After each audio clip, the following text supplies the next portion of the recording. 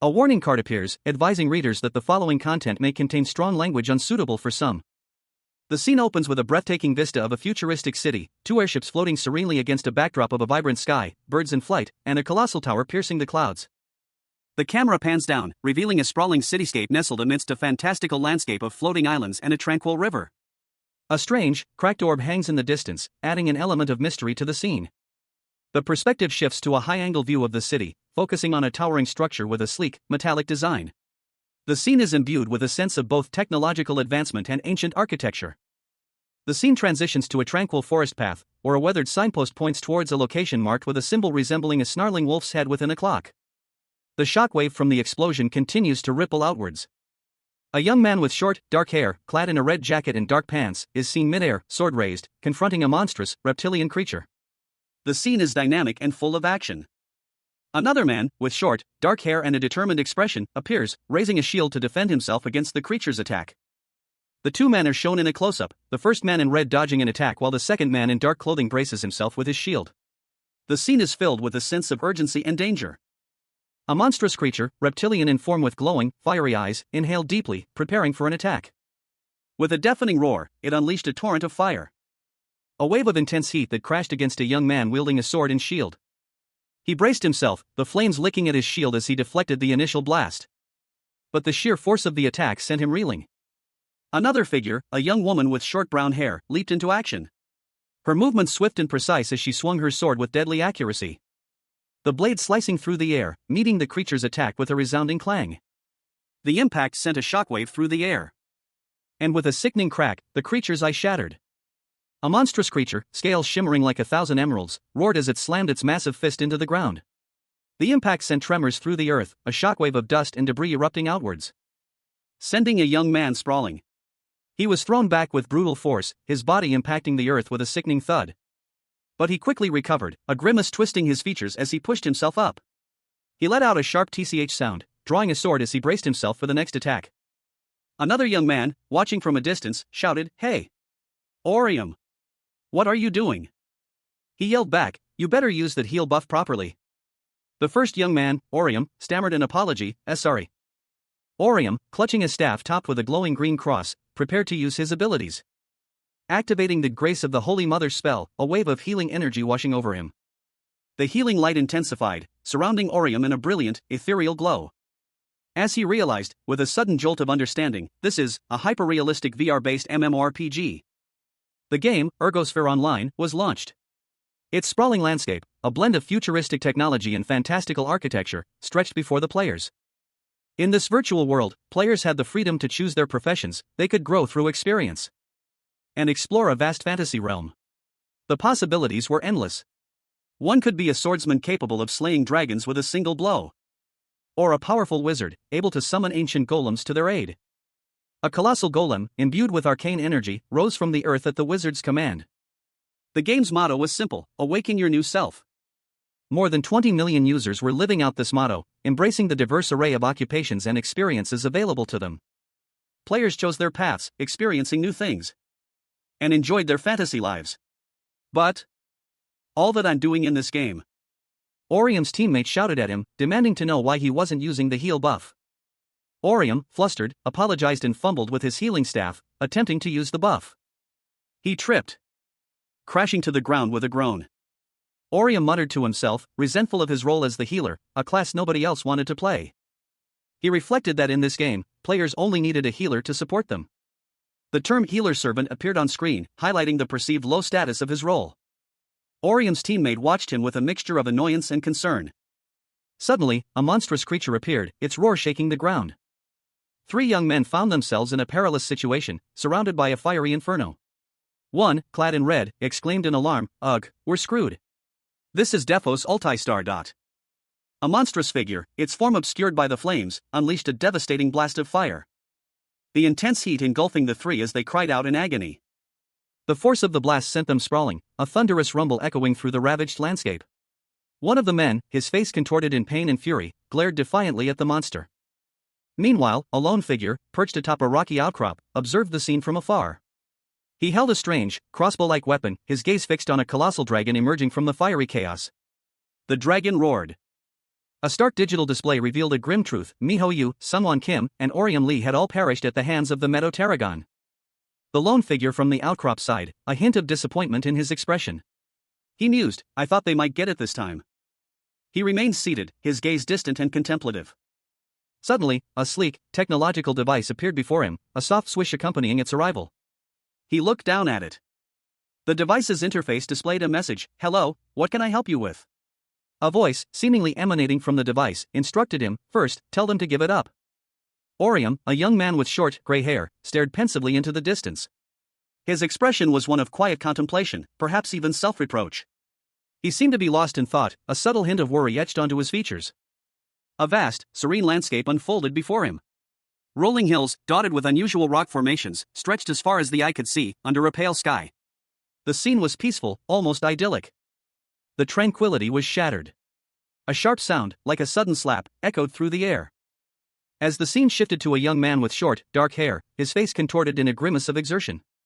He lunged forward, his movement blurred by speed, sending another young man sprawling to the ground with a heavy thud. The impact sent a spray of dust and debris flying.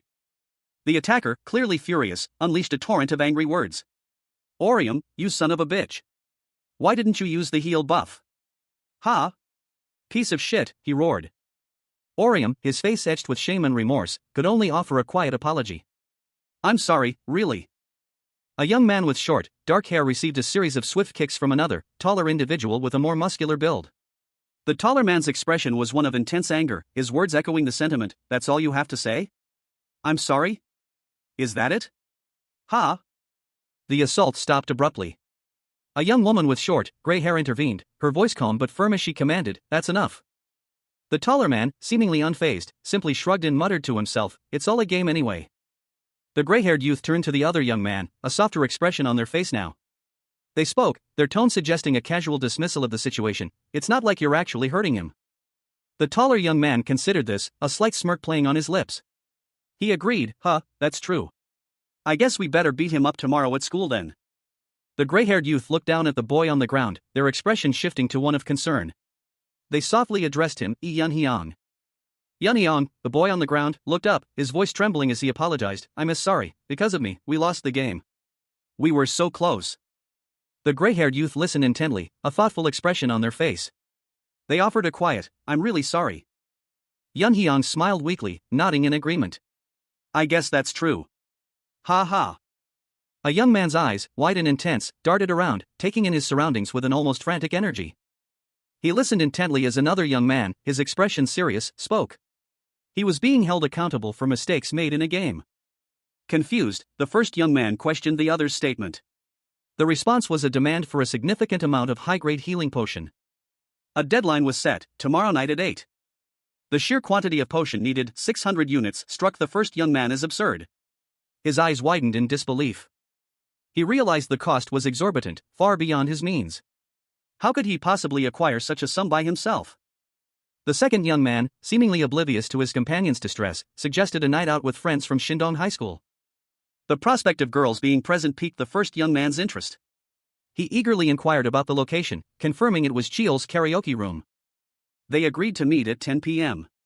The second young man said goodbye. As the second young man left, he addressed the first by name, Orium.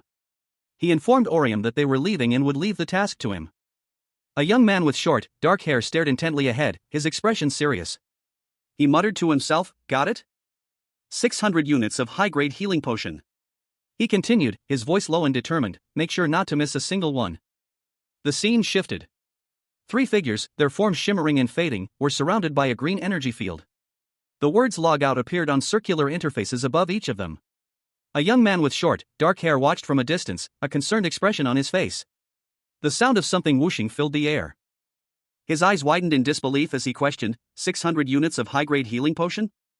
He sat down heavily on a rock, his face etched with worry. He muttered to himself, I'm only a healer. How will I be able to collect that much in one night? Even if I played all day and night, it would still take me 2 days to get that much. He ran a hand through his hair, his shoulders slumped in defeat. He thought grimly, if I can't manage to collect that much, then obviously, just like earlier, I'll get beaten up. With a sigh, he called out, System. A young man, his face etched with a mixture of determination and apprehension, issued a silent command. He requested to be logged out of his healer account and switched to his alternate character profile. The system acknowledged the request, initiating the logout sequence from his main character account. He braced himself for the inevitable side effects. He knew that playing as his alternate character would induce motion sickness, but the urgency of the situation left him no choice. The system confirmed the successful logout from his main character profile, revealing that his alternate character was of the Avenger class and was completed. The transformation was instantaneous. His appearance shifted, his body now clad in dark, tactical gear. A faint aura of power surrounded him. He ignored the warning, his focus unwavering. In the distance, airships floated lazily above a rugged, mountainous landscape. The scene opens on a group of adventurers facing a monstrous creature in a dark, cavernous space. The creature, a hulking demon with crimson skin and sharp horns, looms over them, its eyes burning with malevolent energy. One of the adventurers, a blonde woman in armor, stands defiantly before it, her expression grim. The demon unleashes a blast of purple energy, which the blonde woman deflects with her shield, a powerful gust of wind accompanying the impact. The force of the blast sends her reeling, but she manages to maintain her footing. Another adventurer shouts encouragement. The blonde woman grits her teeth, her resolve unwavering. She prepares for another attack. The demon lunges forward, its massive fist aimed at the blonde woman.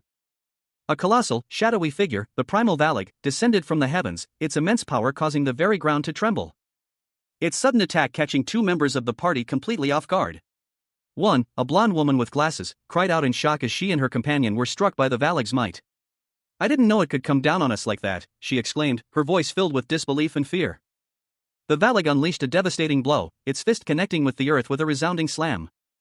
The impact sending shockwaves through the land. A stark, digital message appeared: 2 members of the party were killed by the primal Valig.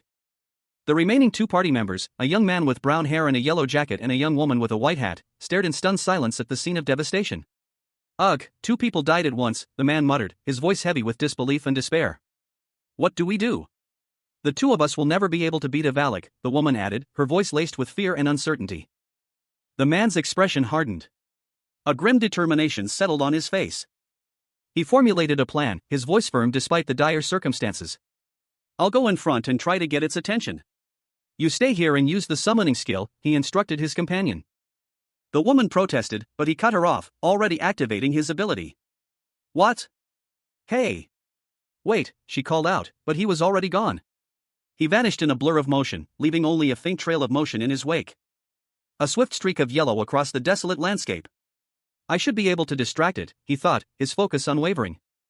A figure, clad in a vibrant yellow jacket, braced themselves against a monstrous foe, their words echoing through the air, "And buy us some time." A blinding flash of light erupted from the figure's position, as a powerful shockwave sent the surrounding area reeling.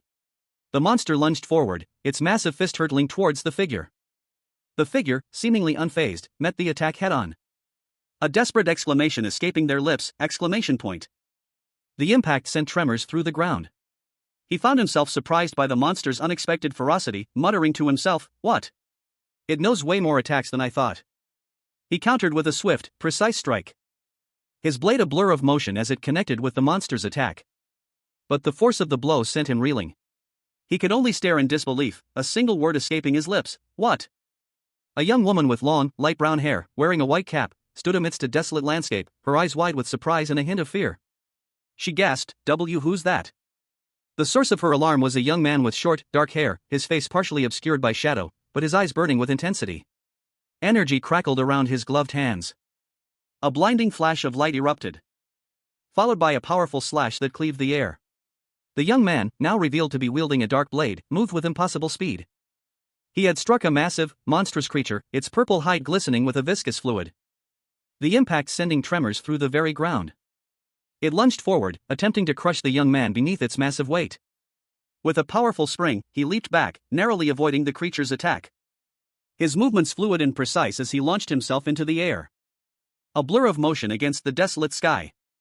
With a swift, precise movement, a figure sliced through the air, their blade leaving a clean cut across the monstrous creature's body. The impact sent tremors through the ground as the 2 onlookers watched in stunned silence. One of them, a girl with long, light brown hair and a baseball cap, gasped, "Wow, he's incredible." Her companion, a boy with short brown hair and a yellow jacket, added, "That guy is really good at this game, huh?"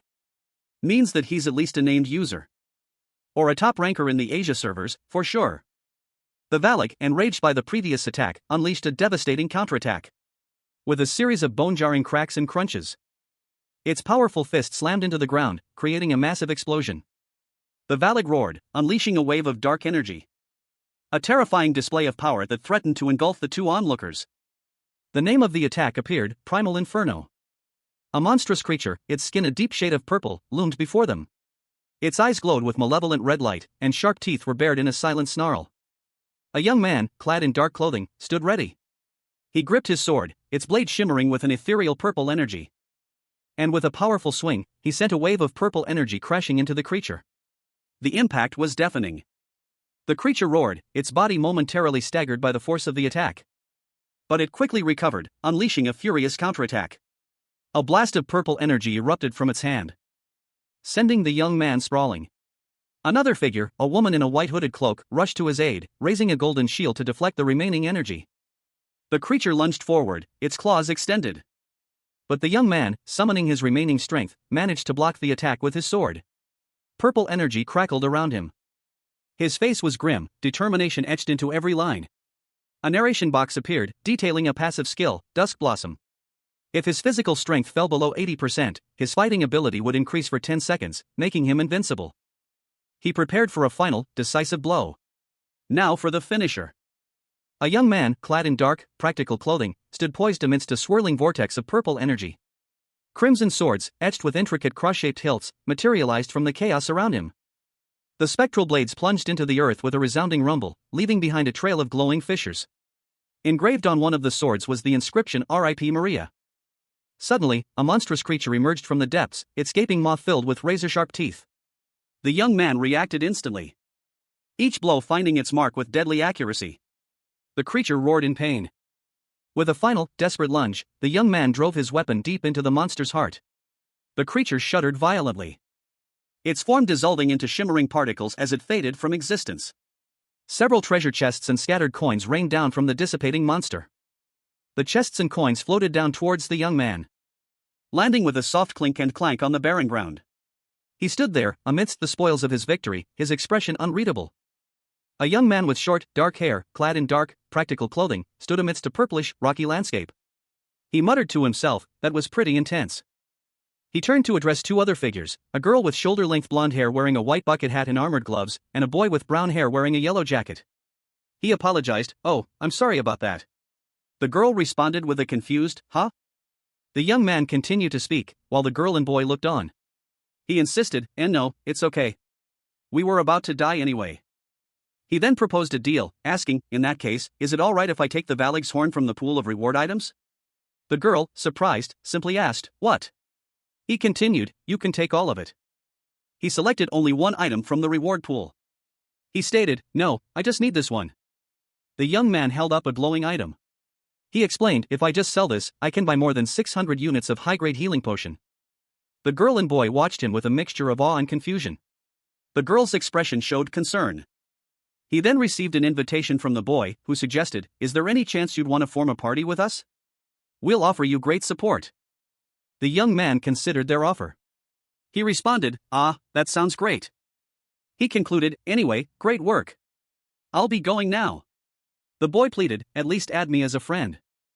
A young man with short, dark hair apologized profusely, his head bowed low. Beside him, another youth, wearing a yellow jacket and a cap, looked on with a concerned expression. "He didn't accept us because we're lousy at this game, right?" The youth in yellow sobbed, his words confirmed by a tearful girl with light brown hair, who also wept. The dark-haired youth, his face grim, ran across a broken stone path, his movements swift and determined. He found it difficult to leave a game when playing with others. He checked the time on a device resembling a futuristic tablet, his expression one of sudden urgency. The system responded that it was 11:20 p.m. He urgently requested the system to log him out and end the game. The system acknowledged his request. He decided to do his laundry first, then his homework, noting that he didn't have much homework to do. A confirmation prompt appeared on his device, asking him to confirm his decision. He looked at it with a puzzled expression. A stark red screen flashed before the player's eyes, a digital prompt demanding confirmation. "Do you really want to log out with this character?" He stared at the screen, utterly bewildered. "What? I've never seen anything like this while playing before. His gaze flickered between the screen and the glowing red yes button. A strange uncertainty clouding his features. He hesitated, his brow furrowed in thought. The screen flashed again, this time with a more urgent warning. Are you certain about your choice? He blinked, a confused expression replacing his previous uncertainty. Huh? Again? He tapped the screen, his fingers hovering over the yes button. Is the server under maintenance or something? 2 quick beeps sounded, followed by a final, decisive confirmation. The yes button glowed brightly. The screen went blank, and a view of a sprawling cityscape appeared. The camera zoomed in on a quiet street at night, the city lights twinkling in the distance. The scene opens on a nighttime street, the only light emanating from a small shop called Nice to Chew. Inside, a young man with short, dark hair sits before a computer, wearing a VR headset labeled VVR4. A message appears on the screen: the game has ended. It is now safe to remove the VVR4 device. He removes the headset, revealing a face etched with exertion. A woman's voice comments, "Wow, look at all that sweat." He takes off the rest of the device, muttering, "As always, playing as an Avenger takes a lot out of me." He sets the VVR4 down on a nearby table, a slight grimace on his face. He says, "It feels a little achy, but whatever." The VVR4 rests on the table, its sleek white surface gleaming faintly under the room's soft light. Suddenly, the device emits a low buzz. A sharp ping echoes through the room, accompanied by a visual effect suggesting a data transfer or glitch. The young man looks startled. He rubs his eyes, confused. He asks himself, "Huh? Did I play for too long? My eyes feel." He notices something strange happening to his hand, a buzzing sensation and strange symbols appear on his skin. He exclaims, "What?" A young man, his dark hair tousled, sat in a chair, his body beginning to shimmer and distort. Panic etched itself onto his features as he cried out, his voice laced with fear and confusion. The unsettling transformation accelerating. His form fractured, digital fragments scattering around him like shattered glass. Leaving him disoriented and terrified as he stumbled back, his voice rising in a desperate cry of alarm. His fingers glowed with an eerie green light as the disintegration intensified, the young man's body seemingly dissolving into data streams. A high-tech device on his desk, labeled VVR4, also began to flicker and fade, mirroring his own transformation. The VVR4 device pulsed with light, a series of messages appearing on the panel: data transfer system is running, biological function check complete, Z24 material translation complete, ship of Theseus. The young man's body continued to shift and reform, the process seemingly guided by the data streams emanating from the VVR4. A final message appearing: implementation complete. He gasped, his body now seemingly whole but subtly altered. He clenched his fists, a look of dawning horror spreading across his face as he felt the changes within. His reflection in the mirror revealing a subtle but undeniable shift in his features. He whispered, "Why is my body, my face?" A young man with short, light hair stared blankly ahead, a question forming in his mind: was he truly an Avenger? Suddenly, a wave of nausea washed over him. He clutched his throat, a pained groan escaping his lips. As he doubled over, violently vomiting on the floor. He gasped for air, his body trembling. A single question echoed in his mind: what had just happened to him? A small, robotic device on a nearby desk displayed a message: substance adaptation 78% complete.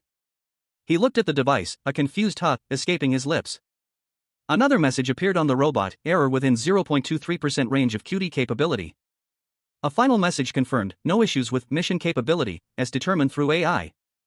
The young man, still slightly weak, reached for the robotic device. A young man with short, dark hair stared blankly ahead, a question mark etched on his face. "A tutorial," he muttered, his voice laced with disbelief. He shook his head, his fingers flying across a keyboard. "This is ridiculous," he thought, a mixture of frustration and confusion clouding his mind. His hand reached out, hovering over a small, white robot marked VVR4 on a desk. It seemed to be some kind of VR device. With a sudden whoosh, the young man was pulled into a vortex of light and color. He found himself standing on a rooftop, the city sprawling beneath him. Disoriented, he stumbled. A wave of dizziness washing over him. Fear tightened his chest. His eyes darted around, wide with alarm. Where was he? He had been in his sister's room just moments ago.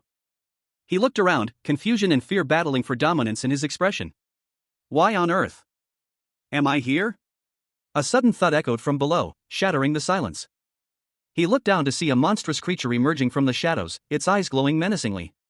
The young man's eyes widened in terror. A young man, his face etched with a grim determination, stood silhouetted against a vibrant, almost otherworldly sunset. He stared intently into the distance, a storm brewing within him. A monstrous visage filled his vision. Its gaping maw, lined with rows of needle-sharp teeth, revealed a pulsating red orb at its center. A guttural sound echoed in his mind, a sound of pure, primal horror. That thing, he thought, a wave of disbelief washing over him. No way. The creature lunged, a grotesque parody of life, its movements jerky and unnatural. A dark beast, he gasped, fear gripping him as he scrambled away. He dashed desperately through the city streets, the monstrous form hot on his heels. A monstrous creature, vaguely humanoid with ragged bandages and a single, malevolent red eye, loomed over a young man with short, dark hair. The man, caught off guard, stared up at the beast with a mixture of fear and disbelief. The young man's eyes widened in terror as he stammered, What? How did the dark beast from Ergosphere get here? The dark beast, its grotesque features highlighted against the fiery sunset, lunged forward with terrifying speed. With a mighty leap, the creature descended upon the young man, its clawed hands reaching out to grasp him, sending him crashing into a nearby building with a deafening crash. The impact sent debris flying as the young man groaned in pain. He stumbled back, his body aching, as he muttered, Ugh. A young man plummeted from a great height, the impact echoing with a resounding thud as he hit the ground. He groaned in pain, the force of the fall leaving him breathless. But surprisingly, he was still alive. He was shocked, muttering in disbelief, I fell from a 5-story building, but I'm still alive? He looked around, questioning his reality. Am I dreaming? He wondered, a sense of disorientation washing over him as he struggled to his feet. A faint clicking sound accompanying his movements as small pieces of concrete crumbled beneath his feet. Nearby, 2 onlookers watched in stunned silence. One of them commented on the bizarre event, What was that? It came out of nowhere. I'm not sure. The building suddenly exploded. Another speculated, could it have been a gas explosion? Who could say? The young man, however, dismissed their theories. He knew instinctively that this was something far more unusual. No, he thought, judging by their reactions. I think, this is definitely, real life. He stood there, his heart pounding, grappling with the implications of his impossible survival. How could something like this be possible, he wondered. Suddenly, a powerful gust of wind swept through the area, a whoosh signaling the arrival of something unexpected.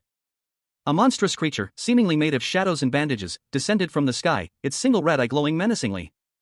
A young man with short, dark hair stood frozen, a look of dawning horror on his face. His hands clutched at his chest as if in pain, a silent scream trapped behind his wide eyes. A powerful blow landed, the impact sending a shockwave through the ground. The force of the strike was immense, sending the young man sprawling. A pained cry escaped his lips as he slammed into the earth. Dust and debris flew as he lay there, winded and disoriented. He struggled to catch his breath, a grim determination hardening his gaze. Despite his confusion, a single thought dominated his mind, escape. Elsewhere, a group of young people stood amidst the chaos, their faces etched with confusion and alarm. What's going on? One of them asked, pointing at the disturbed ground.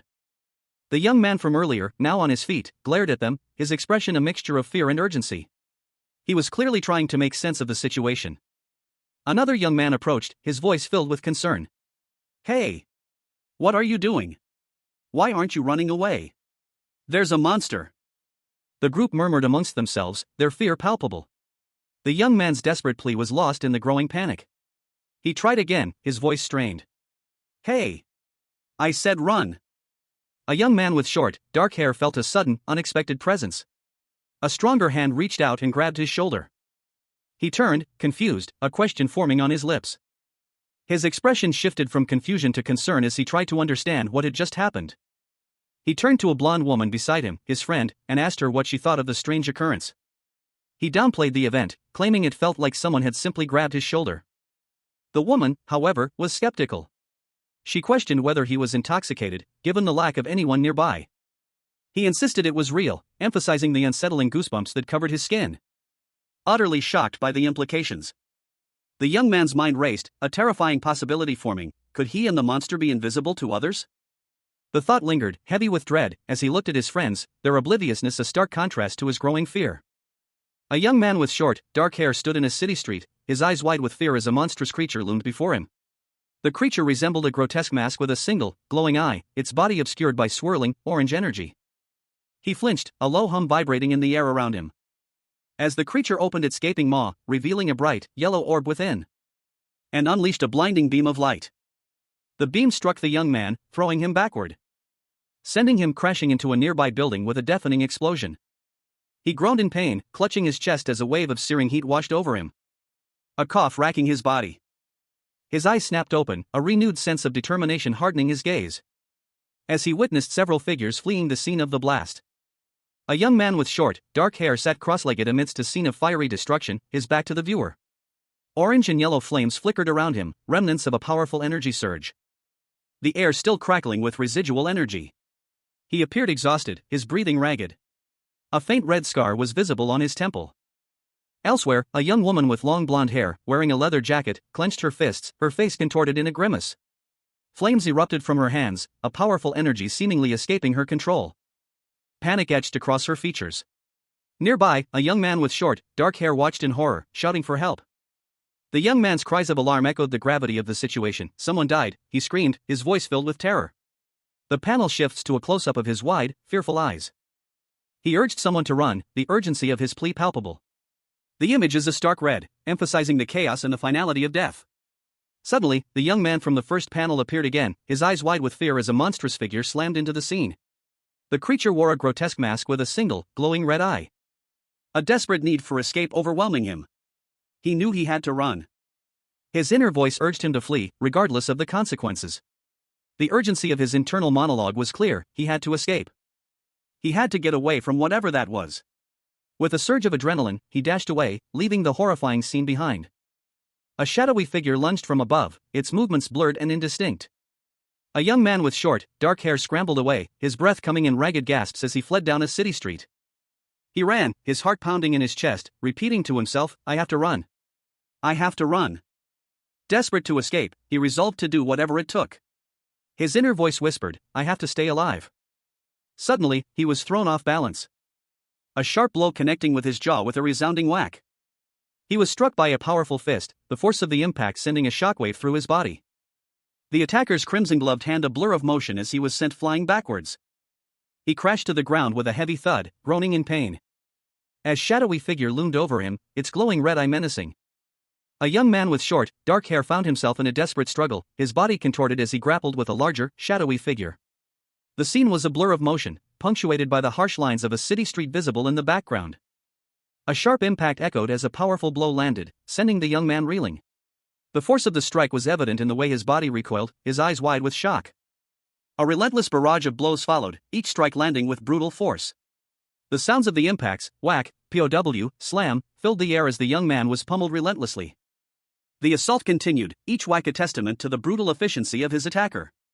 Blood trickled down the young man's face, a grim testament to the beating he was enduring. Gasping for breath, the young man felt the crushing weight of his injuries. A single, pained "ah" escaped his lips. A chilling thought pierced his mind, "Is this how I'm going to die?" The question hung heavy in the air, a stark reflection of his despair. His thoughts drifted to past encounters, each a painful echo of his present predicament. Every time. I couldn't run away.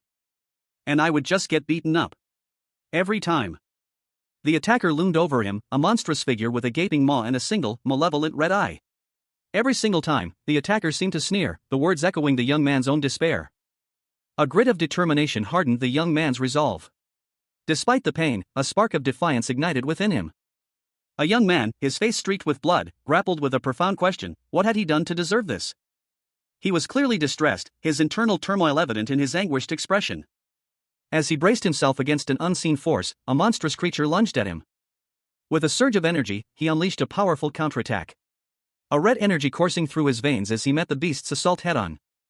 The clash of forces resulting in a blinding flash of light and a violent explosion. The creature was severely wounded, its body visibly crushed under the force of the attack. Confused, the young man tilted his head, a question forming on his lips, "Huh?" He focused on the strange sensation lingering in his hand. A realization dawning on him as he recognized the feeling: it was exactly like using a skill in the game, specifically the red thorn defensive skill. A grotesque creature, its face a horrifying mask with a single, malevolent red eye, stalked through the desolate landscape. Its body was swathed in tattered bandages, its clawed hands reaching out. As it opened its maw, revealing rows of needle-sharp teeth, a bright orb of energy materialized within its grasp. And with a deafening roar, it unleashed a searing beam of light. The blast struck a young man, sending him sprawling across the ground. He lay there, momentarily stunned, the force of the attack leaving him breathless. But as he lifted his head, a faint red glow emanated from his eyes. A surge of energy coursing through his veins. A wave of energy pulsed outwards, a faint buzzing sound accompanying the surge of power. As the young man focused his will, channeling the energy into a blinding flash of light. He smirked, a triumphant glint in his eyes. It's just as I thought, he thought, his confidence soaring. Right now, a young man with dark hair and red markings on his face stood defiant, a fierce determination etched onto his features. He wasn't sure how, but he knew something was happening. But it was all connected to Ergosphere Online. If that's the case, then there's only one way. To survive. He reached out, drawing energy from a glowing red device. A surge of power coursed through him as he braced himself for the coming battle. He unleashed a powerful slash of energy.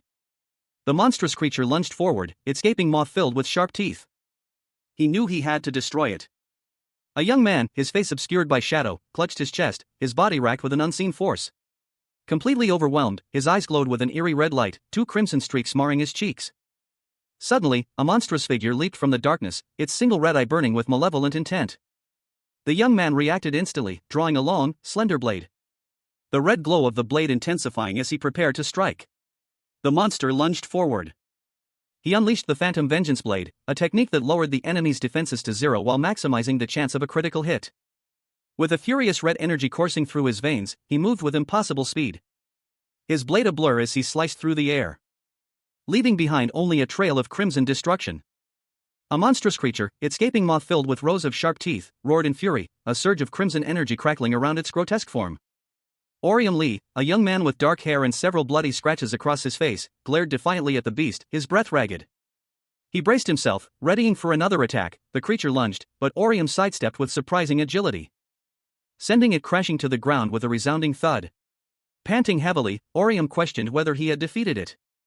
The creature lay still. A voice, seemingly disembodied, announced that the dark beast was only a middle-level monster. Orium, still wary, cautiously poked at the creature's body with a stick. As he walked away, a holographic interface shimmered into existence beside him. A congratulatory message appeared, informing Orium Lee that he had completed the tutorial quest. Orium, realizing the implications, muttered to himself that this was the cutie system, and that it was all a game. The system interface prompted him to select his quest reward. Confused, Orium wondered what the reward meant. A young man's face, partially obscured by shadow, is shown close up. 3 crimson streaks mar his cheek, a stark contrast to his otherwise pale skin. His dark eyes, wide and unfocused, betray a state of shock and disorientation. He stares blankly at a futuristic interface, a reward screen glowing before him. The options are stark: 300,000 won, about $250, 1 status point, or 3 random boxes. A question mark hovers over the random box option, adding to the uncertainty. What is this, he wonders, his mind still reeling from the events that led him here. A young man with short, dark hair and several cuts on his face stared intently at a digital interface. He appeared to be contemplating a difficult decision, his brow furrowed in concentration. He muttered to himself, questioning the nature of the rewards presented to him. While he understood the cash reward option, the status points and the random box remained unclear. A countdown timer on the screen flashed, only 30 seconds remained to make a choice. The interface displayed 3 reward options: money, points, and a question mark representing a random reward. A warning message appeared, stating that if no selection was made, a reward would be chosen at random. The young man's eyes widened in surprise as he realized the time constraint. He exclaimed, "Eh? Wait just a second." He fell into deep thought, his expression troubled. The weight of the decision was clearly visible on his face. He considered the cash reward, 300,000 won, concluding that it would be useful in his current situation. With only seconds left, the young man's eyes darted around frantically. He shouted, "Hey! Wait, wait!" The young man, arms crossed, let out a thoughtful as the timer ran out. A young man, his face bearing the marks of a recent struggle, stood amidst a city street. He held a glowing, till device in his hand, a faint beep emanating from it. He muttered to himself, unconcerned, that he didn't know what to choose and would simply pick whatever was available. A message appeared on the device: "You have selected a reward." The screen displayed a system message: "Cutie system." Below, another message read: "You will return. Starting now." The young man's body began to glow with the same teal energy as the device, his form flickering and distorting.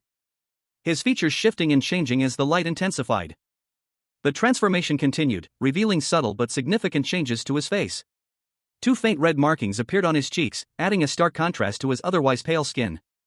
With a whoosh, the teal energy coalesced into a swirling vortex, pulling him into its depths. He reappeared outside a building with a sign that read "Nice to chew." He stumbled into his room, landing hard on the floor. A look of surprise and disorientation crossed his face as he exclaimed, "Whoa!" A young man with dark hair stumbled, crashing to the ground with a heavy thud.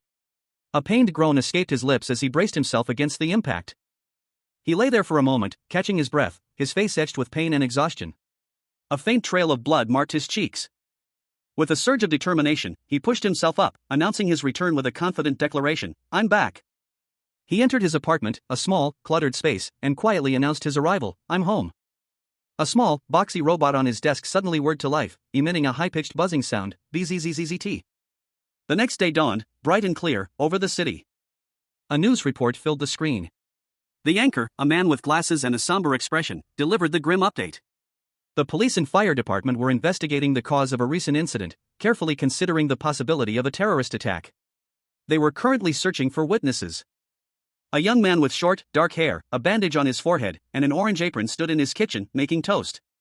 He reflected on the previous night's events, questioning whether it had all been a dream or hallucination. But it was clear to him, it had happened in real life.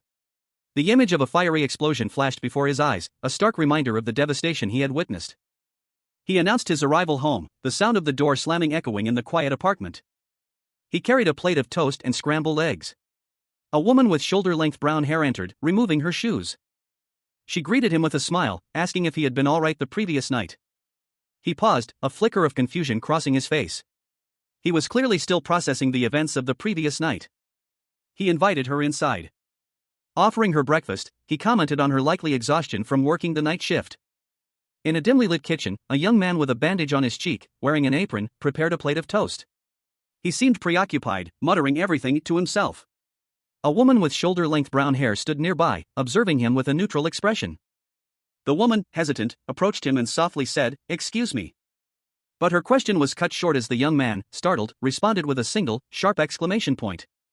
He internally mused, as expected, "She doesn't recognize me." He then revealed his identity, stating, "It's me, Orium. I'm your younger brother." A simple statement that caused the woman to pause, a slight rustle of her bag accompanying her response, "Oh, I see." She rummaged through her bag, then looked up at him, recognition dawning on her face. "I guess it is you, Orium. I recognize you." But her words were laced with suspicion as she questioned, "Is that what you thought I'd say?" A small, glowing device in her hand crackled with energy as she reacted with alarm. She lunged at him, the device emitting a bright blue energy blast. He reacted with surprise, shouting, "Wait! Please listen to me. I swear I'm Orium." The scene opens in a brightly lit kitchen, where a young woman with shoulder-length brown hair confronts a man. He is clearly larger and more muscular than she is. The woman's expression is one of intense disbelief and anger. She sharply demands an explanation, her words laced with incredulity. A faint, ethereal glow emanates from her hand. The woman continues her tirade, comparing the man to a frail kitten, highlighting the stark contrast between his appearance and the identity he claims. The man, clearly taken aback by her words, sighs wearily. He appears to be wearing a stained apron, suggesting he might work in a food service job. A small, cartoonish cat illustration is visible in the panel, mirroring the woman's earlier description. He attempts to explain his situation, insisting that he woke up in his current state and that he can prove his identity. The woman scoffs at his explanation, her skepticism evident in her expression and posture. Her disbelief turns to anger as she challenges the validity of his claim, the tension between them escalating rapidly. A faint, ethereal glow surrounds the man as well, mirroring the woman's earlier display of energy. The man lunges forward, the ethereal glow intensifying around him. He insists on his identity, his voice filled with desperation. The woman seems surprised by his sudden outburst. The man attempts to prove his identity by revealing intimate details about the woman's life, details only someone very close to her would know. He knows about her dislike of certain foods and her habit of teeth grinding. A young woman with shoulder-length brown hair, wearing a beige scarf and olive green jacket, smirked knowingly. She addressed someone off-panel, her tone laced with amusement, "Ha! Looks like you managed to do some background research." She continued, her expression urging him to continue. A young man with short black hair, wearing an apron and a slightly pained expression, stood before her, holding a small electronic device. He responded to her prompt, "What else you got? Keep talking." The young man hesitated, a flicker of apprehension crossing his features. The woman listened intently as he revealed another detail. "Mom and Dad's birthdays are June 23rd and July 14th, respectively. A wave of grief washed over him as he recalled the events of that day. That morning, I had begged Mom and Dad to take me to the amusement park. The weight of his past actions settled heavily upon him. To this day, the young man's remorse was palpable, his shoulders slumped in defeat. A smaller version of himself, in school uniform, appeared briefly in the background, a ghostly reminder of his past self. A young woman with shoulder-length brown hair stood in a kitchen, a worried frown etched on her face. Her expression was one of deep concern, her brow furrowed in thought. She spoke to a man wearing an apron, his dark hair neatly combed. He held a small, dark object in his hand. He simply replied that he had only ever told her that. The woman knelt, holding a small child close in a tender embrace. The scene was filled with a quiet intensity, suggesting a moment of profound emotion. Her gaze was fixed on the man, a question hanging in the air. She asked him, uncertainly, if he was really Orium. The man, unsure himself, admitted that he wasn't sure what had happened to him.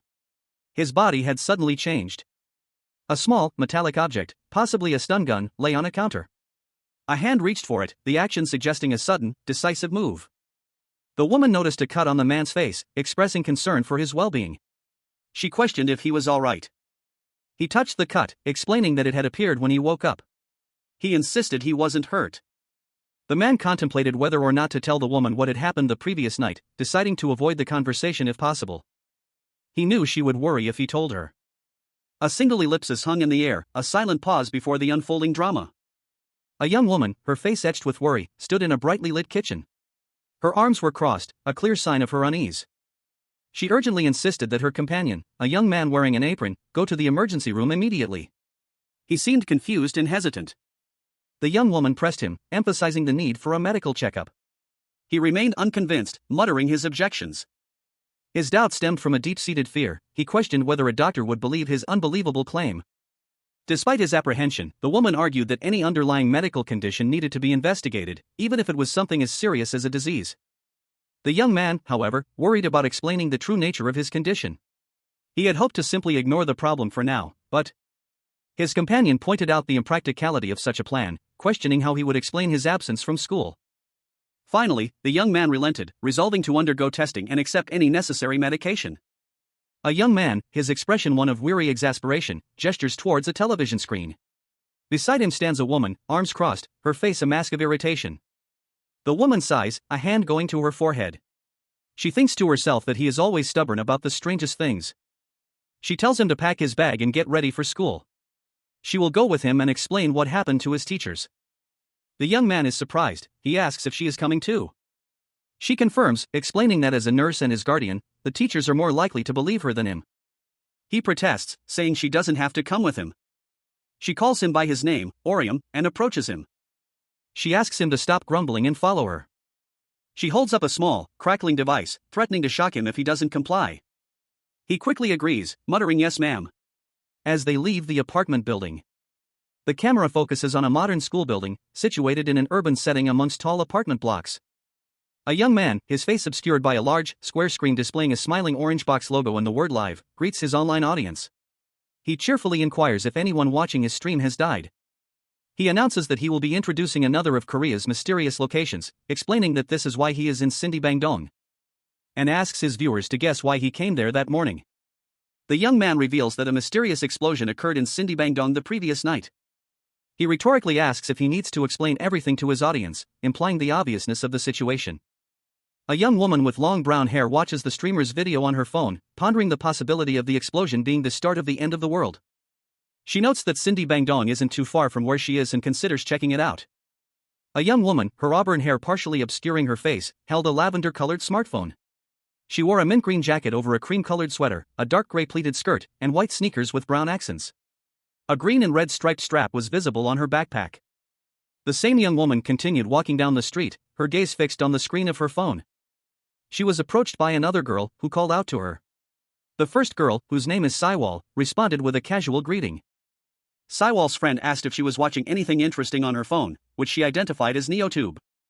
Saiwal explained that a video had randomly appeared on her homepage, and although she watched it, she found it childish. Her friend laughed, attributing it to NeoTube's algorithm. Following this, Saiwal's friend casually suggested they go on a blind date sometime. Saiwal revealed that a boy from her private academy wanted to meet her.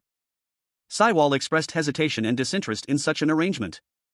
Saiwal walked down a school hallway, observing two figures ahead of her, a woman with her face obscured and a young man with his face partially hidden. A sense of unease washed over her. The young man turned, revealing a small bandage on his cheek. His expression was somewhat amused. The chapter opens with a close-up of a young man's crisp school uniform, his tie neatly knotted. A speech bubble below reads, "Wow, who's that?" Two female students, their faces partially visible, whisper amongst themselves. One remarks, "Did we always have a handsome guy like that at our school?" The scene shifts to a hallway. The same young man from the first panel walks with a woman, possibly a teacher, her expression one of mild curiosity. One of the girls from the previous panel, her eyes wide with excitement, exclaims, "Huh. He came with an adult, so maybe he's a transfer student? You think? I hope he's in our class."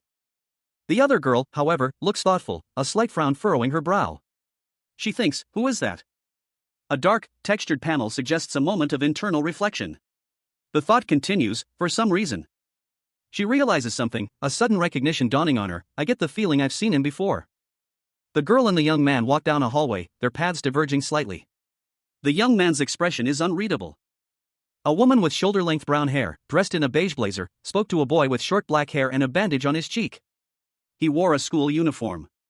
She explained that the exact cause of death was unknown. He simply nodded, accepting her statement. The boy, still in his school uniform, looked thoughtful.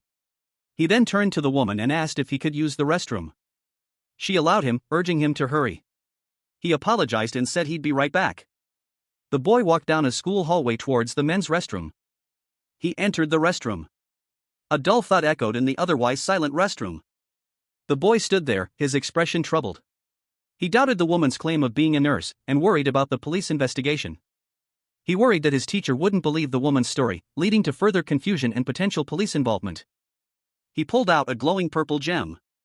A young man with a cut on his face stood in an urban setting, his expression grim as he examined a glowing, ethereal object in his hand. He seemed to be contemplating a difficult decision. He realized he had no choice but to use the random item. The interface displayed 3 boxes, each concealing an unknown item. The central box was highlighted. The item he had chosen as a reward yesterday was revealed to be a vibrant pink gem. A closer view of the gem showed intricate details and a symbol resembling a pentagram.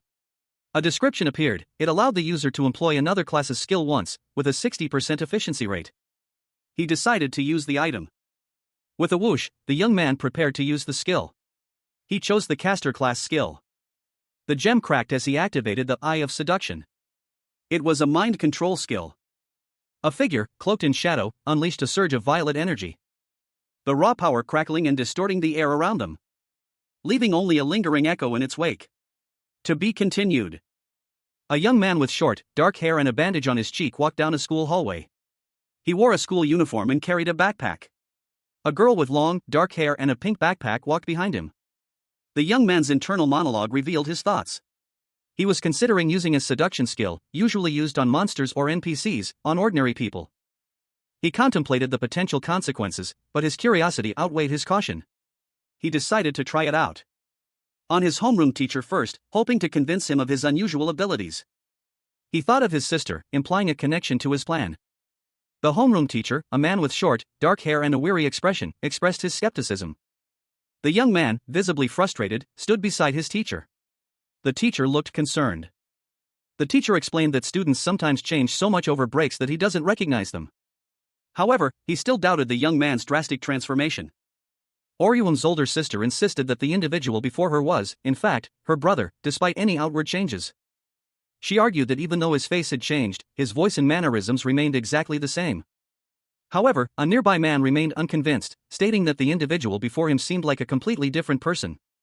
As expected, even with his guardian present, the young man realized there was no way for him to prove his identity. Therefore, he concluded that his only option was to use his abilities to make them believe him. The young man then noticed the vice principal nearby. And it was confirmed that it was indeed him.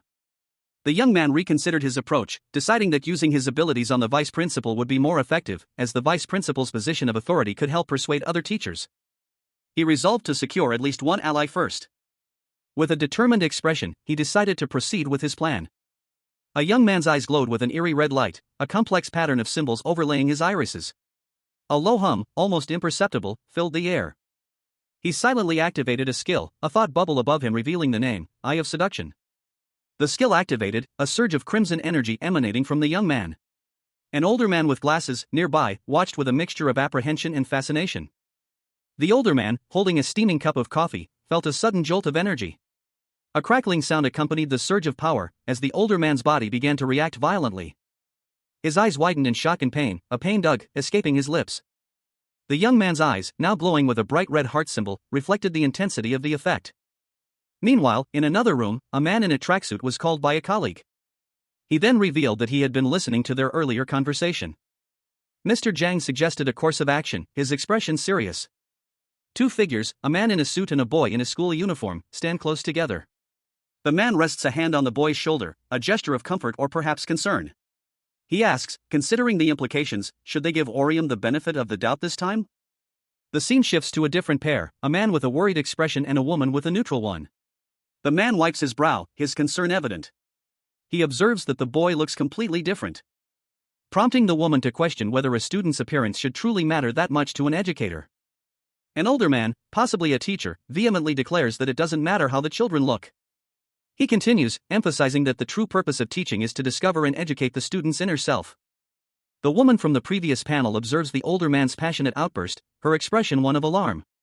She thinks to herself that his reaction is excessive, he's taking things too far. She turns to address the man in the suit, demanding to know what he said earlier about Orium. The woman explains that they don't know what caused Orium's symptoms, only that he will be tested at the hospital. The older man interrupts, asserting that if they don't know the cause, it must be a rare disease. He reinforces his point, stating that in this day and age, where even dogs are sent to space, an unknown ailment must be a rare disease. A young woman, her eyes wide with surprise, uttered a single, questioning syllable, huh? An older man, his face etched with concern, confronted another, his voice sharp with indignation. He demanded, Mr. Zhang, are you going to continue to treat this sick student as an imposter? Are you going to continue to doubt him? Mr. Zhang, his expression hesitant and troubled, stammered a weak protest, and no, I won't. But still. Mr. Zhang continued, voicing a practical concern, even if we believe him, how are we going to explain this to the other students? The older man pondered this, acknowledging the validity of the point. He conceded, that's a good point about the other students. It will definitely cause confusion among those in his class. With a decisive grasp of his glasses, Mr. Zhang declared, well, there's no other way. Mr. Zhang, already in motion, instructed, I'll go to the classroom now. Follow me. As they began to leave, a voice called out, wait just a minute. The young woman from the first panel observed the scene, then commented to a young man beside her, that was a little weird, but I guess it worked out, right? The young man simply replied, yeah. The scene opens with a wide shot of a modern school building, situated amidst a cityscape of towering apartment blocks. A single speech bubble dominates the panel, containing the word hopefully. The chapter title, Behold My Hands and My Feet, is displayed. The camera focuses on a hallway sign reading 1 to 3, indicating a classroom or office number. A teacher, his face etched with worry, urgently addresses someone off panel. He exclaims, so, everyone. The teacher, still visibly distressed, grips the shoulder of a young man in a school uniform. He implores, you have to take good care of Orium. The teacher's words hang in the air, as a classroom scene unfolds. The students look on, a mixture of concern and confusion on their faces. The teacher continues, imagine how shocked he must have been. He explains, because of this rare illness, he turned into another person overnight. A young woman with long brown hair ponders, can you picture it clearly in your minds? A man with short, graying hair and glasses sat alone, tears welling up in his eyes. He choked back a sob, muttering, whenever I think about it, I start crying. A single tear trickled down his cheek. He cleared his throat, attempting to regain his composure. In a classroom, students whispered amongst themselves, their attention drawn to the man's emotional display. One student questioned aloud, is he really crying? The whispers continued, a mixture of concern and curiosity. One student muttered, geez. Another, observing the man more closely, wondered, what's up with him? A young man with dark hair and a bandage on his cheek sat slumped in his seat, a look of despair etched on his face. He thought to himself, ugh, I'm screwed. The young man's internal monologue continued. He reflected, I thought he would try to persuade them rationally, but they're not buying this melodrama. The man, visibly distressed, was being comforted by another man, presumably a colleague. He announced to the class, all right everyone. You get it now, right? The other man added, Orium is a little sick, so you all have to take good care of him.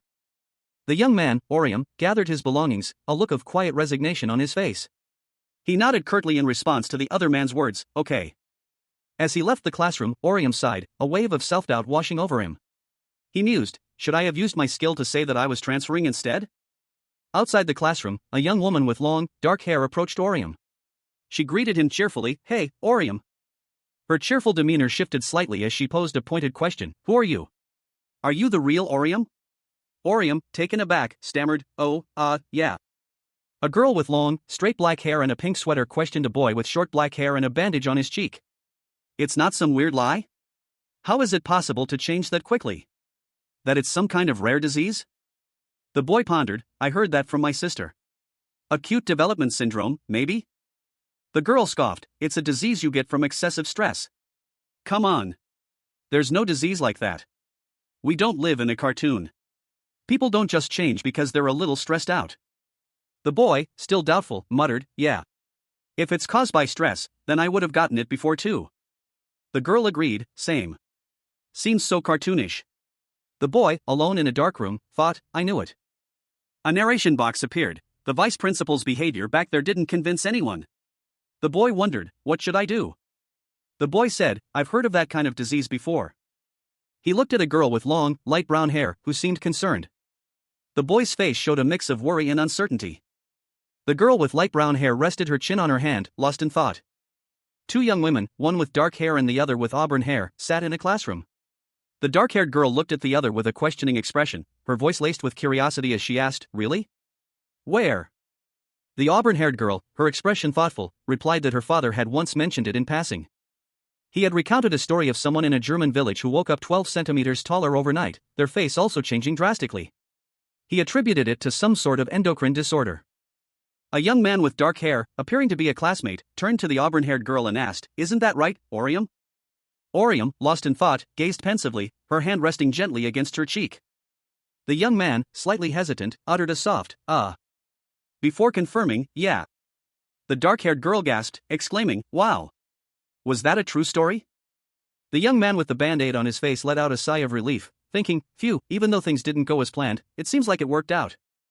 The dark-haired girl, however, worried, I'm sure that they think this is weird now, but they'll get used to it if I keep my head down, right? Orium, a young man with short, dark hair, sat alone amidst a bustling classroom, his gaze fixed on something beyond the frame. He silently reflected on the immediate future, a pensive expression settling on his face. Now, all he had to contend with was how Yunhyang and the other boys would treat him. His thoughts lingered on the uncertainty of his social standing, a subtle worry etched onto his features. A small bandage adorned his cheek. Maybe they wouldn't care? A girl with long, auburn hair approached him, interrupting his contemplation. Hey, Orium, she greeted him. She leaned in, a curious glint in her eyes. Do you have earphones? I wanted to listen to some music during study hall. Orium, slightly startled, responded, oh, okay. I've used these before. Is that okay? The girl smiled reassuringly. I don't mind. Don't worry about it. She accepted the earphones he offered, a small, almost imperceptible exchange. Okay, here you go. He mumbled a quiet thanks. Let me know if you need them. A thoughtful expression crossed his face as he watched her walk away. And a new thought occurred to him. Now that he thought about it. A young man, his face etched with determination, reflects on his past. He recalls a time when he was small and frail, a stark contrast to his current physique. But now, his body is powerfully built and muscular. The transformation is evident. His thoughts turn to Yunhyang and his tormentors. He muses that, with his newfound strength, they might leave him alone. It's more than just a possibility, he's certain things will change. He envisions a future where he can finally fit in, make friends, and attend school without fear. A hopeful smile plays on his lips. In this new, stronger body, he believes he can achieve this. He can definitely do it. His confident expression is unwavering. The young man's conviction is absolute, things can definitely change. However, the scene shifts to a school hallway, where three figures stand menacingly. The young man approaches them cautiously. A young man, his face etched with worry and a bandage on his forehead, stared intensely ahead. Well. That's what I thought, at least. Why? Can't I move in front of these three guys? He was paralyzed with fear, his body rigid. Why? In front of these three guys? His eyes widened, reflecting the fear consuming him. So scared. He fell into a dark abyss. Two young men stood in what appeared to be a restroom, their conversation charged with a mix of disbelief and excitement. One of them, with short, dark hair, exclaimed that Orium had truly changed, emphasizing the unexpected nature of the transformation. The other young man, with light gray hair, looked on with a mixture of curiosity and suspicion. He questioned if Orium had taken some kind of supersoldier serum, highlighting the dramatic shift in his appearance and demeanor. He wondered aloud how Orium would fare in his new body, a hint of malice in his tone. Orium, the subject of their discussion, simply responded with a nonchalant "why not," a subtle crack appearing on his knuckles as he revealed his own curiosity about his transformation. Suddenly, Orium's expression turned aggressive. He grabbed the other young man, squeezing his arm with surprising strength. The scene shifted, focusing on Orium's intense gaze. His eyes burned with a newfound power. He urged the other young man to resist, challenging him to show his full potential. Orium continued to exert his strength, his grip tightening. He called out the other young man's name, Orium, before unleashing a final, brutal insult. The final panel shows the title card for the manga, alternate character, along with a cryptic message: "How narrow is the gate, and restricted is the way that leads to life. Few are those who find it." The afternoon sun cast long shadows across the cityscape as a young man with short, dark hair made his way through the school hallways. He carried a backpack and appeared somewhat preoccupied. He reached his classroom, a small bandage visible on his cheek. He let out a sigh of relief, muttering to himself that nothing strange had happened that day. He hoped tomorrow would be the same. A thought occurred to him: he should text his sister to let her know everything was all right. He imagined she had been worried all day. As he pulled out his phone, another student called out to him, "Hey, Orium." Orium turned to see a girl with long, dark hair approaching. She asked him what he was doing after school and if he had to go home early. Orium replied that he could take his time today. The girl, whose name was revealed to be Orium, excitedly suggested they hang out before their academy class, since they had some free time. A second girl, with shoulder-length brown hair, looked on with a subtle, knowing expression. Orium readily agreed, mentioning that he had a lot of free time that day anyway. A young man, his face partially obscured, held a smartphone. The screen illuminated, displaying a message notification. A buzzing sound effect filled the panel. He looked down at his phone, a slight frown creasing his brow. Beside him stood a young woman with long, straight black hair, her expression unreadable. He muttered something to himself. The young man's face was now fully visible, showing a look of mild concern. His gaze was fixed on his phone. The phone screen displayed a text message conversation. The message read, "5th floor bathroom." Below it, a reply, "All right." A subsequent message from the young man appeared, "Sorry. I don't think I can go today after all." The young man and the young woman were walking away from each other.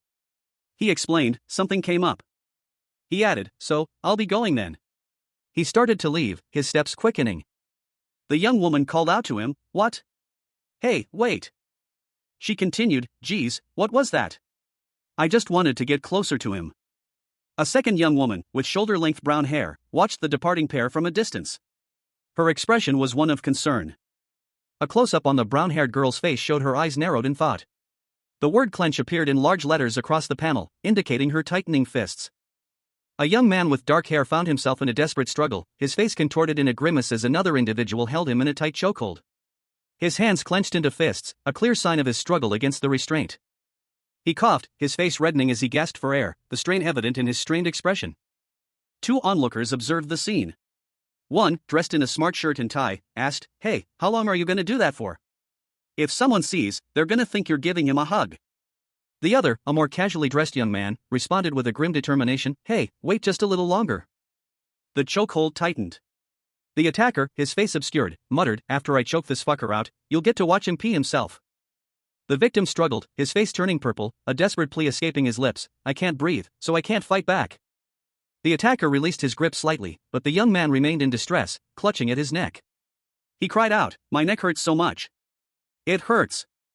His thoughts turned inward, a wave of self-recrimination washing over him. "I'm such an idiot. There's no way things will get better just because I'm in a different body now." He slumped to the ground, his face buried in his hands, despair evident in his posture. A bleak thought settled upon him, there's no chance anything will change. But then, a flicker of defiance ignited in his eyes. He clenched his fists, a silent vow forming in his mind. One twin, his face etched with worry, held the other, whose eyes were squeezed shut in distress. He questioned, "Is that really what you think?" He continued, his voice laced with disbelief, "You really think that nothing has changed?" The distressed twin, his face pale and bearing a small bandage, whispered, "That there's nothing you can do?" A close-up on the other twin's face revealed a barely concealed fury simmering beneath his strained expression. His voice rose, sharp and urgent. Get it together. You're not the same weak Orium you were before. The other twin, his face still marked by distress, retorted, You're just scared, as usual. He pressed further, Think about that monster you took down last night. The distressed twin's eyes widened, a flicker of defiance igniting within them. He said, You can fight back if you just put your mind to it. The other twin's voice boomed, You shouldn't wait for things to get better. The initially distressed twin, now with a fierce expression, struggled against his brother's grasp. His eyes glowed with an intense red light, a stark contrast to his usually dark gaze. Sweat beaded on his brow as he gritted his teeth, the veins in his forehead bulging. A voice echoed in his mind, urging him to take action. You need to change them yourself. He muttered the word Orium under his breath, a surge of energy coursing through his body as he prepared to unleash his power. The command to activate his skill resonated within him. With a powerful swing, he unleashed the Vow of Vengeance, a counterskill that crackled with raw energy. The force of the attack sending his opponent reeling backward.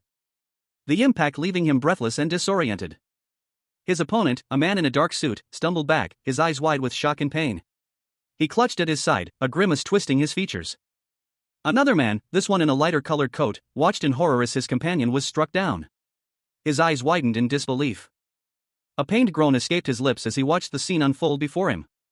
Arg! The man with the red eyes slammed his opponent to the ground with a resounding thud. The impact sent tremors through the air. A young woman with dark hair launched a swift kick, sending a man in a suit sprawling across the pavement. Dust and debris erupted as he hit the ground hard. Two high school boys, one with a backpack, watched the scene unfold from a distance, their faces etched with a mixture of shock and apprehension. Panting heavily, the young woman approached the fallen man, her expression grim. He groaned in pain, his face contorted in agony.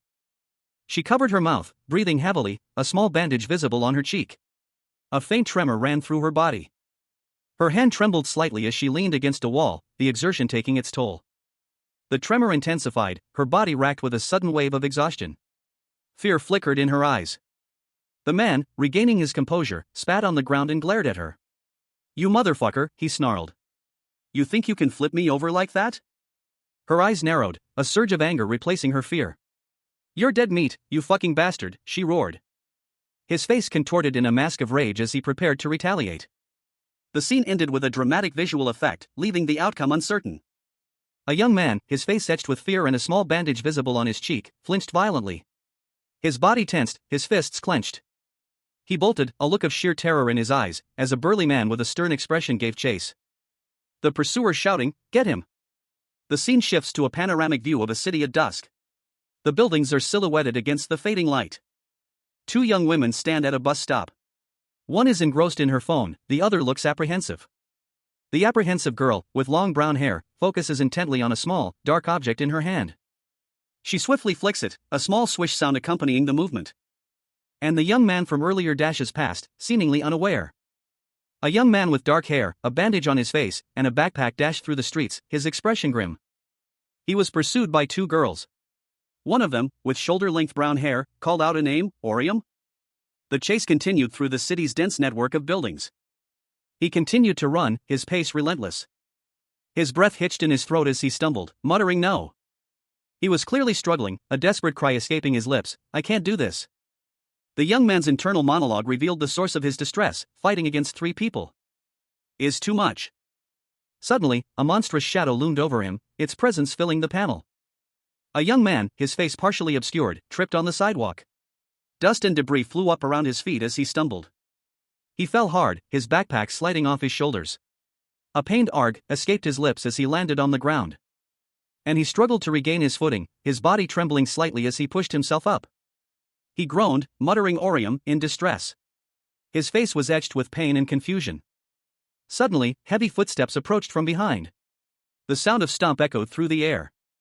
Two figures loomed over him, one, a taller man with short hair and a serious expression, and the other, a shorter man with a smug grin. The taller man grabbed the young man's leg. The shorter man sneered, saying, This piece of shit is making us sweat for no reason. You're gonna die. The taller man's eyes narrowed in a fierce glare. As the young man, gritting his teeth, prepared to fight back. With a swift, powerful movement, he launched a counterattack, sending a shockwave that knocked the shorter man back. A young man with a bandage on his cheek stood defiantly, his dark hair falling over his eyes. He had been roughed up, but he remained standing. His captors had stated their intention to simply rough him up before letting him go. But their words were clearly not being followed. He winced, clutching his side as he groaned in pain. His attackers, unimpressed by his distress, called him a crybaby. And one of them, a man with short, dark hair, cracked his knuckles, promising to inflict further pain. He called the young man a son of a bitch before launching his attack. A flurry of blows rained down on the young man. The attacker's fists connected with his face and body, sending sparks flying with each impact. The relentless assault continued, each whack echoing the brutal force of the blows. The young man groaned in pain, his body taking the full brunt of the attack. He cried out in agony as the beating continued, the attacker showing no mercy. The sounds of impact filled the air. Finally, the attacker stopped, leaving the young man battered and bruised on the ground. Two onlookers watched the scene unfold, their expressions a mixture of apprehension and disdain. One of the onlookers scoffed, muttering that the attacker thought he was a badass. Simply because he looked different now. The other onlooker remained silent, observing the aftermath of the brutal attack. But then, he too joined in, delivering a final blow to the already defeated young man, calling him a fucking loser. A young man, his face bruised and bandaged, clenched his fists. The sound of two sharp impacts echoed in the air, whack, whack. He realized, with a heavy heart, that he couldn't do it. His attempt had failed. He had tried his best to be brave and use the skill, but it was not enough. He had even tried to run away. But despite everything, everything had changed. A hand reached for a bottle, the word reach appearing above it. The bottle shattered against the ground, the word shatter echoing the action. A young woman with shoulder-length brown hair stood amidst the debris, looking shocked. Two other students watched from a distance, one with a concerned expression. Another young man, his face contorted in anger, lunged forward. He confronted a second student, his expression stern and challenging. The young woman with brown hair sighed, "Why don't you give it a rest? You're being loud. Someone's probably going to complain." A young woman with shoulder-length brown hair, wearing a school uniform, stood pensively. She was looking at a boy lying on the ground nearby. She recalled their earlier conversation, he had planned to spend the day with her. Approaching the injured boy, she asked if he should be allowed to leave. Another student, nearby, firmly stated that he couldn't just leave like that. The injured boy, with dark hair and several scrapes on his face, looked up, clearly distressed. Two other students appeared, one of them asking who the girl was. The other explained that she was the daughter of a pharmaceutical company CEO, the wealthiest student in the school.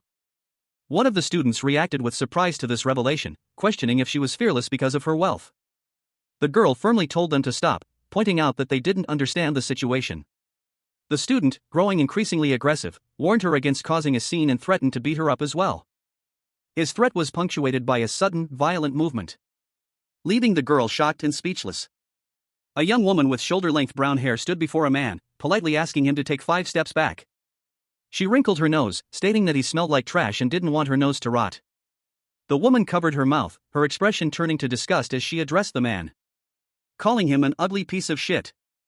The man's face contorted in rage, his eyes blazing as he shouted a vulgar insult at the woman. He lunged at her, his anger escalating into a violent outburst. The woman quickly dodged his attack. And he stumbled, losing his balance. Another young man, with dark hair and a band-aid on his cheek, appeared, his eyes filled with a cold fury. He addressed the first young man, implying that he knew what he had to do next. A young man with dark hair, wearing a school uniform, knelt on the ground, his face etched with worry. A faint, ethereal glow surrounded him, emanating from a glowing cross-shaped symbol.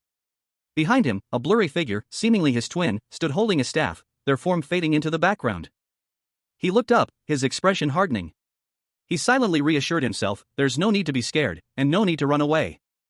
He continued his internal monologue, a newfound resolve settling in his eyes. His fist clenched tightly, a surge of newfound power coursing through him. Suddenly, a man in a gray hoodie appeared, shouting, "Stop it!" The young man reacted instantly, his fist connecting with the man's face in a swift, powerful blow. The impact echoed with a resounding wham. The man stumbled back, dazed and disoriented. As young man continued his assault, launching a flurry of blows that sent the man reeling. A young man, his face contorted in pain, was sent sprawling across the ground. The force of the blow sent tremors through his body. He gritted his teeth, his eyes blazing with barely contained fury. That's enough, he thought, his breath ragged. His face contorted further, a desperate roar escaping his lips as he clutched at his chest. "You fucking thugs," he bellowed, his voice raw with rage. Orium, a young man in a school uniform, stood defiantly in a narrow alleyway, his posture tense. Surrounding him were several onlookers, their expressions a mixture of apprehension and curiosity. One man, dressed in a light-colored coat, sat slumped on the ground, his face partially obscured by shadow. Two of the onlookers exchanged a worried glance. One of them muttered that Orium must have lost his mind. Orium, his face etched with exhaustion and pain, stood silently, his gaze fixed on the ground. Another onlooker suggested that his erratic behavior was due to a disease. The man in the light coat spat on the ground, his face contorted in anger and disgust. The man addressed Orium, calling him a son of a bitch and daring him to try him. Orium's face remained impassive, his eyes betraying a hint of weariness and pain. The man, seemingly unfazed by Orium's silence, stated that he would give Orium a fight. He warned Orium that if he didn't want to die that day, he should shut up and accept his fate. Orium looked up, his eyes filled with a mixture of anger and despair. He began to speak, uttering a single word. A furious, barely audible whisper of motherfucker. A young man with short, dark hair lunged forward, his fist ablur as he unleashed a powerful blow against another, shorter youth with dark hair. The force of the impact sent shockwaves rippling outwards, dust and debris flying in the wake of the attack. The impact echoing with a resounding wham, as the shorter youth staggered back, momentarily stunned by the ferocity of the attack. He quickly recovered, however, his eyes narrowed as he retaliated with a swift counterattack. The shorter youth's counterattack was a flurry of blows, each strike landing with a sharp whack, as he pummeled his opponent relentlessly. Each punch and kick a testament to his surprising speed and precision. The taller youth struggled to defend himself against the relentless assault. The shorter youth smirked, a smug expression on his face as he observed his fallen opponent. Orium was talking all big shit, he thought, a hint of malice in his tone. But he can't even guard himself properly. He delivered two swift blows to the prone Orium, each impact accompanied by a sharp smack and whack. Orium, dazed but not defeated, attempted to retaliate, his own fist connecting with a whack. But the shorter youth easily evaded the attack, his hand reaching out with surprising speed. A digital display flickered to life, showcasing a skill activation prompt: activate skill, overcome adversity, absorb damage. A swift, powerful blow impacted its target, sending the recipient sprawling to the ground with a resounding slam. The attacker, a young man with dark hair and a determined expression, braced for the counterattack. As energy crackled around him, his opponent, a man in a white shirt and tie, lunged forward, fists clenched. But the young man muttered, absorb damage, as a faint energy crackled around his fist. The impact was immediate and forceful, a wham echoing through the scene. A surge of energy erupted from the young man's hand, leaving him reeling and spitting blood. A young man, his face etched with grim determination, stood silently, his gaze fixed on something unseen. His jaw was clenched tight, and a faint tremor ran through his body. A digital display flashed before him, revealing a skill description: Flower of Resentment. It read, expend stamina for multiple attacks. With a surge of energy, he unleashed the skill. A crackling, crimson aura enveloped his hands, his fists becoming weapons of pure, destructive force. He launched a flurry of blows, each impact echoing with a resounding whack, as they connected with his opponent. The relentless assault continued, each strike more powerful than the last. He leaped back, creating distance between himself and his battered foe. A swift movement, a blur of motion, as he prepared for his next attack. He launched a powerful kick. The young man stood over his fallen opponent, his breathing ragged but his eyes burning with intensity. A powerful blow landed, sending the man sprawling. His tie flew off as he crashed to the ground, dust and debris erupting around him as he lay stunned, his mouth agape. Two young men watched the scene unfold from a distance, their faces etched with shock and alarm. One of them, his eyes wide with disbelief, gasped audibly. The second young man, quicker to react, swiftly approached the fallen man, slamming him to the ground with a decisive kick. He stood over his opponent, his expression grim. The impact echoed in the alleyway. The attacker paused, his gaze fixed on the unconscious man. He seemed to hesitate, a flicker of uncertainty crossing his features. He grabbed the injured man by the collar, his grip firm but not unkind. The young man's face was a mask of grim determination. A man's hand, clenched into a fist, is shown, marred by several small cuts that bleed profusely. The blood is dark and thick, suggesting a recent injury. Meanwhile, a young woman with shoulder-length brown hair, Orium, watches as a young man in a school uniform delivers a swift punch to another man, sending him sprawling to the ground. The young man in the school uniform, his face bruised and bloodied, collapses onto the ground, his breathing ragged. Orium approaches him, her expression a mixture of concern and annoyance. That's enough, she says, noting his bleeding hand. The young man examines his injured hand, his face a mask of pain and exhaustion. Orium begins to pack up her bag, a slight swish sound accompanying the movement. Orium suggests they leave, stating there's nothing more to do here. The young man, still clearly injured, agrees. However, before they can leave, another young man suddenly appears, demanding to know where they think they're going. The new arrival dashes towards them, brandishing a wooden stick. He threatens the injured young man, shouting, "You're dead meat, motherfucker."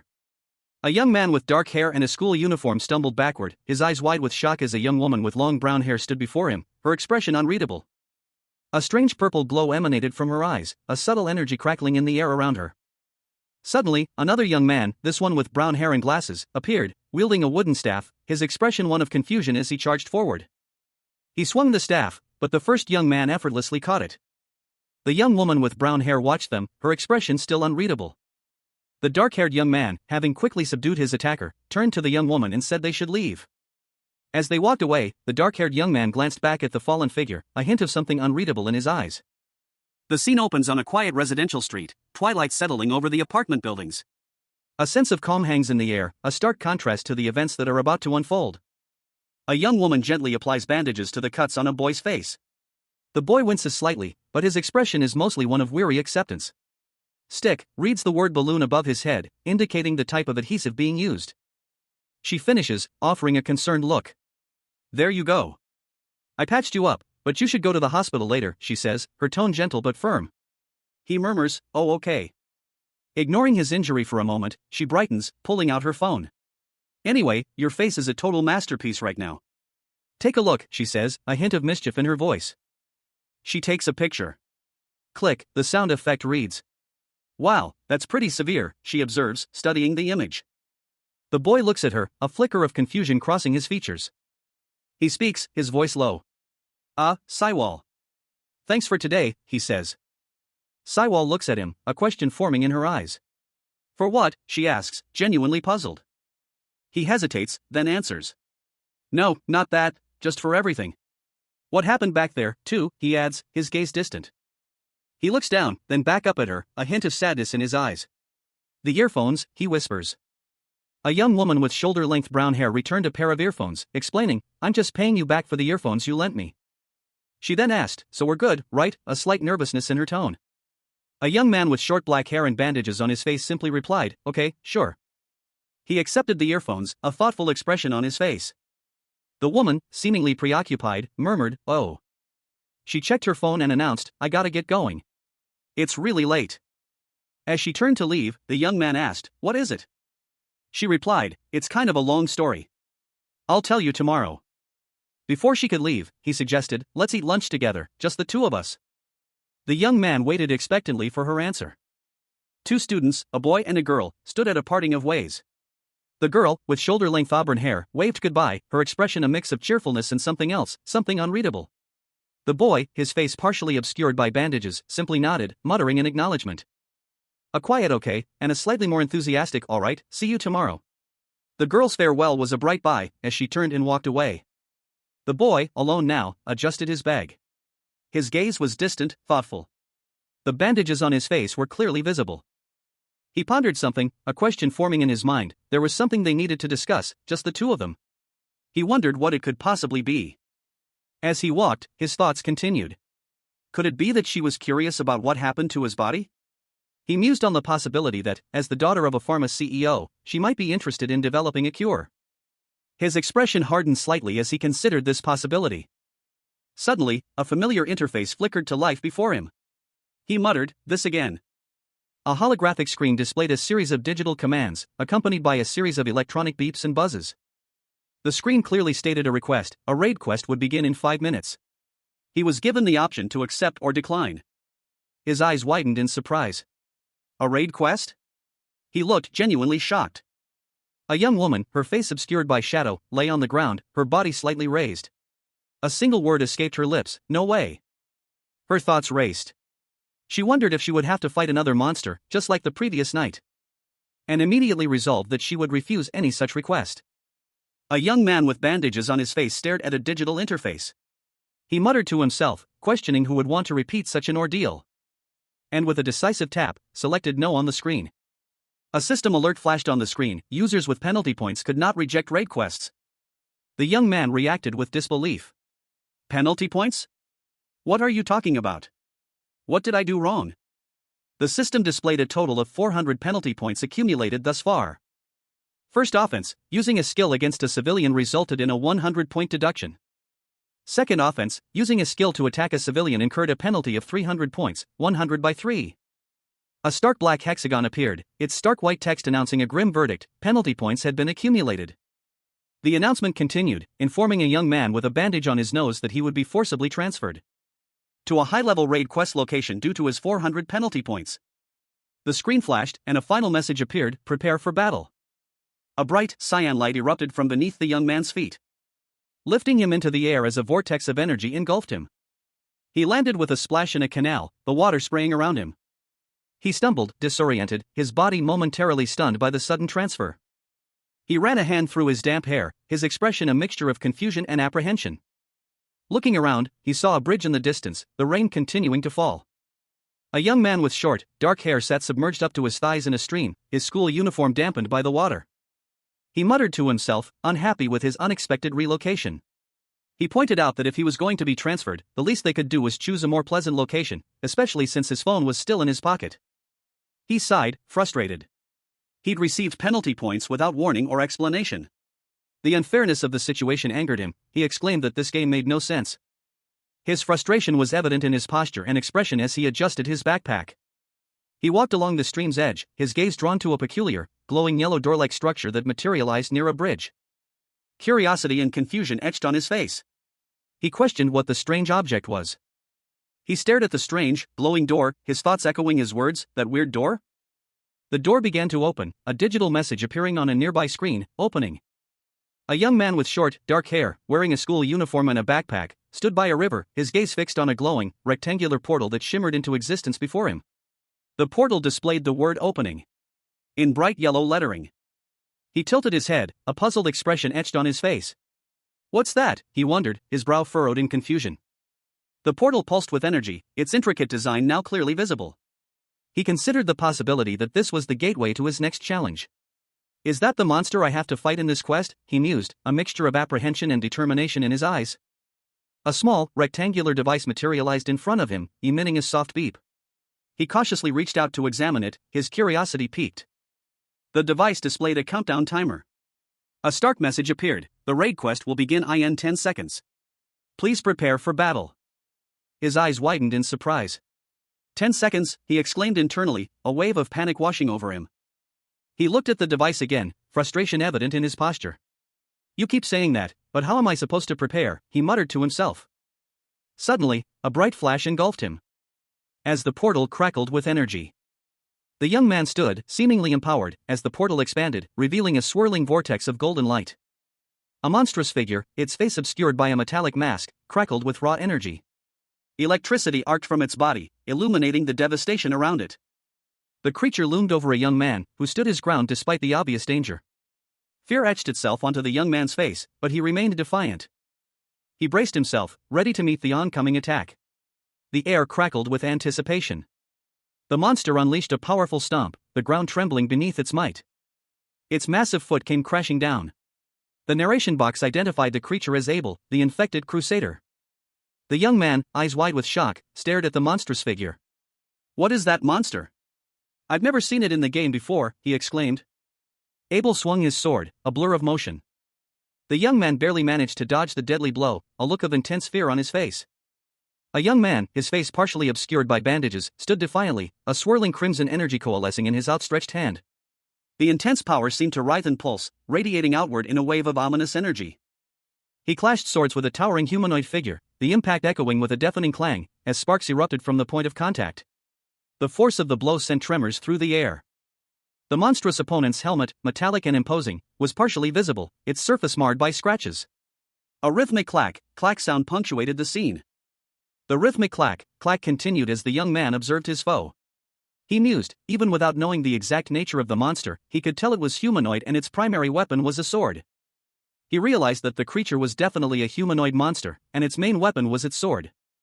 In that case, the young man launched a counterattack, his sword meeting the monster's with a resounding clang, as sparks flew. The force of the collision sent the young man reeling, his body impacting heavily against the ground as the monster loomed over him. He braced himself, his gaze fixed on his opponent, a grim determination etched on his face. Leaping back, he narrowly avoided a devastating blow, the monster's sword slicing through the air where he had just been standing. A young man, his face partially obscured by bandages, dodged a powerful blow from a heavily armored foe. The force of the attack sent a shockwave rippling through the air. He deftly leaped onto a nearby structure, using the momentum to gain distance from his opponent. With a swift, precise movement, he countered, his weapon slicing through the air. The blade finding its mark with a sickening thud. Crimson stained the armored knight's visor. He breathed a sigh of relief. Luckily, he thought, this was going better than expected. He landed heavily, the impact jarring his already injured body. Despite the pain, he continued his assessment. Unlike the erratic movements of beast-type monsters, humanoid monsters moved in predictable straight lines, making them easier targets. He felt confident. With his skills, he should be able to complete this quest without any problems. He glanced at his reflection in the water, noticing the bandages on his face. A sudden noise startled him. "Ha! What's going on?" A young man, dressed in a dark suit and white shirt, held a katana. A tingling sensation ran through his hand. The tingling intensified, causing his hand to suddenly go numb. He was facing a large, armored figure, sword raised in a threatening manner. The armored figure swung its sword. But the young man reacted too slowly, barely managing to deflect the blow. He stumbled back, his face contorted in pain and confusion as the force of the impact sent him reeling. A strange sensation washing over him. He felt disoriented and weak. His body's reaction time was slowing down dramatically. As the armored figure prepared another attack, the sword came down with terrifying speed. The young man's eyes widened in alarm. A young man, his face contorted in a grimace, stood braced against a dark, watery background. He held a long, slender weapon, his hand wrapped in bandages. A desperate shout escaped him, "Damn," as he attempted to activate a skill, Obsessive Vengeance. His eyes, wide and filled with a dawning horror, reflected the gravity of the situation. As he stared at a warning message flashing on a nearby screen, the red alert symbol glowed ominously. The message was stark: "You cannot use skills." His face paled as he muttered, "What the? I can't use skills?" The realization hit him with the force of a physical blow. He stumbled back, the warning message still flashing before his eyes. A wave of dizziness washing over him as he braced himself against the ground. A large, armored figure emerged from the swirling water behind him. The armored figure swung a massive weapon, aiming a blow at the young man. The impact sending a shockwave through the water. The young man was thrown back, sliding across the surface. He landed hard, his body aching. His reflexes were slowing, and he was powerless to defend himself. A grim thought settled in his mind: my reflexes are getting slower, and I can't use skills. By the water's edge, a young man with short, dark hair and a bandaged hand stood, gazing at the water with a thoughtful expression. A question formed in his mind: could this be? A monstrous figure emerged from the depths, its body composed of cracked stone, radiating an aura of immense power. It roared in defiance, its form seemingly defying the laws of nature. The young man, now clearly visible, stood his ground, armed with a long, slender weapon. He observed the creature, a thought bubble revealing his assessment that monsters' attacks have a paralyzing effect. He was struck, a red symbol appearing on his body, indicating the damage. His internal monologue reflected his regret: I noticed too late. Panic threatened to overwhelm him. He thought, what do I do? Avengers usually fight by combining skills. I don't have an attack strategy without my skills. He swallowed hard, his face a mask of grim determination. He resolved, no, I have to calm down. Despite the paralyzing attack, he noticed a crucial detail. Even though I was paralyzed, the monster's attacks are slow, so I should still be able to dodge them. A new strategy formed in his mind. I'm gonna have to attack like this as a standard action game. He smirked, a glint of determination in his eyes. I hit him once and then run away. That's the meta. He prepared for his daring plan. It's gonna take a while, but at least it's safe. A young man, clad in a dark jacket and backpack, stood poised, his hand gripping a glowing, ethereal sword. The blade crackled with energy, its light illuminating the scene. He faced a towering, armored figure, its helmet obscuring its face. The armored giant held a similar, though larger, glowing sword. The young man stood within a circular, glowing rune on the ground. The young man lunged forward, his sword striking the giant's weapon with a resounding clang. He stumbled back, a cut across his cheek, his breath ragged. His eyes widened, a look of dawning horror replacing his earlier determination.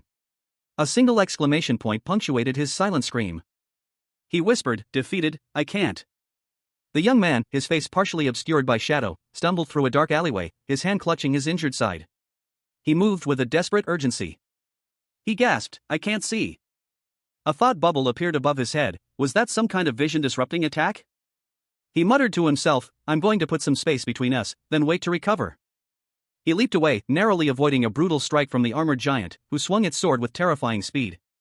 The impact created a shockwave that rippled through the air.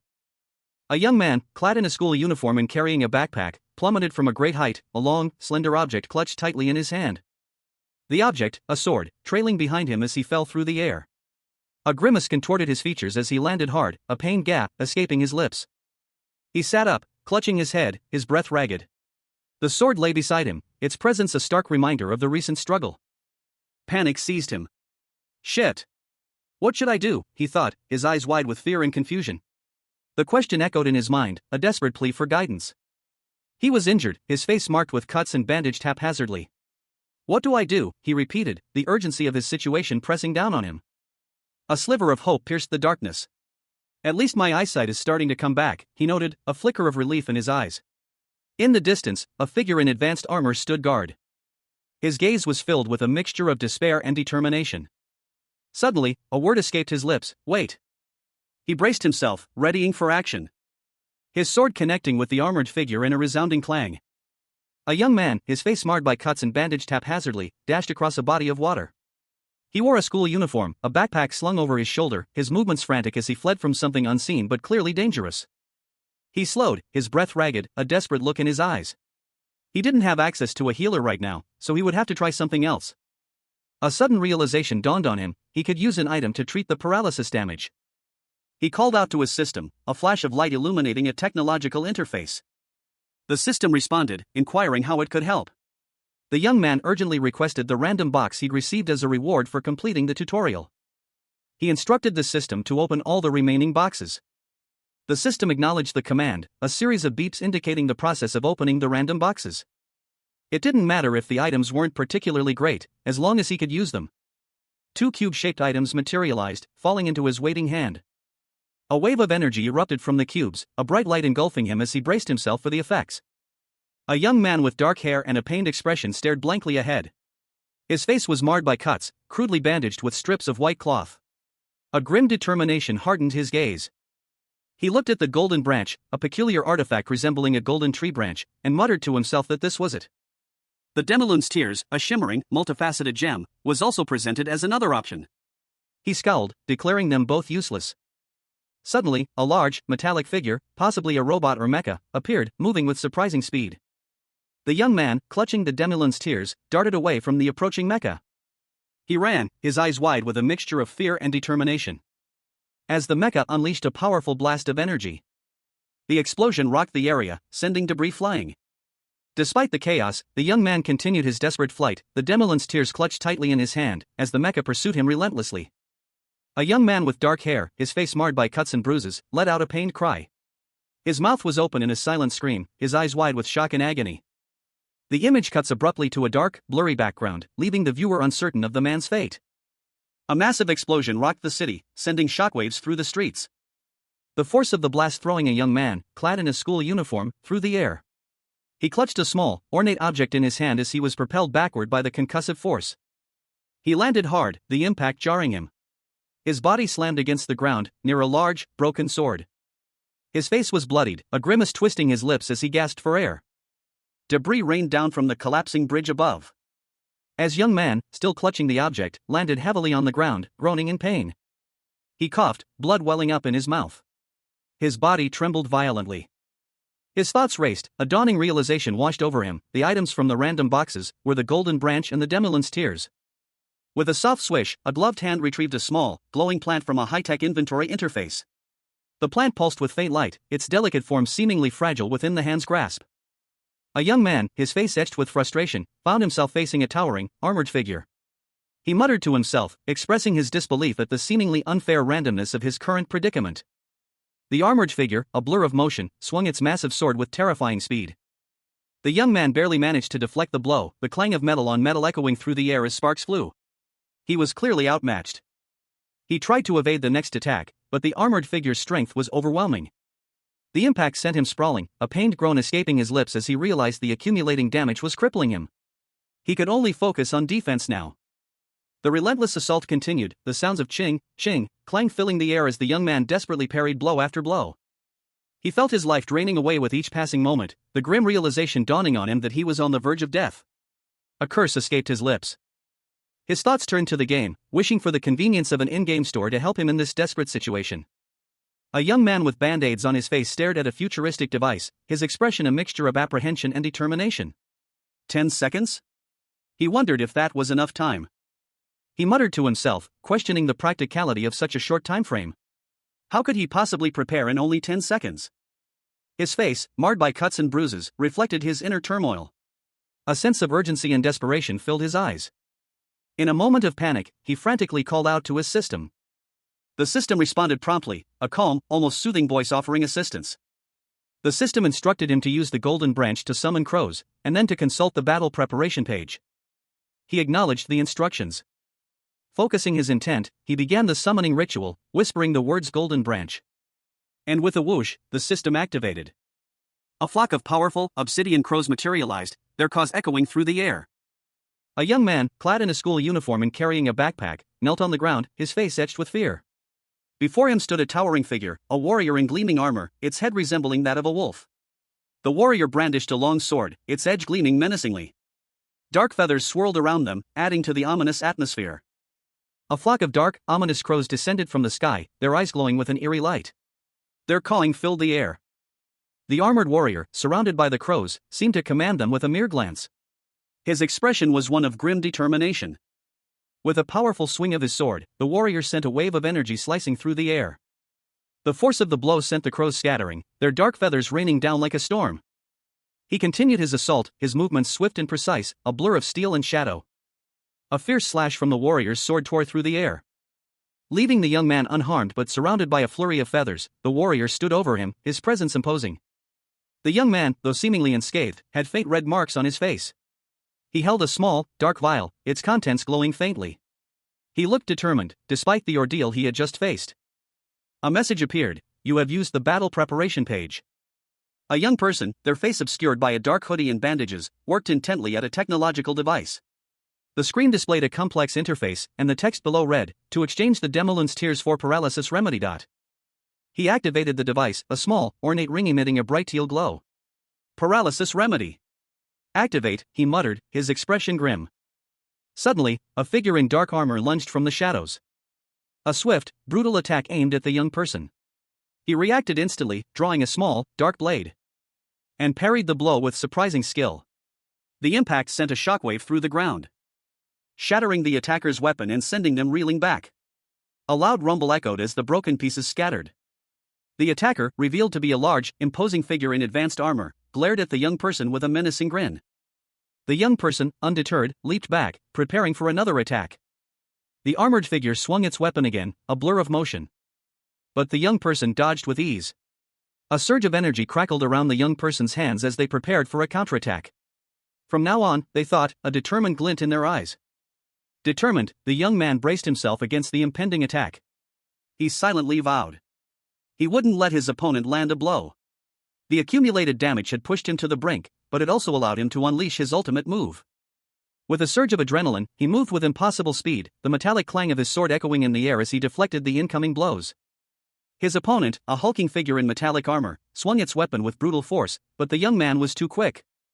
His face was grim, his body battered, but his eyes burned with fierce determination as he prepared to unleash his ultimate technique. He declared, "Pavan of the Dead." A crimson wave erupted from his blade, a devastating attack that tore through the air with terrifying speed. The impact was earth-shattering. The armored figure was sent flying, its armor cracking under the sheer force of the blow. More metallic clashes followed as the young man's attack continued its relentless assault. Exhausted but victorious, he stood over his fallen opponent, his breath ragged, his body trembling with the effort. The battle was won, but at a heavy cost. A colossal, armored figure lunged forward, its weapon a glowing crimson blade. The impact of the blow echoing with a deafening slam as the armored figure was sent reeling back. From the depths of the water, a young man with short, dark hair emerged, his movements swift and precise as he parried a crushing blow from the giant's foot. A spray of water erupting as he narrowly avoided being crushed. He stood panting, his face streaked with blood, but a triumphant grin spread across his lips as he muttered, "I cleared it." He stood in the water, catching his breath, a relieved thought crossing his mind. It would have been far more dangerous had he not noticed the battle preparation page. He called out to his system, requesting the rewards page. The system responded with a simple, understood. A holographic interface flickered to life, displaying the quantum system logo. He let out a weary sigh. He decided against choosing the random box this time. A young man with dark hair and bandages covering cuts on his face stood, a look of confusion etched onto his features. He muttered a single word, barely audible, "Huh?" He stood by a body of water, his gaze fixed on a digital alert that materialized before him. The message was stark: caution. The alert expanded, revealing a more specific warning: another user is approaching. His eyes widened in surprise. Another user, he questioned, his voice laced with disbelief. A new message appeared on his device, confirming his suspicions: there's another person on a quest. Besides me? Suddenly, a figure wielding a large scythe appeared, moving with surprising speed and agility. The scythe whistled through the air. The young man's eyes darted to his device, the caution alert flashing intensely. The scythe-wielding figure attacked, their weapon clashing against something unseen. A metallic clang echoed. The attacker, momentarily stunned, revealed a glimpse of their face, partially obscured by a mask. A look of shock and pain was visible. A young woman with shoulder-length brown hair, wearing a maroon jacket and white cap, tumbled through the air, a blur of motion against the dark cityscape. Landing hard near a skeletal figure, seemingly lifeless, as a young man with dark hair, wearing a dark jacket and carrying a backpack, lunged forward, his expression grim, a glowing blue energy swirling around his weapon. The young man's face, marred by cuts, was set in a fierce grimace as he channeled his energy, a buzzing sound emanating from his weapon. With a swift, powerful slash, he sent a crimson wave of energy towards the woman, sending her flying back. She slid across the ground, narrowly avoiding a collision with a nearby building. He rose from the water, his weapon dripping, his expression one of confusion and concern. He muttered to himself, questioning the events unfolding before him. Why were they attacking him? He considered the possibility that his attackers were another monster. Upon closer inspection, however, he realized that the skeletal figure was not a monster, but a person. A young woman, her face obscured by a black mask and her head covered by a white cap, cautiously retrieved a long, dark weapon from a body of water. Her attire consisted of a crimson jacket with teal accents and dark leggings. She paused, a thoughtful expression hidden behind her mask. As a young man with dark hair and a bandage across his forehead appeared, his gaze fixed on her. He questioned her about the skill she had just demonstrated. He wondered aloud if the skill she had just used was of Avenger class. The masked woman scoffed, a sound barely audible behind her mask, dismissively calling his skill trash class. With a sudden burst of speed, she launched herself towards him. She lunged, her weapon aimed at the young man. But he was ready, deflecting her attack with a clang of metal on metal. A fierce and intense battle unfolding between the two young combatants. A metallic clang echoed through the air as two figures clashed in a flurry of motion. One, clad in dark clothing, moved with surprising speed and agility, their blades meeting in a shower of sparks.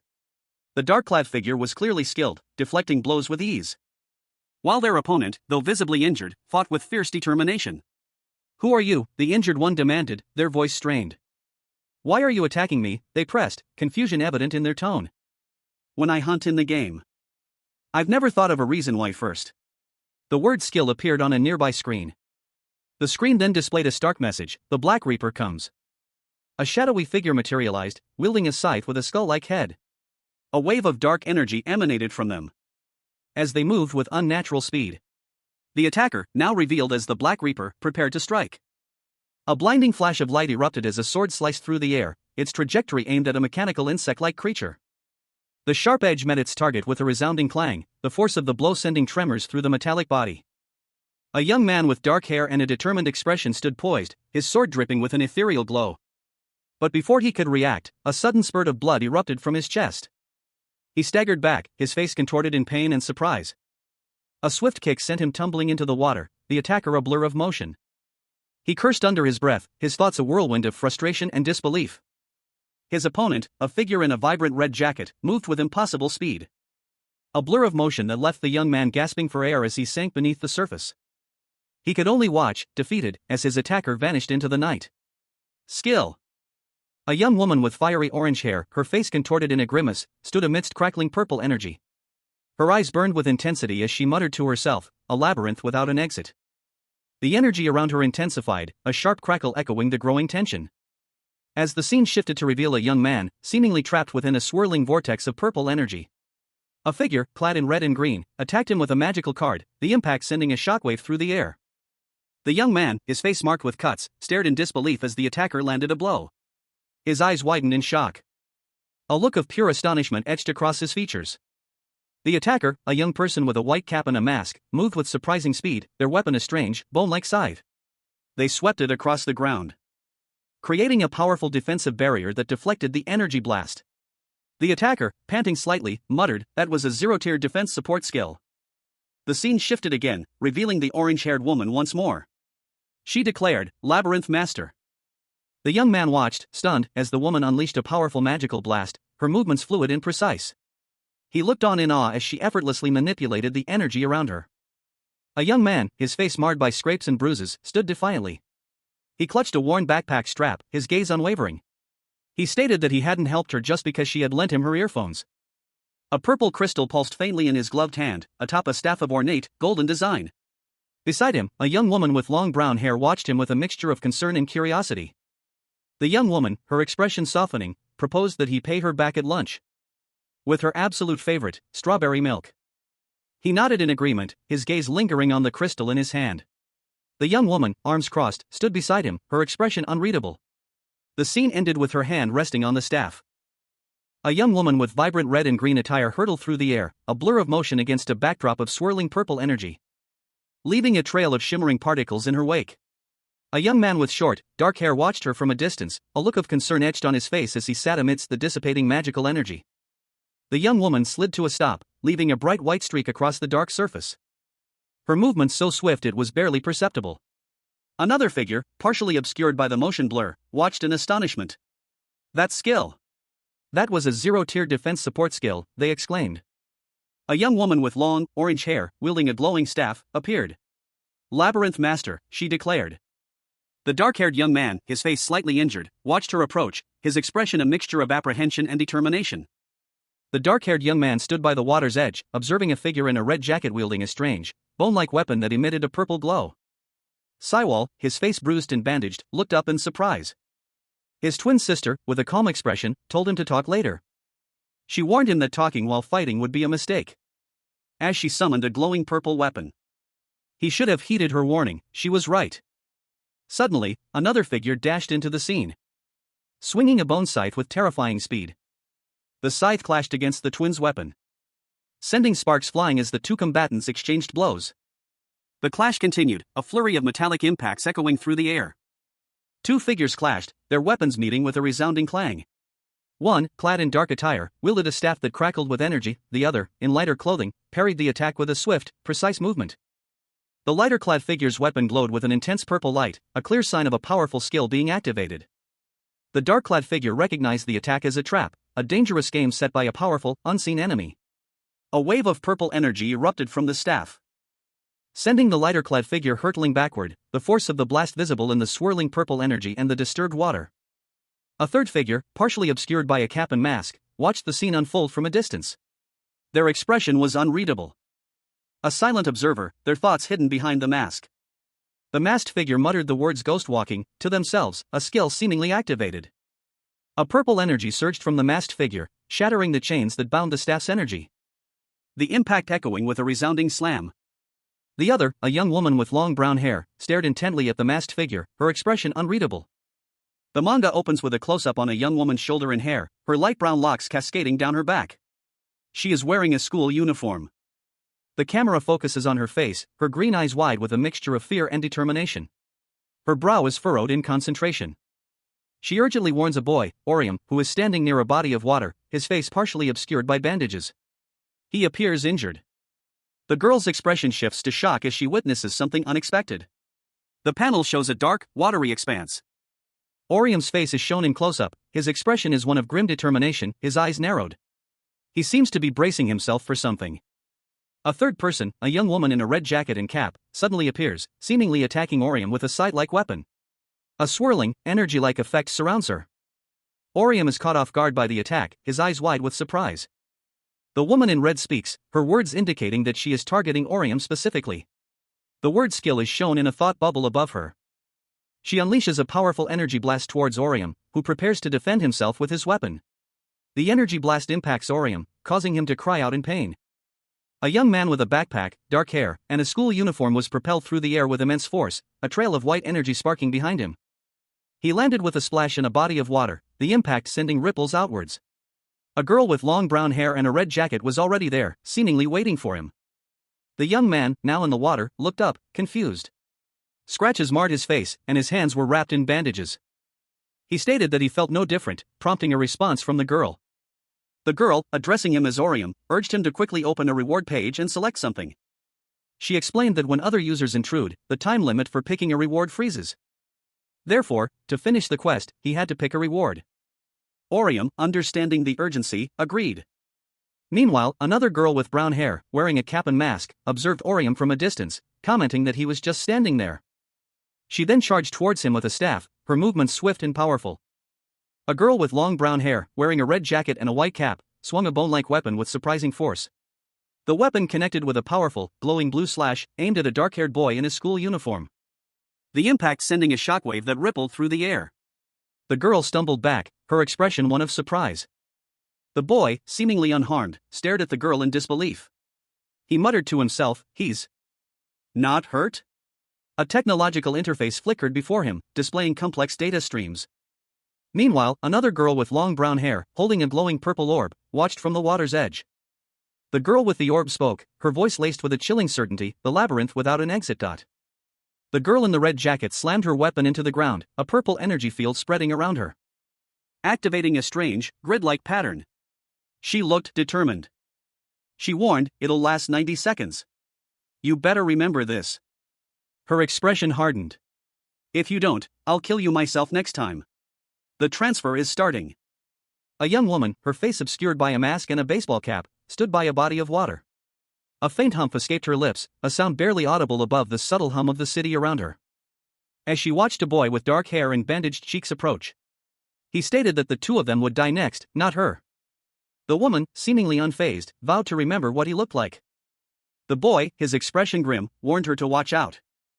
Elsewhere, a different scene unfolded. A figure, clad in a red jacket and cap, carried a skeletal, deer-like creature. They muttered about the labyrinth master and dismissed them as trash class. The boy from earlier reappeared, seemingly ready for a confrontation. With a whoosh, he drew his sword and engaged in a swift, intense battle with the figure in red. The clash sent ripples across the water, as both combatants moved with surprising speed and agility. A young man with short, dark hair suddenly materialized on a city street, a flash of vibrant teal energy surrounding him as he landed. He looked around in surprise, muttering "Whoa." He caught his breath, a slight grimace on his face as he announced, "I'm back." The young man, still slightly winded, adjusted his school uniform, his breath coming in ragged gasps. A sudden ringing pierced the quiet. He flinched, his hand instinctively going to his pocket. His phone, its screen spider-webbed with cracks, displayed an incoming call from Saiwal Kim. He answered, a worried friend's voice cutting through the air, "Hey, what happened to you?" The young man paused, his expression grim. He replied, "There's a lot I want to talk about, but just go home first." Saiwal Kim, a young woman with shoulder-length brown hair, was shown on the phone, her expression concerned. She asked about the skill he used earlier. She explained that the skill was a location tracking ability. It lasted for 8 hours, and during that time, he needed to hide. The location tracking wasn't as sophisticated as GPS, so his home would be safe. A young man, his hand bandaged, muttered to himself, the implications of something heavy weighing on his mind. Meanwhile, a young woman with shoulder-length brown hair spoke urgently into her phone, her expression etched with worry. She explained that a player killer, or PK, had been spotted nearby. The young man on the phone call listened intently, his gaze distant and serious. He learned that these PK users weren't just completing quests, they were killing other players for bonus points. He continued to listen, absorbing the grim details of this revelation. The woman on the other end of the line stressed the danger, advising him to avoid confrontation unless absolutely necessary. The young man, still on the phone, showed a grim determination in his eyes. He agreed to end the call, suggesting they continue their conversation tomorrow. His phone call concluded, the young woman expressed concern for his safety, given the events of the evening. She asked about his well-being, reminding him that he had been injured while trying to help her. He brushed off her concerns, assuring her that he could handle himself and that she was being too nosy. The young man ended the call, leaving the woman with lingering worries about his safety. A young man with bandages across his face and red markings under his eyes vehemently declared, I know that. He clutched a small, red object in his hand, his concern evident as he added, I'm just worried that you're hurt. Meanwhile, a young woman with shoulder-length brown hair, wearing a school uniform, spoke on her phone, her expression unreadable. The young man, still holding the red object, retorted, so what then? The phone screen displayed the name Saiwal Kim. A message appeared, do you want to stay up all night together? He stammered a response, and no, that's not what I was trying to say. I just thought it might be better for us to work together going forward. The phone screen, now cracked, showed the name Saiwal Kim again. A new message appeared, you want to make a party with me? The young man, surprised, questioned, a party? He continued, if that sort of thing exists in the world, then I would love to. She ended the call, a thoughtful expression on her face. Orium, a young man with band-aids on his face, looked at his phone with a worried expression. He questioned the person on the other end, it hasn't even been a day. How can you trust me so easily?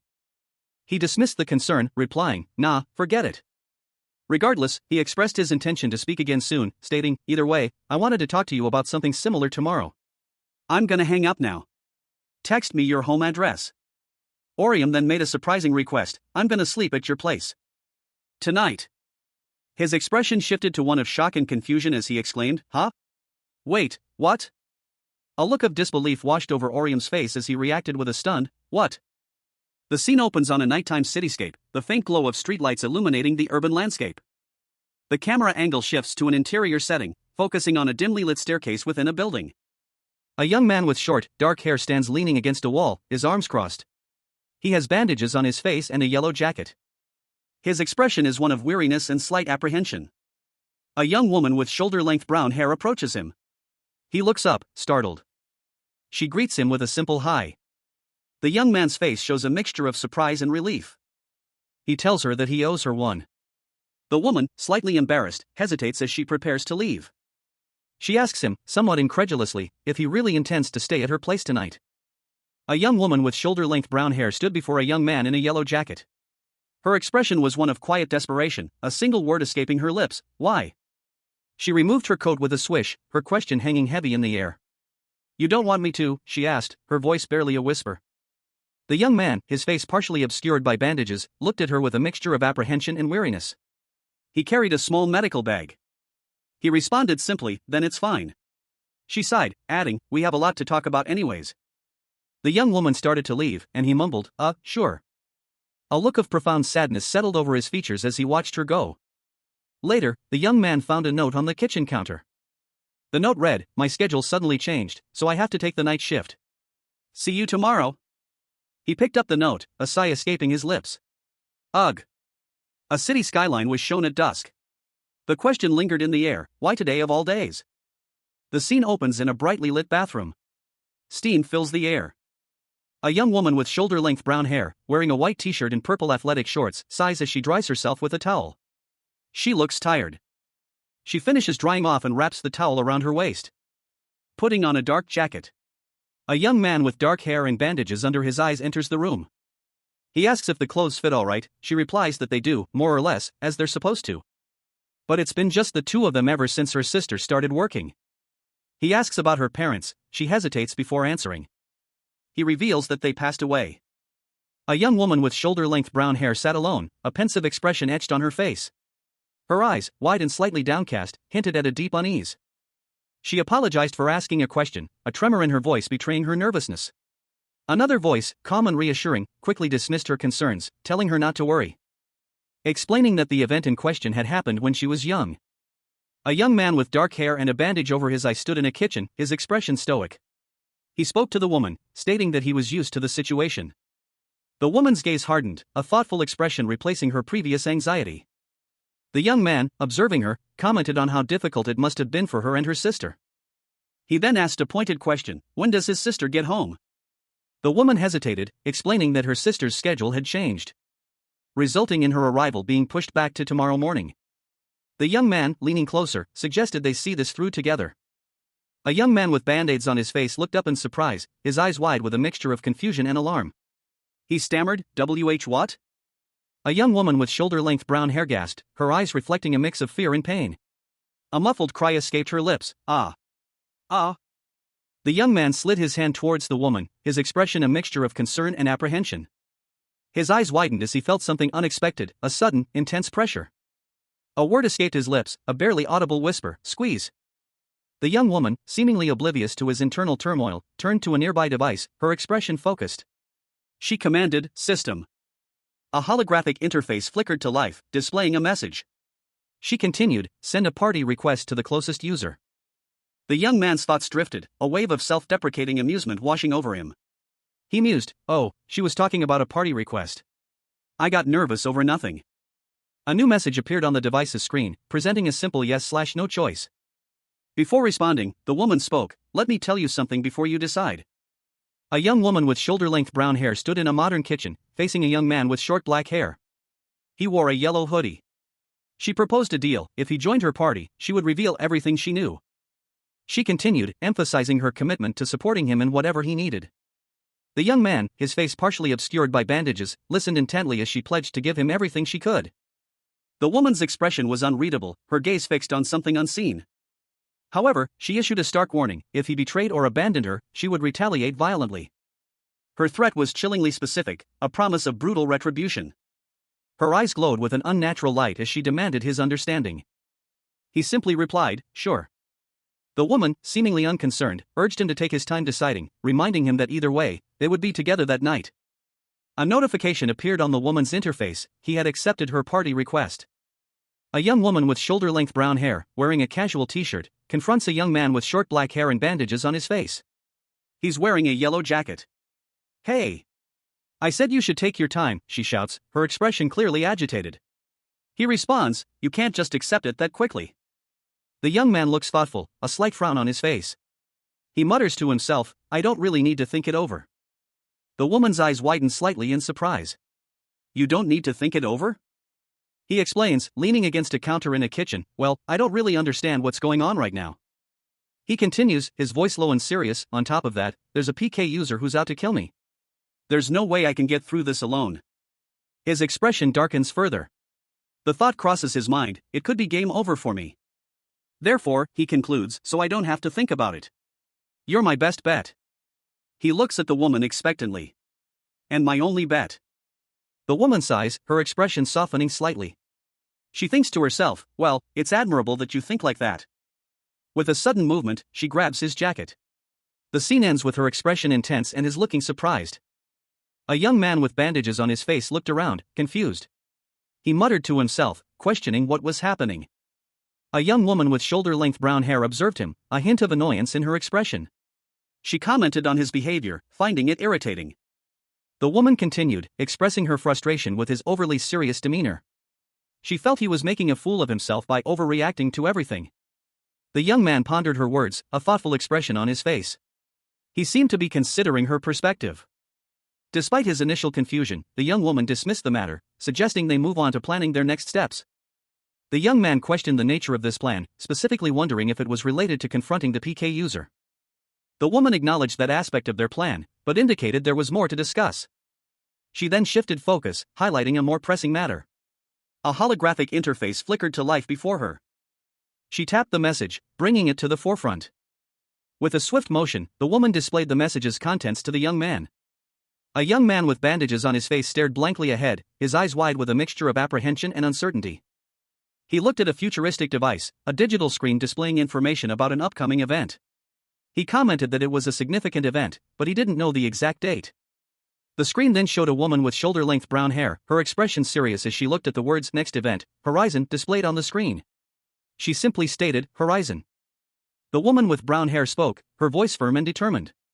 She declared their intention to participate in the upcoming event. And that they needed a plan to secure first place. The young man with bandages reacted with a mix of surprise and concern to the mention of first place. A wide shot revealed a futuristic city, dominated by a colossal, spire-like structure that pierced the twilight sky. Two large, spherical objects orbited the structure. The scene shifted to an ancient-looking gateway, its stonework weathered and worn, hinting at a history far older than the futuristic city. A monstrous creature emerged from the gateway. It had the head of a horse and the body of a humanoid, its form glowing with an eerie, cyan light. A chaotic scene unfolded in a crumbling stone hall. Several figures, cloaked and seemingly undead, surrounded a fallen warrior, their movements jerky and unnatural. The air crackled with dark energy as a monstrous figure emerged from the shadows, its form a terrifying blend of man and beast. A guttural roar echoed through the hall. Panic seized the remaining fighters. One of them, his face etched with terror, shouted that they were doomed, too many undead, and now the Death King had appeared. Another, a young man in armor, urged them to retreat upstairs, knowing that staying would mean certain death. He warned his companion to escape before the undead could reach them. But a third figure, cloaked and hooded, muttered that their actions were too sloppy. The armored youth, startled by the criticism, looked up in confusion. The hooded figure, however, reacted swiftly, raising a glowing green crossbow. With surprising speed and precision, the crossbow bolt flew towards the advancing horde of undead. Piercing through several of them before the hooded figure's face was partially revealed, a calm expression on their face. A young woman with dark hair stood over a fallen man, her expression cold and disdainful. She sneered, "You're such a loser." The words hanging in the air as a surge of crimson energy erupted from her, striking the man with brutal force. Another young person, this one with brown hair partially obscured by a teal hooded cloak, watched the scene unfold. A faint crackle of energy surrounded them. The thought bubble above their head read, "Skill." A thought bubble appeared, stating, "Dragon Harpoon, the Dragon Killer." With a sudden, powerful movement, the hooded figure launched themselves forward. A brilliant teal energy coalescing into the shape of a harpoon, which shot across the scene with incredible speed, leaving a trail of shimmering energy in its wake. The harpoon continued its trajectory, striking multiple enemies with devastating force. The impact of the harpoon sent a shockwave through the battlefield, leaving a trail of destruction in its path. A blinding flash of turquoise energy erupted from a figure shrouded in shadow, the impact echoing with a deafening boom as it struck its target. The force of the blast sending a heavily bandaged foe sprawling through the air. The attack pierced the enemy's defenses, leaving a glowing green wound. Elsewhere, a young man with blonde hair, clad in worn armor, found himself cornered by two imposing figures in dark green armor. One of them raised a massive axe, preparing to strike. Suddenly, a figure in a teal hooded cloak appeared, moving with impossible speed. A low rumble shook the ground as he approached. He stood over the fallen foes, his expression cold and distant. "You losers need to get lost," he stated, his voice devoid of emotion. "Crawl around on your own." The figure revealed himself to be Orium Lee, his teal cloak partially obscuring his face. He held a strange, futuristic weapon. A narration box appeared, explaining that Yunhyun Baek, known as Silver, had switched roles from archer to executioner. The scene opens on a nighttime street, the faint glow of a sign reading "Nice to QU" barely visible in the dim light. Inside a modern apartment, a young woman with long brown hair stands opposite a young man with short black hair, his arms bandaged. A futuristic interface displays the words "Next Event Horizon." The young man, his expression one of confusion, wonders aloud what kind of event this could be. The woman, her gaze downcast, admits she doesn't know the exact details either, but adds that she does know one thing: that the first place winner receives 20 billion won in prize money, and has one wish granted. The young man, visibly startled by the sum, gulps. He exclaims, "No, wait. Doesn't having one of your wishes granted sound like a scam?" The woman agrees, mentioning that she thought the same when she first heard about it. She acknowledges that 20 billion won is an absurd amount of prize money, but asks him to consider everything they've been through. It already defies logic. A young woman with shoulder-length brown hair, wearing a casual white t-shirt, stood with a thoughtful expression. She was looking at a holographic interface displaying the word Horizon. Beside her, a young man with short black hair and a yellow jacket listened intently. She mused that if this was the case, wishes might also be granted.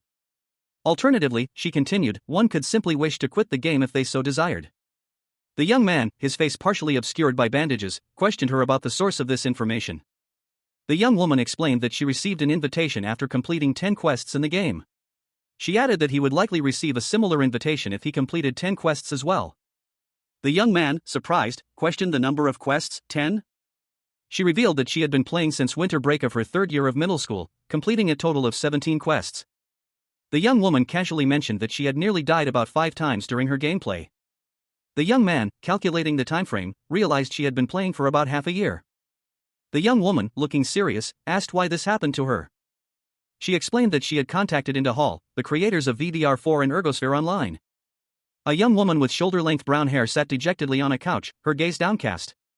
Beside her, a young man with short black hair and bandages under his eyes spoke, "But I was treated like crap."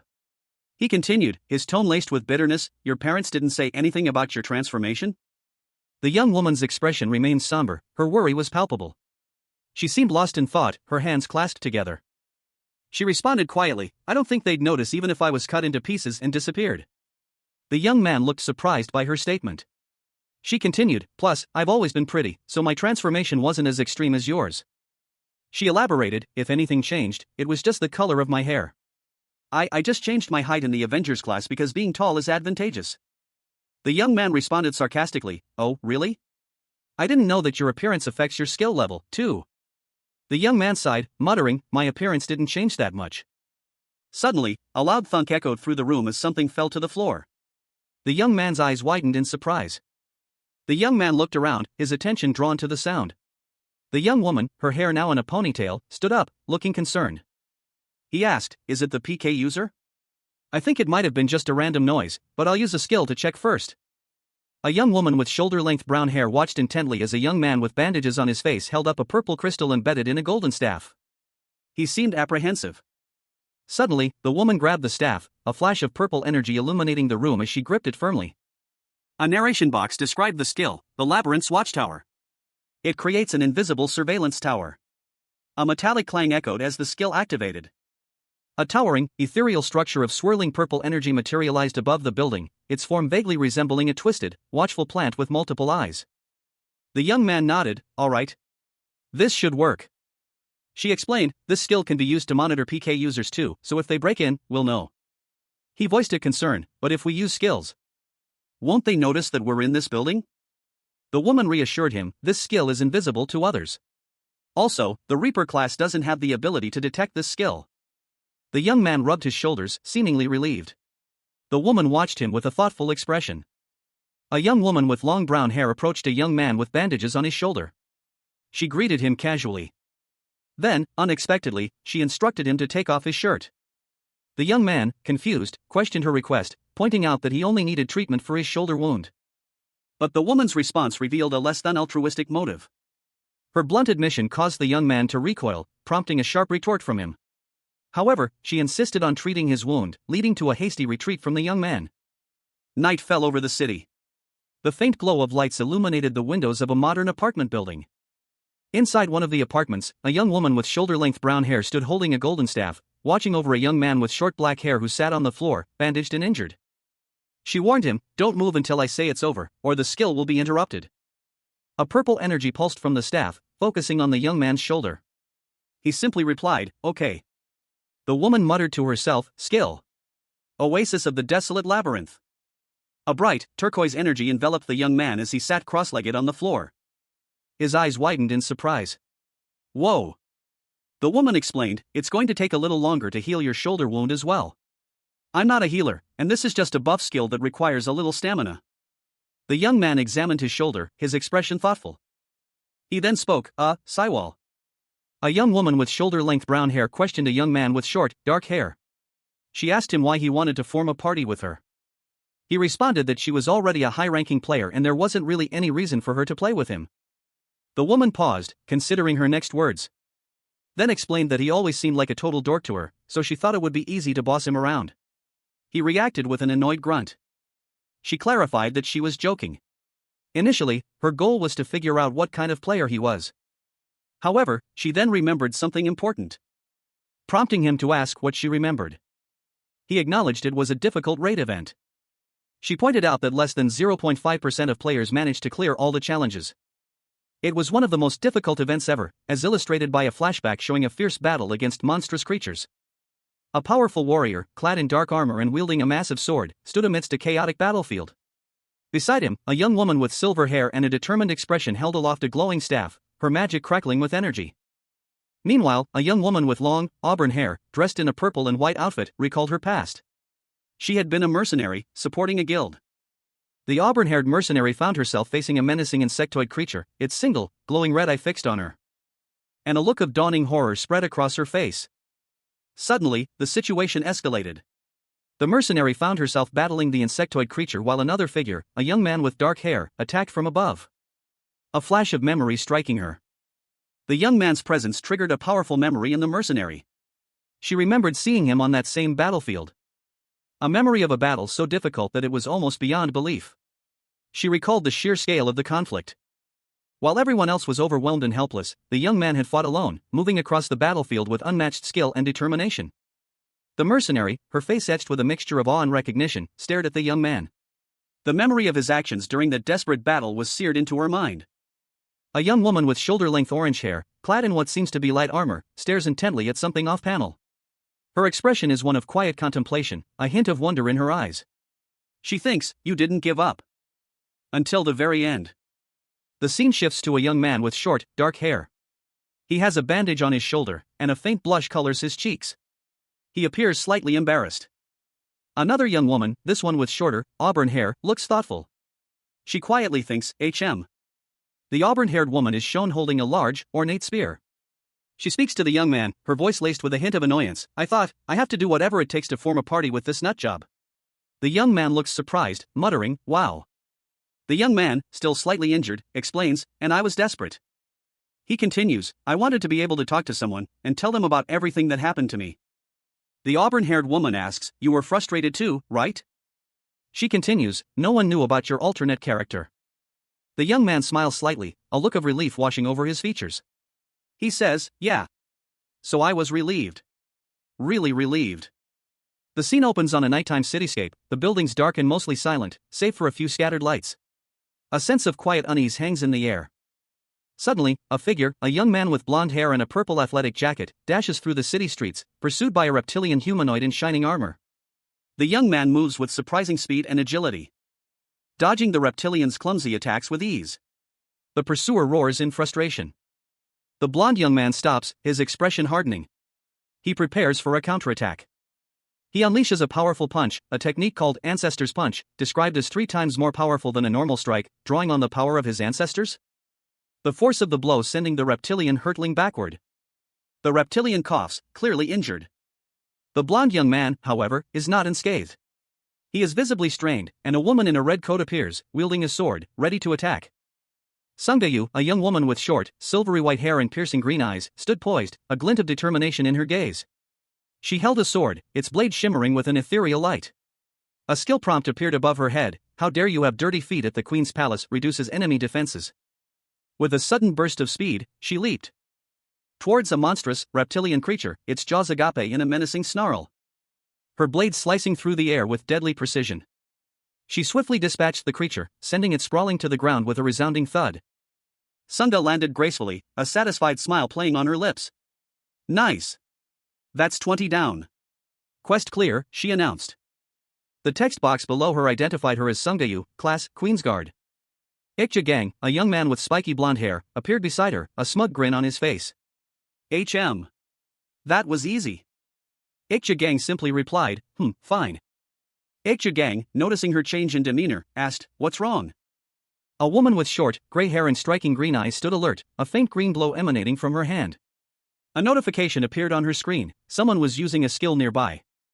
Meanwhile, a man with blonde hair, looking concerned, questioned whether they should raid the location, noting there was no quest associated with it.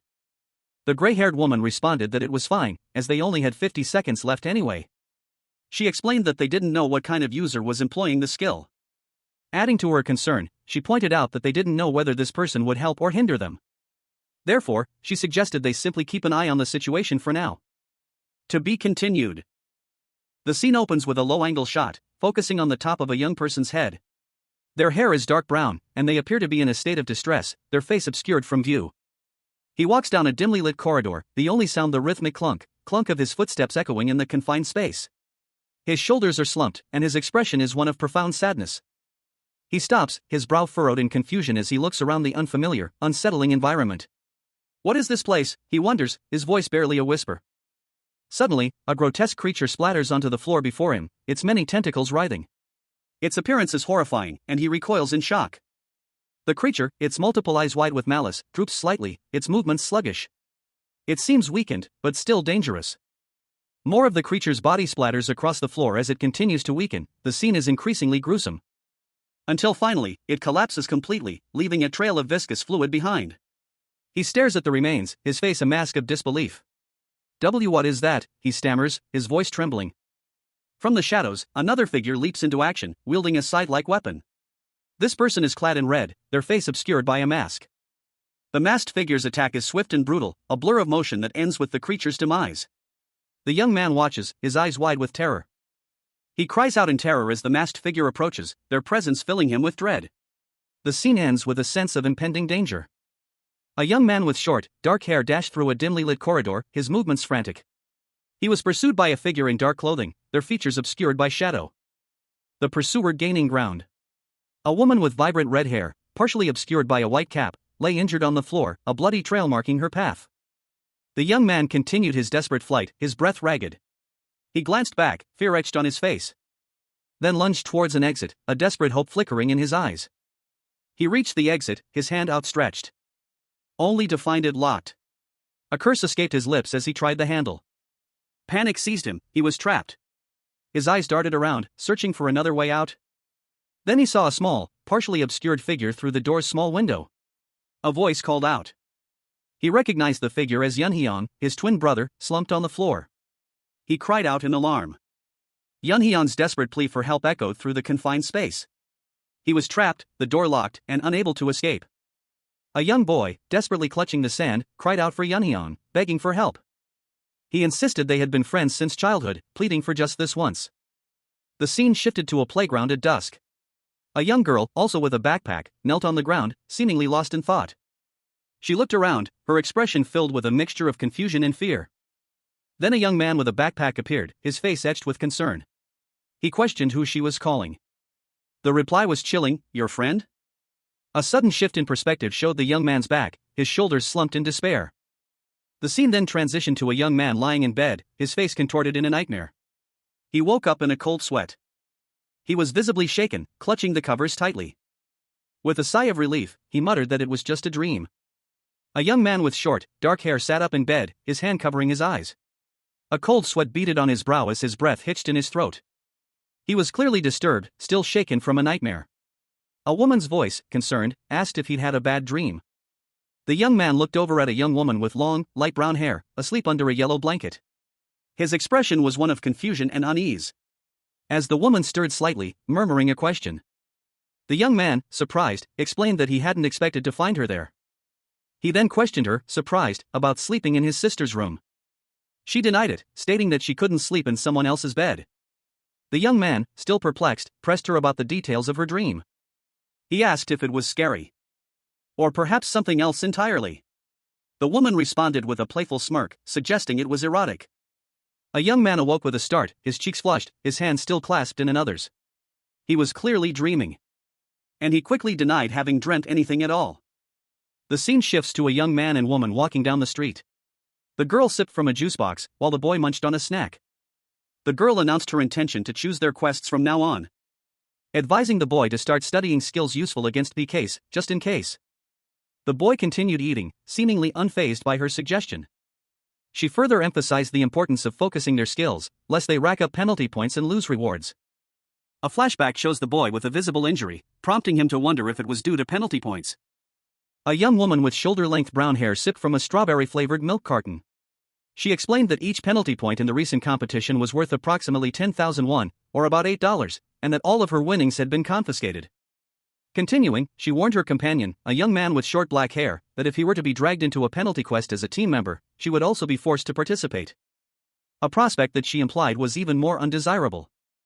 The young man, seemingly resigned, simply replied that he understood. The young woman smiled knowingly. She stated that at least he was finally saying what she wanted to hear, playfully calling him a troublemaker. He announced his intention to go home and change clothes, and she responded that she would see him at school. But he stopped her, wanting to ask her something he'd been pondering since the previous day. He asked her what she would wish for if she won first place in the upcoming event. With a mischievous glint in her eyes, she responded that she would wish for a harem filled with her favorite singers. Her response elicited a look of utter shock and bewilderment from the young man. A young woman with shoulder-length brown hair, wearing a teal jacket, smiled confidently. She addressed someone off-panel, her words laced with a hint of challenge. If they performed well on their upcoming mission, she implied a reward awaited them. A promise hanging in the air between them. She then bid farewell to a young man with short, dark hair, who was dressed in a yellow jacket, with a cheerful "see you later." The young man, however, seemed less than pleased. He muttered to himself, expressing his disappointment that she hadn't shared all the information she'd promised. A weight of unspoken words hanging heavy in the air as he turned to leave. He started walking away, carrying a golf bag. The car screeched to a halt, and a woman with short, gray hair and pink sunglasses emerged, a triumphant grin spreading across her face. "Aha, I found you," she exclaimed. She identified her targets as the Avenger and the Labyrinth Master, revealing her knowledge of their identities. She then commented on their school uniforms, highlighting the contrast between their appearance and their abilities. The woman, satisfied with their timely arrival, noted that intercepting them during rush hour was efficient, saving them from a day of searching. Her male companion, a blond man with a serious expression, then asked if they would hunt down their targets now. Inside a car, a woman with short, gray hair and a pink top voiced her concerns. She stated that there were too many people around to act now, suggesting that it wasn't the right time to take action against them. She continued, explaining that they should keep in mind the possibility of recruiting those outside their guild, as their true capabilities were still unknown. A young man with blonde hair, sitting beside her in the car, questioned whether the potential recruits were too young for such a task. The woman responded that they should simply scare them into retirement, pretending to hunt them down. She added that their innocent appearances could be deceiving, hinting at a hidden, dangerous nature. The woman proposed a plan to have a guild member discreetly observe them. It would not be too late to decide how to deal with them later. A young man with short, dark hair walked down a city street, his gaze fixed on his phone. He pondered the information displayed on the screen. A thought bubble above his head revealed his internal monologue: if I have to study skills, then I should be able to use the skill system. It's the same as Ergosphere Online, after all. He scrolled through a list of options on his phone, stopping at one labeled Cywall's Labyrinth Master.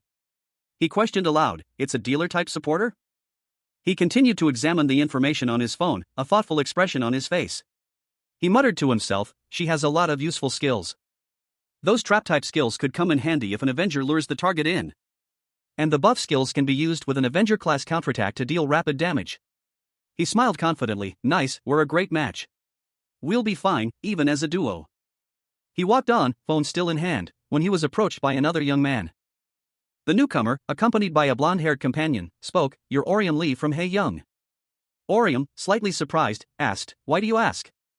A young man with short, gray hair and a bandage on his hand approached another, taller young man with dark hair and a yellow jacket.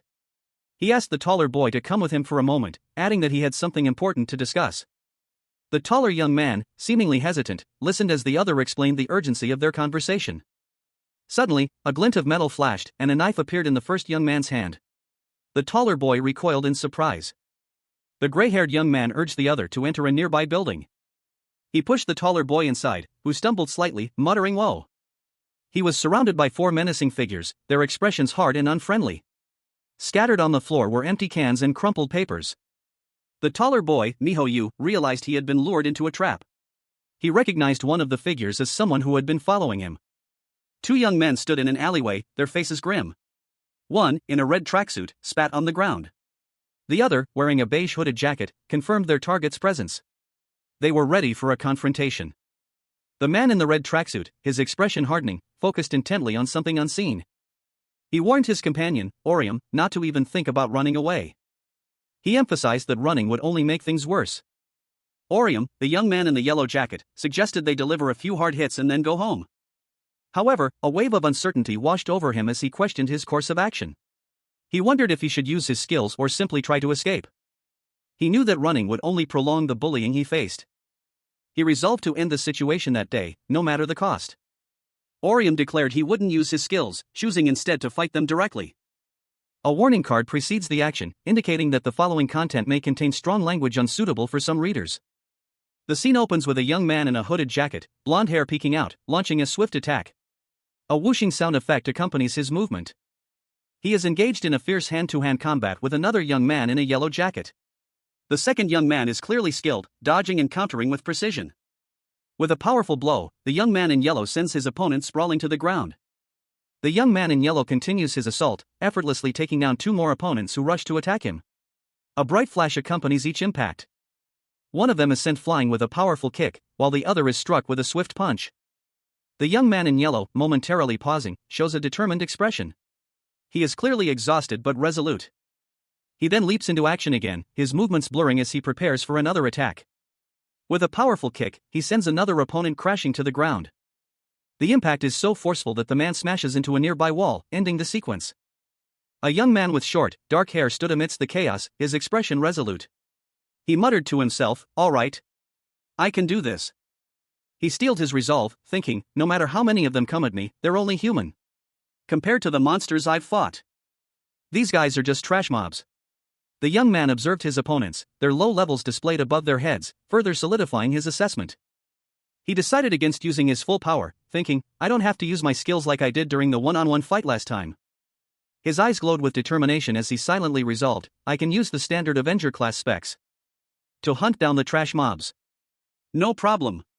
With a powerful burst of speed, he launched himself into the fray. His face contorted in a grimace of effort as he unleashed a flurry of blows. The sound of thwack echoed through the air as he effortlessly dispatched his opponents, one after another. One of the remaining thugs watched in disbelief, exclaiming, what the hell? He's fighting really fucking well. Is that really the loser you guys were talking about? The thug's face was a mask of disbelief and dawning horror as he realized the situation was far beyond his comprehension. He thought, this can't be happening. A young man, his face partially obscured by shadow, stood in a dimly lit alleyway. His eyes, however, were wide with a mixture of fear and determination, betraying the calm facade he attempted to maintain. The shadow seemed to deepen around him, mirroring the growing unease within. His gaze sharpened, his expression hardening into a fierce resolve. Suddenly, a series of sharp thuds echoed through the alleyway. The young man braced himself, anticipating the attack. A blur of motion followed, as he expertly deflected a flurry of blows aimed at him. He moved with surprising speed and precision, his counterattack swift and decisive. He dodged another attack, his movements a whirlwind of controlled aggression. A powerful fist connected with his opponent's jaw, sending them reeling backward. But the young man remained calm, his expression unwavering. He calmly raised his fist, ready to strike again. With a swift, precise movement, he delivered another blow, sending his opponent flying back. The impact leaving the attacker spitting blood and gasping for air. The fight was over. A young man with short, dark hair, clad in a yellow hoodie, stands over a fallen figure. Dust motes dance in the dim light of the alleyway as he stares down at his opponent, a grim expression etched on his face. The scene shifts, revealing another young man, this one in a red jacket, holding a staff. He stands poised, ready for action, his eyes narrowed in concentration. He swings the staff with surprising force. The blow connecting with a sharp whack, leaving the staff trembling in his grip. His face contorts in a grimace of exertion. The young man in yellow recoils slightly, a look of surprise flashing across his features. He mutters, what the hell? He clenches his fist, bracing himself, and retaliates with a swift counterattack, a blur of motion. The impact sends the staff-wielding youth sprawling. The young man in the yellow hoodie delivers a final, decisive kick, sending his opponent flying. Orium, in a red tracksuit, clenched his fists, his face contorted in pain and anger. He hissed, ugh, you son of a bitch. A young man in a yellow jacket swiftly delivered a powerful kick to Orium's chest, sending Orium sprawling to the ground. He groaned, ugh, Orium, you piece of shit. You think this is over, don't you? The young man in yellow stood over Orium, his foot on his chest. He shouted, you're dead, asshole. Understand? I'm gonna call all my friends, and they're gonna crush you. His face hardened, the young man added, got it? You fucking loser. I'm gonna kill you. Orium, eyes blazing with a dark intensity, glared back. He said, let's see you try. If you can. His expression shifted to one of grim determination. Orium, bruised and battered, sat up, his eyes fixed on his opponent. The young man in yellow turned his back, seemingly confident. Suddenly, a figure in green lunged at the young man from behind. A young man in a school uniform, his face etched with worry, sprints down a dimly lit corridor, clutching a red bag. He is pursued by another, slightly older individual, whose hand grips a knife, the blade glinting menacingly. The knife flashing dangerously close as he narrowly avoids a fatal blow. Fear constricts his chest, his eyes wide with terror as he desperately tries to escape. The scene shifts to a quiet residential area, the buildings bathed in the soft glow of twilight. A sense of unease hangs in the air. A young woman with shoulder-length brown hair walks along the sidewalk, her expression thoughtful. She carries shopping bags. She checks her phone. That'll be enough for dinner, she thinks, a hint of weariness in her voice. She continues walking, her gaze distant. I've been so busy lately that I haven't been able to cook for Orium. I should make sure he's getting the right nutrients and eating enough. I'm not sure what's happening to him, but I just hope he's not sick. Her worries linger as she walks, the city lights blurring slightly in her vision. The woman with brown hair turns, startled. Orium! It's you, she exclaims, relief washing over her face. A young man, his face partially obscured, is shown breathing heavily, sweat beading on his forehead. He is clearly exhausted. A woman's voice cuts through the air, questioning his state, why are you so sweaty? The young man, still visibly sweating, responds with a single word, what? He attempts to downplay his condition, telling the woman, "Oh, it's nothing. Don't worry about it." He offers a brief explanation, "I was with some other guys." And pauses, seemingly lost in thought for a moment before continuing. Finishing his explanation, "And they wanted to play soccer. That's what happened." The scene shifts to reveal two figures lying on the ground, one in a green shirt and the other in a red tracksuit. Both appear injured. Nearby, a broken knife lies discarded. The woman, observing the scene, remarks, "You must have been playing for a long time then." A young man, his face slightly flushed, smiled as he spoke. "Yeah, it was fun. I hadn't played soccer for a while." He added, with a chuckle, "Well, the truth is that I got sweaty running away so no one would see." He and a young woman with shoulder-length brown hair stood in what appeared to be a parking lot. She asked, "Anyway, what did you buy?" He held up a green grocery bag, a look of excitement on his face. "Wow! Pork belly." The woman's eyes widened slightly. "Are we cooking barbecue tonight?" She paused, a thoughtful expression on her face. "Judging by his behavior and the way he talks, this is the same Orium from before." He looked at her, a questioning look in his eyes. "Yeah?" The woman's expression turned serious. "You're still not used to the way I look, are you?" She pondered for a moment. Did my expression give it away? A subtle shift in his expression hinted at something more. A young man, his expression tinged with uncertainty, posed a question to his companion. He wondered aloud if he could somehow revert to his previous appearance. His companion, a young woman with shoulder-length brown hair, considered his words thoughtfully. A pensive expression settled on her face as she contemplated his request. The woman's response was immediate and emphatic. A single word, sharp and decisive, hung in the air. She firmly rejected his wish, but her tone held a warmth that belied her words. She declared her affection for him, regardless of his appearance, as long as he remained healthy. The young man's face softened, a grateful smile touching his lips. He expressed his thanks for her unwavering support. The woman responded with a genuine, bright smile, her eyes crinkling at the corners. The conversation shifted. The woman casually inquired about a visitor from the previous day. The young man, initially confused, denied any such visit. However, the woman's following statement caused him to visibly recoil in surprise. She explained that while vacuuming that morning, she had discovered long, brown hairs, unlike her own. This observation led her to suspect a visitor. The young man's eyes widened in alarm as the woman revealed her deduction. He hesitated, clearly grappling with the implications of her words. A young woman with shoulder-length brown hair smiled slyly, a mischievous glint in her eyes. She agreed to a request, her response a casual "yeah, all right," as she stood on a city street at dusk. The camera pans across a cityscape at night, showing a sprawling urban landscape. A young man in a red jacket stumbled down a street, clutching his side in pain. He muttered curses under his breath, his face contorted in agony as he reached for his phone. He threatened someone named Orium over the phone, promising to beat you to a pulp. The phone rang, the man dialed a number. The ringing continued as the camera focused on a building at night, lights glowing in several windows. The phone continued to ring as the scene shifted to a lively apartment party, several young people enjoying drinks and music. A hand reached for the ringing phone, answering the call. The party continued, oblivious to the phone call. A young man with bandages on his face, sporting a red tracksuit, urgently spoke into his phone, "Unihon, it's time for you to step up. If we don't put Orium in his place, he's going to come crawling back." The person on the other end of the line responded, his voice low and serious, "You need to teach him a lesson." Unihon, the recipient of the call, replied curtly, "All right." The scene opens with a panoramic view of a city skyline at dusk. Tall buildings rise against a fiery orange and purple sky, hinting at a setting that blends urban modernity with a touch of melancholic beauty. Inside a school hallway, Orium, a girl with shoulder-length brown hair, cheerfully calls out to another girl, Saiwal, who has long black hair. Orium suggests they walk home together. A group of students, their faces a mixture of surprise and curiosity, watches Orium and Saiwal prepare to leave. Among them is a young man with short, dark hair, who seems particularly intrigued. Saiwal's friend expresses surprise at the two girls' plans to hang out, and immediately expresses her desire to join them. Orium explains that their meeting isn't just a casual hangout, they have something serious to discuss, just the two of them. Saiwal reacts with a mixture of curiosity and concern, questioning the nature of this serious matter. Orium assures the young man that she will share the details later, if all goes well. She waves goodbye and leaves with Saiwal. The young man watches them go, a thoughtful expression on his face. While other students whisper amongst themselves, speculating about the nature of Orium and Saiwal's relationship. One student observes that Orium and Saiwal are not simply flirting, but are clearly dating, a statement that surprises another student. The chapter opens with a close-up on a young man's face. His expression is serious, almost melancholic, his eyes shadowed with a hint of unspoken grief. The scene shifts to a panoramic view of a city at dusk. The buildings are silhouetted against a fiery sunset, casting long shadows across the streets below. The camera pans to a playground, deserted except for a lone swing set.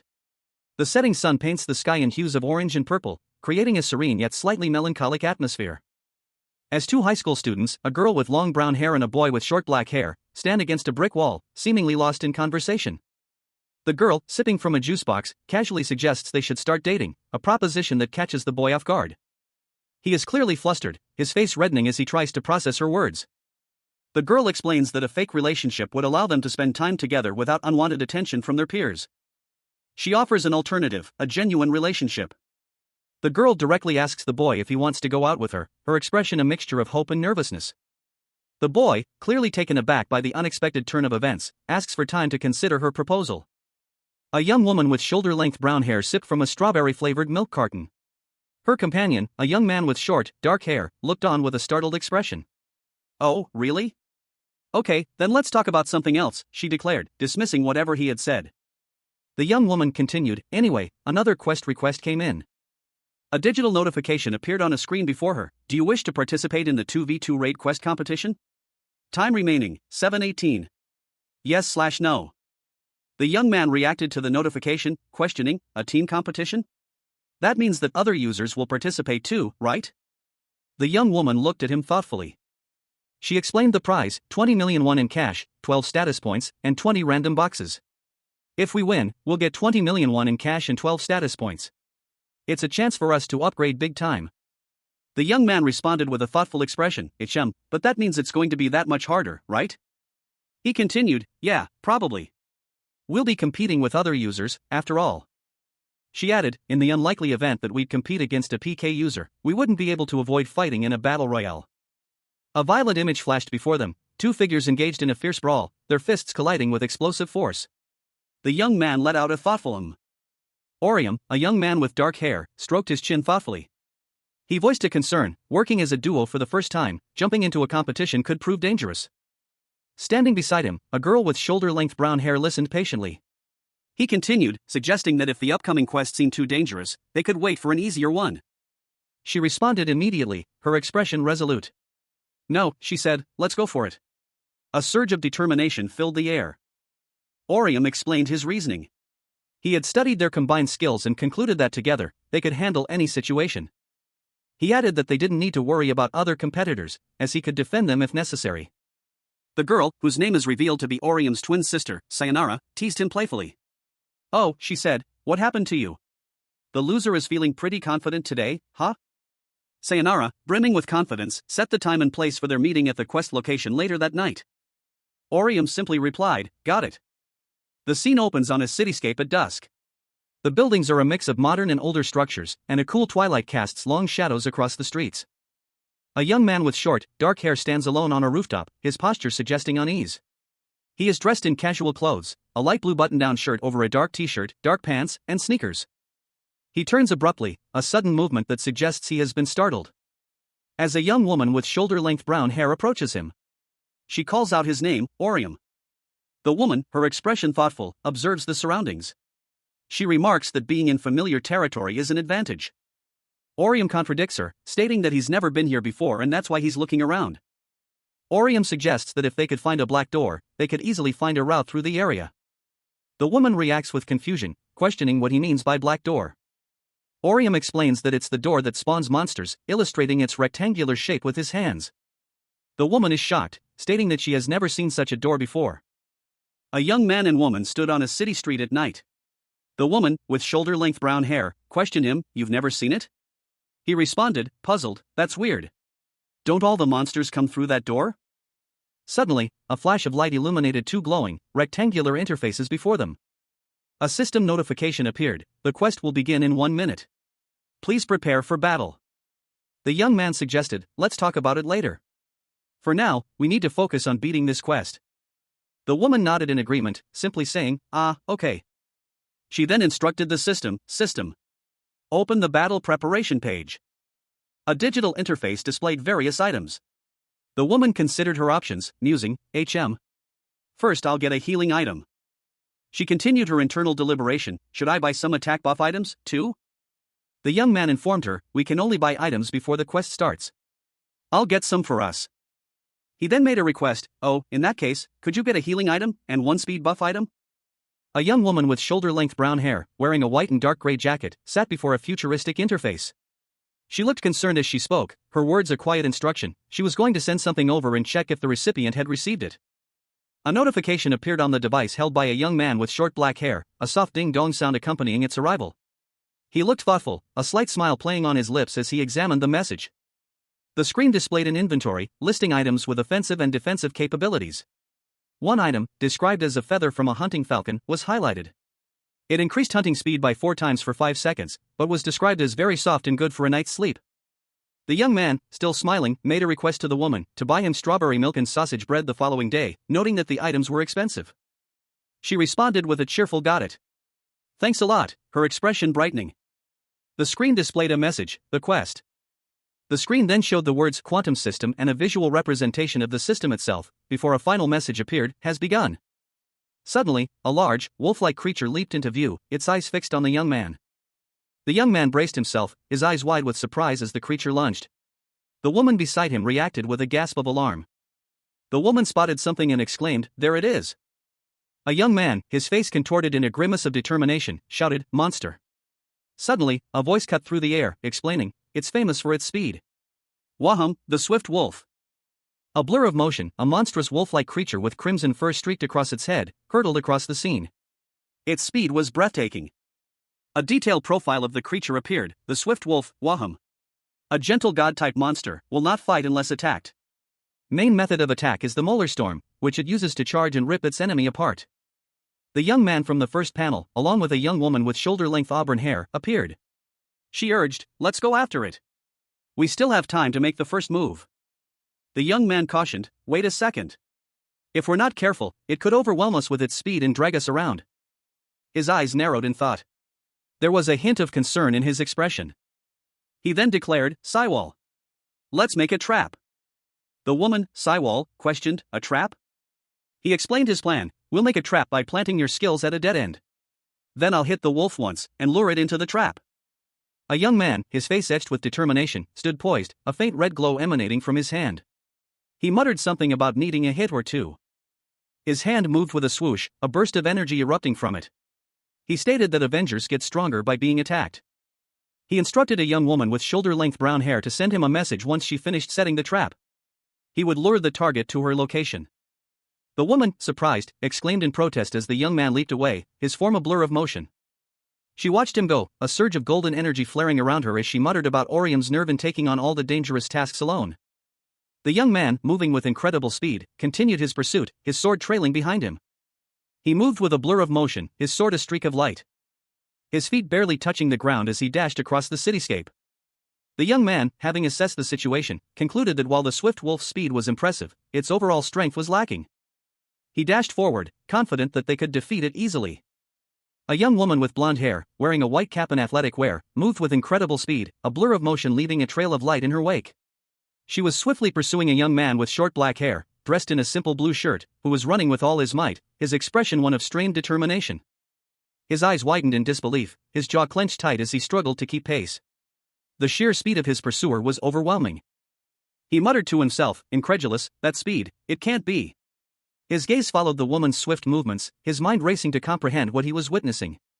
The special speed class, is that a Wind Rider user? The woman, Juri Huang, a Wind Rider, continued her relentless pursuit, her movements a blur of motion. As she ran, Juri Huang paused momentarily, turning to address the man she was chasing. HM. And who are you? She asked, a hint of amusement in her tone. She continued, her words laced with playful sarcasm, a knight? Or perhaps a sword master? Not that I care, of course. Juri Huang's speed increased again, leaving the young man far behind. Either way, you're slower than I am, she declared, her voice filled with confidence. The young man watched her disappear into the distance, his expression a mixture of awe and frustration. Damn! She's fast, he exclaimed. He pondered her overwhelming speed, his mind racing. Is she using our difference in speed to get the upper hand? I can't just stand by and let that happen, he resolved, a surge of determination hardening his gaze. A young man, propelled by a surge of adrenaline, hurtled through the air, his crimson blade crackling with energy. He was a whirlwind of motion, a blur of focused intent.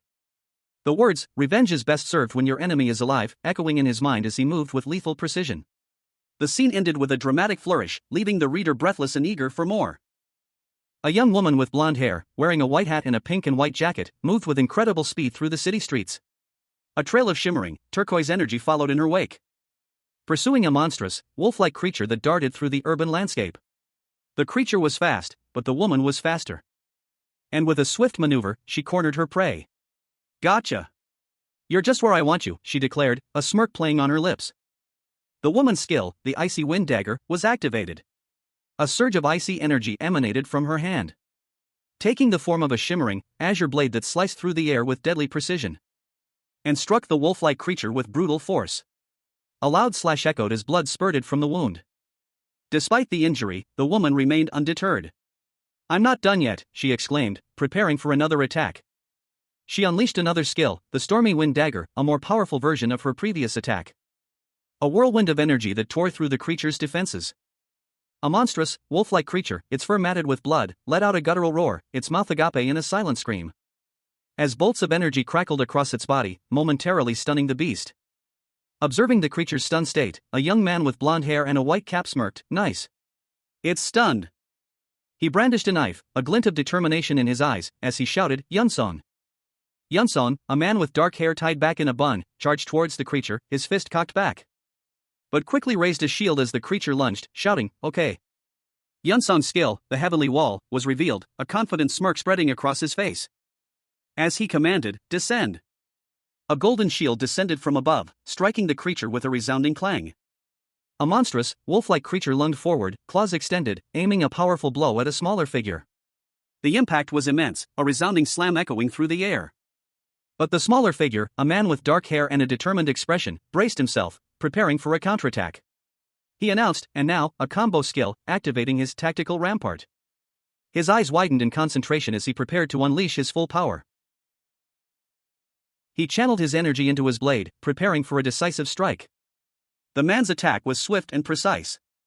A woman, watching from a distance, exclaimed, "What the hell? It's that guy with the sword. When did he?" This skill increased his agility significantly, but at the cost of his defensive capabilities, which dropped to approximately 20. He thought, "If I miss this chance, I won't be able to catch up." He knew this was his only opportunity. Preparing for a final, decisive blow, he activated his Phantom Vengeance Blade skill, lowering the enemy's defense to 0 for 5 seconds while maximizing the chance of a critical hit. A young man with short, dark hair, clad in a simple blue shirt over a black undershirt, grips a strange, energy-charged weapon. Crimson energy crackles around him, the air itself seeming to vibrate with power. He faces a formidable opponent, a monstrous, bipedal creature resembling a wolf, its fur a mix of pale yellow and vibrant red. The beast's eyes gleam with malice, its teeth bared in a snarl. With a swift, precise movement, the young man lunges forward, his weapon arcing in a deadly strike. The impact explodes in a burst of crimson energy, the wolf-like creature recoiling from the force of the blow. The creature, wounded but not defeated, snarls again, its eyes burning with fury. The young man, however, remains vigilant, his stance ready for another attack. He taps his weapon, preparing for the next move. He lands another solid hit, but it's not enough to inflict critical damage. Frustration creases his brow. He realizes the creature's agility is hindering his ability to land a critical hit. A young man with short black hair, carrying a sword on his back, hurried down a city street. A young woman with blonde hair, wearing a white cap and pink athletic wear, called out to him, her voice sharp with annoyance. She accused him of stealing a monster from her and her partner, who stood silently beside her, observing the scene. The young man, startled by the accusation, looked down at his hands, a mixture of confusion and slight guilt evident on his face. He attempted to justify his actions, claiming it was merely a competition and that the woman's behavior was uncalled for. The blonde woman, however, was not appeased. Her anger flared, and she vehemently rebuked his lack of manners. The young man, now clearly uncomfortable, looked away, his expression shifting to one of contemplation. After a moment of reflection, he admitted that his actions were indeed unkind. The blonde woman and her partner watched him, their expressions unreadable. Promising better behavior in the future, the young man dashed away, leaving the two behind. The blonde woman, still fuming, angrily commented on his rudeness and lamented that their conversation was cut short. Her partner, however, urged her to let it go. A blonde woman in a white coat stood before a man with dark hair and a shield. He explained that this was a competition, and getting in an opponent's way was part of the game. He added that there was no need for them to respect something like manners. The man, with a determined expression, declared that they should take full advantage of all the elements in the game. A golden energy pulsed from his shield. Suddenly, a young man with dark hair appeared, wielding a katana. He sliced through the air, creating a wave of golden energy that shattered the ground around him.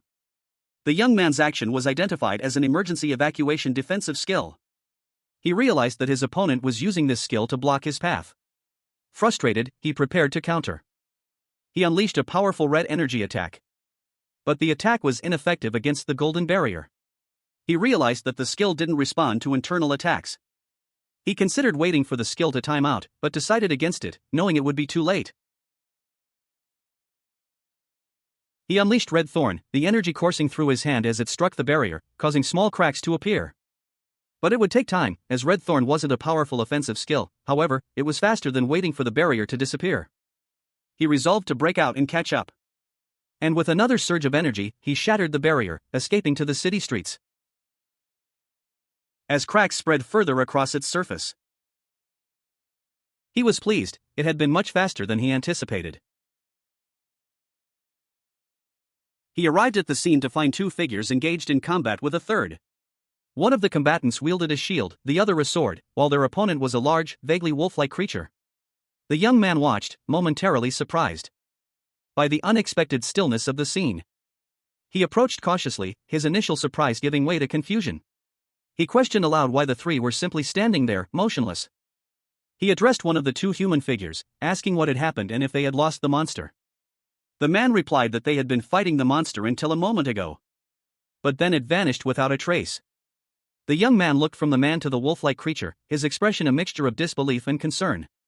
The creature was still, unmoving, and appeared to be lifeless. Suddenly, a powerful gust of wind swept through the area, and the wolf-like creature lunged forward, revealing itself to be still very much alive.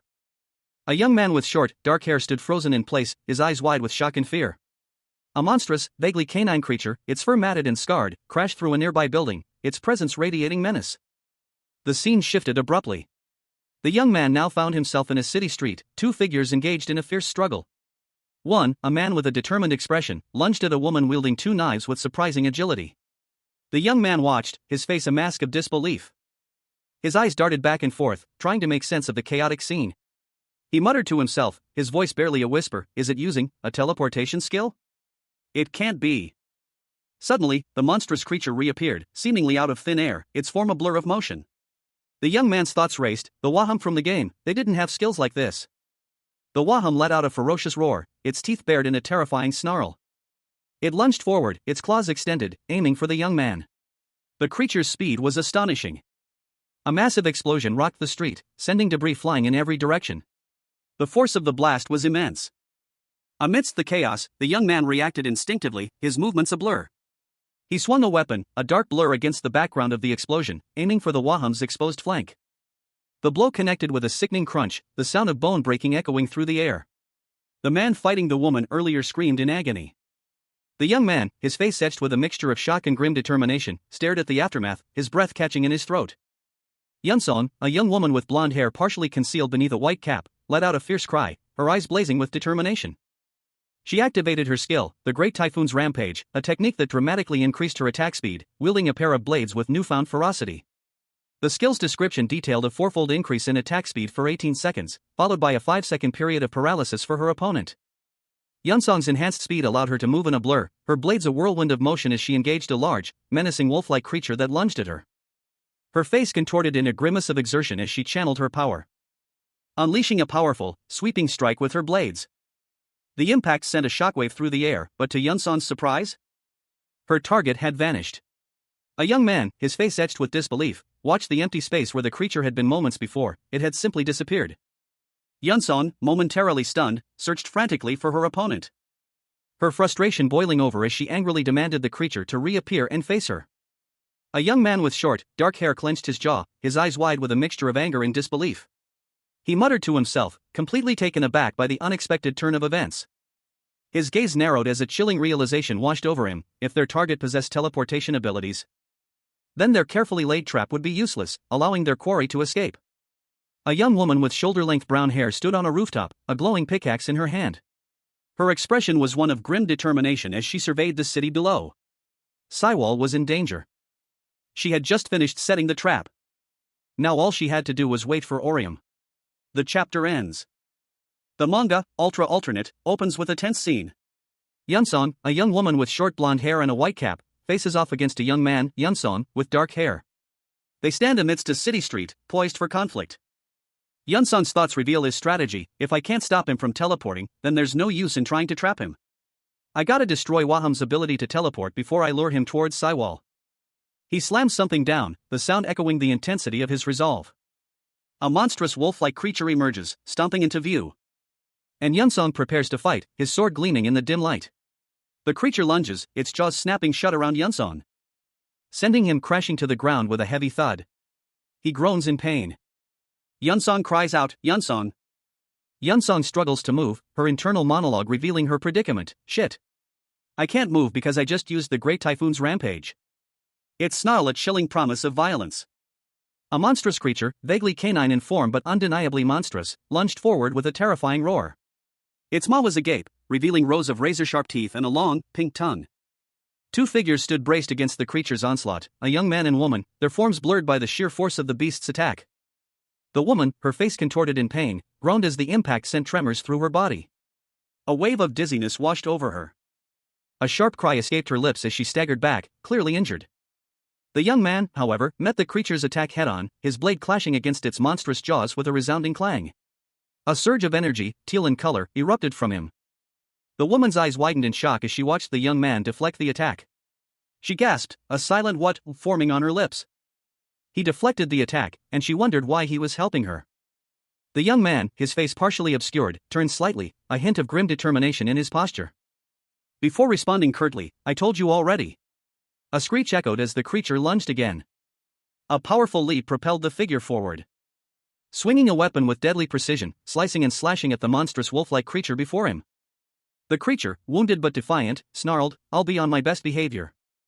But the young man continued his assault, his weapon whistling through the air as he forced the creature to retreat. A young woman with short blonde hair and a white cap watched, exclaiming, "He's running away." The young man, momentarily pausing, questioned himself, "Wait, why is he running away? Why doesn't he just teleport instead? Did I manage to hurt him?" The blonde woman, frustrated, muttered, "Damn it. If my running wind skill wasn't on cooldown, I would be able to catch up to him in no time. The time it takes for a skill to become available again after use." The young man, realizing the implication, thought, "Cooldown." He then exclaimed, "Right. That bastard's teleportation ability also has a cooldown." A notification beeped on his phone. Saiwal's trap was ready. A young man, his expression grim, stood in the shadows of a city street, contemplating his next move. He decided to approach a young woman with blonde hair, wearing a white bucket hat, and proposed a deal. He offered her a panacea in exchange for her help, displaying the glowing item in his hand. But she scoffed, questioning the value of a readily available item. He retorted that she couldn't make a deal with such a trivial item. Suddenly, the young man coughed violently and collapsed to the ground. The woman, startled, called out to him, her voice filled with alarm. She rushed to his side, frantically checking on his condition, asking if he was all right and expressing concern that he might be dying. He groaned in pain. She questioned his lack of a healing item, noticing his desperate state. The young man explained that if he had a panacea, he wouldn't have panicked and used a dangerous technique when he was attacked earlier. He confessed that he didn't want to gamble with other people's lives, but his own life was also on the line. A young woman with blonde hair, wearing a white bucket hat and a pink and white athletic jacket, stood beside a young man with dark hair. He held something that resembled a glowing, ornate jewel. She explained that she couldn't simply give him the item, because she also had a party member to protect, just like him. He was proposing a deal. In exchange for helping him with his plan, he would give her the item. She hesitated, voicing her concerns that this was a competition. The young man, whose name was Juri, urged her to help them. Juri explained that while it was a competition, the most important thing was to survive. He was breathing heavily, clearly exhausted. He suggested they try working together for once. The woman considered his words, acknowledging that cooperation was another element of the game. She looked thoughtful and slightly conflicted. She finally agreed, but with a condition. If she got hurt, he could forget about the deal. Juri smiled reassuringly. He admitted that this strategy was the most dangerous for him. The chapter opens with a close-up of a hand holding a small, dark purple vial. The image is blurry and dark, hinting at a clandestine operation. The scene shifts to a panoramic view of a city at night, showing a cluster of buildings under a dark sky. The atmosphere is quiet and tense. A young woman with blonde hair, wearing a white bucket hat and a pink jacket, is seen crouching on a rooftop, observing the city below. She seems to be waiting for something. She thinks to herself that the first step of her plan is lure fishing, a term clarified in a footnote as fishing with artificial bait. The scene shifts to a street-level view. The blonde woman is now talking to two men. One of them explains that their plan involves distracting a person named Waham by pretending to hunt him down. The blonde woman contemplates the second step of the plan, luring Waham to a fork in the road. The blonde woman states that this is all she has to do. The panel then shows a large footprint on the ground, suggesting an approaching threat. A large, wolf-like creature suddenly appears before the blonde woman, startling her. The blonde woman, seeing her target, exclaims that he is there and prepares for action, a teal energy forming around her hands.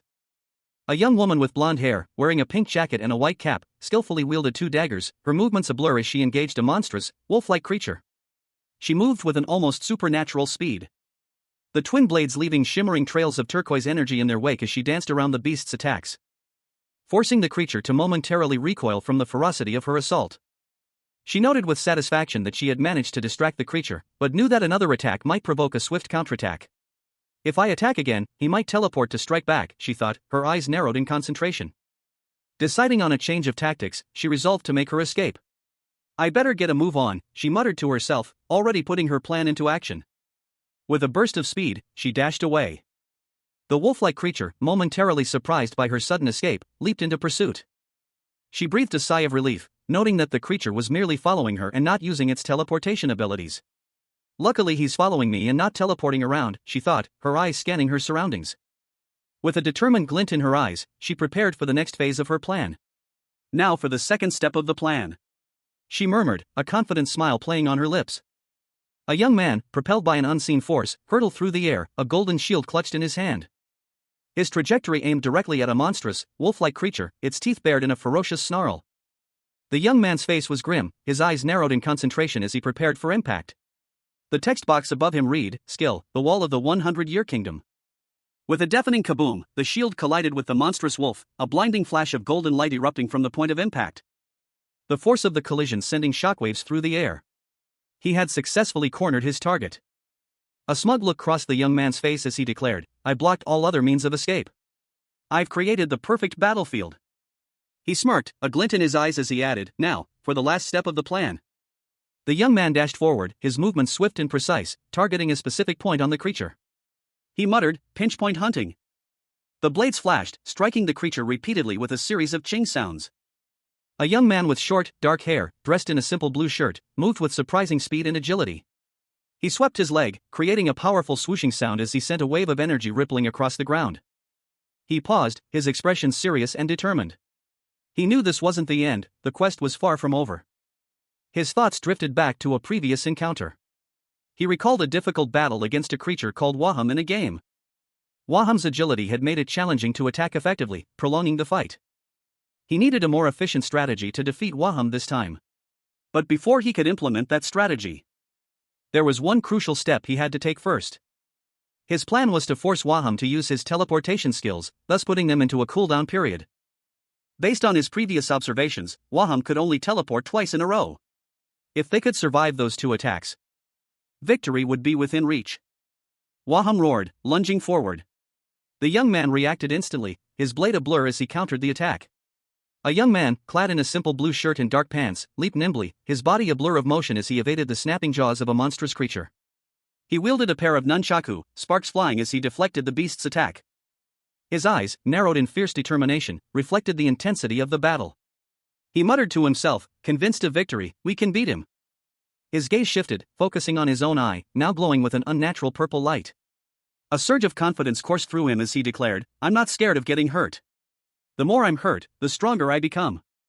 With a roar, he unleashed a devastating attack, a crimson wave of energy erupting from his hand.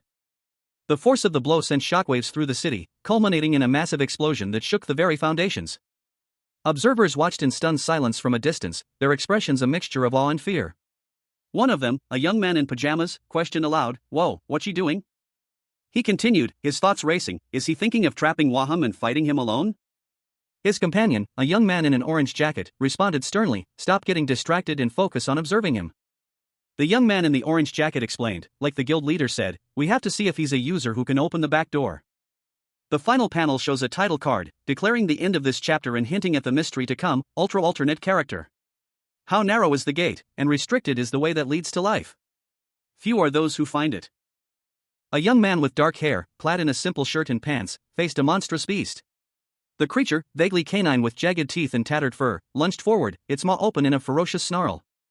From his arm, a swirling vortex of purplish energy erupted, taking the form of a clawed appendage. This was no ordinary attack, it was a skill called Revenge as a raging fire, capable of reducing the target's HP by 18% with every 2.5x attack. He unleashed this enhanced fist, aiming for the beast's head.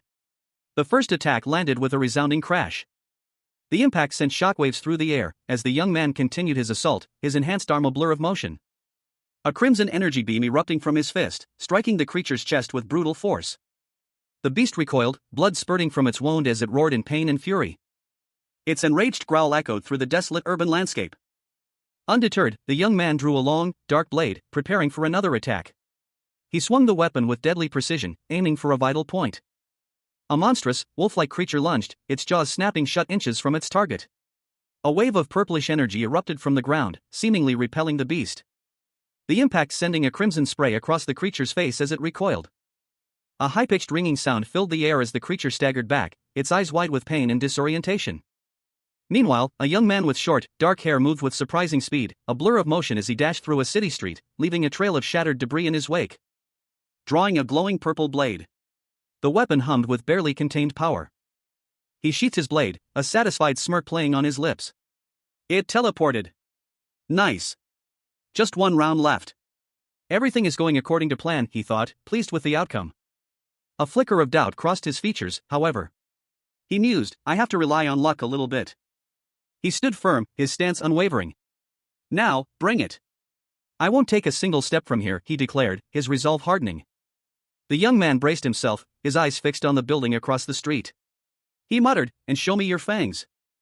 With a roar, the wolf-like creature reappeared, larger and more ferocious than before, its eyes burning with rage.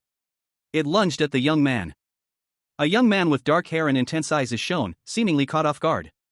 The word "there he is" bursts from a speech bubble above him, indicating his sudden discovery. He is suddenly attacked by a monstrous wolf-like creature, its jaws snapping shut around him. The young man struggles against its grip. But a moment later, a box appears, revealing a passive skill called Dusk Blossom. The creature bites him, and he grins, stating, good. He bit me. I was waiting for this. He prepares for a powerful attack, announcing, now for the ultimate move. Pavan of the Dead. With a flourish, he unleashes a crimson energy attack, multiple spectral swords materializing and hurtling towards the beast. The swords impacting with a resounding DADUM sound effect. The spectral swords pierce the creature, accompanied by a clunk sound as they embed themselves. The wolf-like creature is visibly weakened. The final blow connects, resulting in a massive explosion. The young man is thrown back by the force of the explosion, landing hard on the ground. The sounds of bang and crash punctuate his fall. A young man with dark, slightly messy hair and worried eyes stared intently at something off-panel. His expression was one of intense focus, bordering on apprehension. A low rumble shook the ground as the young man braced himself. A burst of crimson energy erupted from beneath him, sending shards of pavement flying. He vanished in a flash of red. A voice, filled with surprise, exclaimed that he had disappeared. Then, another voice, equally astonished, noted that he had actually teleported twice. One of the observers, a man with short, dark hair and a stern expression, noted that all that remained was something over there. As two men turned to see a large, wolf-like creature with glowing red eyes materialize with a whoosh of air. The young man, having reappeared, swiftly launched a pair of crimson blades at the creature. The blades pierced its flank, causing it to roar in pain. The creature, wounded but still dangerous, lunged forward. The creature dashed towards the two men, who reacted quickly, one raising a shield, the other drawing his sword. One of the men cursed, noting that the young man was running away again, though they had almost caught him this time. A young man with short, dark hair observes the scene, a grim determination etched on his face. He notes that Waham is falling directly into Saiwal's trap, a subtle smile playing on his lips as he confirms that their plan is working. Meanwhile, a different scene unfolds. A wolf-like creature, bound by glowing chains, is trapped within a complex, futuristic-looking maze. A smaller figure, seemingly a young woman, watches from a distance, her eyes gleaming with anticipation.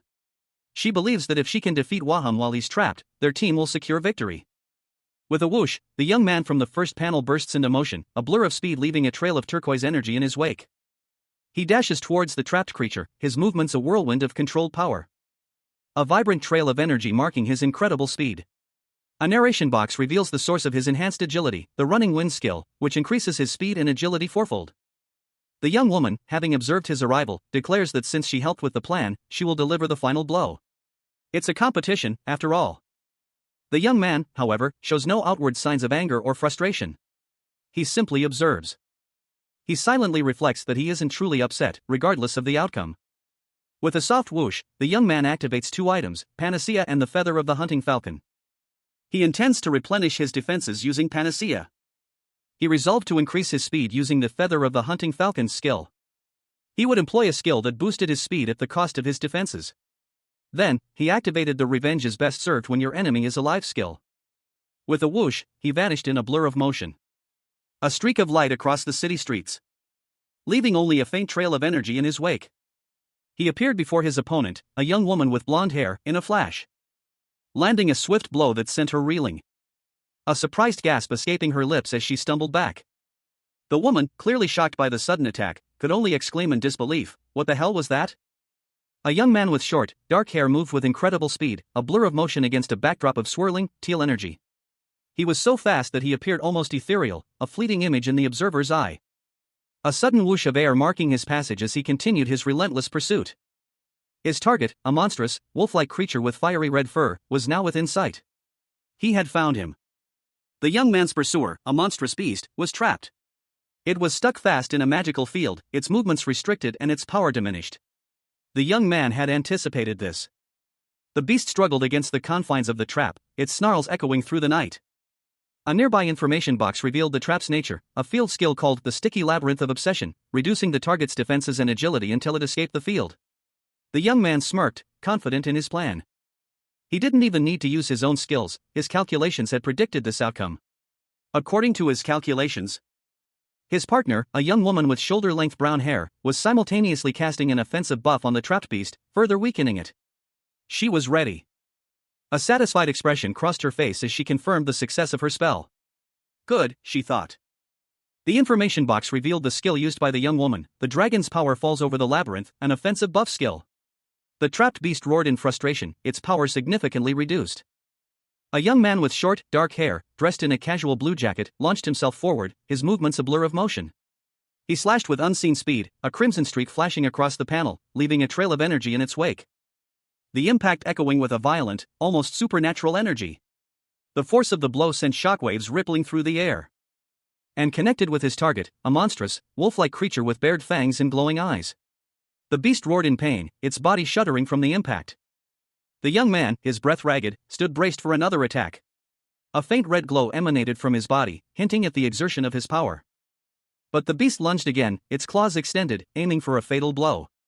The young man barely managed to dodge, the creature's claws narrowly missing his head, sending him sprawling to the ground. He rolled, narrowly avoiding another attack, his body tense with adrenaline. He let out a relieved sigh, wiping sweat from his brow. Phew, that was a close one.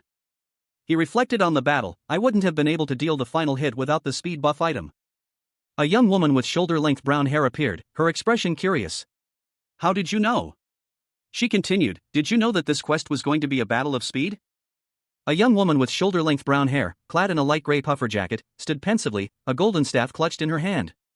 She questioned her companion, her tone laced with curiosity, was that why he had requested a speed-boosting item? He replied that he hadn't known either, expressing surprise at facing a Wind Rider.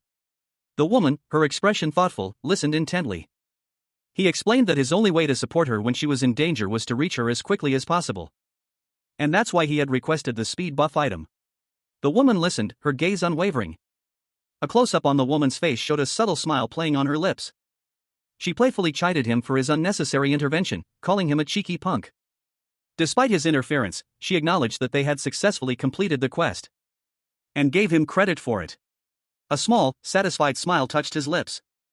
A sudden flash of light illuminated the scene as they stood before a digital interface. A system message announced Orion Lee and Saiwal Kim as the winners of the competitive quest. As a reward for their performance, a young man and woman were presented with 3 premium item boxes. The woman smiled, pleased with the results. Her companion, the young man, returned her smile, a hint of curiosity in his eyes. The young man checked the contents of the first box. A flash of light illuminated the screen as the contents were revealed, causing the woman to exclaim in surprise, questioning what they had received.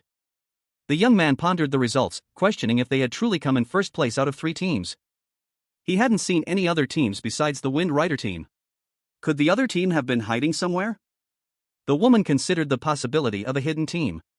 A wide shot of the city at night showed the vastness of the area where the competition took place. Elsewhere, a young woman in pajamas and a young man in an orange jacket watched from a rooftop, observing the city below. The young man in the orange jacket commented on the Avenger-class kid's good intuition and the Labyrinth Master's grasp of the basics. A young man with short brown hair and an orange jacket contemplated the recent events. He mused that despite their efforts, they had only managed to defeat a single Waham. He continued his internal assessment, questioning whether the 2 individuals who defeated the Waham possessed the necessary skills to join the guild. That would be true if it was a normal Waham, he thought, but this one had a unique ability. It could teleport. A young woman with short, dark hair and a green jacket, standing beside him, offered her assessment. Those 2 players did a fantastic job, she stated.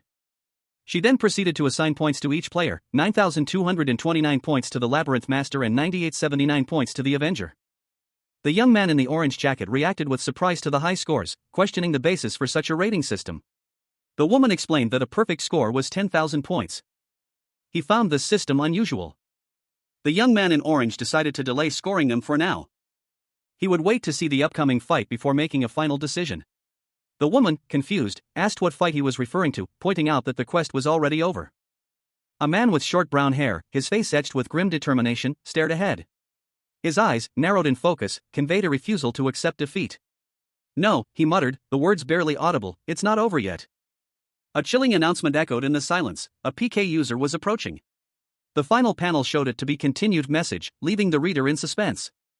A digital interface presented Cywall with a choice, status points or a random box, with a timer counting down from 8 minutes. Cywall and a companion, a young woman with shoulder-length auburn hair, reviewed the options on their respective handheld devices. Cywall's companion asked him which reward he intended to select. Knowing Cywall desired an upgrade, she suggested he choose the status points. His companion expressed surprise, questioning the rarity and high cost of such an item within the game. Cywall confirmed that it was indeed a Tier 1 item, traded at exorbitant prices. Cywall's companion then explained the time warp generator's utility. Its ability to rewind time for a single object could prove invaluable during combat or injury. In essence, she summarized, it was like playing a game with 2 lives.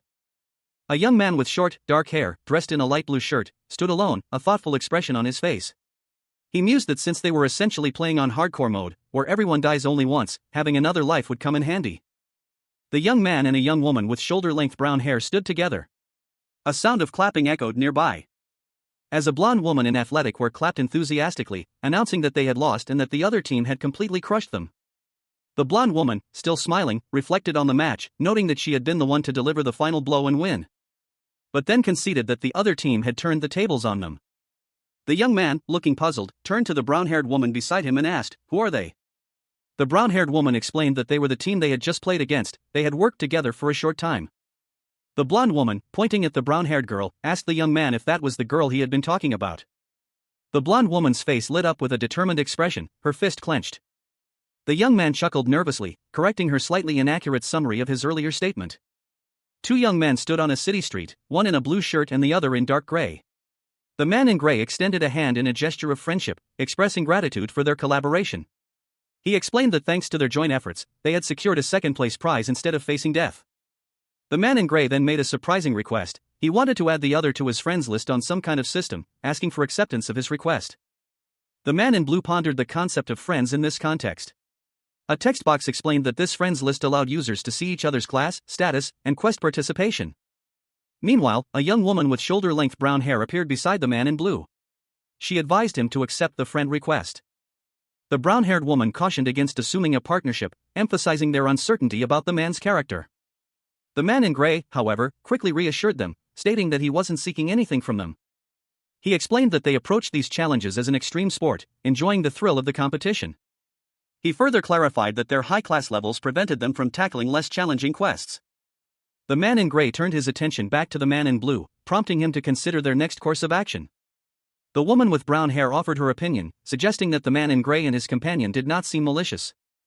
A young woman with long brown hair, dressed in a dark jacket, stood alone on a city street at night.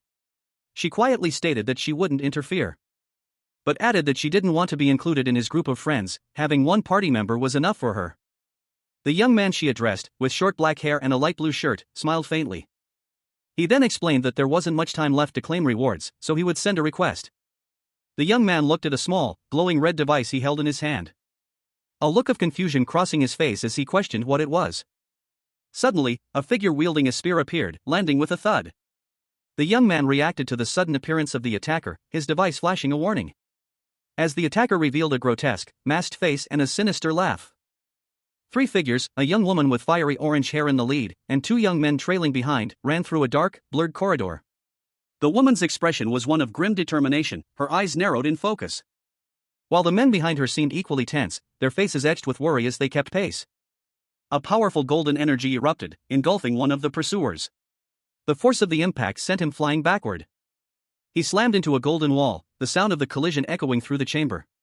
One of the remaining pursuers, a man with dark hair, shouted to his companion. He yelled that he would hold off their pursuer, urging the other to quickly take what they came for. The dark-haired man braced himself against the golden wall as the other, ignoring his warning, reached for a chest. The sound of shattering gold filled the air as the chest was destroyed. The dark-haired man was sent flying by the force of the explosion, pieces of the golden chest raining down around him. He crashed to the ground, coughing up blood. Suddenly, a blonde woman with glasses swooped down from above, her movements a blur of motion as she intercepted the remaining pursuer. A young woman with blonde hair, wearing a pink jacket, lunged forward, her eyes blazing with fury. "Go to hell," she screamed, her voice filled with raw emotion. Her opponent, a bald man with a dark, serious expression, prepared to counter. The narration box declared, Skill Lancer Techniques, Chapter 5. The blonde woman, agile and swift, moved with surprising speed, dodging a flurry of attacks from several opponents. She expertly weaved through their blows, her movements a blur of motion. Her face contorted in a grimace of exertion as she continued her assault. The bald man clashed with her, their weapons meeting in a shower of sparks. A loud clang echoed through the air. He parried her attack with a powerful counterthrust, sending her flying backward. She landed hard, groaning in pain. A whooshing sound accompanied her desperate attempt to regain her footing. A young woman with blonde hair, her face contorted in a mixture of shock and disbelief, stared at the scene unfolding before her. Her eyes widened as she muttered to herself, questioning how a lancer could have possibly caught up to a wind rider so quickly. The focus shifted to a cloaked figure, their face partially obscured, but their eyes filled with a chilling intensity. Only their mouth was visible, and a single word escaped their lips, "You son of a bitch. How long have you been playing this goddamn game?" A figure, clad in dark clothing, moved with surprising speed, a metallic clang echoing as purple chains snaked out from their hands. They were clearly skilled in combat, their movements precise and deadly. A trap had been sprung. The blonde woman from earlier appeared, a smirk playing on her lips as she casually explained that she had set a trap there as well. The cloaked figure, now ensnared, glared at the woman. He growled, advising her to watch her step while fighting. The woman's smirk deepened. "Or maybe, you should watch your head?" With a sudden whoosh, a young man with dark hair appeared, launching a swift attack. He moved with incredible speed, a blur of motion. A display of skill that left the cloaked figure reeling.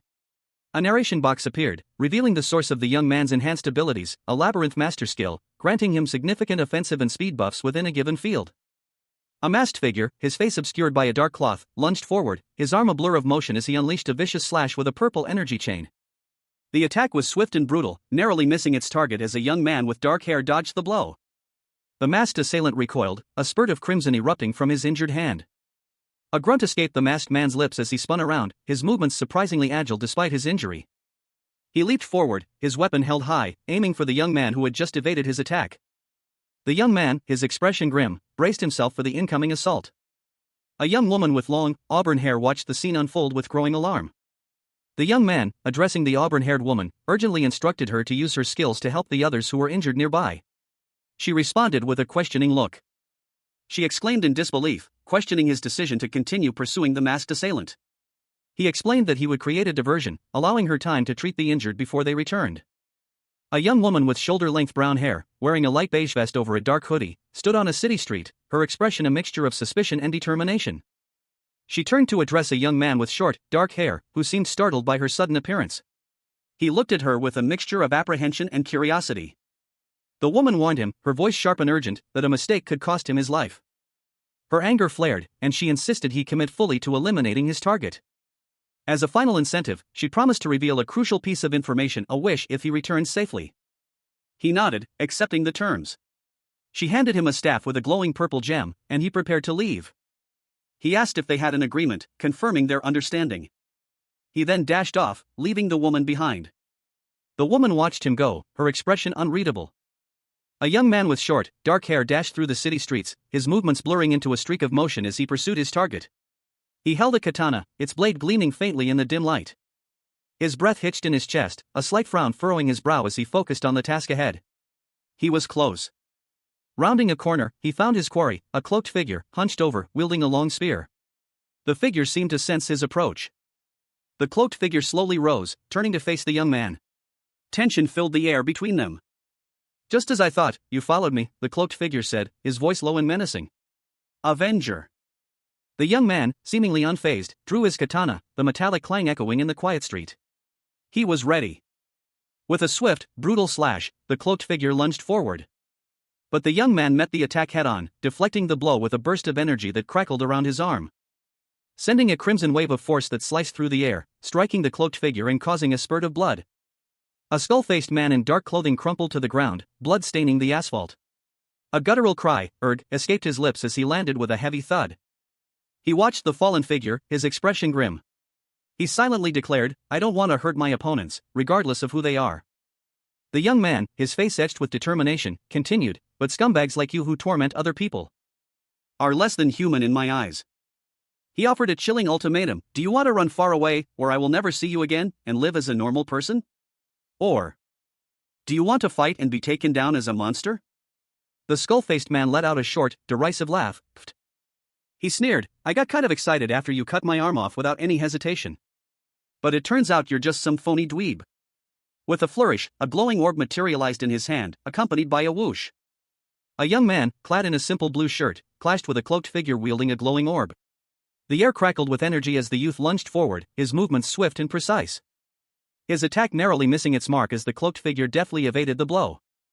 His eyes widened in disbelief. He recognized the orb, it was an item he knew he couldn't allow to fall into the wrong hands. That item, it can't be. The cloaked figure, a bald man with a sinister grin, unleashed a wave of dark energy from the orb. With a wicked smile, he prepared to use his power, revealing its true nature, a time warp generator. The time warp generator turns back time a little bit. Back to the moment when the Lancer activated a field skill in this spot. The scene shifted, the air now crackling with a different kind of energy, a vibrant blue replacing the previous green. The two combatants stood poised within a glowing blue circle, weapons drawn. A metallic clang echoed as their blades met. This field skill, it's a one-on-one battle. The young man's face was grim, his eyes narrowed in determination. He was trapped, but he wouldn't give up.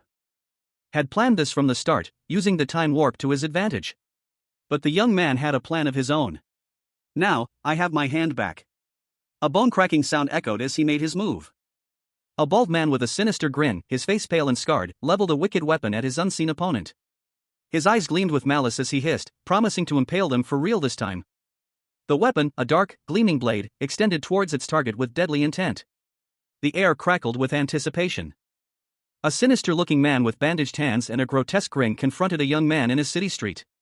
He demanded, "Have my hand back." The sinister man lunged forward. His movement blurred as he unleashed a swift attack. The young man, dodging the initial blow, prepared for a counterattack. He moved with surprising speed, his movements a blur of motion as he engaged the sinister man in close-quarters combat. Their weapons clashed with a series of resounding metallic clang. The sinister man, despite being momentarily surprised by the young man's skill, sneered, "You talked a big game, but you're so slow." A young man with dark hair and intense eyes glared, his expression a mixture of anger and disbelief. He seethed, "You really thought you could get away with cutting off one of my arms, huh?" The young man's body shimmered with faint energy as he winced, his speed and offensive capabilities diminished due to the effects of the one-on-one battle skill. A voice, seemingly from a bystander, observed, "He's fast enough to take on a Wind Rider." The young man found himself facing a bald, masked opponent wielding a large weapon. He thought grimly, in a fight with someone like this, If I let my guard down, it's game over. The masked opponent's skill, halberd, was revealed. A large, glowing blue weapon materialized in his hands. The masked man swung his halberd with immense force. The weapon clashed against the young man's sword with a deafening clang. Despite the blow, the young man gritted his teeth, his resolve unwavering. He prepared for a counterattack. A sharp blow landed, the impact echoing with a resounding thwack. Blood blossomed across the young man's forehead. He recoiled, bewildered. Why had he taken damage even though he was sure he'd blocked the hit? He muttered to himself, realizing that halberd and one-on-one battle skills couldn't ignore fixed damage or defensive abilities. Then, a sudden realization dawned on him. Oh, wait. A dark figure lunged, the word lunge screaming across the panel. Could it be? The young man braced himself. He raised his hands defensively as the attacker closed in. A metallic clang resonated as their weapons clashed. A flash of bright blue energy erupted from the young man's weapon as he countered the attack. He grunted with exertion. The special effect of a totem item. He coughed, blood staining his lip. The young man, now visibly strained, prepared for another attack. His opponent was clearly skilled. And exceptionally adept at using skills and items. He must have been playing for a long time. A figure, clad in dark clothing and wielding a weapon, was engaged in intense combat. The weapon glowed with an ethereal, icy blue light. His opponent, a young man with a scar across his face, stood ready, his expression grim. He held a firearm, but it was clear he was outmatched. The dark-clad figure lunged, their weapon a blur of motion. The young man barely managed to evade the attack. A series of rapid strikes followed, the sounds of metal clashing echoing through the scene. The young man's speed was no match for his opponent's skill. His opponent laughed, pointing out his strategy. The dark-clad figure mocked the young man's attempts, highlighting his recklessness. His words were sharp and cruel. Undeterred, the young man prepared for a counterattack. He channeled his energy into his weapon. His weapon blazed with a brilliant, amplified blue light. He unleashed a powerful blow, a concentrated burst of energy aimed at his opponent. The impact was devastating, a shockwave rippling outwards. The dark-clad figure was sent reeling. A gaunt, bald man with a jagged scar across his face stood over a fallen opponent, his expression a cruel mixture of triumph and derision. You're smashed to pieces, huh? You sloppy bastard. Ha ha, he cackled, his voice echoing with malicious glee. But even as the man gloated, a young man with dark hair, dressed in a simple blue shirt and dark pants, dashed past him, a long sword held at the ready. He moved with surprising speed, leaving a trail of dust and debris in his wake. The scarred man's laughter abruptly ceased. Ha ha ha. What's this? He exclaimed, his eyes widening in disbelief as he watched the young man escape. He sneered, a cruel twist to his lips. Did you realize you can't win, so you're just running away? Oh no you don't, the young man retorted, a surge of determination hardening his features. The scarred man's expression shifted from amusement to fury as he prepared to unleash his power. A surge of energy erupted from him, a brilliant blue light illuminating the scene.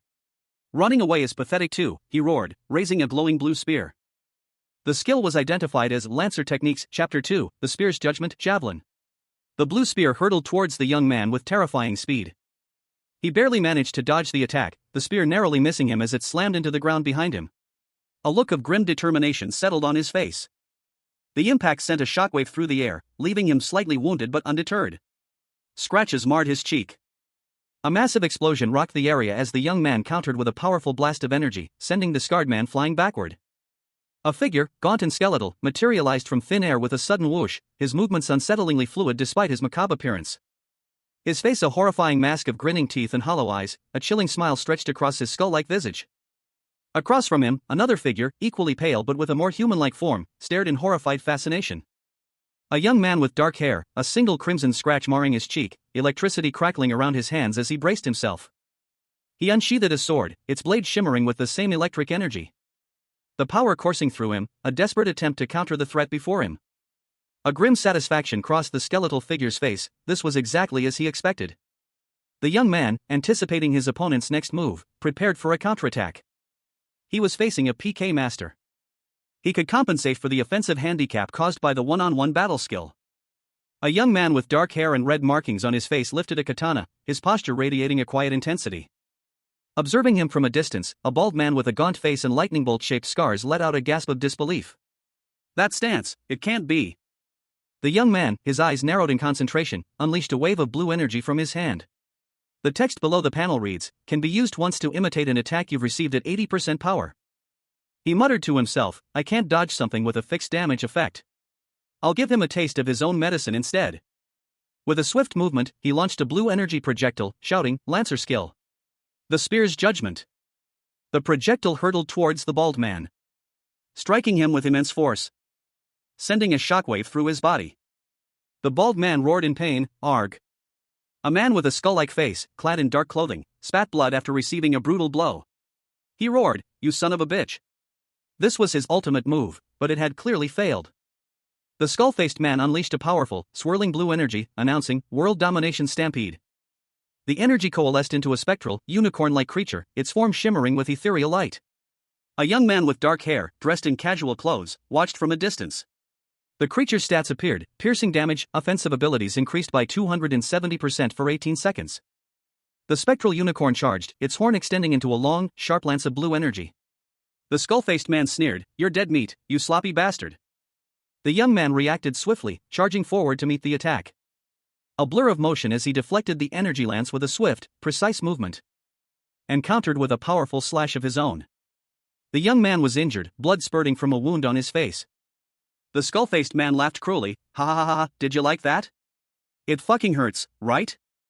He prepared another attack, I'm gonna impale you for real this time. A young man with short, dark hair stood defiantly, his posture tense as he gripped a sword. Before him, a figure on a luminous, teal steed raised a glowing, ethereal blade, sneering, Go ahead and try to run away. He glared back, his face streaked with crimson markings, a grim determination etched onto his features. A single thought echoed in his mind, 1 second left. The rider, a bald man with a skull-like face and a jagged scar, looked down, a confused expression crossing his features. Ha! Their blades clashed with a resounding clang, as the young man met the rider's attack head-on. The rider recoiled, a pained expression twisting his features. He muttered to himself, Arg. The effects of the one-on-one battle has just ended. The rider's face was a mask of dawning realism. The young man stood, his sword raised, facing the rider. The rider stated, taking into account some minor differences, That's more than enough time. A surge of purplish energy enveloped the young man as he declared, Even if I have to fight while nerfed, I won't lose to you. The rider roared, What the hell are you talking about, you fucking moron? Die, as he lunged forward. The young man's attack was deflected, leaving him momentarily vulnerable. He grimly assessed the situation, It's useless. A man with a swift, brutal slash, he lunged forward. His attack a blur of purple energy that sliced through the air. His opponent, a figure cloaked in shadow and wielding a glowing weapon, roared in pain as the attack connected, the force of the blow sending tremors through their body. Blood spurted from a deep wound as the man continued his relentless assault. A swift, precise strike leaving his foe vulnerable. Groaning in agony, the defeated man clutched at his wounds, his body racked with pain. He spat out a curse, You bitch. He warned his opponent not to even think about using a healing item. The victor smirked, pointing out the vast difference in their skills, implying that if his opponent had any experience in combat, they would know better than to try and fight him. A young man, his face streaked with blood, stood defiantly. His expression was one of grim determination as he stated, Isn't something you can make up for with a few items. His opponent, a grotesque figure with bandaged hands and dark sunglasses, grinned menacingly, his expression radiating malice. The young man, sword at his side, challenged him, Why the hell do you do stuff like this? His face contorted in disgust, the young man declared, It's murder. The older man, his face partially obscured by shadow, countered with a chilling question, What do you hope to gain from this? Prize money from events? Or do you just like tormenting other people? The older man's cruel laughter echoed as he sneered, You're a fucking pacifist, huh? The young man, his expression hardening, retorted, Does your family still recognize you? The older man's eyes glowed with a terrifying intensity as he spat, You naive fucking dweeb. The young man, his face etched with pain, confessed, After I turned into this game character, my friends, my family, no one could recognize me anymore. The older man, his face a mask of chilling indifference, concluded, I had already died, so why the hell should I care what I do to get by? A young man with short, dark hair stood defiantly over a fallen foe, a grotesque figure in dark clothing. He gripped a strange, bone-like weapon. I don't need quests, events, or any of that. I don't know why this happened to me, but I'm going to destroy it all, he declared, his voice filled with a grim determination. The defeated figure, his face scarred and contorted in a silent scream, glared up at him with hateful eyes. His own words echoed in the air, I'm going to bring an end to this. A beat of silence followed, punctuated only by the sound of ragged breathing. The young man lunged, his movements a blur of motion, driving the bone weapon into his opponent with brutal force. A guttural cry escaped the dying man's lips, HNGGH. The impact sent a spray of blood across the ground. The young man recoiled slightly, his own face now streaked with crimson. A look of shock and confusion crossed his features. With a final, decisive movement, he brought the weapon down again, ending his opponent's life with a sickening thunk. He stared at the weapon in his hand, his eyes wide with disbelief. What is this weapon? A figure emerged from the shadows, their movements silent and swift. The young man turned, his jaw clenched in anger. This class. The newcomer spoke, their voice laced with a chilling amusement. I was sure you'd be dead by now, but I guess you managed to survive after all. You trash class. A young woman with long blonde hair, partially obscured by a white cap and a face mask, stood over a fallen figure. She wielded a large, scythe-like weapon, its curved blade gleaming faintly in the dim light. Blood splattered the ground around her, a grim testament to a recent, brutal confrontation. The rain continued to fall, washing away the crimson stains. A young man with dark hair and a noticeable scar across his face watched her from a distance, his expression unreadable. His gaze was fixed on the girl, a mixture of concern and something else, something darker, swirling within his eyes. Below him, another glimpse of the girl, her face partially hidden by shadow, revealed a look of grim determination. The scene ended with a title card, Alternate Character. The words "How narrow is the gate, and restricted is the way that leads to life. Few are those who find it," were displayed below. The scene opens on a tense confrontation between two individuals. A young woman, clad in a red jacket and a white hard hat, wields a bone-like weapon, her stance aggressive. Facing her is a young man with dark hair and a grim expression, his own weapon held at the ready. The atmosphere crackles with unspoken hostility. The woman strikes, her weapon connecting with the young man. A digital message appears, indicating that she has absorbed the dead user's items and half their status points. The impact sends the young man sprawling to the ground, a faint green glow emanating from his body as he collapses. The woman stands over him, her weapon dripping with an ethereal green substance. Her expression is cold and calculating. The young man, his face streaked with blood, glares at the woman with intense hatred. He snarls, "You're next, Avenger." The woman, whose face is partially obscured by a mask, casually adjusts her cap. She seems unfazed by his threat. The young man lunges forward, his movements quick and aggressive. He demands, "Are you the same as him?" The woman, still masked, responds with a dismissive, "What the hell are you talking about?" A young person, clad in a vibrant red and teal tracksuit, a white cap pulled low over their brow, and a dark mask obscuring their face, wielded a bone-like scythe. They declared, lacking any apparent remorse, that they hunted without reason, their actions already decided. Their face, partially obscured by the mask and cap, remained impassive. The individual reflected that, whether in a game or in real life, they would do whatever it took to win. With a sudden, swift lunge, the figure in the tracksuit attacked a man in a simple blue shirt. The attack was fast and brutal. The scythe clashed against the man's unseen weapon, a metallic clang echoing through the air. The two continued to clash, the sounds of metal on metal filling the scene. Until a swift, decisive slash from the tracksuit-clad figure left the man wounded. The man, surprised by the speed of the attack, noted that the Reaper was faster than in their previous encounter. The tracksuit-clad figure activated a skill called Red Thorn, unleashing a wave of crimson energy. The crimson energy surged, engulfing the scene in a wave of destructive power. A girl with short brown hair, wearing a red jacket, white cap, and a black mask, unleashed a flurry of powerful blows, each impact accompanied by a resounding blam. The force of her strikes sent shockwaves rippling through the air. Her face contorted in a grimace of exertion as she glared at her opponent. "You bastard," she hissed through gritted teeth. Suddenly, a colossal, glowing skull materialized behind her, its crimson eyes burning with malevolent energy. Kaboom echoed as the skull pulsed with power. A young man with dark hair and 3 crimson streaks across his face watched in shock, his eyes wide with disbelief. "That's," he stammered, his voice barely a whisper. The skull lunged forward, its gaping maw a terrifying sight. The young man barely managed to raise his sword in defense before the skull slammed into him with bone-jarring force. "Ugh," he groaned, sent sprawling by the impact. Coughing violently, he struggled to his feet, disbelief etched on his face. "I don't believe this," he gasped. He watched as the skull dissipated, leaving only lingering purple energy.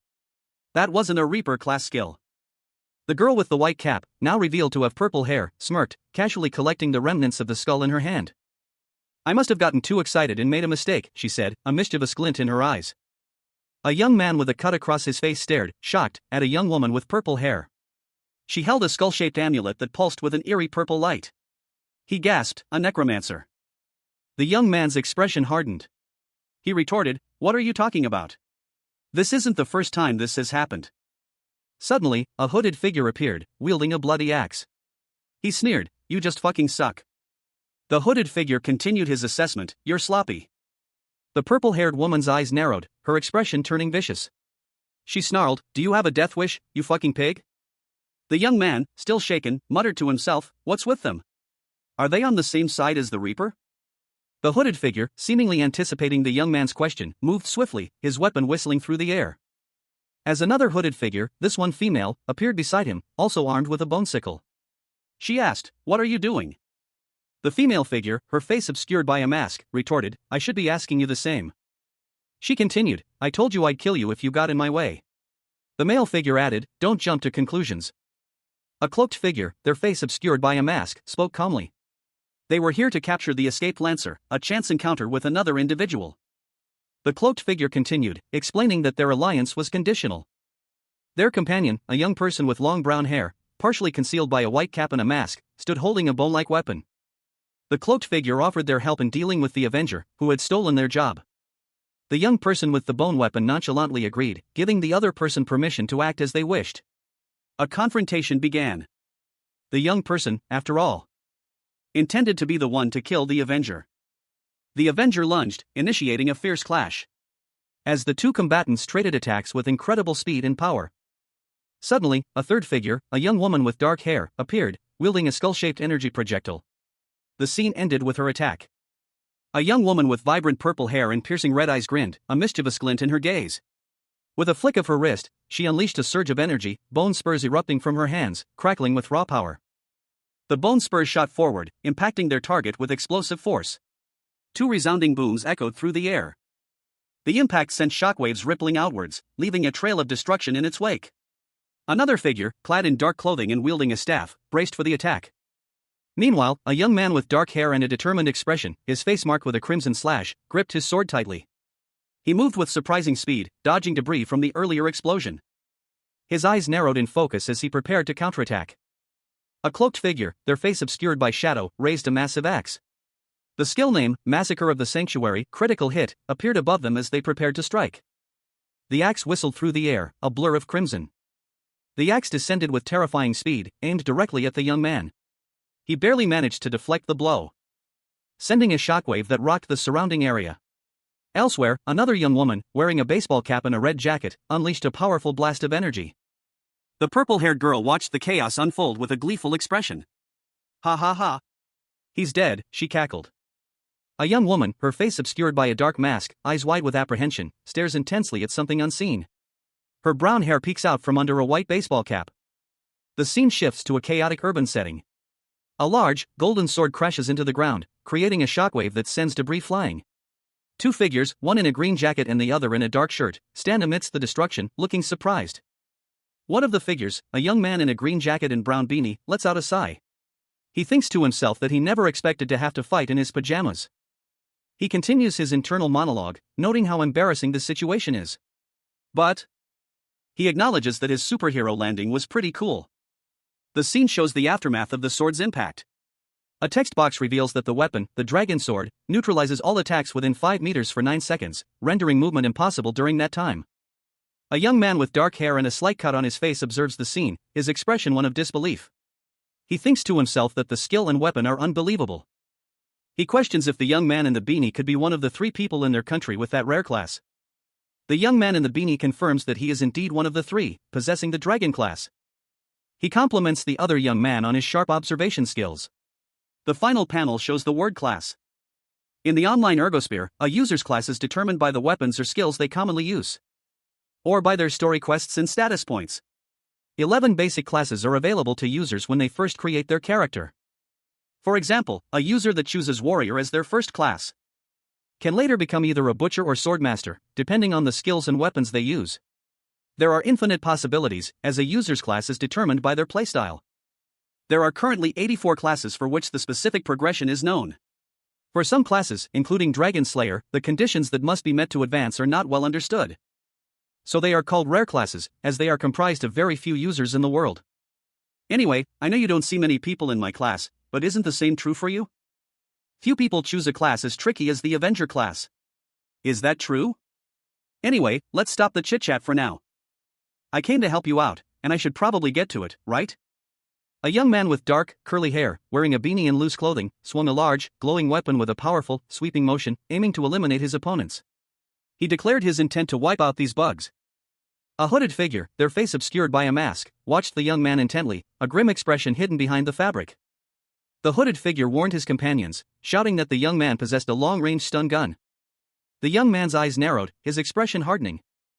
He muttered the words, "Dragon Silence, activate," and a golden energy surged from his weapon. A blinding golden light erupted from the weapon, engulfing the area in a wave of intense energy. The force of the blast sent the hooded figure reeling back, a sound of rumbling echoing through the scene. The hooded figure cried out in pain as the energy wave impacted him. The young man and the hooded figure clashed again, their weapons meeting in a shower of sparks. The young man looked at his opponent, surprised by the unexpected turn of events.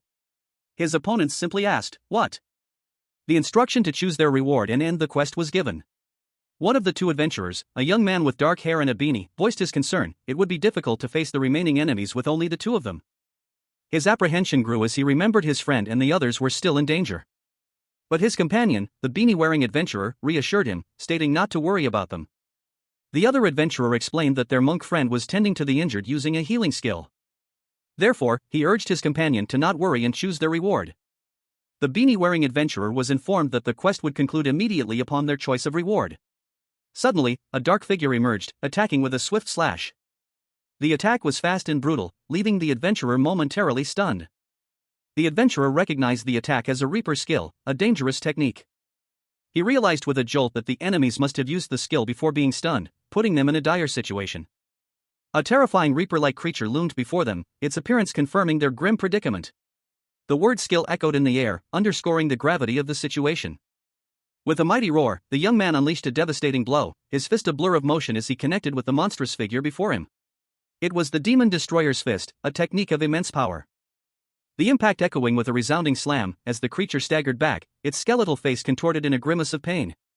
A wave of emerald energy rippled outwards from the point of impact, leaving the young man breathless, his face etched with exertion. A faint cracking sound emanated from his knuckles, a testament to the force he had just unleashed. From the sidelines, a second figure emerged, his voice filled with unrestrained excitement as he exclaimed, "Whoa! Nice job, partner!" The young man, his face marked with a fresh wound, turned his gaze towards the newcomer, his expression unreadable. He watched as a young woman, carrying a staff that glowed with an ethereal light, approached them at a hurried pace. She announced, "We're all healed. So don't worry and end the quest." The young man's eyes widened slightly, his surprise evident. He turned to his partner, his voice laced with confusion as he asked, "Hey, who are you people? Why did you come and help us?" His partner shrugged, a sheepish expression on his face as he admitted, "Oh, right. I forgot to tell you." Two figures stood facing each other, a vibrant green energy swirling around them. One, a young person with teal hair peeking out from under a brown beanie and a smirk playing on their lips, declared, "We're raisins." The other, with fiery orange hair, seemed tense. A third person, with dark hair and markings on their face, appeared, stating, "Guild Raison. We'll meet again soon." The beanie-wearing individual responded, a sly glint in their eyes, "After all, my partner gave you." A swift movement, a blur of motion, and a triumphant declaration, a perfect score. The story begins with an establishing shot of a luxurious hotel, its modern architecture gleaming under a bright sky. The sprawling complex boasts a large swimming pool and ample outdoor seating areas, suggesting a resort-like atmosphere. Inside, the hotel's indoor pool area is equally impressive. Several people relax by the poolside, some swimming laps, others lounging on comfortable chairs. One man, in particular, lies on a chaise lounge, engrossed in his phone. A young woman with short, silvery gray hair walks away from the camera, her back to us. A striking tattoo of wings and a cross is visible on her back, the words Raison d'être etched beneath it. Another person is visible in the background, but their features are indistinct. The woman turns, revealing a more detailed view of her physique. She is wearing a black bikini and has a smaller tattoo on her left arm. She is drying herself with a towel, seemingly having just finished swimming. Her smartwatch beeps twice, catching her attention. She looks down at the device, a slight frown forming on her face. A message has arrived. She reads it, then speaks into the device, addressing someone named Hyun-sung. She asks if things went well the previous night. Hyun-sung, a man with short brown hair, is on the phone in a cafe. He replies that while there were a couple of surprises, they were carefully monitored. The woman, whose name is revealed to be Young, asks for his opinion on the events. She wants to know if he thinks the surprises will be useful to them. Yang relaxes on a lounge chair, seemingly pondering Hyun-sung's response. Hyun-sung confirms that he and Yang assessed the situation. He reports that both the Labyrinth Master and the Avenger seemed to exceed expectations. A man on a phone call relayed information about a mysterious individual. He described this person as someone unafraid to engage in dangerous conflicts. The Avenger, whose experience with chaos extended far beyond the confines of any game, suggesting a history of real-world battles. A woman with short, silvery white hair and striking green eyes listened intently, a look of disbelief dawning on her face as she heard the description. She questioned if the man on the phone was truly describing a beast.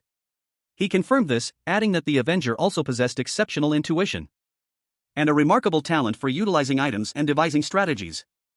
The man on the phone expressed his desire to recruit the Avenger before they became too powerful, fearing a potential confrontation. The woman responded with amusement, pointing out the irony of his involvement in the recruitment process. She then stated her intention to meet the Avenger personally. Meanwhile, another man, wearing a beanie, expressed his preference for individuals who embraced challenges, prompting a curt response from his companion. The man with the beanie continued his phone call, his expression serious.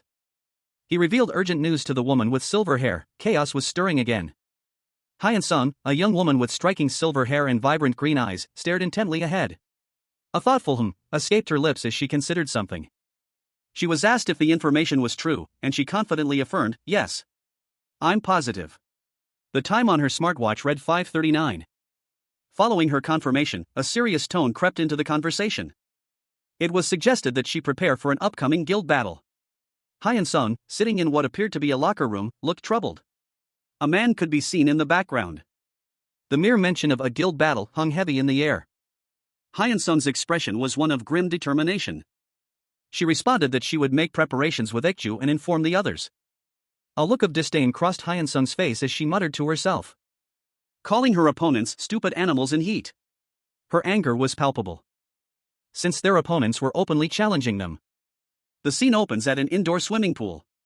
A woman in a bikini, sporting a prominent tattoo on her back, stands near the edge of the pool. A man, partially visible, stands behind her, holding a towel. The woman states that they have no choice but to go hunting. The camera shifts to an exterior shot of a large, multi-story apartment building, set against the backdrop of a city skyline. The building appears somewhat run down, with a small courtyard visible in the center. The scene transitions to the interior of the building, specifically a dimly lit corridor. The corridor is narrow and somewhat cluttered, with various pipes and equipment visible along the walls. The camera moves into a sparsely furnished room. A sofa sits against one wall, covered with a blanket. A few boxes and papers are scattered on the floor. A heavy sigh, represented by the word huff, is visible in the panel. A man is bound to a chair, his eyes covered by a blindfold. He is visibly distressed, breathing heavily, as indicated by the repeated huff sound effects. A glowing blue energy binds his torso. Another man, muscular and heavily tattooed, stands over him. He also appears to be breathing heavily, as indicated by the huff sound effects. The tension between the two is palpable. A woman with short, purple hair enters the room. She asks if the bound man is finally talking. The tattooed man replies that he woke the bound man from a deep sleep and kept him awake for 100 hours, but he still hasn't spoken. The woman observes the bound man and comments that he seems intent on dying. She ponders this, then concludes that she has no other choice. A woman with short, silvery gray hair and a red shirt launched a powerful kick at a blindfolded man seated in a chair. The force of the blow caused a bright, cyan energy to erupt from his leg, sending him sprawling across the floor. The cyan energy pulsed around his lower body as he crashed to the ground. The blindfolded man lay on the ground, a sword appearing next to him. He looked up, his expression pained. The woman explained her plan: she would stab him repeatedly until he was near death, then heal him with a potion, giving him a chance to speak each time he was revived. She reiterated her plan, emphasizing that she only had 5 potions, meaning he only had 5 chances to answer her questions. The woman stood over the injured man, her expression cold and calculating. She made it clear that if he failed to provide the information she sought, it would be game over. She stated that there were 2 things they needed to know: the location of Chaos Hideout and information about its leader. The woman looked down at the injured man, her eyes filled with a chilling determination. She asked if he understood. The scene ended with the woman looking down at the injured man, awaiting his response. A blindfolded young man, his face pale and marked with cuts, cried out in desperation. He professed his innocence, claiming ignorance of the situation and his low standing within the organization. A woman with short, silvery gray hair and piercing eyes stood calmly, a sword held loosely in her hand. She dismissed his pleas with a cold, dismissive statement. She calmly put on a pair of black gloves, her expression unchanging. She then addressed the bound man, her tone suggesting the beginning of an interrogation. The woman revealed her boredom with the lack of challenging tasks lately, hinting at her intention to use her skills on the bound man. She considered using one of her less frequently used skills on him. The bound man winced in fear, his eyes squeezed shut under the blindfold. A muffled groan escaped the man's lips, followed by a pained scream. The scene shifts to an exterior view of a city building, snow falling softly. The story unfolds against the backdrop of a modern cityscape, the imposing structure of a school building dominating the foreground. Inside the school, two students, a young man and woman, walk down a hallway. The girl, with shoulder-length auburn hair, checks her phone. The boy, with short black hair, keeps his arms crossed, his expression serious. The boy and girl continue their conversation. He observes, "They didn't seem like bad people to me." The girl replies, explaining, "Rayzone is one of the top 3 guilds in the game. It's big, too. They have over 800 members, and they've been around for quite a while." She continues, "In the game, Rayzone did normal activities, like raids and guild battles. But that doesn't mean that the Rayzone we met will be the same." The girl's expression turns serious. She adds, considering that the event horizon is now on the line. They're engaging in some other activities. The boy agrees, "That's true, people definitely act different when money is at stake. Yeah, so we should probably play hard to get for now, and just keep an eye from a distance." The boy turns to address another person, calling out, "Orium." Orium, a young man with short brown hair, a teal and purple jacket, and a red tie, appears, seemingly startled by the boy's sudden call. Unihon, a young man with dark hair and a pensive expression, stood alone, his gaze distant and troubled. He was approached by Orium, a young woman with shoulder-length brown hair, who expressed concern over his demeanor. She questioned his intentions to speak with someone again. Unihong responded that this was a matter solely between himself and Orium. Orium, angered by his response, called him a bastard. The two walked together, Orium's expression showing a mix of anger and worry. Orium continued to question Unihong's decision to approach him again, expressing disbelief that he would do so. Unihong explained that he wanted to hear what the other person had to say, feeling he couldn't simply run away from the conversation. He expressed confidence in his ability to handle whatever might happen. Orium, though still apprehensive, agreed to wait and receive a text message when the conversation was over. Unihong walked away, leaving Orium to wait.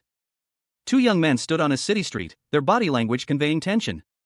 One, dressed in a casual, layered outfit with a teal and purple jacket, appeared anxious, his gaze downcast. The other, in a more formal school uniform, stood with his arms crossed, a look of quiet intensity on his face. The uniformed boy spoke, his question hanging in the air between them. He brought up a past fight, mentioning a boy named Sungwon. The uniformed boy responded, his voice laced with surprise and a hint of unease. The other boy continued, explaining that Sungwon had been seriously injured and hospitalized after their fight. He added that Sungwon had recovered, but that Sungwon's parents were planning to sue him. The uniformed boy reacted with shock and disbelief. He protested, pointing out that they had both fought and it hadn't seemed like a big deal at the time. He warned that the police might open an investigation, and it wouldn't be good for the uniformed boy. A young man with short, dark hair listened intently as another, taller individual with gray hair and a teal jacket explained the dire consequences of his actions. If discovered, expulsion was the best-case scenario, imprisonment loomed as the worst. Fear etched itself onto the younger man's face, his eyes widened, reflecting a deep sense of dread and uncertainty. The young man's gaze shifted to a young woman with long, light brown hair, her expression mirroring his own anxiety. She stood nearby, silently observing the conversation. But the taller individual offered a glimmer of hope, suggesting a possible way out of this predicament. The taller young man explained that Sungwon's parents had sought legal counsel at his father's law firm. The younger man's eyes widened in realization, the implications of this revelation were profound. The taller young man confirmed that this meant their lawyer knew his father, offering a potential solution. There was still a card they could play.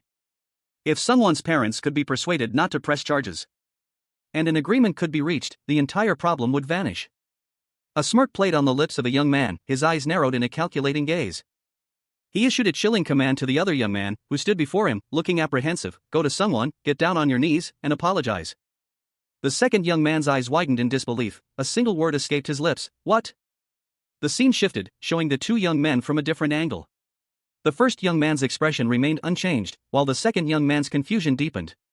He muttered to himself, "You're telling me to apologize to him?" The second young man's body language shifted from confusion to anger. He clenched his fist, his face contorted in a grimace. The first young man remained calm, his smirk unwavering. The first young man spoke again, his tone dismissive, "It's easy. All you have to do is apologize. If you do, I'll talk someone into cooperating. The first young man continued, his voice laced with a hint of condescension, and to be honest, it's not like you were innocent, right? You hurt him so badly that he needed to be hospitalized. The second young man looked down, his shoulders slumping. He whispered, my fault.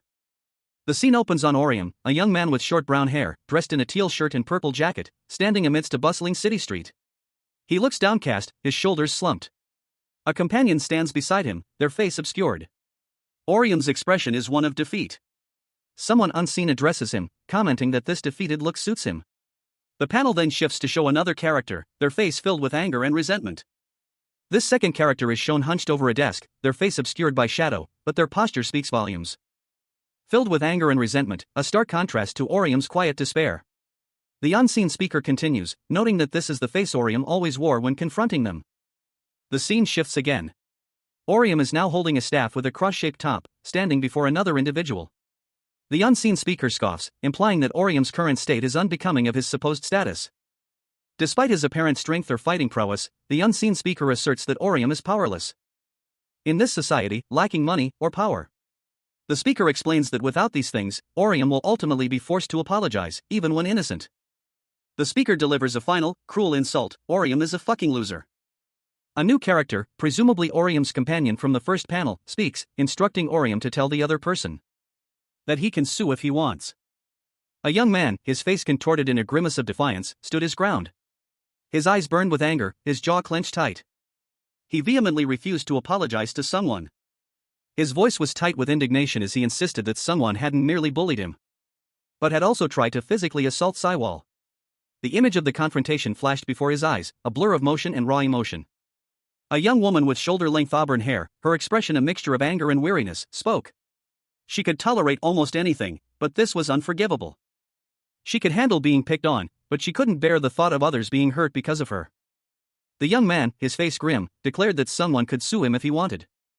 He vowed that no matter what happened, he would never kneel before someone. The manga, Ultra Alternate, opens with a scene in a dimly lit underpass. 3 young adults stand in the shadows, a girl with shoulder-length brown hair, and 2 boys, one with dark hair and a beige jacket, the other with gray hair and a purple and teal jacket. The girl looks distressed, her eyes wide with worry. The dark-haired boy, his expression serious, confronts the gray-haired boy. He asks if the other doesn't care about the results of the investigation. He vehemently denies this, stating that if someone picks a fight like that, he won't back down. The dark-haired boy continues, explaining that if they start looking into the cause of the fight, someone will have no choice but to explain everything he's done to him. He then adds that he thinks the other boy knows who would work against them. The gray-haired boy's face is shown in close-up, his expression unreadable. The dark-haired boy finishes by saying that's all he has to say, and that he won't back down, even if it comes to a trial or an agreement. The gray-haired boy's face is again shown in close-up, his expression still unreadable. Then, he asks the dark-haired boy about his sister, prompting a surprised what from the latter. A young man, his face partially obscured by shadow, was warned about the potential consequences of involving the police. If his sister discovered he had been bullied, the repercussions would be significant. He wondered if his sister could handle the truth. The narrative shifted to a flashback, showing a younger version of the same man, his expression filled with distress. His sister had unexpectedly become an orphan. But despite this sudden loss, she had done everything in her power to ensure he had a comfortable upbringing. The young man's thoughts returned to the present. He considered the impact of revealing a harsh truth to his sister, concluding that she would be devastated, regardless of her strength. His expression hardened. He confronted the other young man, gritting his teeth, accusing him of knowing everything about his family. The accused young man responded, his tone nonchalant. He pointed out the obvious. They had always attended the same schools. A young man, his face contorted in a mask of furious anger, gritted his teeth. His eyes, narrowed to slits, burned with an intensity that belied his youthful appearance. He violently shoved another young man, sending him sprawling to the ground with a resounding slam. The furious young man, his anger barely contained, demanded, "Then why? Why didn't you do anything?" The other young man, his face partially obscured by a teal scarf, responded with a single, chilling word, "What?" The first young man's anger escalated further. "You knew what happened to me and my sister. Why did you just stand by and watch?" He continued his furious accusation, "You could have made sure they didn't bully me." His voice cracking with barely suppressed rage, he screamed, "You could have stopped it." Then, he revealed a shocking truth, "You had that kind of power." Yun Hyung. A young woman with shoulder-length auburn hair, wearing a school uniform, stood silently observing the confrontation from a distance. The accused young man, Yun-hyun, remained impassive, his gaze fixed on his accuser. Well, why should I? A young man with dark hair and a serious expression confronted another, whose teal scarf partially obscured their face. The tension was palpable. Time ago, things were different. A flashback showed the two young men as children, laughing and running together. They were clearly friends. You should have felt bad, even just a bit, and helped me out. If nothing else, then at least for my sister. The young man with the teal scarf tightened it around his neck, his expression unreadable. No. I never considered you my friend. Not even think about it. How could we possibly be friends? A young man with dark hair, dressed in a beige coat and red tie, grabbed another youth by the throat. The second youth had short, gray hair and wore a teal scarf. He sneered, I have everything I could ever want, but you're just an orphan. You don't even have parents. The gray-haired youth struggled, his eyes wide with a mixture of anger and hurt. He muttered, I'm on another level. The other boy scoffed, sometimes I played with you a bit when I was bored. Don't flatter yourself. The gray-haired youth chuckled, oh, right. Saiwal probably has the same idea. He continued, she was born into a rich family, with a silver spoon in her mouth. The dark-haired boy's expression hardened. The reason she's humoring you is because she sees you as her plaything. He pushed the gray-haired youth against a wall, his voice dripping with disdain. So I couldn't care less. Whether someone like you gets hurt or not. No matter how much you or your sister struggle and squirm, you'll always be orphans who inherited nothing. You two are just bottom feeders.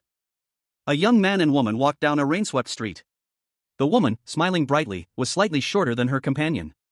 He carried a musical instrument case, and she carried a shopping bag. I can't even see you from the top, she teased, her words light and playful. Her smile widening as she looked up at him. The rain blurred the background, creating a hazy atmosphere around them. The scene abruptly shifted. Grit and tension filled the air as the close-up showed a young man's face, his eyes wide with anger and gritted teeth. His knuckles were white as he clenched his fist, his jaw tight with barely controlled fury. The young man unleashed a powerful punch, his fist connecting with a sharp whack. The force of the blow sent a spray of dust and particles flying. The impact sent his opponent sprawling backward, crashing into a wall with a resounding slam. The dust settled, revealing two young men. One, bruised and battered, groaned. Yun-hyun. I thought you had just fallen into a bad crowd, the other said, his voice laced with disappointment. But that wasn't the whole truth, as the injured young man replied. You're a scumbag, too. The words were spat out with venom, the speaker's face contorted in disgust. The other young man looked down, his expression a mixture of shame and defiance. A young man with short, dark hair and a serious expression stood, his gaze intense. He was dressed in a casual outfit, a purple jacket over a white shirt, and a teal scarf around his neck. A backpack hung from his shoulders. What then? He demanded, the question hanging heavy in the air. He brought a hand to his mouth, a thoughtful frown creasing his brow. The weight of the situation seemed to press down on him. His internal conflict was evident as he considered his options. He then lashed out, striking the other young man with surprising force. The second young man, dressed in a light beige jacket and a red tie, stood his ground, his expression unreadable. He clenched his fist, his resolve hardening. I don't need an apology, he stated firmly. With a swift, powerful blow, the second young man retaliated, sending the first sprawling to the ground. The impact was depicted with a burst of white light and dust. Blood spurted from the young man's mouth as he lay defeated, his eyes wide with shock and pain. The scene shifted, showing the second young man standing alone in a dimly lit corridor. The air hung heavy with the aftermath of the fight. He delivered another blow, sending the other young man crashing to the floor with a resounding thud. The young man in the purple jacket groaned, his body slumped against the wall, clearly injured and exhausted. He struggled to catch his breath. A young man, his face etched with a grim determination, silently vowed revenge. He would stop at nothing to settle the score. He would climb to the top. And from that height, he would look down on those who wronged him. Night fell over the city. The cityscape, a maze of towering buildings and narrow streets, was shrouded in darkness. The young man walked alone, his shadow stretching long and distorted on the pavement. His expression was one of quiet contemplation, his thoughts hidden behind a mask of calm. He continued his solitary walk, lost in his own world. Suddenly, a voice cut through the silence. A command, sharp and urgent, demanded his immediate compliance. A young woman pointed a finger at the back of a young man's neck. He turned, a look of mild annoyance on his face. As the woman leveled a pistol at him, barking a threat. With a sudden movement, the woman fired the pistol. The sound of the gunshot echoed. The young man flinched, surprised by the sudden shot. The woman smirked, commenting on the accuracy of her shot, while the young man stammered in disbelief, pointing out that he hadn't moved. The woman explained that she had been watching him from behind and it seemed as if he was asking to be shot. He questioned her statement, her expression hardening as she stared at him. She then asked if he remembered them from when they were kids. He looked confused. The woman apologized for following him and accidentally overhearing his conversation, explaining that she had been worried. He reassured her that it was okay and that she didn't need to apologize. A young woman with shoulder-length brown hair, dressed in a pink sweater, is asked if she was close to the deceased. She confirms that they were close when they were younger, explaining that they attended the same elementary and middle schools. In elementary school, they were inseparable, spending every day after school together. He was her best friend. The scene shifts to show the boy being confronted by bullies, leading to a rift in their friendship. The woman is then asked if the boy started bullying her after this. The woman comforts him, stating that he shouldn't blame himself, the bully is always at fault, not the victim. She continues, emphasizing that the one who betrayed him should feel guilty, not the one who was tricked. He agrees, quietly. Saiwal, a young woman with shoulder-length brown hair and a serious expression, contemplated something intensely. Her thoughts turned to another individual, a certain Saiwal, who she believed was likely thinking along the same lines. Meanwhile, a man with short, gray hair, his face partially obscured, spoke on the phone, a subtle smirk playing on his lips. Later, Saiwal approached a young man with short, dark hair and a school uniform. She began to speak, her tone suggesting a casual invitation, suggesting he come over to her place if he had no other plans for the evening. The young man's eyes widened in surprise. He was clearly taken aback by the unexpected proposition. He questioned her intentions, expressing confusion and disbelief. Saiwal, slightly flustered, explained herself, revealing that she simply wanted to make instant noodles together. She playfully challenged his assumption that she needed a reason. The young man, still slightly bewildered, reminded her of the potential legal ramifications of their previous encounter. Saiwal, now slightly irritated, insisted that he follow her so she could address the issue. However, the young man politely declined, preferring to handle the matter independently to avoid causing her any further trouble. A young woman with shoulder-length brown hair, wearing a pink sweater, vehemently protested to a young man with short black hair. She insisted that his arrest would mean the loss of a crucial party member, emphasizing the importance of their collaboration in solving the problem at hand. The brown-haired girl, pointing emphatically, declared that their current task was, in fact, a party quest. The young man, seemingly unconvinced, responded with a skeptical expression and a subtle gesture. He hesitantly suggested discussing the matter over the phone instead. But the girl countered that even eating instant noodles was an integral part of their quest. The scene shifts to a pair of girls. One, wearing a red jacket and a white cap with a blindfold, displays a faint pink glow emanating from her hand. The other girl, with short dark hair and a pink sweater, stands behind her. They have arrived at their destination, a modern, high-rise apartment. A young woman, her expression a mix of impatience and curiosity, addressed a blindfolded individual. "Thanks for coming all this way," she stated, her tone polite yet firm. The blindfolded person responded, "I get it, so can you take off the blindfold and undo the restraint skill?" She continued, her voice laced with anticipation, "I want to see who the leader of chaos is with my own two eyes." The hooded figure, his face mostly obscured, let out a sigh. "You're in possession of a lot of pesky skills, after all," he commented, his voice low and weary. The blindfolded individual protested, "You coward, that's not what you promised. You said you'd only use the restraint skill until we got to your hideout." The young woman, seemingly unfazed by the protest, calmly instructed, "Release him." A moment later, the restraint skill was dispelled. The blindfolded man stood, looking slightly disoriented. From the upper floor, a voice called out, "Boss." The hooded figure sighed again, muttering to himself, it wasn't easy to invite him here. He continued, his voice laced with a hint of annoyance, "If he's in handcuffs, then we won't be able to sit down and have some tea together." The hooded figure hesitated, a flicker of uncertainty crossing his features. But. The blindfolded man, now freed, scoffed. "Poof. I don't want to drink tea." A young person, clad in a vibrant red and teal jacket, baseball cap pulled low, and a red bandana obscuring their eyes, addressed someone unseen. They stated that since their words were being heard, the listener must be the one in charge. The scene shifted to reveal the speaker standing on a balcony overlooking a man in a crisp, light-colored shirt. The speaker, still partially obscured, muttered the words "Emperor class." They continued, expressing a long-held desire to finally meet this individual and assess their character. The man below looked up, a hint of a smile playing on his lips. He responded that the feeling was mutual. A thought bubble above the man revealed his name, Ji-ho Hong. The scene opens on an elegant tea set, 3 delicate cups and saucers arranged on a dark, polished table. Steam rises from one cup, hinting at recently poured tea. A man, his face mostly obscured by shadow, sits at the table, offering a cup of tea to someone unseen.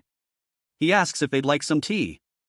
The man explains that he only brews his most precious tea when a special guest arrives. The scent of the leaves fades quickly once the lid is opened. A young woman, wearing a cap and a mask, impatiently rejects the offer. She demands to know why she was summoned. The man, placing his cup down with a soft clink, suggests that he simply wanted to chat with an ally over tea. The woman's eyes narrow, suspicion evident in her gaze. She angrily demands he cut the charade and tell her what he wants before she destroys his hideout. Or breaks their alliance and kills him first. A surge of energy emanates from her hand. He laughs, amused by her immediate threat, noting that she's just like the rumors say, quick to anger. He reveals that he actually likes people like her, and a skeletal scythe appears in the background. A man in a suit, his face obscured by shadow, addressed a figure whose face is mostly hidden by a mask and cap. He commented that villains like them took the tedious, dull world and made their own stories, finding it very entertaining. The masked figure remains silent, their expression unreadable. The suited man continued, suggesting he could explain why he called them there and they could begin to get to know each other. He smiled, a predatory gleam in his eyes. The masked figure's eyes widened in alarm. And they lunged at the suited man, a blur of motion. The masked figure unleashed a furious attack, shouting a curse at the man. Their attack was fierce and unrelenting. The suited man laughed, amused by the attack, commenting that he liked their style. He called the masked figure a villain with a dark backstory, asking what could be more classic than that. With a flick of his wrist, a golden energy erupted from his hand. A shadowy figure, their face obscured, loomed over a young woman, her body illuminated by an ethereal glow. The figure's voice, cold and devoid of emotion, echoed in the room. That wouldn't be enough. The woman, clad in a vibrant red and green tracksuit, met the figure's gaze with defiance. A golden energy pulsed from her hand, as if she was ready to strike. With a sudden burst of speed, she unleashed a powerful attack, the impact echoing with a resounding boom. The force of the blow sent the shadowy figure reeling, a look of pained surprise on their face. What was that skill? It's like there's no more power in my body, they gasped, their voice laced with disbelief. Observing from a distance, the shadowy figure chuckled, a hint of amusement in their tone. A truly great villain always has a grand plan unlike any other. Their smile widened, a glint of something dangerous in their eyes. It can destroy any other in an instant. The shadowy figure leaned forward, their voice dropping to a conspiratorial whisper. Do you understand what I mean? The woman, now wielding a bone scythe glowing with an eerie light, remained unfazed. It doesn't matter whether you're a PK user or good at using skills. At the end of the day, you're just part of the game system. She continued, her voice unwavering. You're basically a villain waiting in line to vote. How absurd would that be? A man, impeccably dressed in a light-colored shirt and trousers, sat cross-legged on the floor, a small cup held delicately in his hand. He sipped from it thoughtfully, his gaze fixed on a large, translucent door that shimmered before him, its outline etched in glowing lines against the muted background. He continued, his voice calm yet firm. I will teach you how to open the back door as compensation. In essence, the power to override the system. Doesn't that sound appealing? A young woman, her face partially obscured by a mask and cap, considered this proposition, a thoughtful frown etched on her brow. The man's expression softened slightly. I won't mind if you refuse after you hear my request, but I'd suggest that you give me your answer as soon as possible. The scent of my precious tea leaves doesn't last very long, after all. A subtle, almost imperceptible chuckle escaped his lips. Night fell over the city. A large apartment building stood silhouetted against the darkening sky. Inside, the hallway was quiet and dimly lit. A simple door and an elevator were visible. A young woman with shoulder-length brown hair, wearing a pink sweater and gray skirt, walked into a large, opulent house. She was followed by a young man with short black hair, dressed in a school uniform, his expression one of apprehension. The woman, pausing, informed the young man that she would change her clothes so he could sit and relax. He mumbled an agreement. The woman continued walking, her bag slung over her shoulder. The young man, now alone, gazed around the expansive foyer. His eyes widened at the sheer scale of the house. The ceilings were incredibly high. He gulped, noting that it resembled the kind of house one would see on television. He adjusted his bag, a nervous energy radiating from him as he continued to explore the unfamiliar surroundings. His gaze fell upon a family portrait on the wall. The woman in the photo had shorter hair than the one he knew. He realized she was an only child. He had assumed she had siblings. He called out a name, Orium. The woman, now wearing athletic clothes, reappeared. She asked how many packs of instant noodles he wanted, and he replied that there were 2 of them, so 4 in total. Come to think of it, the twins only ever spoke about the game when they were together. He had never asked Saiwal about herself. Why would someone living in such a large house risk their life playing a game? Saiwal's thoughts drifted to a fantasy, a harem full of her favorite singers. He wondered if she truly desired such a thing. He pondered her words, a thoughtful expression on his face. He wondered what she was thinking about. Saiwal prepared instant noodles in the kitchen. They ate together, commenting on how delicious the instant noodles were. A young woman with shoulder-length brown hair, wearing a teal tracksuit and an apron adorned with a cat emblem, smiled gently. She explained that she had brought him there and made him something to eat. A young man with short black hair, dressed in a crisp white shirt and red tie, looked slightly flustered. He wondered aloud why she was being so kind to him. The woman, still smiling, asked the young man to help her clean up. He seemed hesitant but agreed. As she washed dishes, the clinking and clatter of plates filled the kitchen. He watched her silently. The young man then inquired about when her parents would be returning home. She replied that she wasn't sure, as they usually came home late, though sometimes early. She added that she was usually alone in the evenings, leading the young man to question if she had a live-in maid. The young woman reacted with disbelief and annoyance. She vehemently denied having a live-in maid, stating that he was being ridiculous. She clarified that while she had help with housework, it wasn't daily. The scene opens in a modern kitchen. A young woman with shoulder-length brown hair, wearing a teal tracksuit and pink gloves, is washing dishes. She is the maid. A young man with short black hair, dressed in a crisp white shirt and red tie, observes her from across the room. He comments on her presence, surprised she's working instead of spending time with her family, implying a contrast between her current situation and his expectations of her lifestyle. The maid pauses, her expression unreadable. A slight frown creases her brow. She responds to his comment, telling him not to say that. He asks, "What?" The maid continues, explaining that while she comes from a wealthy family and lives comfortably, she's not the type of person to let others do everything for her. She stands firm in her self-reliance, a subtle defiance in her posture. The young man listens intently, his expression shifting slightly. He counters her statement, asserting that he never thought of her as someone who only does things because of her wealth. The maid looks down, a slight blush rising on her cheeks. The scene ends with her thoughtful expression. A young man with short, dark hair and a serious expression stood in what appeared to be a kitchen. He mused to himself, noting that a certain woman had been unusually kind to him that day. He surmised that her kindness stemmed from her discomfort with something Yun Hyang had said earlier. He also suspected that Saiwal shared a similar perspective. However, a different perspective was offered.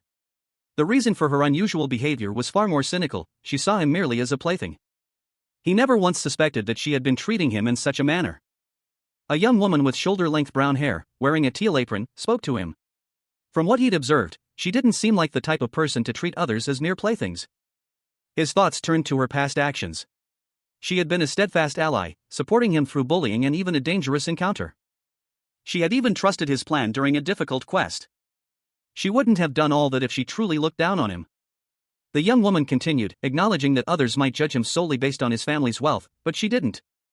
A young man with short, dark hair and a serious expression reflected on his encounter. He mused to himself that the person he had met was, surprisingly, a master of labyrinths. Meanwhile, a young woman with shoulder-length brown hair, wearing a teal apron and pink gloves, visibly cringed. She muttered to herself, embarrassed. She challenged him, reminding him of his previous assumptions about her, specifically his disbelief that she would ever be seen washing dishes. He hesitated, then said he wanted to say something else. He confessed that he had never seen her wearing an apron before, and added that it suited her, even finding her surprisingly cute in it. The woman blushed deeply at his compliment. Her initial reaction was to angrily accuse him of having a death wish and call him a perv. The camera focuses on the sterile, modern lobby of an apartment building. The space is sparsely decorated, with rows of mailboxes lining one wall and a pair of sleek glass doors leading to the outside. A young woman, her lower body visible, stands in the lobby. She wears casual clothing, black leggings, Converse sneakers, and a loose, layered top. A young man with short, dark hair and a small bandage on his nose appears, observing the young woman from a distance. He seems pensive, his gaze distant. He approaches cautiously. As an older man in a suit walks past them, seemingly oblivious, he hands Yun Hyang a gift bag. Perfect timing. Take this. The older man explains, "Your grandmother made this for you." He adds, "You could have left it with the housekeeper." The father responds, "I'm also curious how you're doing now that you're living alone." He then notices Yunhyun's injury, asking, "What happened to your face? Did someone hurt you?" Yunhyun, a young man with a bandage over his nose, sat slumped in a chair, his expression one of utter dejection. He mumbled the single word, "Nothing." Across from him stood a man in a suit, his face etched with worry and concern. He exhaled slowly, a puff of air escaping his lips. The man in the suit let out a barely audible mumble. Yunhyun, seemingly lost in his own thoughts, reacted with a sudden, internal realization, like mother, like son. The older man addressed Yunhyun directly, his voice carrying a hint of disappointment. "Yunhyun, I don't expect much of you." But his tone shifted, a plea underlying his words. "But I ask that you not disappoint me." Yunhyun, his gaze downcast, simply replied, "Yes, I understand." The older man continued, offering a suggestion. "It's only the first semester of your first year, so let me know if you want to transfer somewhere else. I can look into some good schools. Or you could go study abroad." His voice then took on a sharper edge. "What the hell are you doing at some shitty public school? You're the son of an elite. Start acting like it." A man, his face partially obscured, urgently called out, "Do you hear me? Yunhyun?"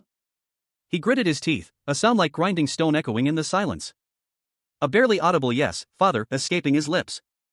The chapter begins with a casual greeting addressed to someone known only as NeoTube. A young man, his face obscured by a digital mask displaying the words "We know the truth," addresses his audience, stating that he will assume anyone not watching his livestream is dead. He then introduces the location of his livestream, the site of a recent unexplained explosion. The masked man ponders whether his viewers are unsubscribing due to the repetitive nature of his content. He vehemently defends his approach to mystery solving, arguing that the process of searching for clues is inherently repetitive. Frustrated, he threatens to unsubscribe anyone who complains about the lack of variety in his videos from life itself. However, he admits to being equally tired of the same events repeating themselves. He explains that his investigations often yield no clues, leading to boredom. A man, his face obscured by a large, bright yellow screen displaying the words "Orange Box" and "We know the truth," addressed his viewers. He announced that he had prepared something special for the day, explaining that he had been developing a theory about recent events, and revealed it to be the MILFI hypothesis. He paused for dramatic effect, prompting a question from the audience about the nature of this hypothesis. Someone in the audience questioned whether MILFI was a type of food, to which the man responded that at least the questioner knew something. He continued, clarifying that MILFI is indeed a dessert. But unfortunately, what he was about to reveal was far from sweet. The man, with a hint of dark amusement, stated that the information was, in fact, quite sweet. According to the MILFI hypothesis, he explained, our universe is a thin layer, stacked on others like a MILFI, with each layer influencing the others. He then impatiently responded to a question about the difference between this theory and the multiverse theory, dismissing the questioner as a jackass and emphasizing that his theory was not some far-fetched nonsense. An alert flashed across a smartphone screen. Some other world, previously unknown, was influencing their own. A man, wearing a VR headset, sat on a couch, seemingly oblivious to the warning. This intrusion, he realized, was called a Z-zone. He donned the VR headset, preparing to enter a whole new world. A digital hum filled the air as the man was transported into the Z-zone. The Z-zone was a surreal landscape of purple skies and colossal, ancient rock formations. A crystalline object hovered mysteriously above one of the formations. He found himself standing before a massive, slumbering beast, its body riddled with glowing green energy conduits. With a metallic cha-chunk, the man drew a futuristic weapon, its energy core glowing with the same eerie green light as the beast's conduits. His expression hardened, he was ready. He aimed his weapon, a bolt of green energy arcing towards another figure in the distance, who appeared to be fleeing. A young man with short brown hair, wearing scavenged armor, flinched violently, his eyes wide with terror as he cried out, begging someone not to shoot. He was interrupted by a hooded figure wielding a strange, glowing weapon. The figure, with dark hair and serious expression, insisted that he was not a monster, but a person. The young man, visibly shaken but recovering, chuckled nervously, admitting that he had been scared for a moment. He then complimented the hooded figure on their impressive feat, noting that they single-handedly killed an ogre in the cursed forest, a task usually requiring 5 people. Excitedly, he added that the reward for such a quest was substantial. The hooded figure, however, curtly told the young man to leave him alone. Confused, the young man questioned the hooded figure's abrupt dismissal. The hooded figure repeated his demand, emphasizing his desire for solitude. Undeterred, the young man laughed, commenting on the hooded figure's seemingly bad mood. Finally, apologizing for the interruption, the young man left the hooded figure to their solitude. A sneering grin spread across the face of the young man. He scoffed, "Is that all you were going to say?" His expression hardened. I'm going to shake you down for everything you've got, you arrogant son of a bitch, he roared, drawing twin blades that crackled with energy. A text box appeared, rogue skill if you die, your stuff is mine, looting skill. He lunged forward. A blur of motion as his blades sliced through the air towards his opponent. The other young man, cloaked and hooded, met the attack with a grim determination. A surprised yelp escaped the first young man as he was struck. With a powerful swing, the cloaked figure sent his attacker sprawling to the ground. The attacker groaned, "Ugh. Fuck. You really scared me." He glared up at his opponent, his face a mask of frustrated anger. Suddenly, a powerful blast of energy erupted from the cloaked figure, sending the attacker flying backward. A cloaked figure, their face obscured by shadow, stood defiantly before a towering, monstrous entity. The creature pulsed with an eerie, vibrant green energy, its form vaguely humanoid yet undeniably alien. Lightning crackled around it, a testament to its raw power. A palpable tension hanging heavy in the air as the creature prepared to unleash its might.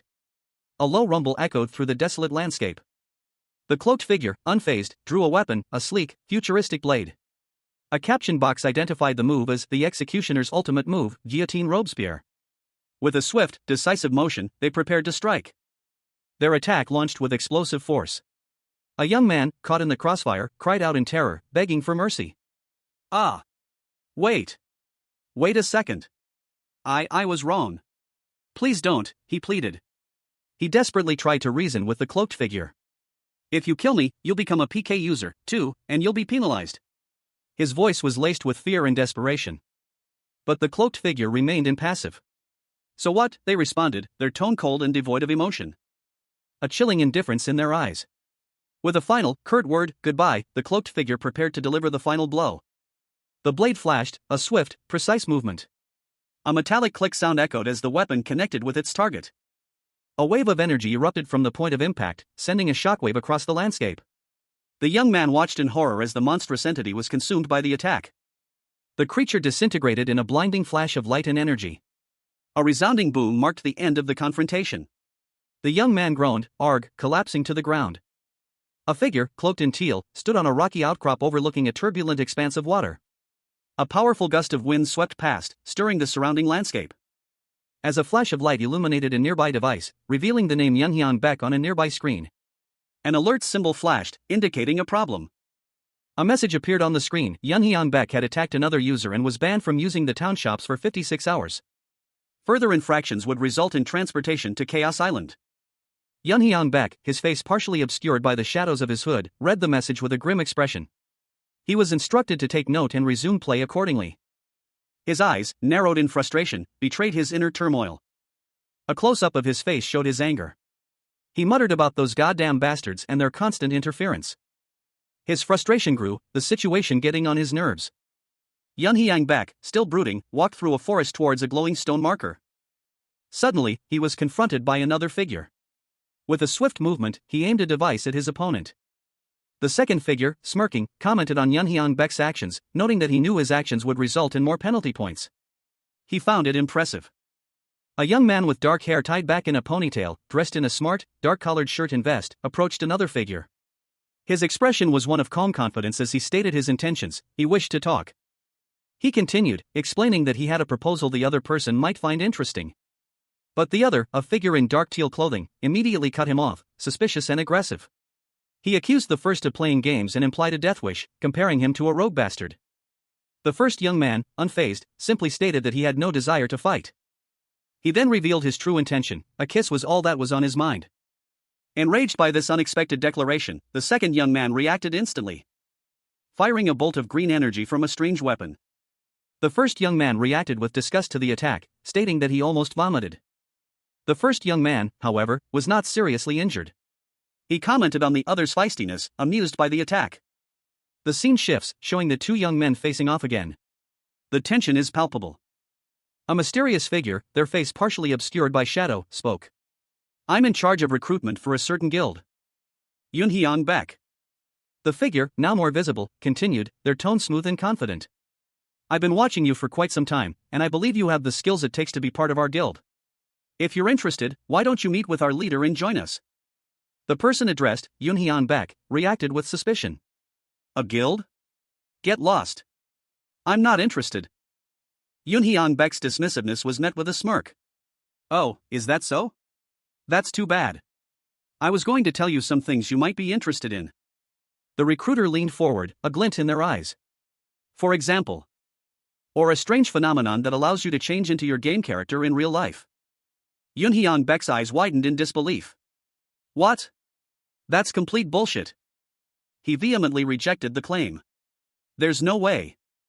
A sudden, powerful energy erupted from Yunhyang Baek, a visual representation of his disbelief and inner turmoil. A man with dark hair and a sly smile addressed the reader directly. He apologized, but insisted that payment was required to hear more, inviting those interested to visit Chaos Island. The scene shifted to a desolate landscape dominated by a towering structure and a vast field of skulls. He explained that those who could defeat all the PK users on the island should come to the top of the tower to learn more. He smirked, adding that it would require considerable effort. The man, still smiling, said goodbye, promising to see the reader next time. With a thunk, the man was suddenly encased within a glowing purple picture frame. A second character, a young man with dark hair and a teal jacket, watched from the side. The frame, identified as a teleportation box skill, opened, revealing its magical properties. The young man approached cautiously. He looked at the box with a mixture of curiosity and apprehension, questioning the phenomenon of physical form shifting. The scene shifted to a tranquil forest setting, with a peculiar symbol etched into a rock. The scene opens on a bustling city street, the background filled with the usual urban sights, apartment buildings, cars, and a public bus. In the foreground, two high school students stand on a sidewalk, their conversation the focus of the panel. A young woman with shoulder-length brown hair, dressed in a school uniform, speaks to her companion, a young man with short black hair, also in a school uniform. She holds a smartphone in her hand. She explains that she asked her cousin for advice regarding the lawsuit. The young woman continues, assuring the young man that if she testifies for him, everything should be fine. The young man visibly relaxes, a sigh of relief escaping his lips. He expresses his worry about going to jail and his inability to sleep the previous night. The young woman teases him, suggesting he was bluffing when he claimed not to care about the lawsuit. The young woman's gaze shifts, her attention drawn to something in the distance. A sleek, expensive sports car is parked in front of their school, prompting a reaction from both students. The young man comments on the unexpected sight of such a luxurious vehicle near their school, speculating that someone must have won the lottery. The young woman playfully suggests that it could be a surprise gift for her, but the young man quickly dismisses the idea, stating that he would need to kill at least 100 black beasts to afford such a car. A young man with short, dark hair, wearing a school uniform, walked down the street. A woman's hand reached out to him, seemingly in greeting. Meanwhile, a woman with short, gray hair, wearing sunglasses and a pink shirt, cheerfully greeted someone, accompanied by a man with blonde hair and a purple jacket. The woman in sunglasses remarked that the young man had arrived earlier than expected, having thought they would have to wait until second period. Two students, a girl with long brown hair and a boy with short black hair, watched the scene unfold. The girl questioned the boy about his familiarity with the woman and her companion. The boy responded negatively, but admitted to a feeling of familiarity. He pondered the strange encounter, his expression thoughtful and slightly troubled. The girl exclaimed in disbelief. The woman in sunglasses, identified as Guild Raison, addressed the students. Guild Raison stated that it seemed the students had figured out her identity, and invited them to skip class for a drive, given the pleasant weather. The boy and girl exchanged glances, contemplating the unexpected invitation. A woman with short, silvery gray hair, wearing a pink shirt, leaned against a sleek, red sports car. A sly smile played on her lips as she casually adjusted her sunglasses, her gaze sharp and assessing. She issued an invitation, her tone laced with a hint of challenge. So what do you want to come? To our hideout? A red sports car sped down the highway, leaving a blur of motion in its wake. Inside, three young people rode in tense silence, a blonde woman with sunglasses driving, a young man with dark hair in the passenger seat, and another young man with spiky blonde hair in the back. The young man in the passenger seat leaned towards the girl with brown hair beside him, whispering anxiously. Hey, Orium. Should we really be going? He continued, his voice laced with worry. They know our names and where we go to school. That means they could come after us at any time. Orium, the girl with brown hair, responded thoughtfully, but they didn't attack us. The young man nodded slowly. I think so. He suggested, we should hear them out, at least. The blonde woman driving spoke, a hint of calculation in her voice. If it goes well, they might even tell us a thing or two about Horizon. The car approached a large, imposing building, their destination. A group of 4 young adults walked through the lobby of a modern building. The woman in the lead, with striking silver hair and red eyes, carried a tablet. Behind her, a young man with blonde hair and a purple jacket appeared to be the leader of the group, his expression serious. 2 other students followed, their faces showing a mixture of curiosity and apprehension. The woman with silver hair paused, turning to address the blonde-haired young man. She explained that she wanted to introduce him to the other members of their guild. She then posed a question to the group: would they prefer to continue their conversation in a private room or in the cafe? A young woman with shoulder-length brown hair, part of the group, responded that the cafe was too noisy for a proper conversation. The silver-haired woman, placing her glasses back on with a subtle flourish, remarked that the daughter of the pharma company's CEO seemed to know what she was talking about. The brown-haired young woman, slightly annoyed, agreed to move the meeting to a private room, expressing her concern that the silver-haired woman already knew their personal information. The blonde-haired young man then asked the brown-haired young woman if she had ever been to this place before. She replied that she used to visit the building every summer with her parents when she was a child.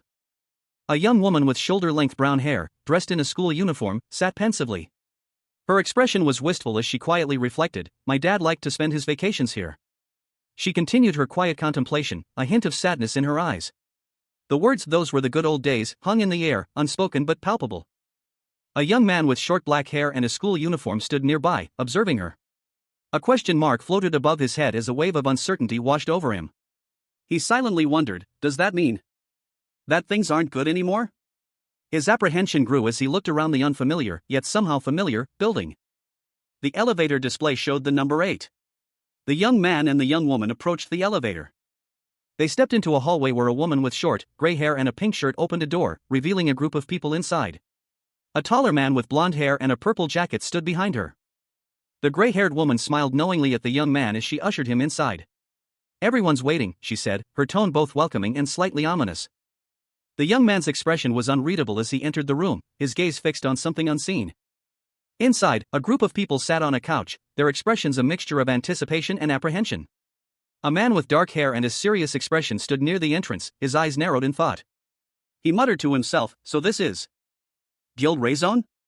The weight of the name hung heavy in the air as he surveyed the assembled group. 2 young people, a boy and a girl in school uniforms, stood in a sparsely populated room.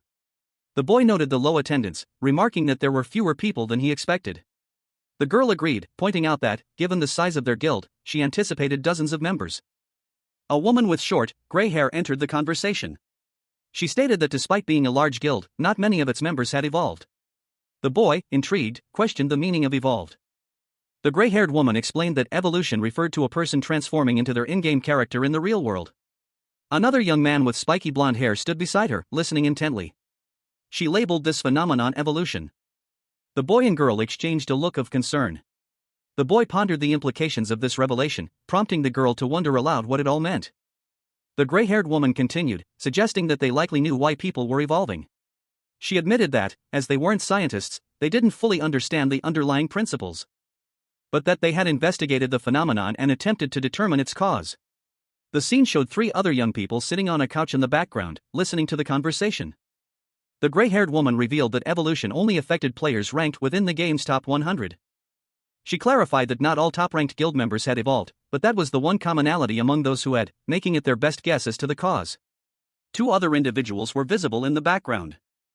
The gray-haired woman then posed a question to the group: were all the people in the room ranked within the top 100?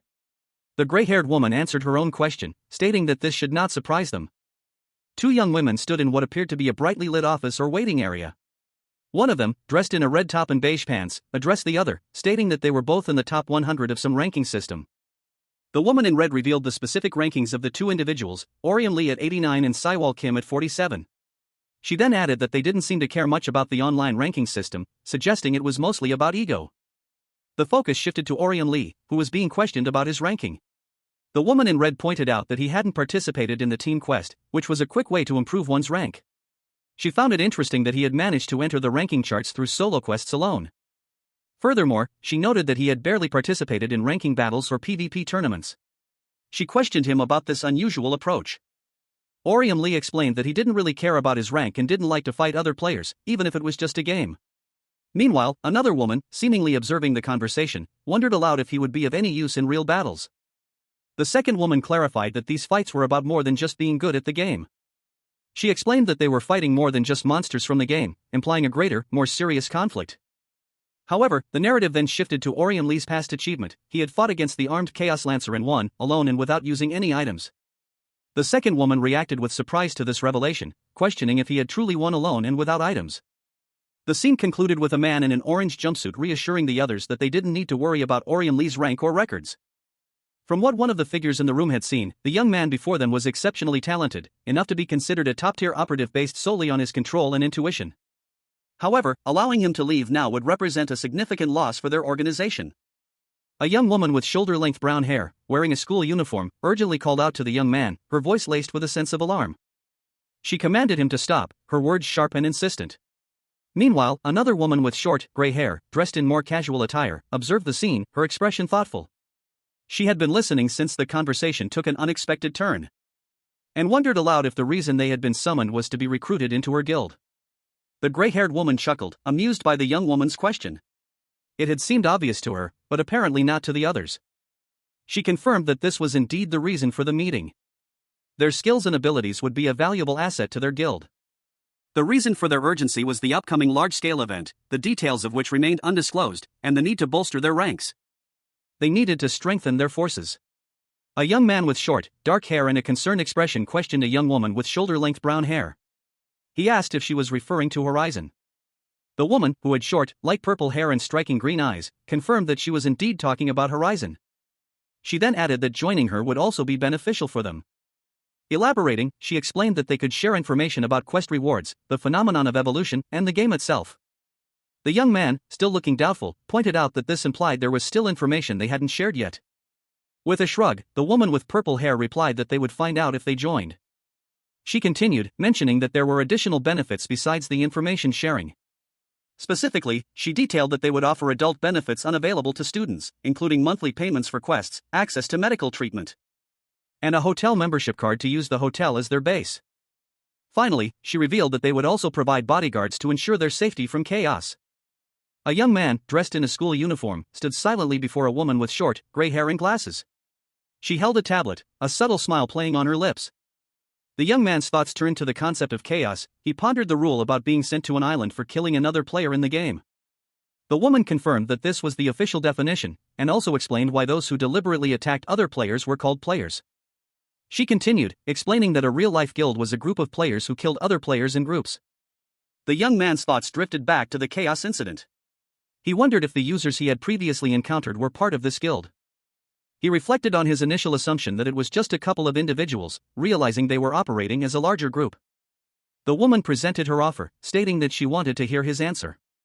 She asked him if he wanted to join their guild. The young man considered the proposition, internally weighing the pros and cons. He concluded that joining the guild would make the game significantly easier, as he would no longer be alone. A nagging feeling unsettled her. Something about the situation didn't feel right, prompting her to question the rewards from the Horizon competition. The girl excitedly recalled the substantial prize money, 20 billion won, and the wish granted to the winners, leading her to wonder about the implications if the rewards were given to only one member of their guild. Another woman explained that the guild had decided to divide the money equally among its members. The girl, however, still had another question. She wondered what would happen if they didn't join their guild. To which the woman responded that there would be no repercussions. The woman's resolve was clear: they would stop at nothing to win the competition. Her determination extended to any opponent they might face. A young woman with shoulder-length brown hair, wearing a teal sweater vest over a collared shirt, stared intently at someone off-panel. Her expression was one of serious contemplation, a slight furrow in her brow hinting at her internal struggle. She weighed her options. Joining a guild would significantly increase their chances of winning, but it meant relinquishing her wish. However, refusing to join due to her desire for the wish would drastically reduce their chances of victory. Adding to the complexity, the players in question belonged to one of the top 3 guilds. A dramatic close-up showed 4 figures shrouded in a crimson haze. They were formidable warriors, their expressions grim and determined. One, a woman in a military-style cap, stood prominently in the foreground. They were the best of the best, the true masters of the game. The young woman's chances of winning without them were slim. And in this game, the stakes were their lives. To survive, they had no choice but to join the guild. If those were the terms, then they would not join their guild. A woman with short, gray hair, who had been observing the conversation, reacted with surprise. "Oh my, really?" A young woman with short, purple hair, dressed in a casual pink shirt, sat pensively. Her expression was unreadable, but a question hung in the air, unspoken yet palpable. She wondered why. Across from her, a young man with short, dark hair listened intently. His gaze was fixed, his expression serious. He contemplated the situation, a weight settling on his shoulders. There was a wish to be granted, a wish that had brought them to this point. The young man explained their unusual request to two women. One, with blonde hair, listened impassively, the other, with silver hair and a pink shirt, observed with a hint of amusement. He insisted that they preferred to proceed as a pair. Two other young women watched from a distance, their expressions a mixture of curiosity and amusement. One commented on the young man's impetuosity. The silver-haired woman, however, saw something more in him. She considered his ambition, noting that it would need to be tempered. She then proposed that he reveal his wish. The young man, his expression serious, prepared to reveal his wish. He thought about the implications, the weight of his desire. Meanwhile, a young woman with shoulder-length brown hair watched him with apprehension. Her expression was one of concern and uncertainty. The young man finally revealed his wish, to create a harem filled with his favorite idols. His face was alight with excitement and determination. His shocking revelation caused a ripple of surprise and disbelief among the onlookers. The silver-haired woman's expression shifted to one of stunned silence. The brown-haired girl's eyes widened in shock and horror, her mouth agape. The weight of the young man's wish settled heavily on the room. The scene opens with a burst of light, suggesting a sudden and intense event has just occurred. A young man with short black hair and a backpack stands in the center of a room, surrounded by a group of onlookers. Their expressions range from shock to concern. The young man appears overwhelmed. The young man's gaze falls upon a young woman with shoulder-length brown hair, who looks distressed and flustered. He seems troubled by her reaction. And she unleashes a flurry of blows upon him, shouting that it was all a joke. The impact of each hit is emphasized by sound effects.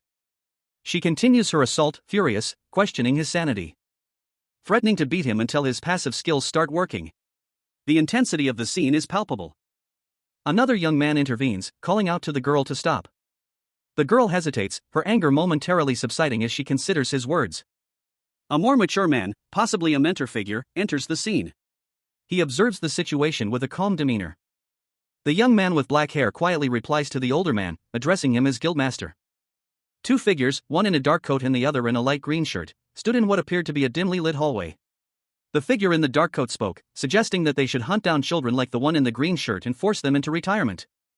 A woman with short, light purple hair, wearing a coral-colored shirt, responded with a quiet perhaps, agreeing with the sentiment. A man with spiky blonde hair, dressed in athletic wear, interrupted, stating there was no reason to wait until nightfall. He proposed taking immediate action. He continued, sneering at the idea of waiting, and implying that anyone who would play for such a prize was merely an obstacle. And that they would eliminate them right then and there. The blonde-haired man's face contorted in anger as he addressed a young man with dark hair in a school uniform, who stood passively nearby. The blonde-haired man's words were filled with menace. The title card for Ultra-Alternate character appears, introducing the manga.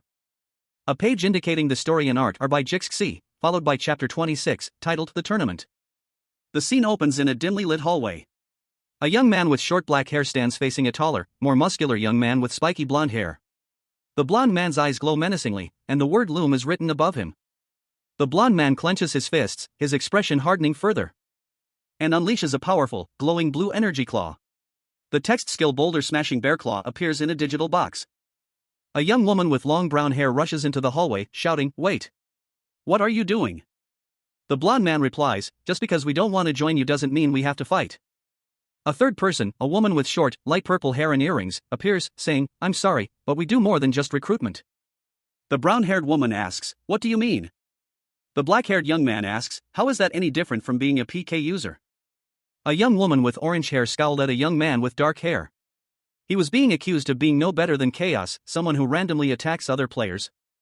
But he retorted that they weren't like Chaos, they didn't kill people. A third individual, a young man with green hair and a beanie, grinned. He explained that they only beat their opponents until they lost the will to play. And that this was essentially a PvP tournament from the game. Inside a room, two figures stood near a window. One, a man with light brown hair, was leaving. While the other, the dark-haired young man from before, listened to his explanation of their fighting style, one-on-one duels where the loser is simply forced into retirement. The dark-haired young man's expression hardened. The light-haired man continued, explaining that gathering data on a user's abilities and playstyle was more than enough for their purposes. And that they couldn't follow and monitor them directly.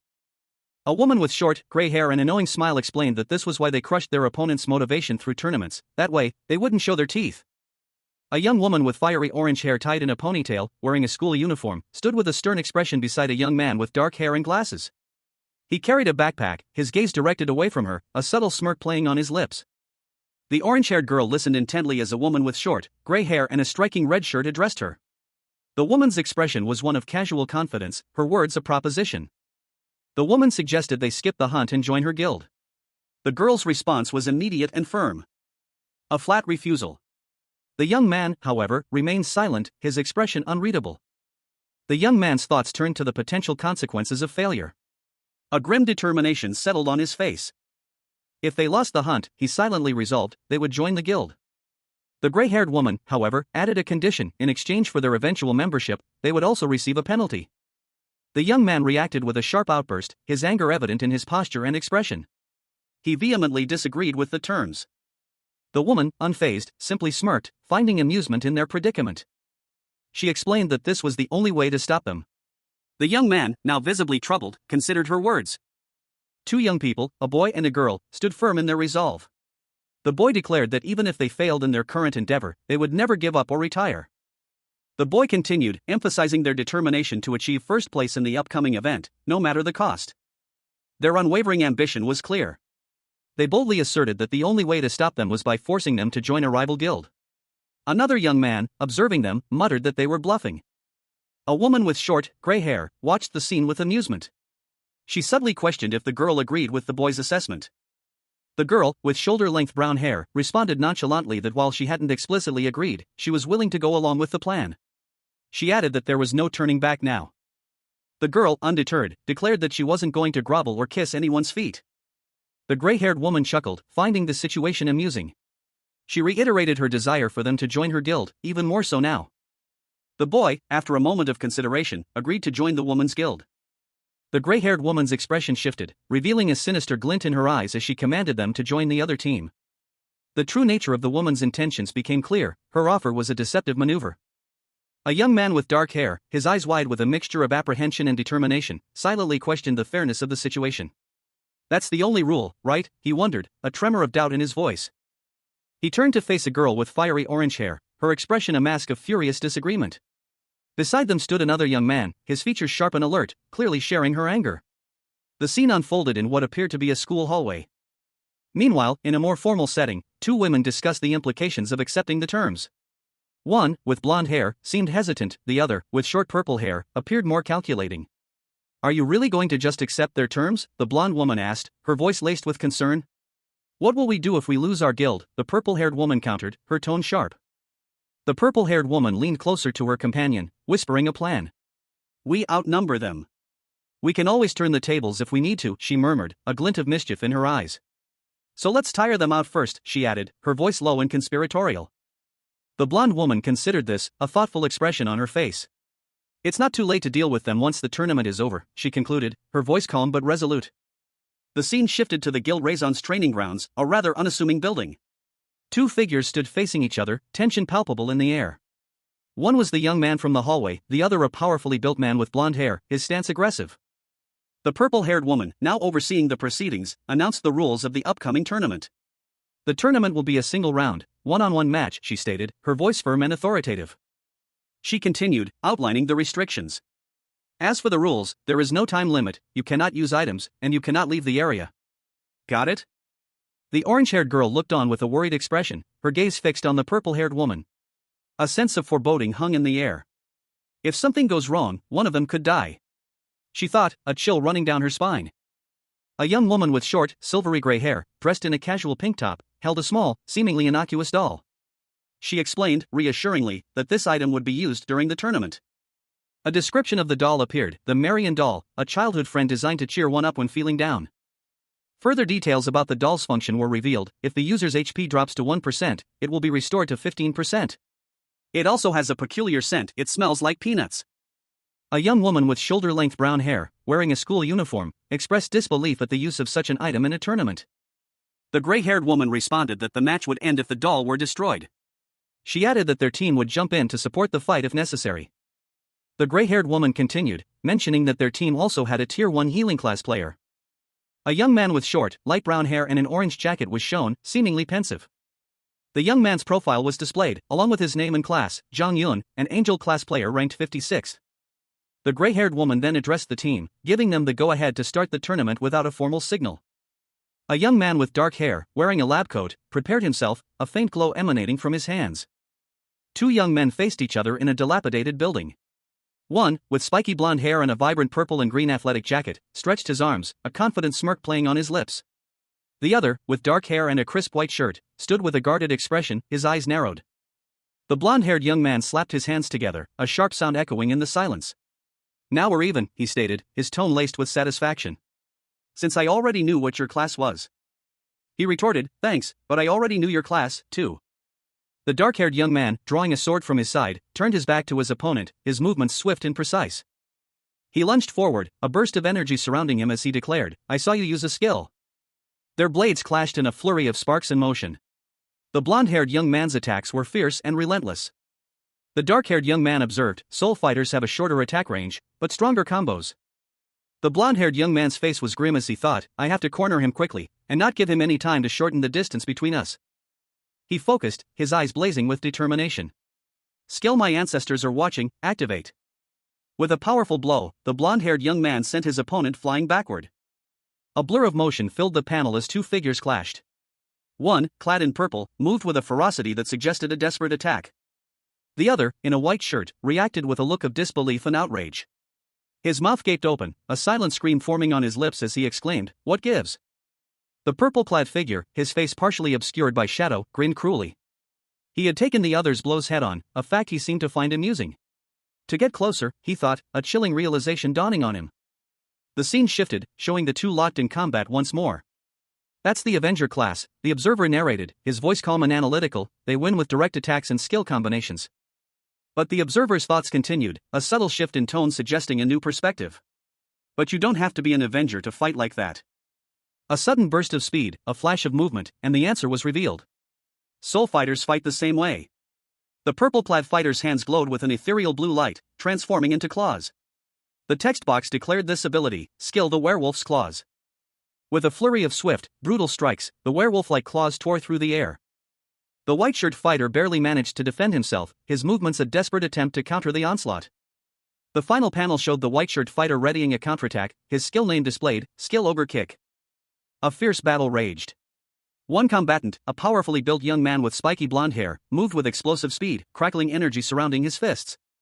His opponent, a slender young man in a white lab coat, countered with swift, precise movements, weaving through the blonde's attacks with surprising agility. A blur of motion as he deflected a powerful blow, the impact echoing with a resounding whack, sending the blonde flying backward, a trail of blue energy sparking in his wake. The force of the impact leaving a visible shockwave across the floor. The young man in the lab coat seized the opportunity, launching himself forward with a powerful leap. He held a thin, dark object in his hand, which he used to propel himself with surprising speed and precision. The blonde, momentarily stunned, glared at his opponent with a mixture of surprise and anger. His eyes narrowed, focusing intently on the young man in the lab coat. A single thought filled his mind, how did he get so fast? He hissed, "When did you?" The young man in the lab coat calmly responded to the blonde's question, pointing out a small cut on his arm. "Where'd that cut come from?" He answered his own question, Soul Fighter class. One combatant, a young man with short dark hair, stood defiantly. He countered his opponent's claim, stating that he wasn't the only one employing such tactics. He explained that he had allowed himself to be hit, strategically waiting for an opening to counterattack. Meanwhile, his opponent, a man with spiky blonde hair, pondered aloud whether the counterattack had been a preemptive skill activated upon impact. The blonde man observed that, even at a distance, their skills were evenly matched. He then complimented his opponent's skill, noting it was impressive for someone ranked 89th. The dark-haired young man launched a swift attack, a burst of energy accompanying his movement, leaving a trail of light in his wake. The blonde man's eyes widened in surprise. He realized that his opponent had significantly increased his speed, possibly using a skill to enhance his agility. He wondered if this was a planned attack from a blind spot. The dark-haired young man's attack landed, the impact echoing in the panel. A swift, powerful kick connected with the other boy's jaw, sending him sprawling across the ground. He grunted in pain, clutching his jaw as he struggled to regain his footing. But his opponent, already recovering from the blow, lunged forward, sword drawn. The blade whistled through the air, a blur of motion. He narrowly avoided the attack, dodging the deadly blow with practiced ease. He watched his opponent, a flicker of surprise in his eyes. He dodged again. The thought crossed his mind, that skill, is that the possessed forest king? The image of a powerful, spectral monkey flashed in his mind, confirming his suspicions. With surprising speed, the blonde boy leaped back, putting distance between himself and his opponent. His opponent, however, was quick to follow, his sword already raised for another strike. The sword fell with a resounding wham, connecting with its target. He thought to himself, it'll be fine. I shouldn't overthink it, A young man with dark hair, dressed in a white lab coat over a teal shirt, stood poised, a dark blade held loosely in his hand. His attacks, he mused, had a greater range, he only needed to wait for the perfect opportunity. Suddenly, a powerful fist connected with the young man's face, sending him reeling backward with a resounding impact. A flash of blue energy erupted from the attacker. The attacker, a man with spiky blonde hair and a purple jacket, followed through with a swift, powerful blow, sending his opponent flying. The blonde man observed, his expression grim. His opponent's sword gave him greater reach, but it also slowed his attacks. He noted the slight difference in the speed of their attacks, a mere 0.2 seconds. Each strike landed with brutal force, overwhelming the young man's defense.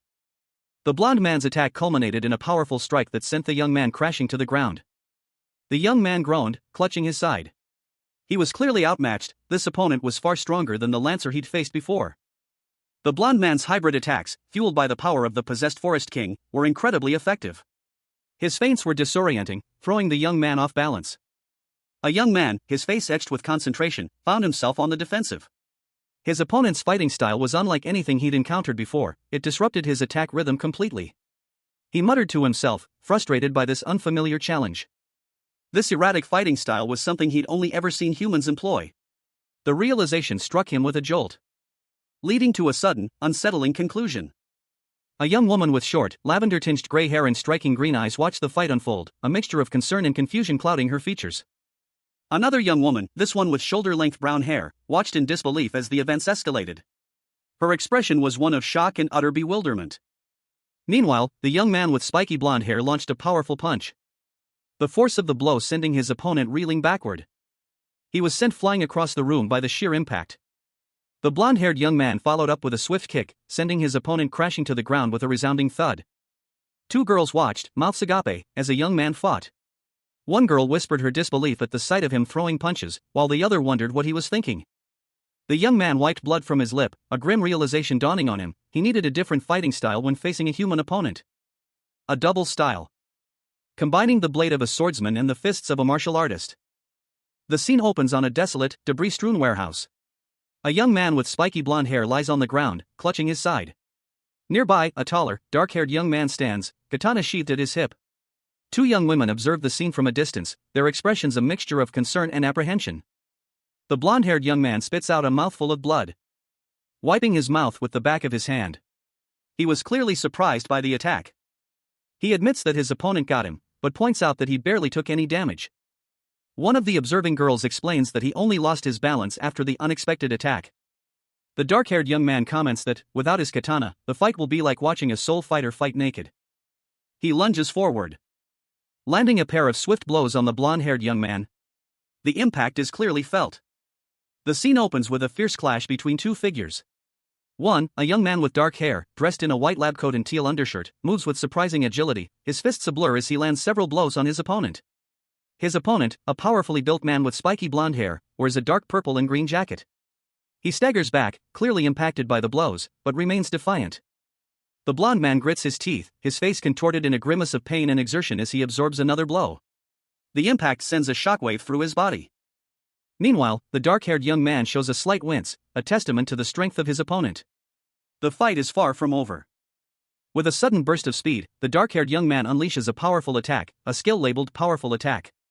The force of the blow sends the blonde man reeling, his body momentarily frozen in mid-air. The blonde man crashes to the ground, groaning in pain. His body is battered and bruised. From a distance, two onlookers observe the fight. One, a young woman with short, dark hair, comments on how easily the blonde man, referred to as Ikju, is being overpowered. Her companion, a taller young man with light blonde hair, simply agrees. The dark-haired young man continues his assault, his movements precise and deadly. He reflects on his own strength, noting that his punches alone are not enough to completely overwhelm Ikju. He realizes that the key to victory lies in his versatility. He now has a second weapon to use against his opponent. The dark-haired young man's internal monologue reveals his strategy. By keeping his opponent guessing between his fists and his sword, he can maintain the upper hand. A fierce battle raged between two young men. One, clad in a lab coat, wielded a long, slender weapon, his movements precise and calculated. The other, in a purple jacket, fought with his fists, his attacks wild and powerful. He was clearly on the defensive, but he was not giving up easily. A flurry of blows exchanged, sparks flying as the lab-coated fighter skillfully parried each attack. A sudden spurt of blood marked a near miss. The purple-jacketed fighter staggered back, a pained groan escaping his lips. He had been wounded. The lab-coated fighter, his expression grim, prepared for his next move.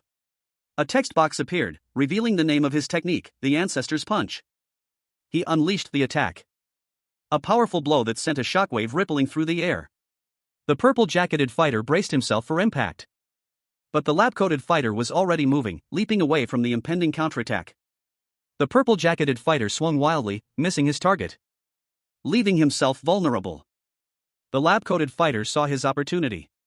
He would not miss this chance to end the fight. He saw his chance. This was it, the moment to deliver the final blow.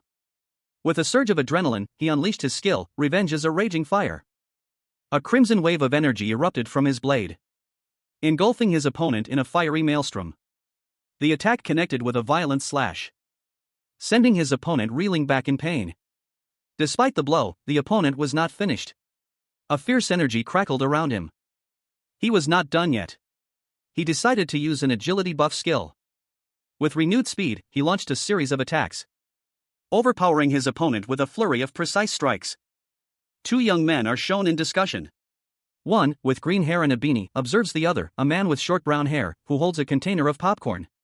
The narration box explains that the brown-haired man's fighting strategy involves close-range punches and counterattacks, punctuated by powerful combos. The brown-haired man's face is shown in close-up. He reflects that he has improved his agility using status points earned as a reward. The brown-haired man is shown again, holding the popcorn container. A thought bubble reveals that he likely planned his agility upgrade with PvP combat in mind. The scene shifts to show the brown-haired man and another, dark-haired man in motion. A narration box explains that increased speed makes ambushes and close-range attacks much easier to execute. The brown-haired man attacks the dark-haired man with a flurry of fast strikes, depicted with motion lines and onomatopoeia. The dark-haired man is caught off guard by the speed and ferocity of the attack, and is forced to take several blows, his pained expression visible as he grunts in response. The dark-haired man is sent flying backward by the force of the attack, landing heavily on the ground. A young woman with brown hair, tied back in a ponytail, watches the fight with a concerned expression.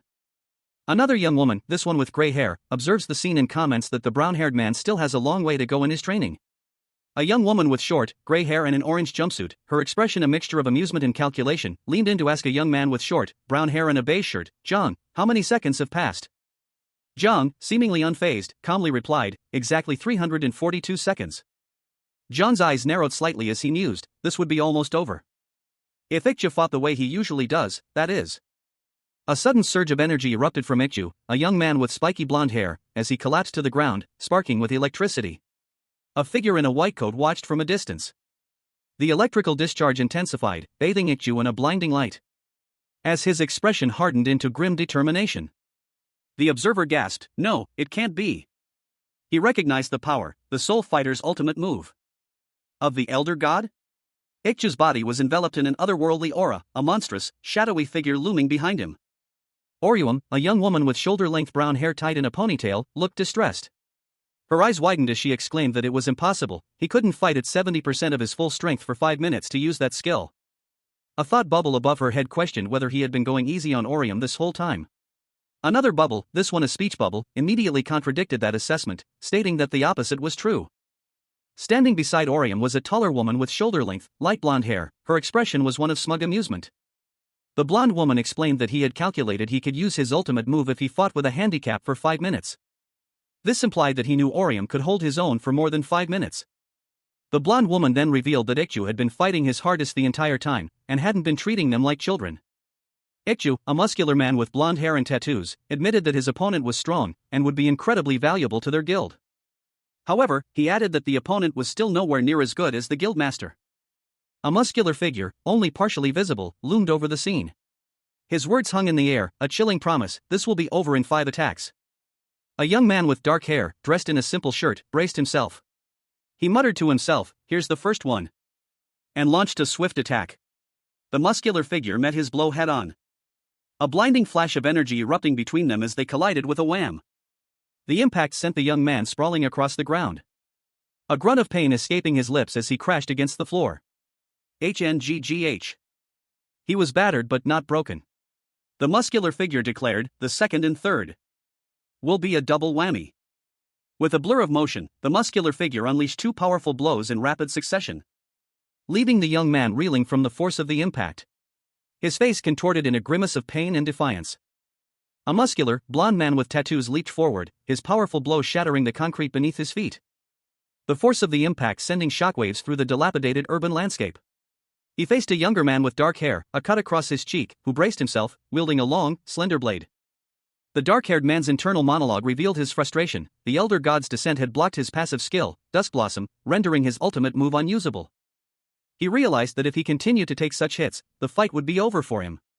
He needed a way to turn the tables on his opponent. Searching for a strategic advantage, something he could use to his benefit. His eyes widened in sudden understanding. He had an idea. He concluded that running was futile. The blond man, sensing his opponent's shift in strategy, prepared for the next attack. The dark-haired man warned his opponent to get ready for his next move, number 4. He activated his defensive skill, Obsessive Vengeance, a powerful counterattack. The blond man, however, dismissed the attack with a dismissive "don't bother," before unleashing a devastating counterblow. Ikju launched a fierce attack, his movements a blur of speed and power. Orium, anticipating the blow, attempted to deflect it with a defensive maneuver. But Ikju's assault was too strong. With a resounding slam, his blade connected, sending Orium sprawling to the ground. Orium grunted in pain, his body impacting the ground hard. An observer chuckled, noting that Orium's defensive technique had failed to completely neutralize Ikju's attack. Two women watched the fight unfold. One, with shoulder-length auburn hair, looked concerned. The other, with short, lavender hair, explained a key characteristic of the Soul Fighter class, their ability to break through even the strongest defenses. The lavender-haired woman's eyes glowed with an eerie light as she stated that only one opponent remained. She then turned to Orium, her voice laced with a hint of challenge. "What are you going to do now, Orium?" Orium, bruised and battered, caught his breath, his face a mask of grim determination. Ikju, sensing his opponent's renewed resolve, prepared for a final, decisive strike. His eyes narrowed in focus as he declared this to be his fifth and final attack. The tension was palpable. A young man with dark hair and scars on his face stood alone, his expression grim. He muttered to himself, the words barely audible. A blur of motion indicated a sudden, violent movement. A muscular man with blonde hair and tattoos launched a powerful attack, his fist connecting with a resounding wham. The sound of clashing metal echoed through the warehouse as a sword deflected the blow. Two women watched the fight from a distance. One with short, brown hair appeared worried, while the other, with short, gray hair, maintained a calm, almost amused expression.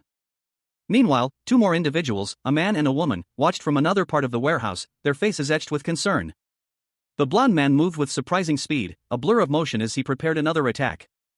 A sudden impact, a sharp exclamation point in the air, signaled a critical moment. The blond man's eyes widened in shock and pain, his face contorted in a grimace. The young man with scars clenched his fist, his expression hardening as he prepared to counterattack. A skill description box appeared, reading "Skill Overcome Adversity, Absorb Damage." A young man with dark hair, his face etched with exertion, breathed heavily. He muttered, "Wasn't that a little simple for your so-called final attack?" He continued, "I could tell what you were going to do." A muscular man with blonde hair and tattoos, his face contorted in surprise, exclaimed, "What the hell?" He leaped back, thinking, "He found another way to block me?" The dark-haired young man observed, "After he tried to use that defensive barrier against my punch, I thought he'd get knocked out for sure, but I guess he was hiding something." He clenched his fist, a faint glow emanating from it. He wondered, does he still have something up his sleeve? The dark-haired young man revealed, "I've been saving this since the beginning." The dark-haired young man's arm glowed brightly as he prepared his attack. He thought, to use a soul fighter's ultimate move against them. The blond man was hit by a powerful attack. The dark-haired young man explained, "I let myself get hit by your fourth attack on purpose." The blond man was sent flying backwards by the force of the blow. "That way. I made sure you used a straight punch as your final attack." A powerful surge of energy crackled around the man's arm, his tattooed skin glowing with an ethereal light. As he unleashed his ultimate move, a devastating technique known as an eye for an eye. With a swift motion, he launched himself forward. his body a blur of motion as he executed the descent of the Elder God, a technique of immense power. The impact of the collision creating a blinding flash of light, sending the man hurtling backward. He crashed into a wall, the force of the blow sending tremors through his body. A pained groan escaping his lips as he slid to the ground. Suddenly, a small, seemingly innocent doll appeared before him. Its cheerful greeting a stark contrast to the brutal battle that had just transpired. A young woman, her form shimmering with an ethereal green light, declared, "I'll be off now. Bye-bye." She vanished in a sudden burst of energy, leaving only a faint trail of sparkling particles in her wake. Leaving a young man with short blonde hair and tattoos on his arms slumped to the ground in a dilapidated room. He watched, breathless, as the last vestiges of the green light faded. The blonde young man's breathing was ragged, his face etched with exertion. A thin cut marked his cheek.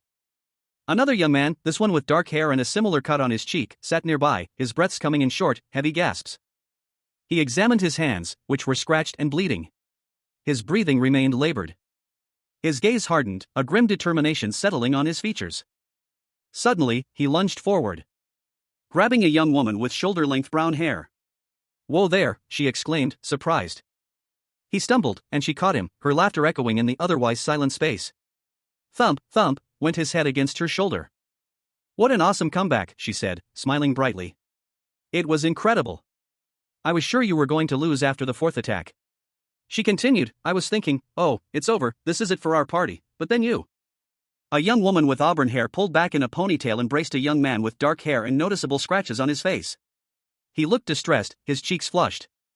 Her green eyes, wide with concern, focused intently on him. The young man, seemingly annoyed, lightly slapped her shoulder. "Anyway. Good work," he said, though he added with a sigh, "though none of this would have happened if you hadn't said something so dumb." Elsewhere, a woman with short, gray hair and a serious expression pointed at a man with darker skin and a concerned look. "Hey Sunga, what are you gonna do?" Sunga responded, "We're not really going to join some high schoolers' party, right?" The gray-haired woman laughed. "Ha ha ha. Who knows? I never thought IKJU would lose, so I'm really not sure." Her eyes narrowed, a thoughtful expression replacing her laughter. "They might want something else from us." Back with the young couple, the girl listened intently as the boy spoke. "Money, items, or even information, we could still negotiate with them. If they're willing to compromise on what they want, we can just hand it over and send them on their way." But his tone shifted, becoming serious. "But if they still plan on absorbing our guild, then, we might have to play a little dirty." The gray-haired woman's eyes narrowed into a fierce glare. A young woman with short, purple hair, dressed in a simple pink blouse, stared intently ahead. A grim determination etched itself onto her features as she silently resolved to take drastic measures. There was no other option, she had to reveal her hidden strength.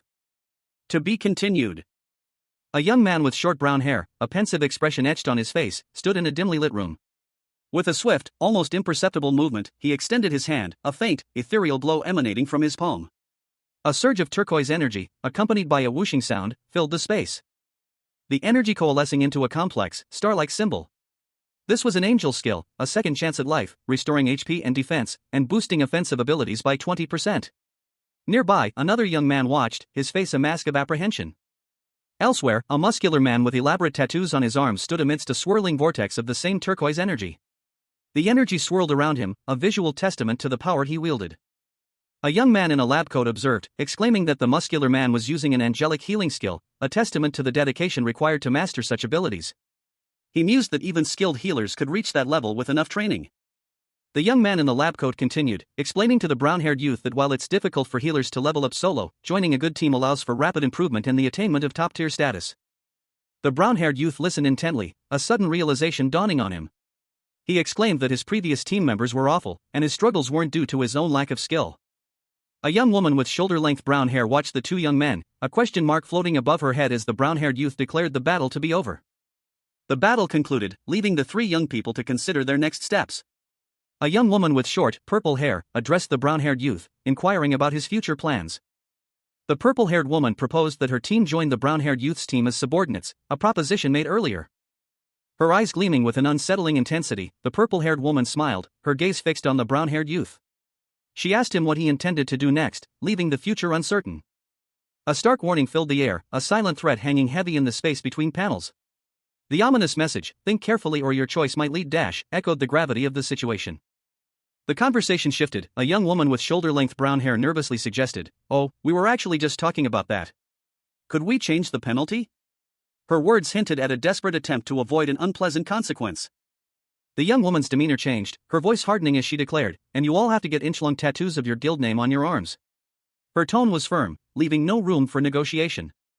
Two other individuals reacted with shock and disbelief. "What? This isn't some drinking game. That's so childish. And the name is just awful," they exclaimed, their expressions reflecting their utter disapproval. A woman with short, gray hair, dressed in a pink shirt, responded defiantly, "No, over my dead body." Her calm demeanor contrasted sharply with the other's outrage. Her resolve was met with astonishment. "How is she keeping a straight face?" a man beside her whispered, his surprise evident. The woman with gray hair remained unfazed, calmly proposing an alternative. "If you don't like that idea, then how about this?" she suggested, her expression betraying no hint of her true intentions. A young man with dark hair, previously seen in the conversation, listened intently, his expression unreadable. The young man extended his hand, making a proposition. "Let's form an alliance," he offered, his tone suggesting a mutually beneficial partnership. The woman with gray hair considered his offer, her expression thoughtful. "I know I said that you have to join our team if you lose, but to be honest, I don't want to steal your guild. Teamwork is important for guilds too, right? There's no point in taking your guild away from you. Also, I don't want to fight you," she explained, revealing her true motives. One girl proposed an alliance, suggesting they help each other out. The other girl, however, was caught off guard by this unexpected proposition, internally questioning the wisdom of such a move. She pointed out that once the event began, they might end up competing against each other. This was a risk she wanted to ensure her partner understood. The other girl responded that if it came down to it, their goal was to defeat the other competitors and secure first place together. A thoughtful expression crossed her face as she considered the proposal. She burst into laughter, exclaiming at their confidence. She found their overconfidence amusing, believing they had lost their minds. The first girl admitted that she hadn't expected the alliance suggestion, but she also never thought the other girl would believe they could win against the entire guild. Despite her initial surprise, she found the situation amusing. She admitted that while she deals with troublesome people every day, this unexpected alliance felt like a game. The first girl readily accepted the proposal. They clasped hands, solidifying their newfound alliance with a promise to be allies. A young man with short, dark hair beams, a wide, genuine smile stretching across his face. He exclaims, "Great! Thank you!"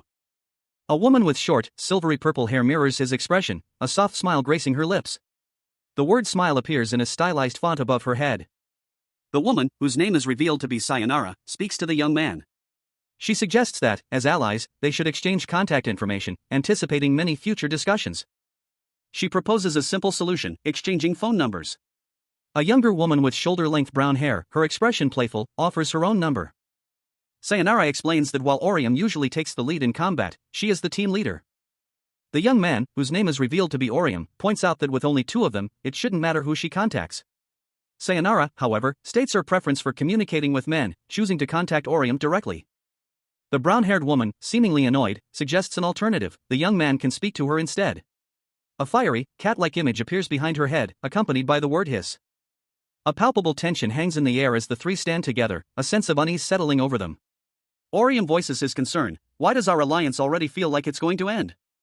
Orium speaks to a new character, a muscular man with blonde hair and tattoos, informing him that they are now allies. He warns the man to be wary of unexpected chaos during their missions. The blonde man, though acknowledging their strength, emphasizes the unpredictable nature of their work and the potential for unforeseen dangers. A team member, ranked 34th, was killed after being attacked by a group from the Chaos Guild. Adding to this, the Chaos Guild is mysteriously expanding its ranks, though no one knows how. It would be best to avoid them. A new team is being formed to exchange information. A woman with short, gray hair, wearing a red shirt, proposed a meeting to exchange information the day after tomorrow. But the young man with short, dark hair, wearing a white shirt, explained that he had to make dinner for his sister that day. They agreed to meet the following day instead. The woman suggested meeting at the hotel restaurant and offered to send the exact time and place via text message. She clarified that she would send the information through Saiwal's number. The woman said goodbye, pleased with how the meeting went. The young man and his sister reflected on how well the meeting went. Two young people, a girl with shoulder-length brown hair and a boy with short black hair, stood in what appeared to be a hospital corridor. The boy, dressed in a light blue shirt, reported that a situation, though not ideal, was under control. The girl, her expression thoughtful, revealed that while she knew of the existence of PK users, she was unaware of their tendency to form gangs and operate in groups. The boy responded that there was nothing they could do about it, suggesting they focus on completing quests and improving their skills to compete against Raison. The girl agreed, stating that they needed to improve their skills to compete against Raison. A close-up on the boy's face showed a determined expression in his eyes. He then had something else he wanted to ask her. The girl, intrigued, asked what it was. The boy's question was whether he needed to wear a suit to a dinner at the hotel restaurant.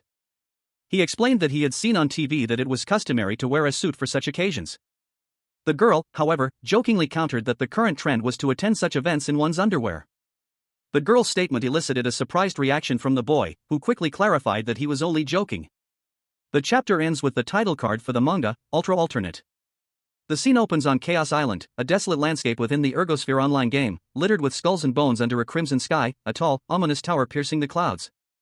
A powerful roar, YAAHHH, echoes across the desolate landscape as a figure bursts into action. It is a man with graying hair, wearing dark clothing and a headband, his face contorted in a fierce expression. He dashes forward with incredible speed. He unleashes a flurry of powerful blows, each impact sending fiery shockwaves through the air. As his opponent, a hooded figure, barely manages to evade the onslaught. The hooded figure's face is revealed, showing a grim determination as they prepare to counterattack. A fierce clash ensues, sparks flying as the two combatants exchange blows with incredible speed and power. The hooded figure expertly deflecting the man's attacks with a swift movement. With a powerful shot, the hooded figure sends a projectile hurtling towards their opponent, causing a massive explosion. A powerful explosion rocked the area, the force of it sending shockwaves outwards. As a figure, cloaked and wielding a glowing blue weapon, leaped into action. Another figure, with blonde hair partially obscured by a blindfold, braced for impact. The cloaked figure's passive skill, the Stormbird, was revealed. It increased their chances of completely dodging an attack to 30%. They muttered something about a dragon harpoon. The weapon, a vibrant turquoise, crackled with energy. The cloaked figure moved with incredible speed, the weapon a blur of motion as they unleashed a powerful attack. A whooshing sound accompanying the projectile's trajectory. The blonde figure barely managed to evade the attack, the force of the near miss sending them sprawling. The cloaked figure pressed their advantage, their weapon connecting with a resounding impact. A pained cry escaped the blonde figure. The cloaked figure stood amidst a field of skulls, the ground trembling beneath their feet. They were clearly exhausted. Taking a step, they began to move away from the scene. A man with dark hair, dressed in a gray vest and dark clothing, carries a box containing a seemingly unconscious person. He salutes with a smirk, impressed by the subject's unexpected progress. He comments on the subject's surprising speed and efficiency. He reflects that, given the subject's level, he expected the journey from the island to take much longer. The man turns to another individual, seemingly a companion, and asks for their opinion. He confidently states that he has found a suitable subject. His companion, however, cautions that the subject still has much to learn, even if he manages to enter a certain flow state. The companion continues, emphasizing the urgency of the situation and the limited time remaining before a looming event, referred to as Horizon. They must act quickly. A close-up on the man's face reveals a thoughtful expression. The man explains his plan: if the subject reaches the top of a nearby tower, he will measure their flow and take them with him. Meanwhile, the subject, now alone, seems to have lost connection to his monitoring tools. He expresses frustration at the instability of the technology. Despite the technical difficulties, the man carrying the box reassures himself that he has the subject's permission to proceed and that the subject only needs to reach the top of the tower. A close-up on a young man's face, his expression unreadable. The narration box reveals a voice stating that even with his current progress, it doesn't guarantee access to the real world. The voice continues, urging him to try his best until then. The young man, Go Yun-hyun, is shown breathing heavily, his face etched with exertion. The scene shifts to a high-class restaurant overlooking a glittering cityscape at night. Several patrons are seated at tables, enjoying their meals. A woman with short, silver hair and a noticeable tattoo sits at a table, sipping from a mug. She observes another pair of diners with a knowing smile. The woman with silver hair speaks, questioning if the other two formed a party together. And that Saiwal needed a main damage dealer. The young man's explanation continues, revealing that their guild faced a similar situation. The silver-haired woman listens intently as the young man explains that their guild members had suddenly evolved, leading to unexpected events and a reliance on each other. The young woman then asks about the guild members who didn't evolve, wondering if they said anything. At a dimly lit restaurant, a young man and woman sat across from a woman with short, gray hair and purple highlights. The gray-haired woman explained that she hadn't informed the other guild members about a certain phenomenon, only instructing them to contact her if anything strange happened while playing the game. She continued, revealing that after completing her first quest and evolving, she had forgotten everything that had happened in the game. Now, her focus was solely on events unfolding in reality. The young man, Jian, was then asked if he had been drawn to the quest rewards. Jian responded that while the rewards were a factor, the situation was more complex than that. A beat of silence followed, punctuated only by a question mark. Then, the gray-haired woman exclaimed that it was perfect timing. She called out to another young woman, Jian's twin sister, asking her to come over for a moment. The twin sister, slightly nervous, greeted the gray-haired woman. The gray-haired woman then asked Jian's twin to show them a picture of what she looked like before her evolution, assuring her there was no pressure.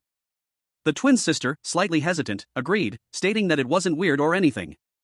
She then showed a picture on her phone to Jian and the other woman, the image causing a visible reaction from all three.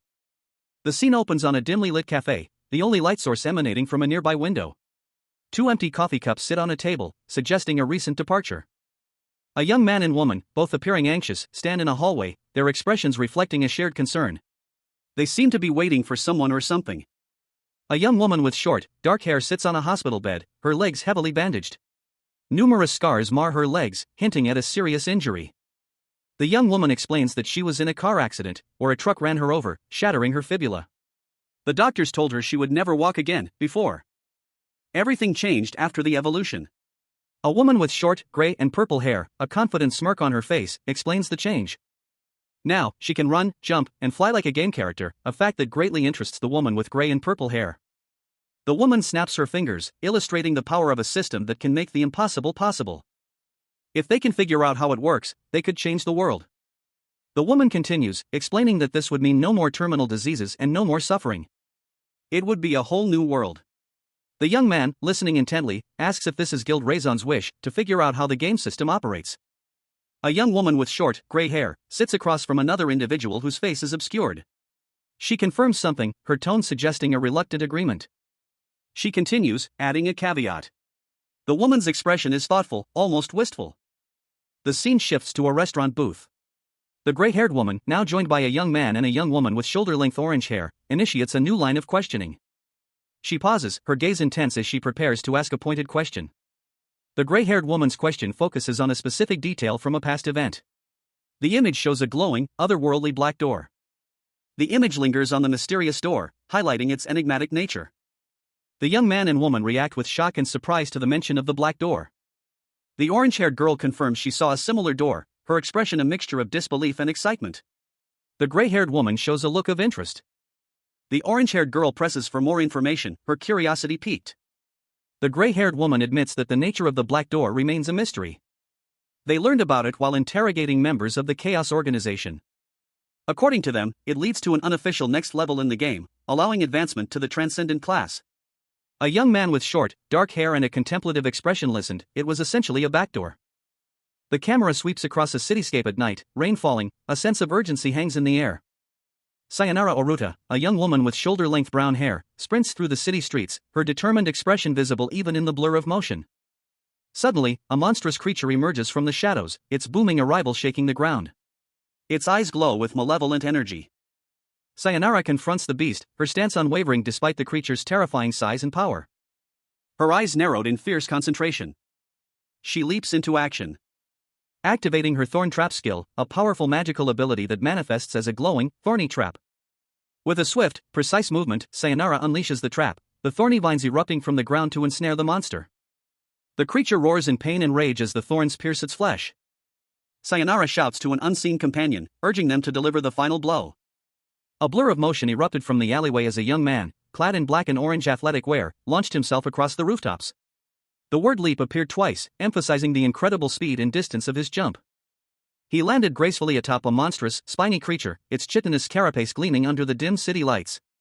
The creature was clearly hostile, its many legs ending in sharp, menacing points. His eyes narrowed in concentration as he prepared to strike. A triumphant "got it" escaped his lips. A narration box identified the item in his hand. Item: the inevitable ring increases the efficacy of a skill by 28%. With a swift, decisive movement, he slashed down. The blade of his sword tearing through the creature's defenses. Crimson ichor sprayed across the scene, leaving the creature severely wounded and hissing in pain. He stood over his defeated foe, his expression grim but resolute. The scene shifts to a restaurant, where 4 young people are seated around a table, engaged in conversation. The atmosphere is relaxed, a stark contrast to the recent battle. One of them, a young woman with long orange hair, speaks, referencing a mysterious back door that allows entry into a transcendent class. A young woman with short, purplish-gray hair, wearing a teal sleeveless top, sat pensively, her finger to her chin.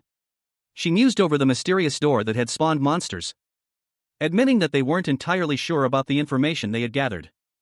Another young woman, this one with shoulder-length brown hair, joined the conversation, suggesting the information might be a deliberate leak of misinformation. However, she conceded that it didn't seem entirely baseless either. The discussion turned to the nature of the monsters. A third young woman, with shoulder-length blonde hair, explained that some monsters were from the game, but with different abilities, or were entirely new entities that had never appeared in the game.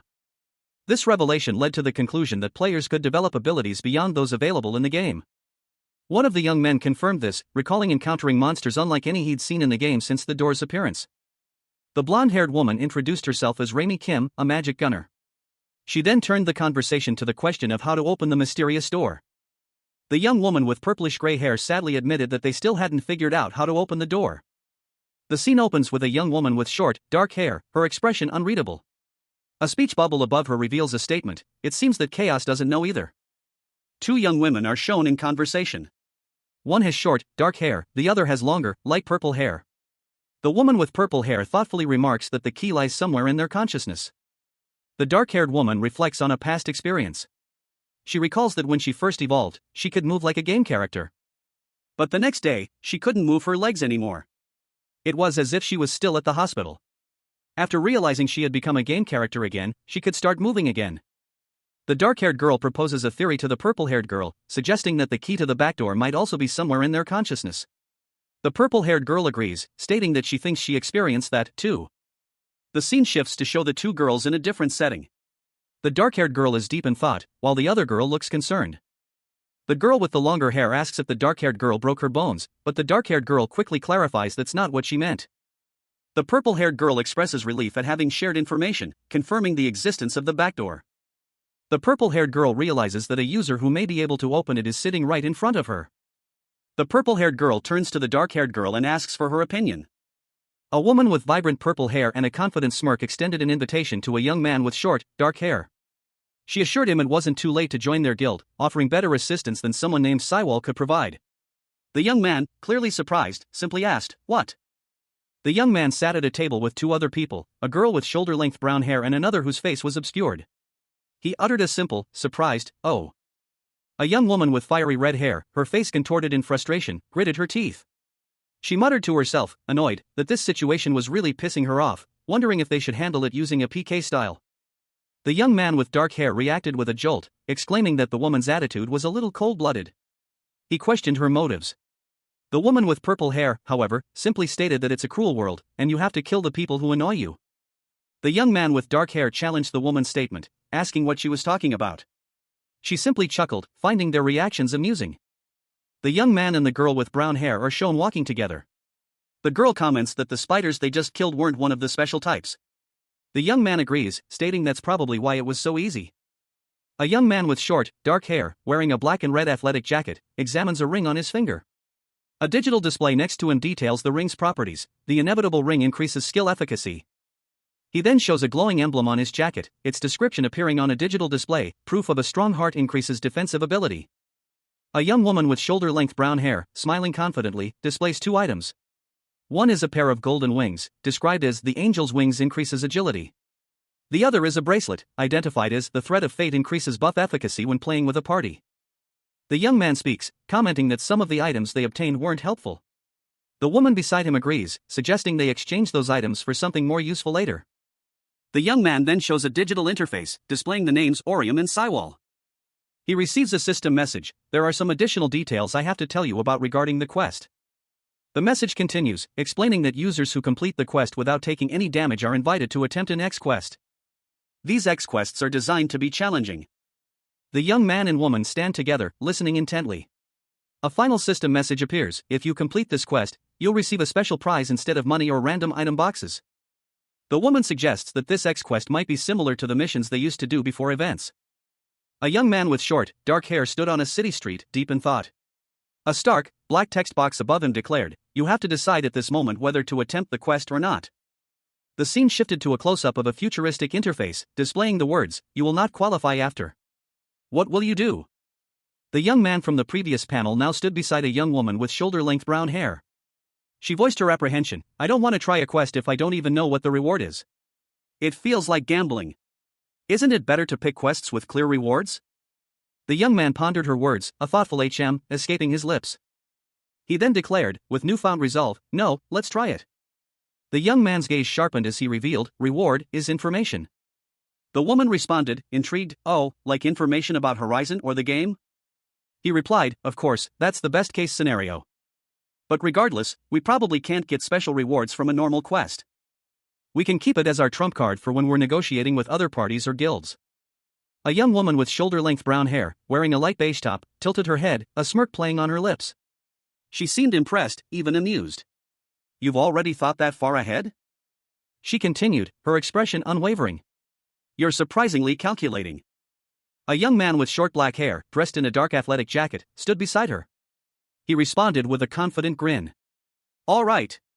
Let's do the X quest. It'll be a piece of cake." The young man's grin widened, his eyes gleaming with self-assuredness. "Yeah, that's right." The woman's expression shifted, a mixture of surprise and concern clouding her features. She stammered, her voice laced with disbelief. "Wait. And no. Saiwal, what did you just say?" A flash of light erupted from a small, rectangular device on the ground. The young man shrugged, seemingly unfazed. "I dunno." A digital display showed a countdown timer, time remaining until the X quest, 57:59.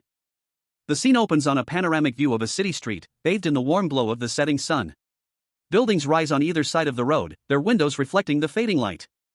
Orium, a young man with short black hair, a teal jacket, and a red tie, stands on a city sidewalk, checking his phone. He appears to be waiting for someone. He glances at his phone and thinks, "Is tonight the night of the quest? Luckily, my sister is working a night shift, so I don't have to worry about sneaking out." Just then, a girl with long black hair approaches him and taps him on the shoulder. Orium turns, surprised. "Oh, Young. Aren't you going home with Saiwal?"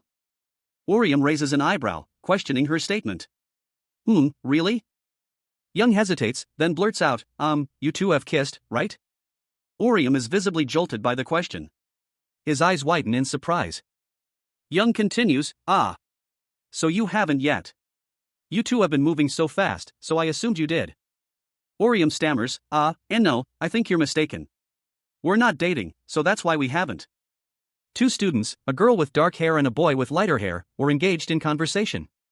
The girl questioned the boy's relationship status, expressing surprise that he wasn't dating anyone.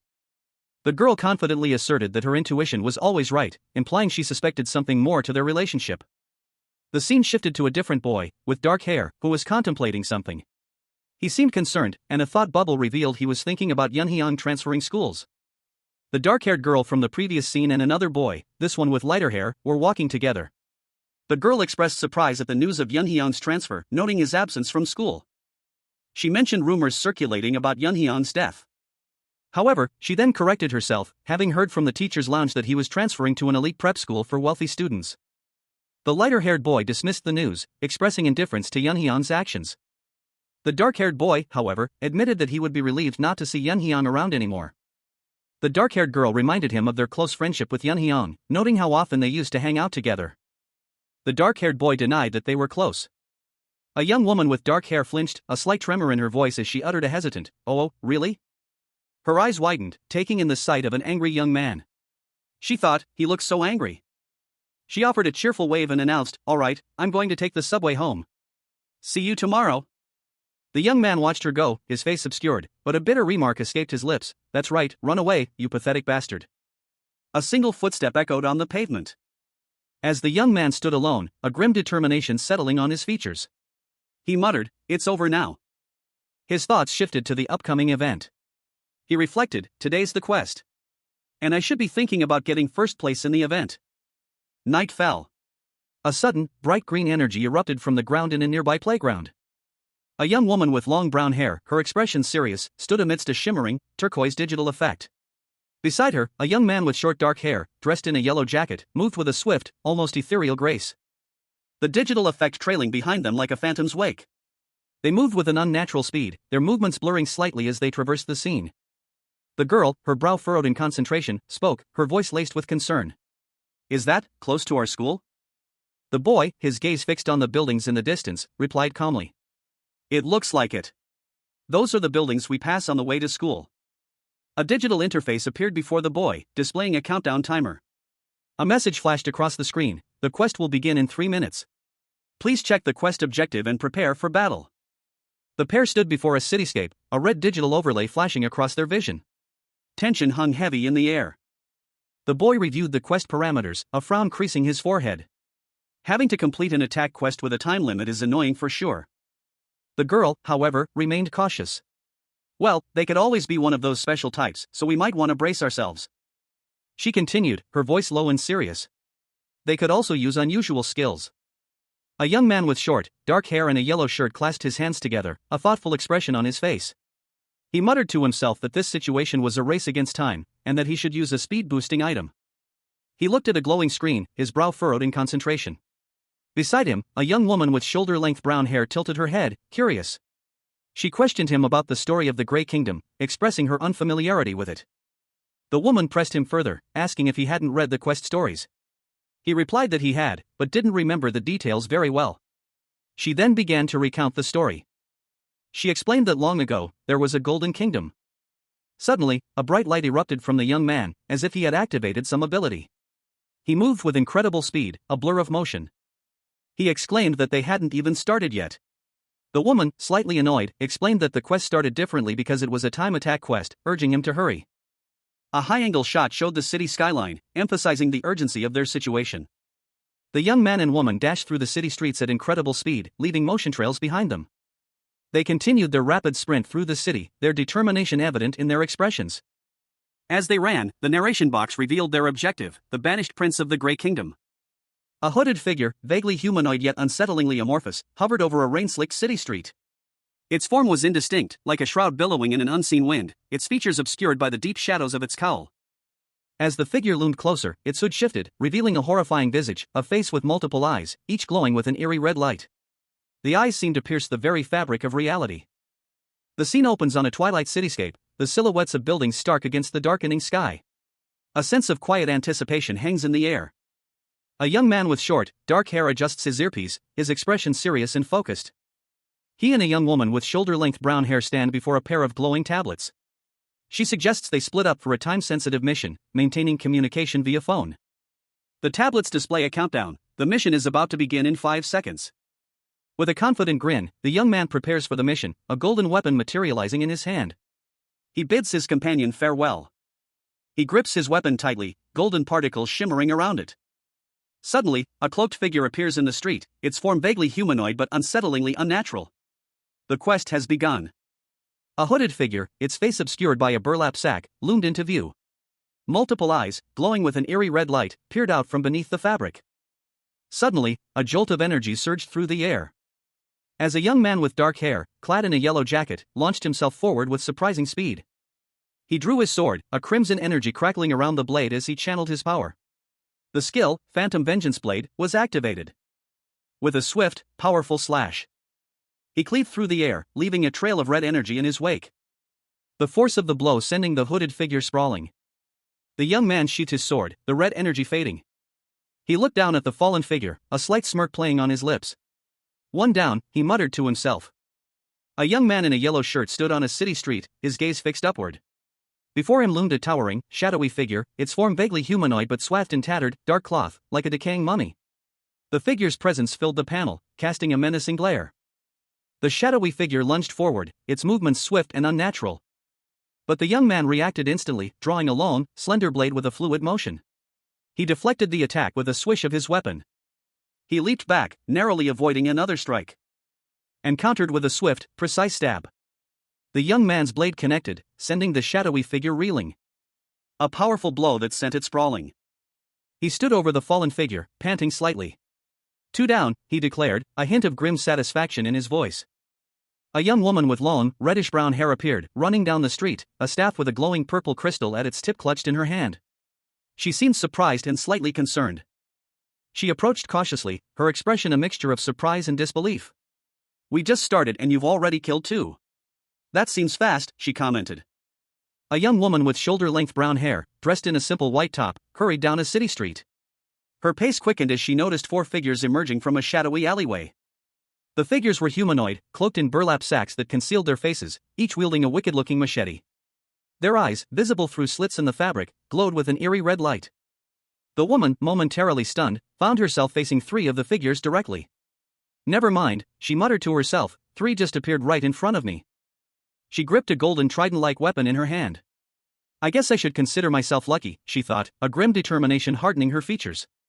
With a sudden burst of speed, she lunged forward, the trident leaving a fiery red trail as it sliced through the air. The weapon's trajectory arced, striking 2 of the figures with brutal efficiency. The woman's expression turned grim as she realized she was cornered. "Dead end," she thought, her eyes narrowing. A surge of energy erupted from her trident, forming a protective shield of shimmering cyan hexagonal patterns. The skill, labeled Dead End, was activated, creating a barrier against the approaching figures. The skill description read, "Magic class skill. Forms a protective shield." With the shield in place, she prepared for her next move.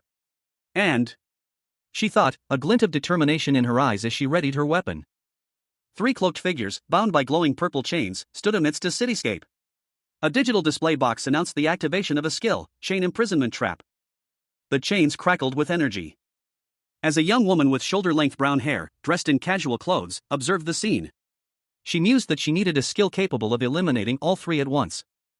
With a whoosh, the woman summoned a golden spear, its tip ablaze, and a pair of golden horns sprouted from her head. A description box appeared, detailing the skill, Minotaur, Beast of the Labyrinth.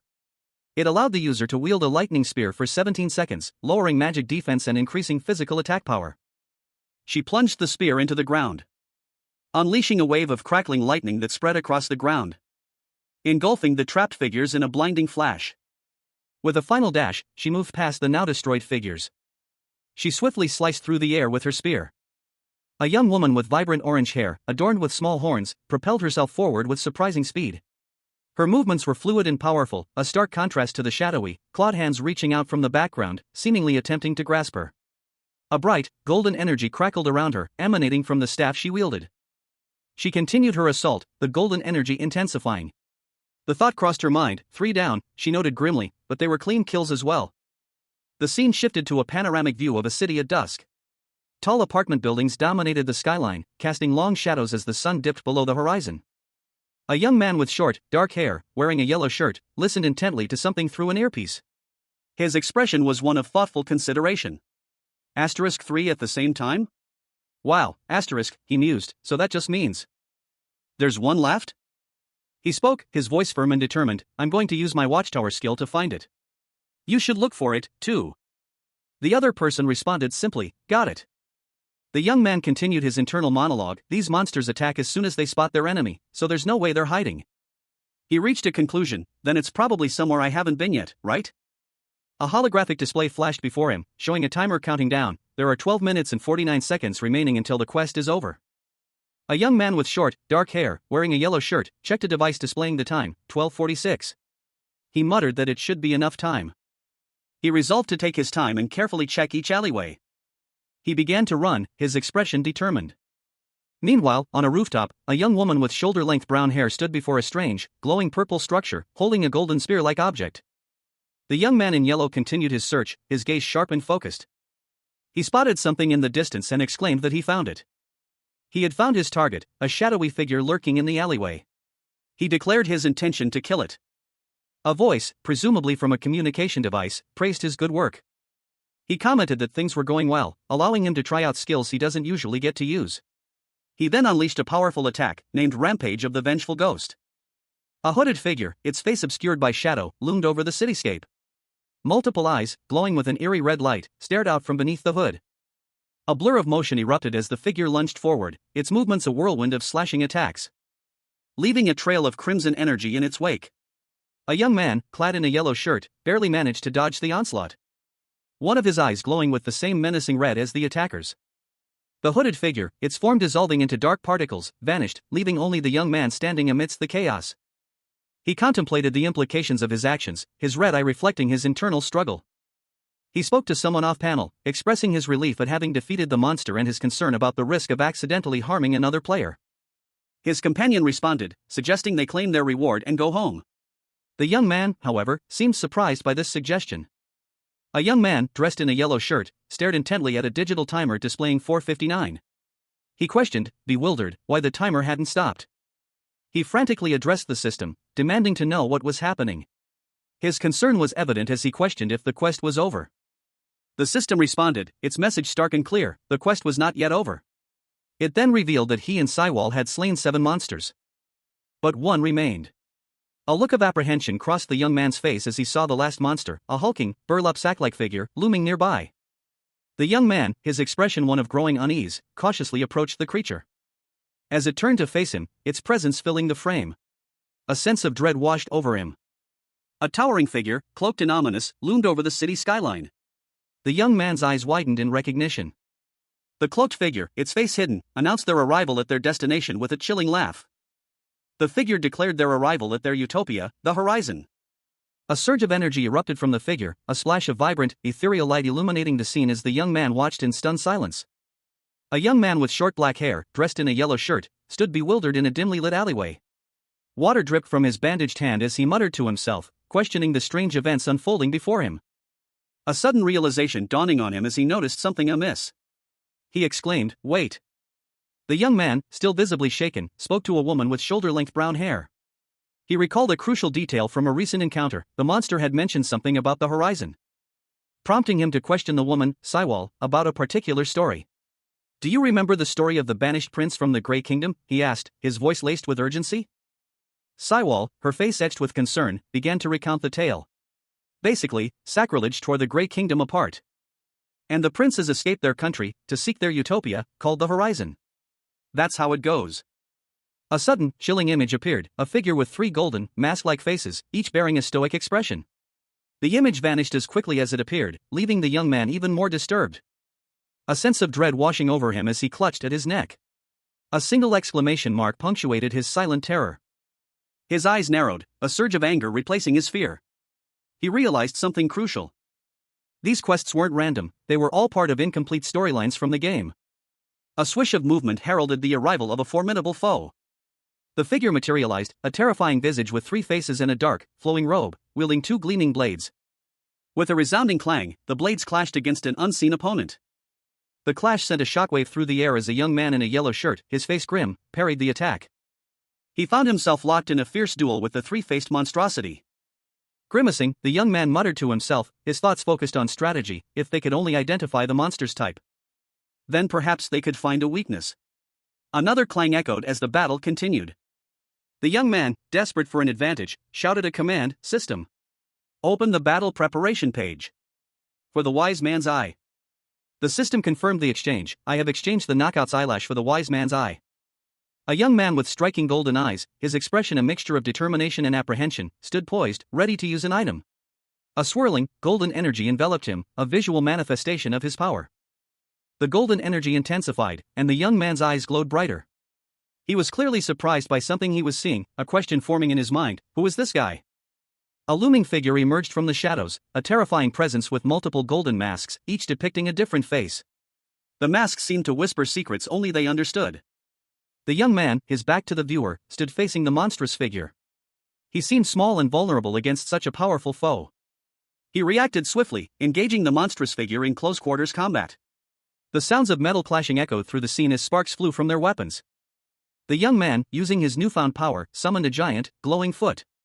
It was a powerful, unexpected counterattack.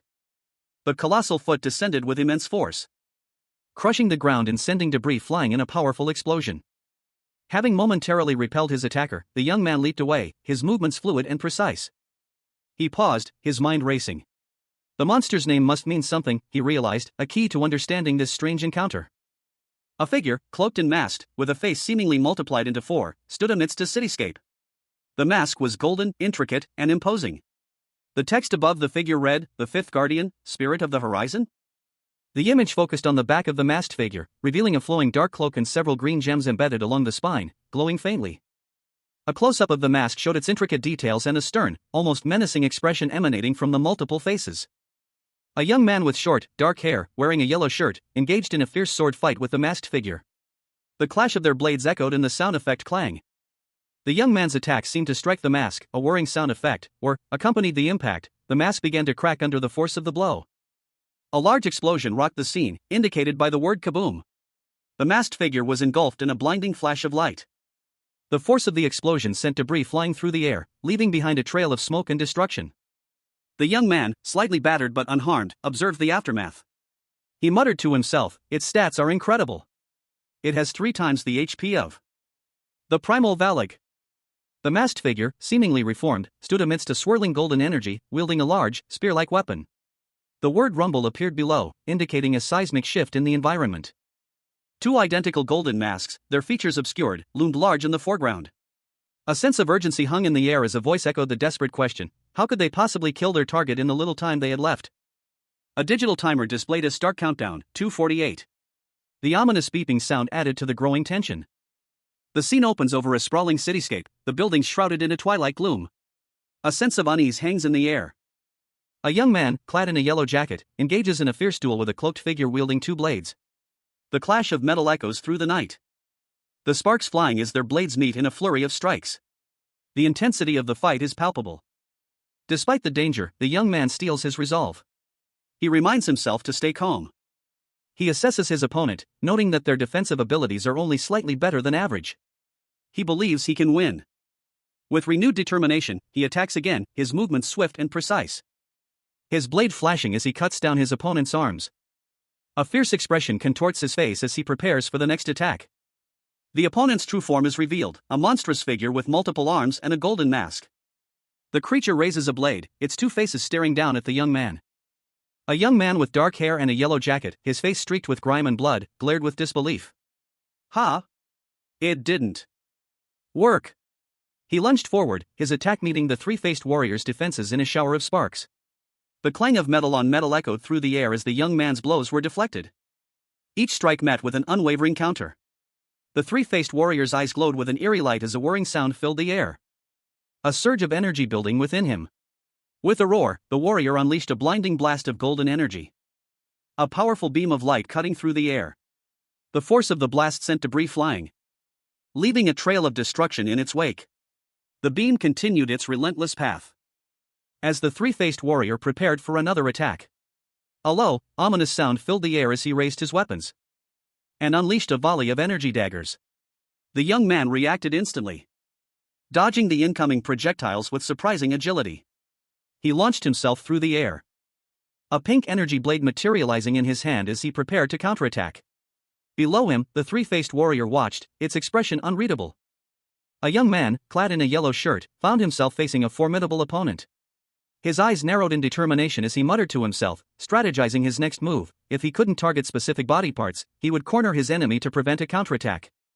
The enemy was a bizarre, 2-headed figure, its form radiating an ominous aura. The creature prepared for an attack, its name, Whirlwind Attack, appearing in a digital box above it. With a fierce slash, the young man unleashed his raging fire skill.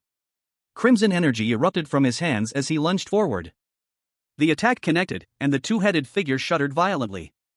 Cracks appeared on its golden mask, signaling significant damage. His eyes blazing with a fierce determination, the young man resolved to press his advantage. He knew he had to keep going, his resolve hardening as he prepared to unleash another skill. The name of his next attack, Rampage of the Vengeful Ghost, was announced. He moved with blinding speed, a blur of motion as he closed the distance. His attack connected with a resounding clang, the impact sending shockwaves through the air. And finally, with a loud crack, the creature's mask shattered completely. The young man watched, pleased with his progress. He had steadily inflicted damage on his opponent, and victory seemed within reach. A young man, his face streaked with grime and bearing faint scars, braced himself. He muttered to himself, strategizing, "I just need to hit him with a burst combo. And then we'll clear the course." He launched himself forward, a blur of motion. His attack was swift and precise, a bright red energy trail marking the trajectory of his strike as it sliced through the air towards a cloaked figure wielding 2 swords. The impact sent shockwaves rippling outwards, the force of the blow visibly shaking the ground. revealing the cloaked figure's face, a mask of shock and disbelief etched upon it. As the young man recoiled, a gasp escaping his lips. Wait! It can't be. Meanwhile, a young woman with shoulder-length brown hair stared intently at a glowing red crystal in her hand. Her expression was one of growing concern as she watched a digital timer on a nearby screen, the numbers rapidly counting down.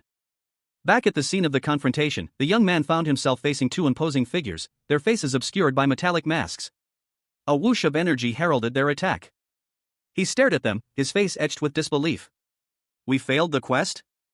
Orium, a young man with a determined expression, looked up at Saiwal, his face etched with concern. So what happens now? He asked, his voice laced with uncertainty. Saiwal, a young woman with fiery red hair, responded sharply, her voice filled with frustration.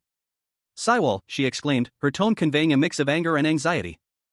Saiwal apologized, a hint of regret in her voice. Sorry, she said, I almost had him before I ran out of time. Orium replied, his voice soft but reassuring. It's okay. At least you didn't die.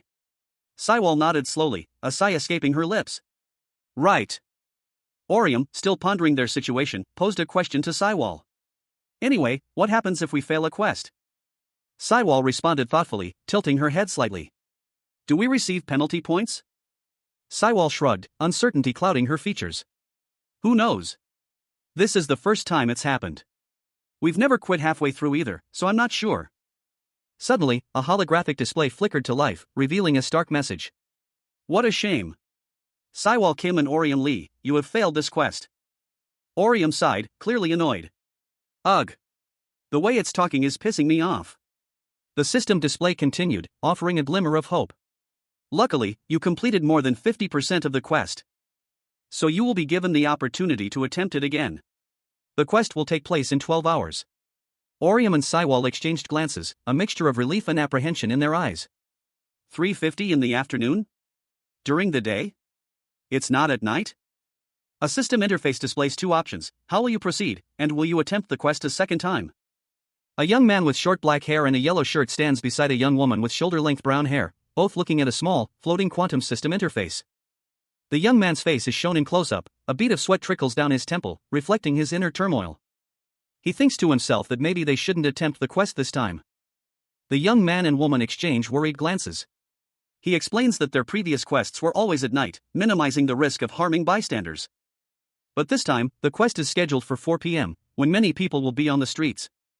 He continues, explaining that if the quest takes place downtown, many innocent people could be caught in the crossfire and injured or killed. The young man concludes that the risk is too high for a simple quest. The young woman looks concerned, her mouth slightly open. She hesitates, her expression shifting to one of contemplation. He conceded, admitting that she was right. She explained that even a single death during their quest would cause significant problems. Despite her initial curiosity about the quest's rewards, she concluded that there was nothing they could do about it, and suggested they abandon the quest. She casually suggested they have sandwiches together the following day. He then reflected that at least they had discovered a connection between the game's storyline and the horizon. She agreed, stating that she would focus on the quests they had already completed. A young woman with shoulder-length brown hair, wearing a school uniform, stood in a hallway, a worried expression on her face. She clutched a crumpled piece of paper in her hands.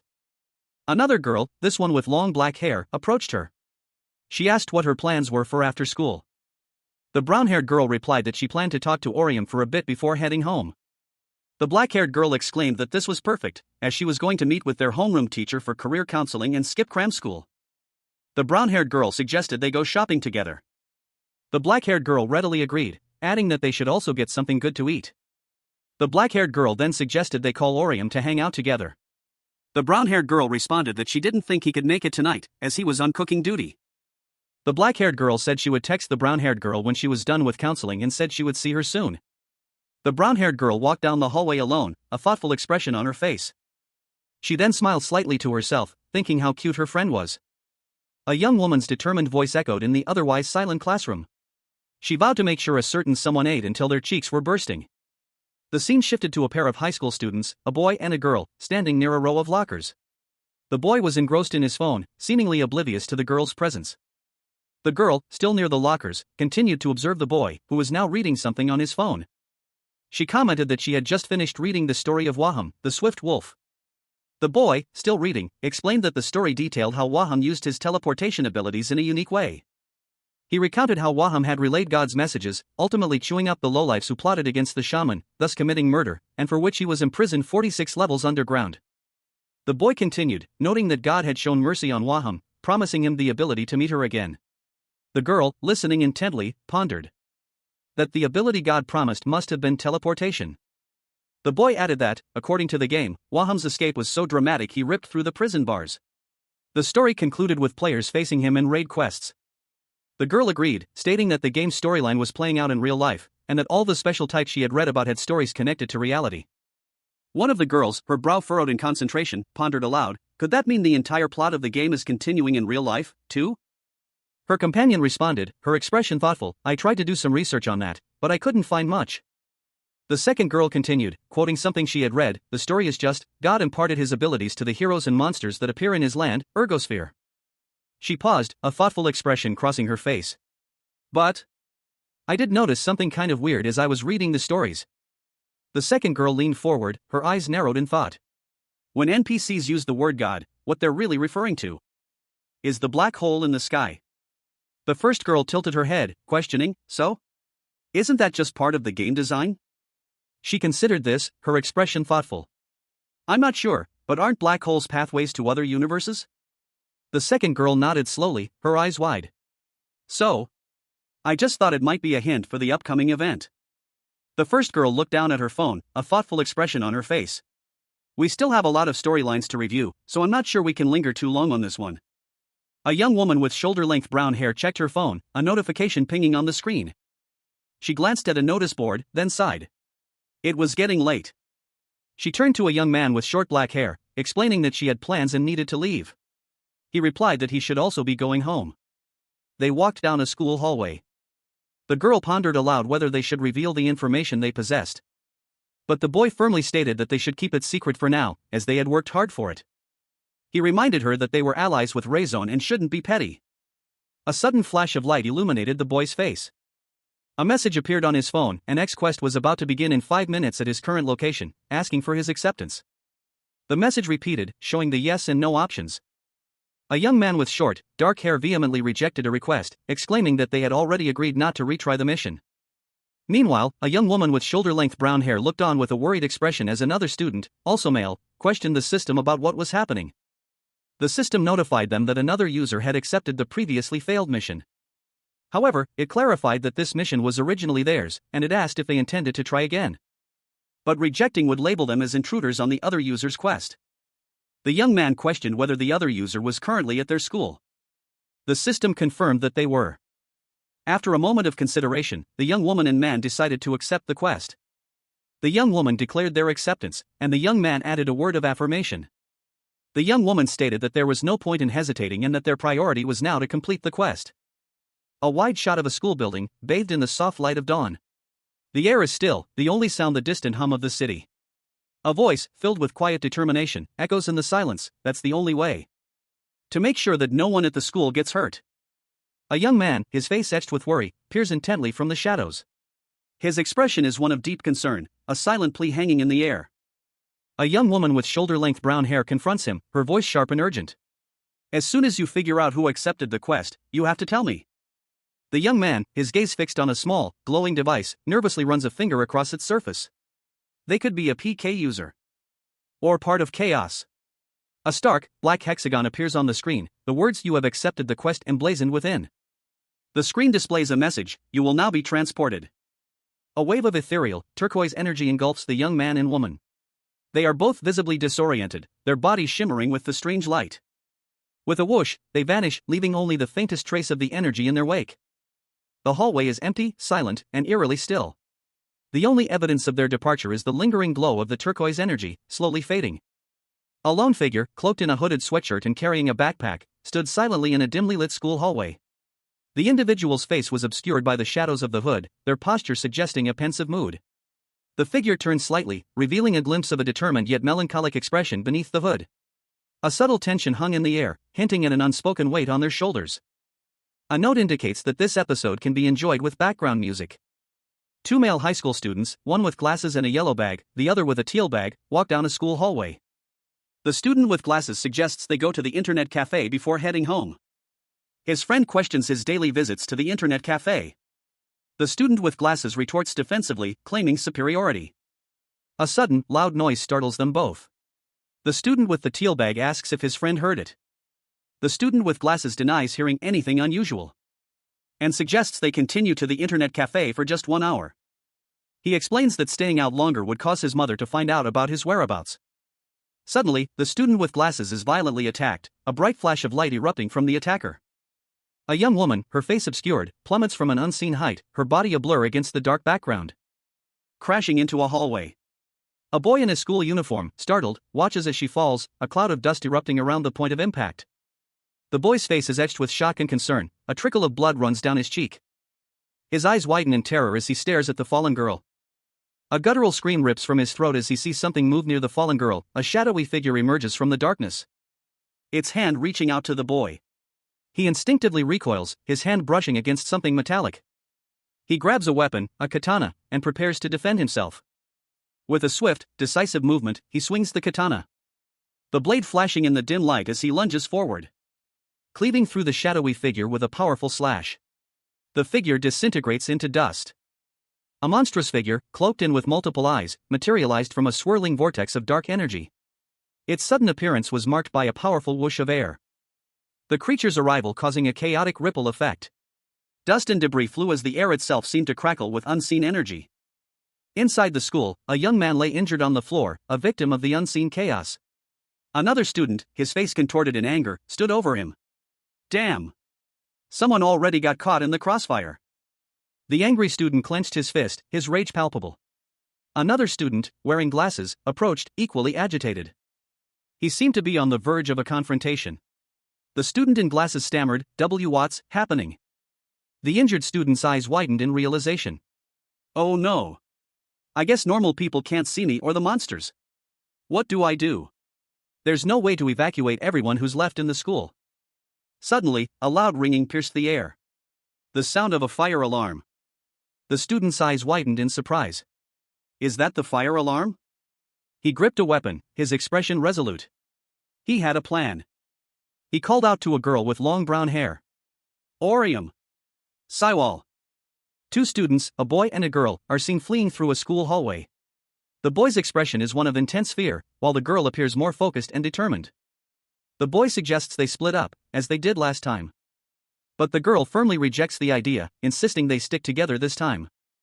The boy explains that it will take 2 people to defeat the special type. A flashback shows 2 mysterious figures with masks. Suddenly, 3 monstrous creatures appear in the hallway, their forms vaguely humanoid but unsettlingly distorted. The girl, whose name is Saiwal, prepares to fight. She activates a skill called the Voice from Beyond the Labyrinth, which enhances her stats. The boy and girl engage the creatures in a fierce battle. The boy wields a sword, while Saiwal uses her enhanced abilities. The battle is intense and fast-paced, with both students displaying impressive skill and determination. A blur of motion, a crimson slash tore through the air. The attacker, a young man in a school uniform, grinned, declaring that they were halfway done. But a sudden jolt of energy rippled through the hallway, leaving several students unconscious on the floor. The young man, his expression now grim, stared at the scene, questioning how so many people could have gotten hurt.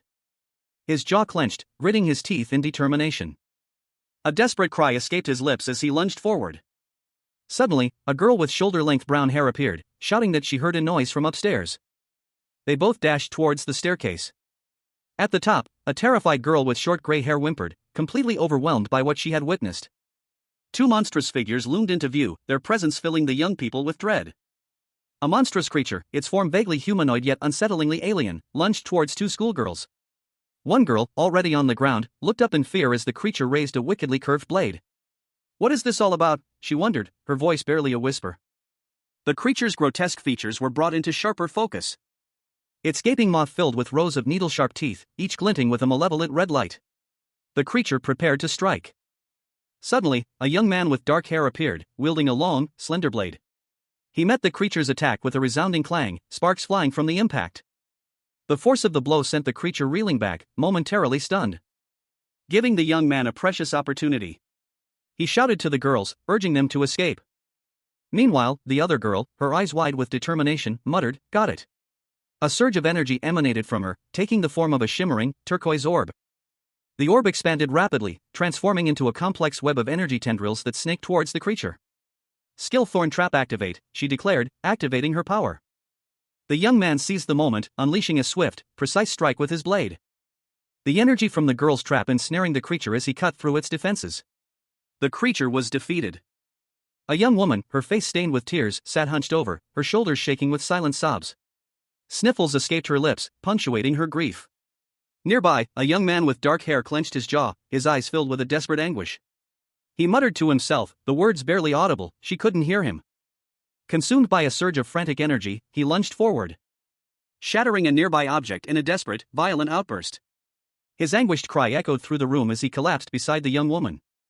Another young woman with shoulder-length brown hair urged him to move on, suggesting they had already searched the building's wings. He looked up, his expression a mixture of confusion and despair, as he considered her words. A sudden realization washed over him. As he spotted a figure lying on the floor, her face pale and marred by a deep wound. It was Sojong. The young woman with brown hair, her face etched with concern, recalled Sojong's earlier promise to wait at the front gate. The panel focuses on a close-up of a katana, its hilt wrapped in rope, held firmly in someone's hand. The question hangs heavy in the air, why is she here? Saiwal, seemingly distraught, was urged by someone to snap out of it. A girl with shoulder-length brown hair, Sojong, was being comforted by Saiwal, who insisted that Sojong wasn't dead yet. Saiwal, his face etched with urgency, insisted that Sojong could still be saved. However, Saiwal hesitated, worried about the penalty points they would incur if they tried to save Sojong, potentially forcing them to participate in a dangerous penalty quest and lose their accumulated rewards. Sojong, displaying determination, declared that she didn't care about the penalty points, saving her was the priority. Saiwal, moved by her resolve, pledged to stay by her side no matter the consequences, whether it be a penalty quest or something else entirely. Sojong urged Saiwal to save them if possible, emphasizing the urgency of the situation. Saiwal, considering the school's layout and the time constraint, 7:45, realized he couldn't wait for Saiwal to heal Sojong. Saiwal announced his intention to head to the main building first, instructing Sojong to catch up after helping Sojong. Sojong called out to Saiwal, asking him to wait and offering him something. A young man with short, dark hair and a slightly surprised expression tilted his head, a single word escaping his lips, "Huh?" He held out his hand, revealing a small, glowing orange orb that crackled with energy. A sharp clack echoed as it seemed to pulse. The young man and a young woman with shoulder-length brown hair stood in a classroom. The woman explained, "It's one of the premium items we got last time. I was going to exchange it for something else because I'm not sure what it does, but who knows? Maybe it'll come in handy." The woman's expression turned serious. She warned, "Don't let it get away from you this time. You have to kill it. The special type." The young man's eyes narrowed, his jaw clenched in determination. The scene shifted to an urban cityscape at sunset. A shadowy figure, its form obscured, moved through the city streets, revealing a monstrous being with multiple eyes staring out from beneath a hooded cloak. The young man, now wielding a glowing red sword, lunged forward with a wish, his blade aimed at the creature. The impact echoing with a resounding thwack as the sword connected with its target. 7 figures lay defeated on the ground. A young man with short, dark hair stood over them, his face etched with grim determination. A cold sweat beaded on his brow as he gasped for air. Only one opponent remained. He muttered to himself, convinced that this final confrontation would end his current mission. He dashed down the hallway, his footsteps echoing in the otherwise silent school. Peering into a classroom, his breath catching in his throat. A horrifying sight met his gaze, a grotesque figure unlike anything he'd encountered before. Dismissing his apprehension, he steeled his resolve. He prepared for battle, the metallic clang of his weapon echoing in the tense silence. And the young man leaped into action. He steeled his resolve, his eyes burning with fierce determination. He had to focus all his might on killing this monster. With a flurry of motion, he clashed swords with the monstrous figure. The sounds of metal on metal echoed through the air, a cacophony of clink and clang. The clash continued, a brutal dance of steel and fury. But the monster proved too strong. A surge of crimson energy erupted from within him, a desperate, furious power. Fueled by a burning desire for revenge. Revenge is a raging fire, he thought, his eyes blazing. He channeled this raw power, the crimson energy coursing through his veins, a wave of destructive force erupting from his body. He unleashed a devastating blow, the crimson energy slicing through the monster's defenses, causing the monster's body to crack and shatter. The creature's form crumbled, its once imposing presence reduced to dust. But his victory was short-lived. A colossal pair of feet descended from above, casting a shadow over him. He looked up in shock. A massive explosion rocked the area, sending him flying backward. The force of the blast was immense. A gigantic, glowing golden foot descended from above, aiming to crush a young man with short, dark hair. He wore a simple, light-colored shirt and carried a bag slung over his shoulder. He braced himself, preparing to meet the imminent impact. The force of the blow sent him sprawling, but he managed to avoid the full brunt of the attack. He clutched a sword, his face contorted in a grimace of exertion and determination. He swung his sword with all his might, a blur of motion against a shadowy, menacing figure with multiple skull-like faces. The air itself seemed to crackle with energy. The clash of steel echoed through the scene as the sword met its target. A shower of sparks erupted from the point of contact. The battle raged on, a flurry of blows exchanged between the young man and his formidable opponent. The sounds of clang and clink punctuated the fierce exchange. A digital timer displayed ominously 0:30. The young man's face was streaked with blood, his expression grim as he realized the limited time remaining. 30 seconds left? Already? There's no time left, he thought, panic rising within him. He resolved to finish the fight with his next attack. He gathered his strength, preparing for a final, decisive blow. A powerful surge of energy erupted as he unleashed a devastating attack. The impact was earth-shattering. He realized he needed to use a passive skill to amplify his offensive abilities and make himself invincible. A young man, his face etched with determination and a scar marring his cheek, stood poised. His eyes burned with an inner fire. He declared that he would use the spirit of the dragon he obtained from Saiwal. With a surge of power, a golden aura enveloped him. Cracks appeared on his skin as he announced that he was now 5 times stronger. The golden energy crackled and surged around him, a powerful force radiating outwards. He grimaced, his eyes glowing intensely. This attack, he realized, would be his last. His opponent, a shadowy figure with a mask-like face, watched him intently. He lunged forward, a blur of motion. His attack connected, a fierce clash of power erupting between them. The impact sent shockwaves through the air, resulting in a massive explosion that shattered the surrounding area. The force of the blast was immense, debris raining down as a cloud of dust and smoke filled the air. A fierce battle raged within the confines of a burning building. 2 shadowy figures, cloaked in darkness and wielding glowing weapons, clashed with blinding speed. Their movements a blur of light and shadow as they traded blows. A young man, caught in the crossfire, stumbled back, his eyes wide with fear. One of the shadowy figures, its face partially obscured by a mask, was suddenly enveloped in a bright blue light. With a whoosh, the figure vanished, leaving only the sound of crackling flames. The young man, bruised and battered, gasped for breath. "We cleared the quest," he muttered, his voice strained. A sudden flinch rippled through him.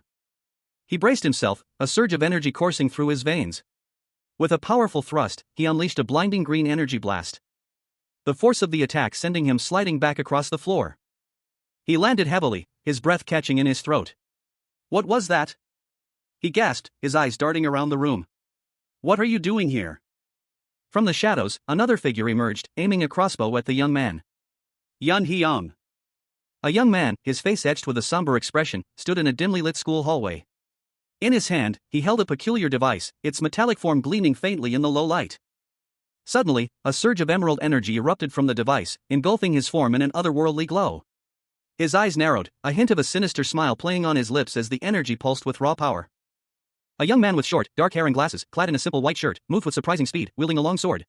The blade sliced through the air, leaving a trail of shimmering, emerald sparks. He paused, his breath ragged, blood staining his face. His eyes, wide with alarm, scanned his surroundings. He muttered questions, his voice laced with confusion and fear. What was going on? What was he doing here? The young man stood in a shattered hallway, the remnants of a fire visible through the broken windows. He held his sword defensively, his posture tense. Another young man, this one with shorter hair and a device resembling a grappling hook in his hand, appeared at the end of the hallway. He called out a name, Yun Hyung. The scene shifted to a large, ornate hall, its floor cracked and broken. Dust and debris littered the ground. A young man in teal clothing lay on the ground, panting heavily. He was clearly exhausted and injured. Yunihon, breathing heavily, received congratulations. A sheen of sweat glistened on his brow. Another man, impeccably dressed, applauded Yunihon's swift conquest of the Chaos Tower. He expressed disbelief at the speed of his victory. He then inquired about the feeling of being the youngest player in the PK game. A metallic click echoed as a weapon was activated. Yunihon curtly dismissed the pleasantries, specifically about the possibility of game users becoming actual game characters. His face contorted in anger, Yunihon pressed further. The well-dressed man responded calmly, mentioning the concept of translation. Yunihon's confusion was evident as he questioned the meaning of translation, and offered a simplified explanation. He described the process as akin to assembling scattered building blocks according to a set plan. Yunhyang, a young man with dark markings under his eyes, sat upon a throne-like seat in a dimly lit chamber. He appeared thoughtful, his gaze distant as he muttered to himself about assembling blocks. Another individual, with dark hair and a serious expression, questioned Young Hyung's cryptic words, demanding clarification. He realized he hadn't explained himself properly and continued, revealing that this was not a virtual reality game, but another universe entirely. This space, he explained, had been reassembled in 3 dimensions to make it easier for humans from their 3D world to comprehend. Young Hyung's companion, clearly impatient, interrupted, questioning his actions. He accused Young Hyung of leaving without listening to his explanation. Young Hyung, unimpressed, retorted that he wasn't going to waste his time on such nonsense, suggesting he complete a quest instead. The other man expressed disbelief at having wasted his time on Young Hyung, deeming him a loser. A man's face, etched with grim determination, filled the panel. His eyes, wide and dark, reflected a profound sense of resignation. He muttered to himself, accepting the inevitability of his decision. He stood, a figure silhouetted against a swirling vortex of purple energy. His expression was one of strained concentration as he braced himself for something. The energy pulsed around him, threatening to overwhelm him. A silent scream escaping him as he began to disappear into the swirling chaos. He knew what he had to do, even if it meant sacrificing everything. 2 figures watched, their faces a mixture of anger and disbelief. One, with dark hair, wore a grim expression, the other, with lighter hair, seemed to be seething with rage. He hissed, "You'll have to go, and experience it for yourself." The lighter-haired man exploded in fury. "You son of a bitch. What the hell are you doing?" Meanwhile, a third man, calmly observing the scene from a nearby console, monitored the process. He muttered, "Flow is at 87.8%. That's cutting it a bit close at your level. I thought you'd be at least 90%. If we make a mistake, you could die." The man on the console continued to watch, his expression unreadable. But the man disappearing into the vortex simply smirked, snapping his fingers with a chilling confidence. "Well, even if that happens, it won't be my responsibility. It'll just be bad luck." With a final whoosh of energy, he vanished completely. A figure, cloaked in shadow and partially obscured, disintegrated into a shower of digital particles, leaving behind only a faint, ethereal glow. Young Hyung, eyes wide with shock and confusion, stammered in disbelief, "What's going on?" Meanwhile, a man with dark hair and a sly smile watched the scene unfold from a distance. He chuckled, "Haha. Good luck now. Bye." Young Hyung, seemingly fading away, muttered a final farewell, "I hope we meet again on the other side." His form dissolved into shimmering particles, leaving nothing but the lingering energy of his final words. The scene shifted to a modern apartment building at night, its windows glowing with warm light. Inside, a man wearing a VR headset sat on a couch, seemingly immersed in a virtual world. Suddenly, a sharp pain jolted him. He cried out, "Arg!" A shadowy figure appeared, slashing at him with a swift, brutal attack. He groaned, "Ugh." The man, wounded and disoriented, ripped off his VR headset, his face contorted in pain and confusion. A metallic device, sleek and dark, clattered to the floor. The sound echoed in the otherwise silent room. A young man with short, gray hair sat on a couch, breathing heavily, his chest rising and falling rapidly. A thin layer of sweat coated his brow. His eyes narrowed, a grimace twisting his lips. He seemed to be struggling with something, a dark expression settling on his face. A tall, imposing figure loomed over him, their face obscured by shadow. The figure held a white mask in their hand. The young man looked up, his gaze meeting the shadowed figures. The tension in the room was palpable. The tall figure asked him how he felt, his voice calm but firm. The young man, still visibly shaken, clutched the device in his hand. He was clearly disoriented. His eyes flashed with anger. He demanded to know the identity of the imposing figure. The tall figure responded calmly, stating that he enjoyed the game but was not a player. He revealed himself to be the CEO of Intual Software, one of the 5 people who designed the game. A young man with short, dark hair and glasses stood poised, his arm extended. In his hand, he held a futuristic-looking pistol, its barrel glowing with an eerie green energy. The weapon was pointed towards a shattered window, the shards of glass scattered across the floor. Another young man, this one with slightly longer hair and a smirk, watched the scene unfold. He mused, "It must have been fun for a while, huh? You had other people, didn't you, Orium?" But his expression shifted to one of grim determination as he asked himself, "But what will you do now?" The first young man, Orium, responded, "Now I have what you have, too. You must be pissed." A surge of green energy crackled around Orium's arm, mirroring the energy of the weapon he had previously wielded. He sneered, "Now you have no reason to act like you're better than me." Orium's face hardened. He spat out, "I don't care about any of that. I don't want to know how you evolved or anything." His focus narrowed, and a fierce determination settled on his features. He thought, "What I need to know right now is if it was you who accepted the quest, Young Hyung." Young Hyung, another young man with short brown hair, stood in a hallway, a small, glowing green plane in his hand. The device hummed with energy. He looked directly at Orium, a calm confidence in his eyes. He stated simply, "It was me." Young Hyung's face was contorted in a mask of raw, visceral agony. His eyes, wide and bloodshot, reflected the crimson hue that seemed to bleed from the very page itself. A cacophony of buzzing sounds filled the air as several swords, imbued with a malevolent energy, materialized before him. The scene was a maelstrom of chaotic energy. Young Hyung, his face streaked with blood, screamed, "You killed them." Another figure, his face bruised and bloodied, appeared, his voice a pained whisper, people who had nothing to do with any of this. The camera panned to reveal 3 lifeless bodies sprawled on the floor of a school hallway, victims of a brutal attack. Young Hyung, still consumed by rage, confronted another individual wielding a strange weapon. He roared, "Do you get it? Young Hyung." A third person, observing the scene from a distance, offered a chillingly calm response, "Really? That's too bad." But then added, with a hint of disdain, "But you should really be more respectful." Young Hyung, his eyes blazing with a dark intensity, retorted, "It's not like I forced them to die or anything, right?" He lunged forward, his movements a blur of furious action. One man lunged forward, his weapon aimed at another. He roared in accusation, "You bastard." The impact of the attack was immediate and devastating. A building exploded in a fiery maelstrom of debris and energy. Amidst the chaos, another figure emerged, wielding a glowing red sword. The blade crackled with energy. The clash of steel echoing through the ravaged landscape. The first attacker, his face contorted in rage, shouted, "How can you be so twisted?" A crimson slash tearing through the air. The two continued to clash, their blades a blur of motion. The first attacker stumbled back, his strength waning. He braced himself, preparing for a final attack. A swirling green energy coalesced around him, forming a harpoon-like weapon. The skill's name appeared, the Dragon Harpoon. A blinding flash of emerald energy erupted from the city's heart, a shockwave that sent tremors through the buildings. Leaving a young man sprawled on the ground, his face contorted in agony, blood streaming down his cheeks. He gasped for air, his body racked with pain as a powerful force ripped through him. Another figure, equally young but with a determined expression, lunged forward, driving a sharp weapon into the injured man's chest. A pained groan escaped his lips. Despite the pain, a sinister smile stretched across the wounded man's face. A chilling declaration forming on his lips, ultimate move. He unleashed a torrent of energy, shouting, "Guillotine Robespierre." The attacker, caught off guard, barely managed to deflect the attack. A clash of steel echoing through the ravaged city as the two combatants traded blows, the force of the impact sending shockwaves through the ground. A young man with short, choppy blue hair strained mightily, his face contorted in exertion as he wrestled with a large, glowing cyan energy blade. He gripped the weapon with both hands, his knuckles white. Finally managing to bring the weapon down with a resounding slam, the force of the impact cracking the earth beneath. Simultaneously, another young man with dark hair leaped into action, a pistol held firmly in his grip, his movements a blur of speed as he dashed across the scene. The dark-haired youth's target was a towering figure clad in dark armor, its features obscured by a glowing cyan helmet. The armored figure moved with surprising speed, dodging the young man's attack with ease. As a surge of red energy crackled around the dark-haired youth, he muttered to himself, activating a skill called Flower of Resentment. With a flurry of motion, the dark-haired youth unleashed a series of rapid strikes, his movements a whirlwind of power. Slash, POW, the sounds of impact echoed as he attacked the armored figure relentlessly. His attacks a blur of motion as he pressed his advantage. The two young men stood facing each other, the dark-haired youth slightly ahead, a trail of energy still sparking from his arm. The battle had clearly taken its toll. Meanwhile, a third young man, this one with dark hair and a scar across his face, stood nearby, a glowing cyan energy crystal forming in his hand. With a clunk, the scarred youth hurled the crystal, striking the dark-haired youth in the head. The impact sent him sprawling to the ground. A young man's face, partially obscured by shadow, is marred by cuts and bruises. Blood streaks down his cheek, and a faint sheen of sweat glistens on his forehead. A sharp impact echoes, the word whack erupting across the panel in bold, red letters. The force of a blow connects with the young man's jaw, sending him reeling. A second, even more powerful blow sends him sprawling to the ground. The word slam explodes across the panel as he hits the earth hard.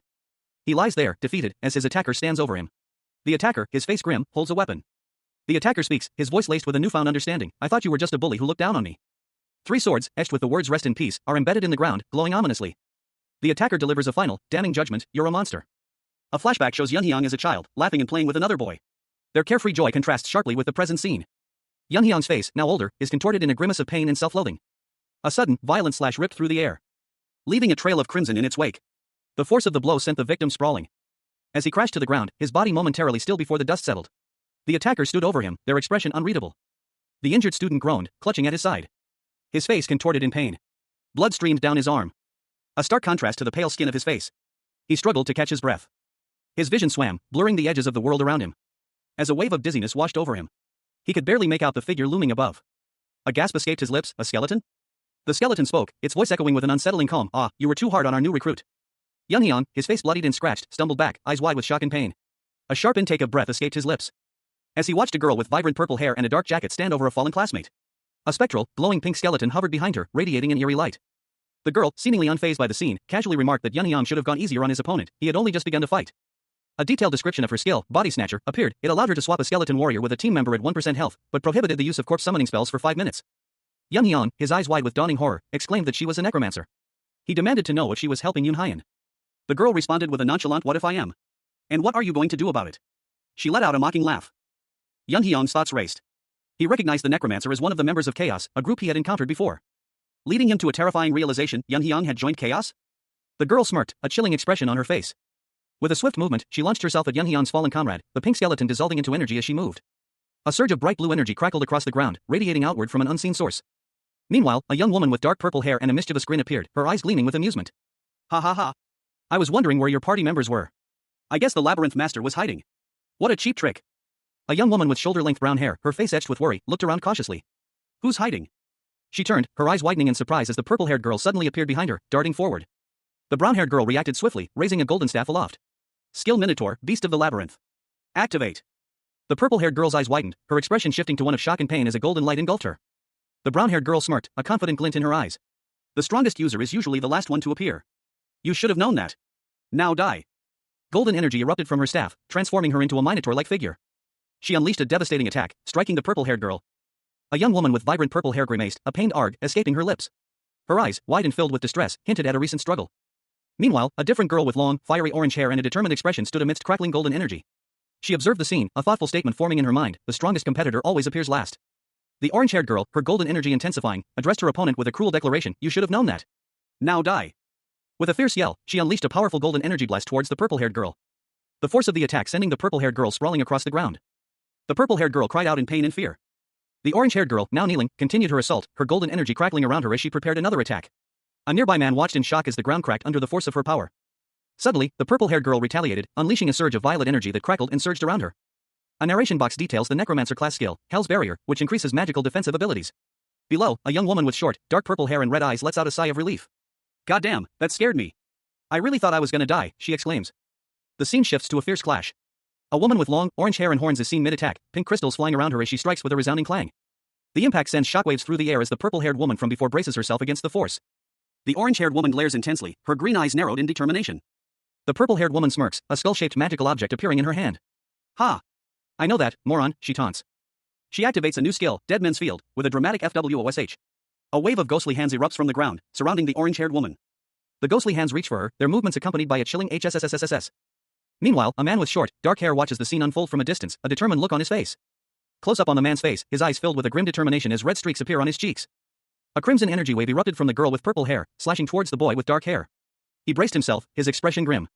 The wave passed through him, leaving a trail of red energy in its wake. The girl watched in disbelief as he emerged unscathed. "What the hell? How did he get through the Dead Man's Field?" she exclaimed, her eyes wide with shock. The scene shifted to show the boy having seemingly effortlessly dodged numerous ghostly figures reaching out from the ground. Did he really just make it through by dodging all of them? How the hell is that possible? She wondered aloud, her voice laced with disbelief. Her astonishment deepened as she focused on the boy's face, noticing the faint scratches on his cheeks. How did he manage that? The boy, his face grim, muttered two words: "Cywall." "Finish her."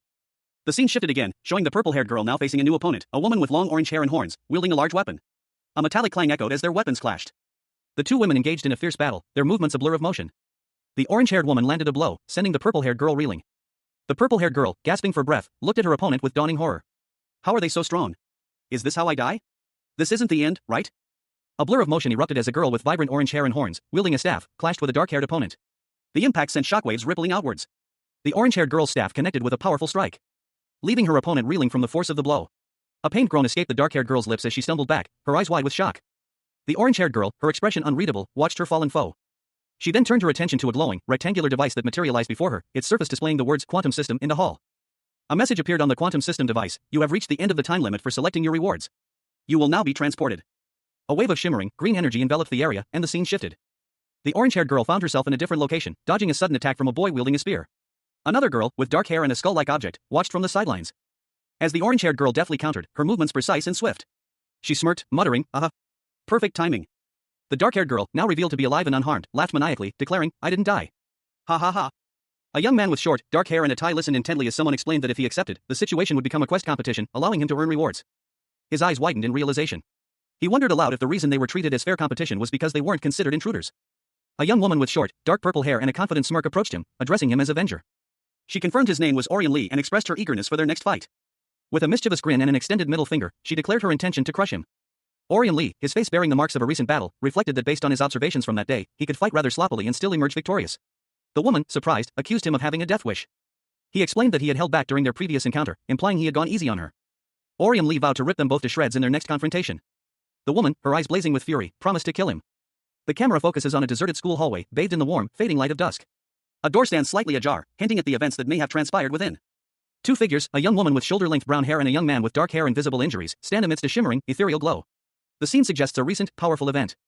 The girl, her expression concerned, asks if the boy is all right, noting his injuries. He replies that he cannot see his own face clearly enough to assess the damage. The boy suddenly urges the girl to look outside. His voice is sharp, filled with a sense of urgency. He suggests they leave immediately to avoid being caught up in the commotion. The scene shifts to an exterior view, showing several ambulances and fire trucks parked outside a building. The atmosphere is tense and chaotic. The perspective changes to show a nearby overpass, seemingly deserted. The two young people are now on the steps of the overpass. The girl looks concerned, while the boy appears exhausted. The girl offers to heal the boy's injuries using a skill, noting the relative privacy of their location. The boy initially suggests using a healing potion instead, but she counters that any lengthy healing process would risk them being discovered amidst the ongoing emergency. A young woman with shoulder-length brown hair, dressed in a crisp white shirt and dark tie, anxiously checked her phone. Her brow furrowed slightly, a hint of worry in her eyes. She looked up at a young man sitting on the steps nearby, his expression weary. "By the way," she asked, concern lacing her voice, "is Sojong okay? It seemed like she was hurt pretty bad earlier." The young woman continued, her gaze distant. They probably healed her injuries, then set her down in a safe place. She's probably in an ambulance right now. A musical note appeared above her head as she checked her phone again, a small smile playing on her lips. She was about to call someone. She turned to the young man, her voice bright. Orium, I gotta go. I just got a call from the lady that works at our house. He nodded, a hint of worry still lingering in his eyes. Okay, get home safe. The young man watched her go, a thoughtful expression settling on his face. A call from her house, huh? He mused to himself, she probably called because she got worried after seeing the news. He wondered if someone had called him, too, and began to rummage through his bag. With a sudden, sharp movement, he dropped a small, black, rectangular object. It shattered on the ground. A woman's voice, laced with surprise, echoed in the room. She mused that something had held together longer than expected. The camera angle shifted, revealing a portion of a modern city building at night. The perspective widened further, showcasing a cityscape at night, with several tall buildings illuminated against the dark sky. Inside a luxurious apartment, 3 individuals sat on a modern couch. A young woman with short, dark purple hair and a striking appearance sat with 2 men, one with short, gray hair and a weary expression, the other wearing a hooded jacket, his face mostly obscured. The hooded man spoke, expressing his disappointment in a recently recruited member, highlighting his incompetence and defeat at the hands of a more experienced opponent. The purple-haired woman chuckled, downplaying the newcomer's failure and teasing the hooded man. She then insulted the hooded man, calling him useless. The hooded man, visibly irritated, questioned the purple-haired woman's competence, pointing out her own failures in a recent mission. He further challenged her rank, implying she didn't deserve it. The purple-haired woman, enraged by the insult, retorted with a defiant challenge, suggesting a fight to settle their dispute. 2 young women, locked in a fierce struggle, clashed amidst a futuristic cityscape. One, with vibrant purple hair, wielded a glowing pink energy, while the other, her features obscured, was thrown back with a powerful force. A sudden interruption arrived in the form of a young man with dark hair, his voice cutting through the chaos. He urged them to stop, warning that their fight would cause widespread destruction. He suggested that if they truly wished to continue their conflict, they should do so far away from their current location. His indifference was palpable. He stated that as long as he didn't have to witness their fight, he didn't care whether they killed each other or not. The purple-haired woman, surprised, questioned the man's sudden return, asking if he was done with his scouting duties. He confirmed that he was finished with his scouting missions and had no intention of returning. He explained that Horizon was approaching, according to his superiors. He planned to stay for a while, intending to finally play the many games he had purchased but never had the time to enjoy. However, before he could fully relax, he realized there was a problem he needed to address. A problem that required his immediate attention. The panel shows a man, his face bearing signs of a recent struggle, breathing heavily. The scene ends with him clearly exhausted. A man, his face partially obscured by shadow, contemplates a strategic dilemma. He muses that even if his opponent's rank is high, an executioner should always be superior. But then questions whether the problem lies in the executioner's skills. Another man, seated opposite him, offers a counterpoint, that despite a lack of experience, the executioner is quite skilled. The first man dismisses this, concluding that the real problem is the Avenger, whose power transcends the established class hierarchy. A sense of urgency fills the scene. The implication is clear, if the Avenger is left unchecked, he could jeopardize the boss's plans. The panel depicts a violent confrontation. The Avenger, seemingly overpowered, is being disintegrated by a powerful force. Back in the initial setting, the first man is shown again, now visibly troubled. He asks his companion, what should we do? He reveals that Yunhyun's original plan was to eliminate the Avenger, but that approach seems too time-consuming. Considering this, he contemplates a drastic measure. Should he personally handle the situation? The man's internal monologue shifts to a broader strategic concern. Horizon is approaching, making proactive threat neutralization crucial. Yun Ryu, a trickmaker ranked 5th, sat alone, a thoughtful expression on his face. He mused that if he waited to play his games, they would be less fun. A caption box confirmed his identity and rank. The scene shifted to a hallway inside a building. A woman with shoulder-length brown hair stood waiting, her gaze fixed on her phone. She checked her phone again, a slight frown creasing her brow. Orium, a young man with short black hair, appeared, startling her with his sudden arrival. Orium's sister, visibly worried, called out to him, asking if he was okay and why he was so late. He explained that he had lost track of time while talking to a friend. But his sister was still upset, questioning why he hadn't answered his phone and expressing her worry after seeing the news. A young man, his face etched with worry, apologized to a young woman. He seemed distraught, his hand nervously touching his forehead. Meanwhile, another young man, his expression equally troubled, inquired about the reason for the apology. His question hung in the air, a palpable sense of unease permeating the scene. The woman, her voice low and grave, revealed shocking news. A strange explosion had occurred at the young man's school, resulting in numerous casualties. 9 people had died, and 12 more were injured. She urged him to look at his phone, the gravity of the situation evident in her demeanor. The young man, his eyes widening in horror, learned that the school buildings were completely destroyed. The sheer scale of the devastation was almost unbelievable. He expressed his shock and dismay at the news, his face reflecting the weight of the tragedy. The woman, however, noticed something amiss. Her gaze sharpened, a flicker of concern crossing her features. She noticed bloodstains on his uniform, questioning the source of the injury. Her concern grew as she saw the damage to his clothing. The woman's concern escalated further as she noticed a rip in his uniform, prompting her to question him about it. Overwhelmed by the situation, the woman exclaimed in disbelief, wondering what exactly had happened. A young man, his face etched with a nervous sweat, explained to a concerned woman that he had simply fallen while playing soccer during lunch and suffered a nosebleed. He waved his hand dismissively, attempting to downplay the incident. The woman, however, looked unconvinced. She questioned his explanation, her expression suggesting skepticism about his claim of a simple fall during a soccer game. Despite his attempts to appear nonchalant, the young man's anxious expression betrayed his nervousness. The woman noted that his face appeared unharmed. His eyes, however, held a flicker of something deeper, a hidden worry that hinted at a more serious truth. The young man confessed that his previous statement was a lie. He had actually been at the school when the explosion occurred. He insisted, however, that he was completely fine despite his involvement in the incident. The woman, a nurse, countered that she should be able to tell if he was injured, given her profession. She explained that not all injuries are visible, and that external shock can cause internal injuries, even leading to death from internal bleeding if left untreated. The young man, still trying to minimize the situation, questioned how she could possibly know he was fine just by looking at him. The nurse insisted that he needed immediate medical attention, promising to arrange an appointment with a doctor he knew for the following day. A young man, his expression a mixture of weariness and apprehension, spoke quietly. He insisted he was fine, but admitted to feeling anxious about having to go to school the following day. A woman, her face etched with concern, reassured him, explaining that his school would be closed for the next week due to an ongoing investigation. Her tone shifted, becoming more serious. She urged him to stop downplaying the gravity of the situation. He confessed that he had been truly terrified. The woman responded by embracing him. She revealed her intense worry that he might have been one of the 9 people who had recently died. He looked shocked. He noted that this was only the second time he had seen her display such intense emotion. The embrace continued, the woman holding him close. The woman's embrace was reminiscent of a similar moment from the past. He understood her concern. He promised to get checked out the next day, asking her not to worry too much. The scene shifted to an exterior shot of a hospital building. Inside, the young man sat alone in a waiting room, his face reflecting a quiet anxiety. Orium, a young man with dark hair, sat alone in a waiting room, a worried expression etched on his face. He had told his sister everything, or so he thought, but a nagging fear gnawed at him that the upcoming examination would reveal something unexpected. A fear that the results might prove he wasn't human. A nearby doctor, startled by Orium's apprehension, whispered his suspicions aloud. A nurse called Orium into an examination room. He entered the examination room. Inside, Orium stood nervously, a sense of foreboding hanging in the air. He waited. A doctor, Noah, entered, a knowing smile playing on his lips. Dr. On addressed Orium directly, his tone friendly but inquisitive. He confirmed Orium's identity, revealing that he knew his sister Arium. Dr. On's question hung in the air, a subtle challenge to Orium's memory. The title card for the manga, Ultra Alternate, appears, setting the stage for a story about the mystery surrounding the death of an identical twin. The scene opens in a doctor's office. A young man with short, dark hair stands before a doctor seated at his desk, a look of mild confusion on his face. The young man looks quizzically at the doctor smiles faintly. He asks if they've met before.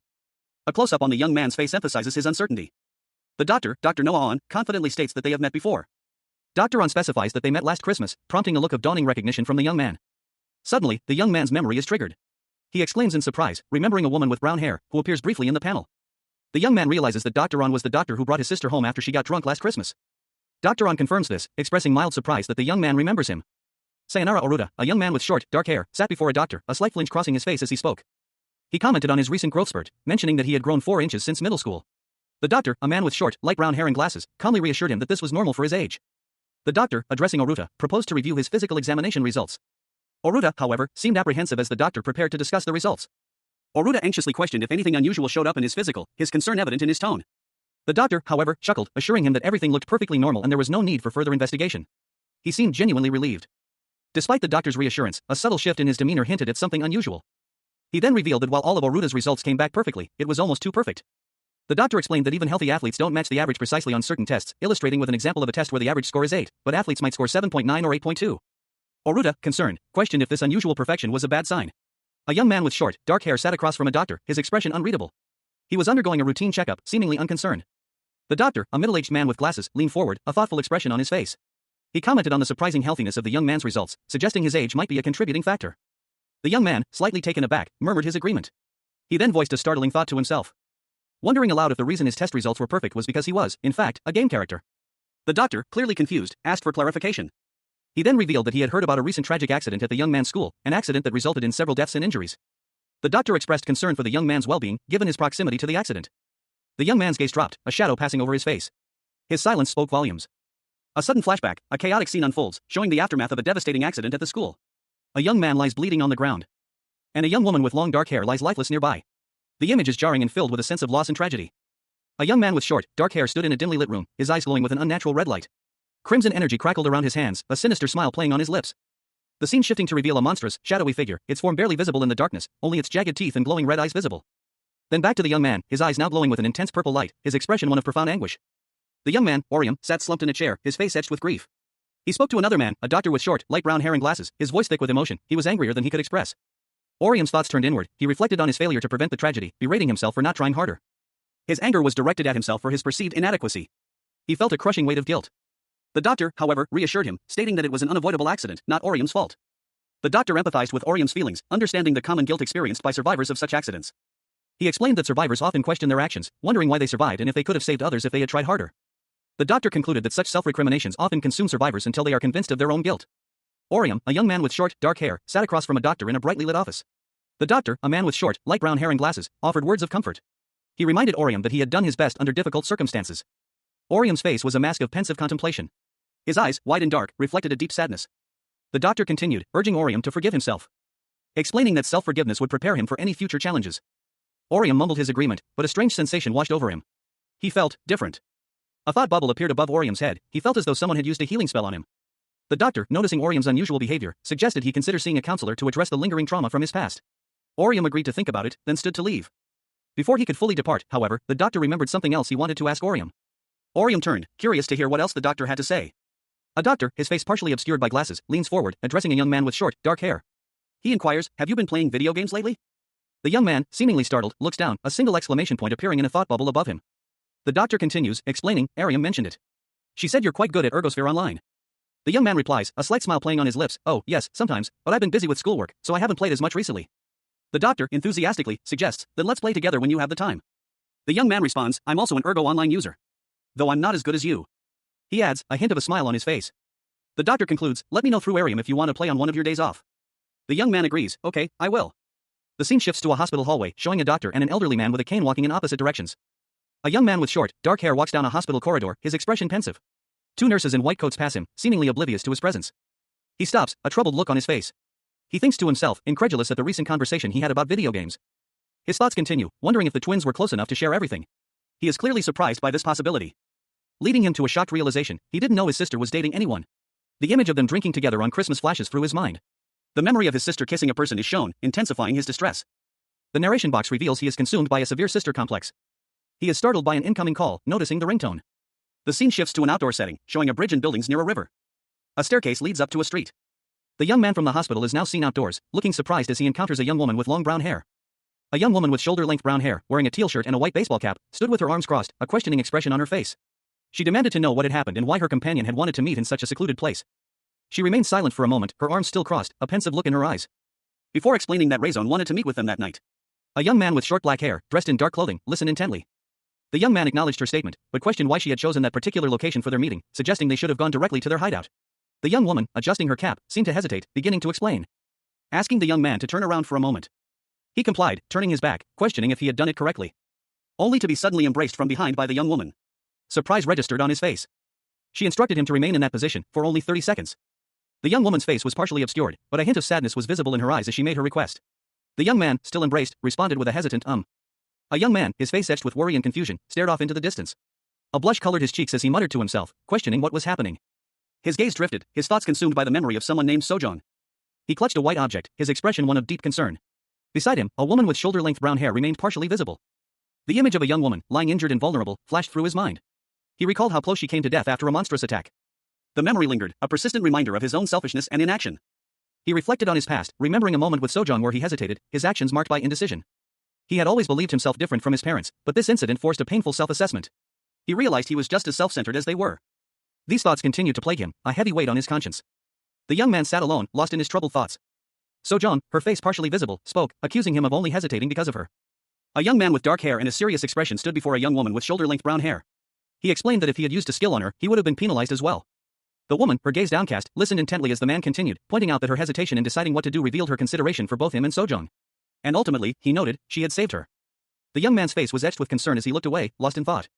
He gently embraced the young woman, offering comfort and reassurance. He urged her not to blame herself too much. Close up on the woman's face, her cheeks flushed, a hint of a smile playing on her lips. She whispered a quiet thank you, her voice barely audible above the sounds of the city. The young woman, now slightly agitated, questioned who told the young man to turn around and hug her. He stammered an explanation, confused and flustered, while she continued to express her disbelief and annoyance at his actions. A young woman with shoulder-length brown hair, wearing a teal shirt and a white baseball cap, demanded 5 mega-sized strawberry milks a day from a young man with short black hair. She then added, albeit reluctantly, that he could hug her from behind whenever he wanted. He asked if there was a problem, to which she responded curtly that there wasn't. A sly smile played on the woman's lips as she adjusted her cap. The young man then inquired why Raison wanted to meet them, suggesting something might have happened. The woman responded that she didn't know, only that Raison wanted to see them for a bit. He speculated that Raison probably wanted to exchange items or information. The scene shifted to a large, modern building. Inside, a woman with short, gray hair and a tattoo on her arm declared that they were going after Chaos tonight. The young man and woman from earlier were shown sitting together in the same building, looking apprehensive. The gray-haired woman then asked if that meant they had found Chaos's hideout. A group of individuals, their faces mostly obscured, discussed the events surrounding the death of a twin. But how, one of them questioned, to which another responded, we tried a few different tricks. However, they continued, but we got conclusive information after the incident that happened at your high school. The scene shifted to a shadowy figure, seemingly a member of a group called Chaos, seen leaving the high school after the incident. They explained, "We saw one member of Chaos enter after they left your school." Further details emerged. "She was in quite a hurry, so there's no reason to believe it was a trap. We kept an eye on it until early morning and we saw multiple people come and go, so we're positive it's their hideout." One of the individuals, a young woman with brown hair, questioned the motives behind this revelation. "But why are you telling us this? Is it because we're allies?" The woman with short, gray hair smiled enigmatically. Her eyes gleamed with a sinister light as she revealed her true intentions. "Want revenge?" The woman's expression hardened. She stated, "Those scumbags went after your school and your friends." Her gaze intensified, her eyes glowing ominously. "Don't you want to completely, one by one?" A young man and woman stood in a dimly lit hallway, their expressions etched with concern. The man's eyes darted nervously. As a woman with short, lilac hair and a noticeable tattoo on her arm entered the scene. She smiled, but there was a calculating glint in her eyes. She explained that she wasn't forcing them to do anything, but simply wanted to give them a choice, to avoid any resentment if they were excluded. She pressed them for an immediate decision, asking if they wanted to join Chaos Hideout that night. The young man's face was shadowed, his expression unreadable as he contemplated the offer, while the young woman looked on anxiously. A single exclamation point escaped her lips. The young man then revealed a surprising piece of information. He knew one of the members of Chaos. He explained that he and this person had been friends long ago, but their relationship had since ended. A steely determination hardened his features. He declared his intention to handle the situation himself. The lilac-haired woman watched him, her expression unreadable. Two young women and a young man stood in what appeared to be a common area. One of the women, with short, purple hair and a flower tattoo on her arm, impatiently urged the other, who wore a baseball cap and a green shirt, to provide information about someone. They wanted to know his appearance and class. The purple-haired woman then turned her attention to the young man, questioning whether he would accompany his party member. The young woman in the cap hesitated, appearing uncertain and uncomfortable. She seemed reluctant to answer. The young man intervened, stating that she didn't need to come with him, this was a matter between him and someone named Yun Hyung. The young woman in the cap insisted that wasn't the real issue, her expression showing distress and confusion.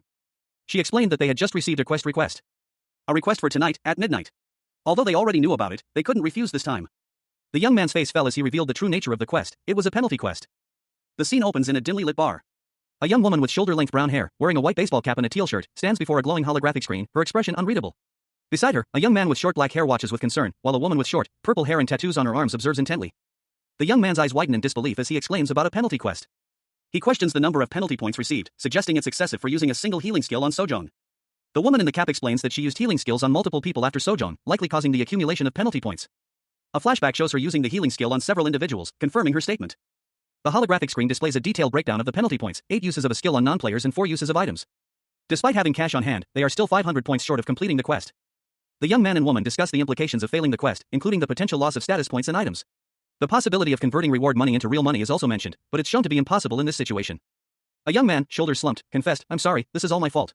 He explained that they couldn't convert the in-game reward money into real currency, rendering their efforts futile. A young woman with shoulder-length brown hair, wearing a white baseball cap, firmly contradicted him. "No, you have nothing to apologize for," she stated. She continued, defending their actions, "You did the right thing." Further emphasizing her point, she argued, "The system is wrong for penalizing us when all we did was help people who were hurt by the game." The young man, still visibly distressed, received reassurance from the girl. "Don't worry too much about it," she said, placing a comforting hand on his shoulder.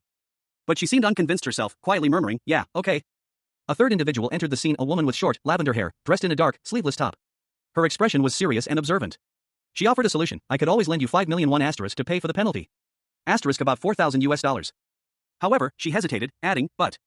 She suggested a different course of action, probably just do the penalty quest tonight. A young woman with short, purple hair and a bird tattoo on her arm stands confidently, arms crossed, in what appears to be a dimly lit bar. Beside her, a man in dark clothing is partially visible, his expression unreadable. Meanwhile, a young man with dark hair expresses his concern to a girl with orange hair and a white cap. He worries that their plan is too risky for them, despite their high rank. The purple-haired woman advises the two younger ones to focus on improving their skills and gathering information, warning them to avoid getting caught in guild conflicts. She adds that they will handle the more dangerous aspects of their mission. The purple-haired woman's expression turns sly as she reveals that she and her associates will handle the dirty work. The young man, seemingly relieved, nods in agreement. The girl with orange hair, still looking concerned, nods and prepares to leave with the young man. As the two leave, the purple-haired woman reminds them to prepare for an upcoming fight, and assures them that a 500-point penalty quest shouldn't be a problem given their skills. The scene shifts to an outdoor shot of a city, suggesting the two young people are heading home after their meeting. A young man and woman walk down a city street, their pace unhurried. The man, with short, dark hair, wore a simple black and white shirt and jeans. His companion, a girl with shoulder-length brown hair peeking from under a white cap, wore a vibrant teal shirt and short denim shorts. The girl's thoughts drifted to the guildmaster.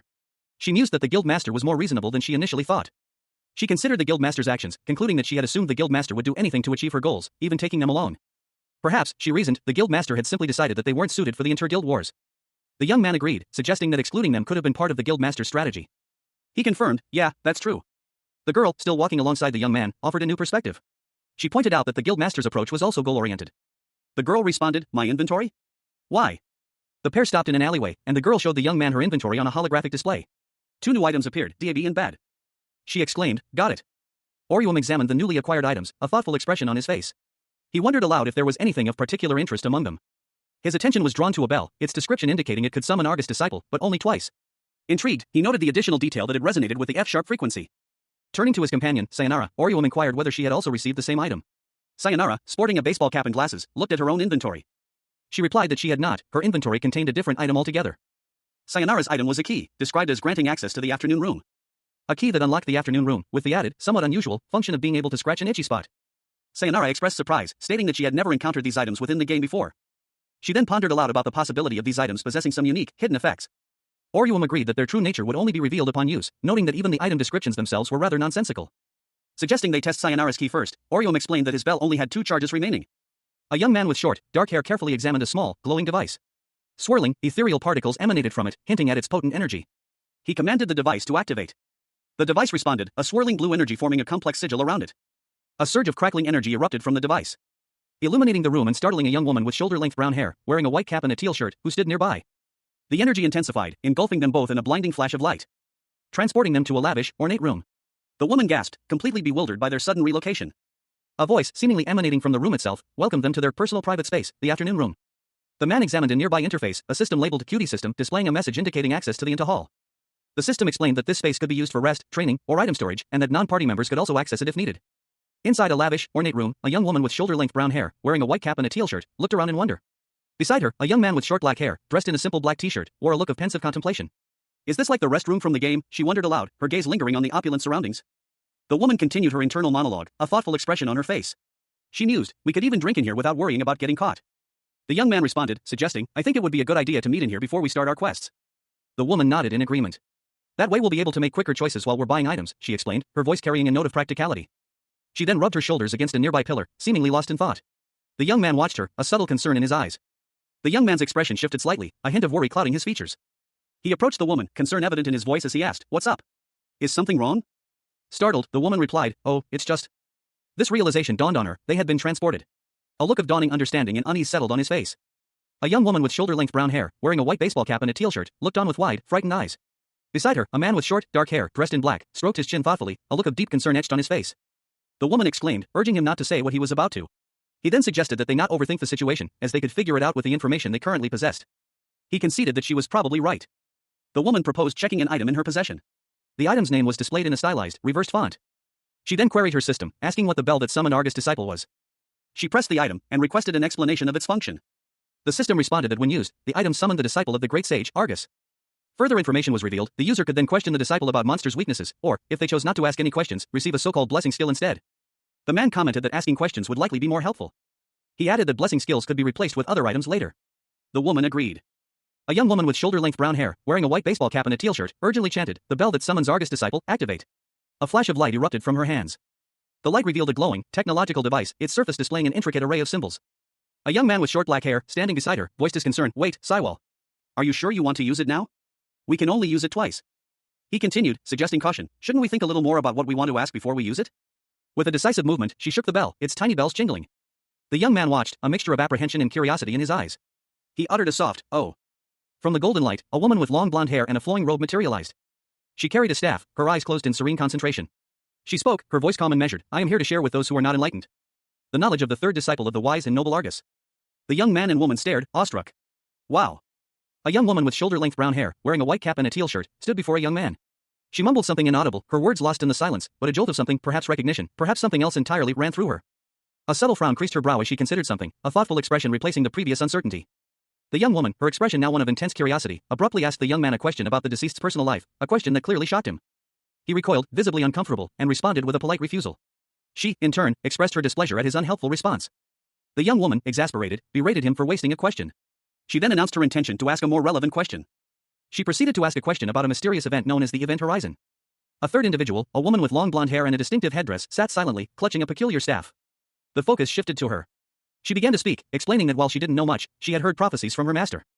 The blonde woman, holding her staff, revealed a prophecy about forbidden doors opening on a moonless night. She continued, stating that those who are not enlightened should leave the Holy Land and head towards the Ark. A voice, strong and resolute, echoed through the air. Those who survive will all die to beasts, it declared. Continuing, so fight and fight again. A woman with 3 eyes, her gaze piercing and intense, spoke next. That is the only way to fulfill the wishes of those that remain in the Holy Land, she stated. And then, a younger voice added, that is the only way to end the banquet. The scene shifted to a sprawling cityscape at night, the buildings towering against the dark sky. The camera focused on a luxurious modern house, nestled amongst the city's high-rises. On the rooftop terrace, a young man with blonde hair and distinctive scars on his face sat on a lounge chair, casually scrolling through his phone. He yawned widely, his boredom evident. Ugh, nothing's going on. I'm so bored, he muttered. A hint of mischief in his eyes as he tapped his phone. A young man with blonde hair and sunglasses, seemingly relaxed, sat in a modern, spacious apartment. He muttered to himself, unconvinced of what he had just witnessed. He questioned whether it had been a figment of his imagination, as a sudden, bright blue energy blade flashed across the panel. The image resolving to show a figure wielding the blade, moving with incredible speed towards him. The blonde man's eyes widened in surprise as the blade passed incredibly close, leaving him shaken and sweating. A swift, brutal slash of energy tore through the air. The force of the attack sending a nearby man crashing to the ground. The attacker, a man with short dark hair, reported that he had cleared the infiltration route. He then questioned whether he should proceed to open the portal, a question quickly answered by a woman with silver hair and piercing green eyes, who commanded him to open it, stating that she would go in first. With a crackle of energy, a portal opened before him. A woman with short, gray, and purple hair, striking green eyes, and a confident demeanor stood poised, a red shirt and white pants accentuating her figure. A faint golden aura shimmered around her as she exuded an air of quiet power. Her gaze was sharp, focused, betraying a hint of underlying tension. She seemed to be assessing a situation, her expression unreadable. The scene shifted to an outdoor setting. A woman with short, gray hair and a red jacket spoke to a man, observing 3 figures in the distance, armed and seemingly hostile. She commented that the situation was supposed to be resolved, but it appeared that some members of a group called Chaos remained. The man, initially concerned, quickly dismissed the matter, stating he would handle it. However, the woman swiftly countered, declaring her intention to deal with the remaining threats herself, emphasizing that she had spotted them first. With a sudden, swift movement, she drew a sword, a golden light briefly illuminating the scene as she dashed towards the 3 figures. She moved with incredible speed, her movements a blur as she engaged the 3 opponents. Activating a skill called the Queen's Path, a golden energy surging around her. The golden energy manifested as a powerful slash, effortlessly cutting down her enemies. A text box revealed that the Queen's Path is a skill that attacks all enemies in the user's path. A young woman with short, lavender hair stood amidst a flurry of golden energy. Her eyes glowed with an unnatural light, a look of intense focus etched on her face. She addressed a man beside her, her expression hardening. It seemed the real targets were inside, she stated, and they should proceed. With a sudden burst of speed, the woman dashed forward, the man following close behind. He exclaimed that he had it. They moved swiftly through a modern building, the man's expression shifting to one of surprise as they approached their destination. The pair arrived at a spacious, elegantly furnished room. A man stood alone near a grand piano, seemingly unaware of their presence. The man, holding a cup, spoke, expressing his regret at having made too much tea, expecting more guests. He continued, suggesting that 2 additional guests were sufficient. The woman retorted that it was rather late for tea. The woman drew a sword, her expression turning cold. There's a time and a place for everything, she declared. She then suggested that a party would be more appropriate at this time. The scene opens in a modern, high-rise apartment overlooking a glittering cityscape at night. 2 figures, a man and a woman, stand poised, swords at the ready. The woman, with striking silver hair and a crimson shirt, exudes an air of quiet intensity. The man beside her, his face partially obscured, holds a sleek, curved blade. In the background, a lone figure sits at a grand piano, seemingly oblivious to the tension. Sunggayu, the leader of the guild Raizone, sits calmly, sipping from a cup. His eyes, though partially hidden by shadow, gleam with a knowing smile. He addresses the woman, his words carrying a weight of unspoken meaning. He's always wanted to meet her. The woman, equally composed, reveals her own desire to meet him. The woman's gaze sharpens. She explains her primary goal, to eliminate members of the Chaos Guild. Sunggayu, intrigued, presses for clarification, questioning her motives. The woman's expression remains unchanged, a subtle smile playing on her lips. She clarifies her intentions, to avenge fallen guild members and remove any obstacles to victory. Sungayu's eyes glow with an ominous light as he responds with a cryptic question, then how about this? A man, his face partially obscured by shadow, leaned forward, a smirk playing on his lips. Right now.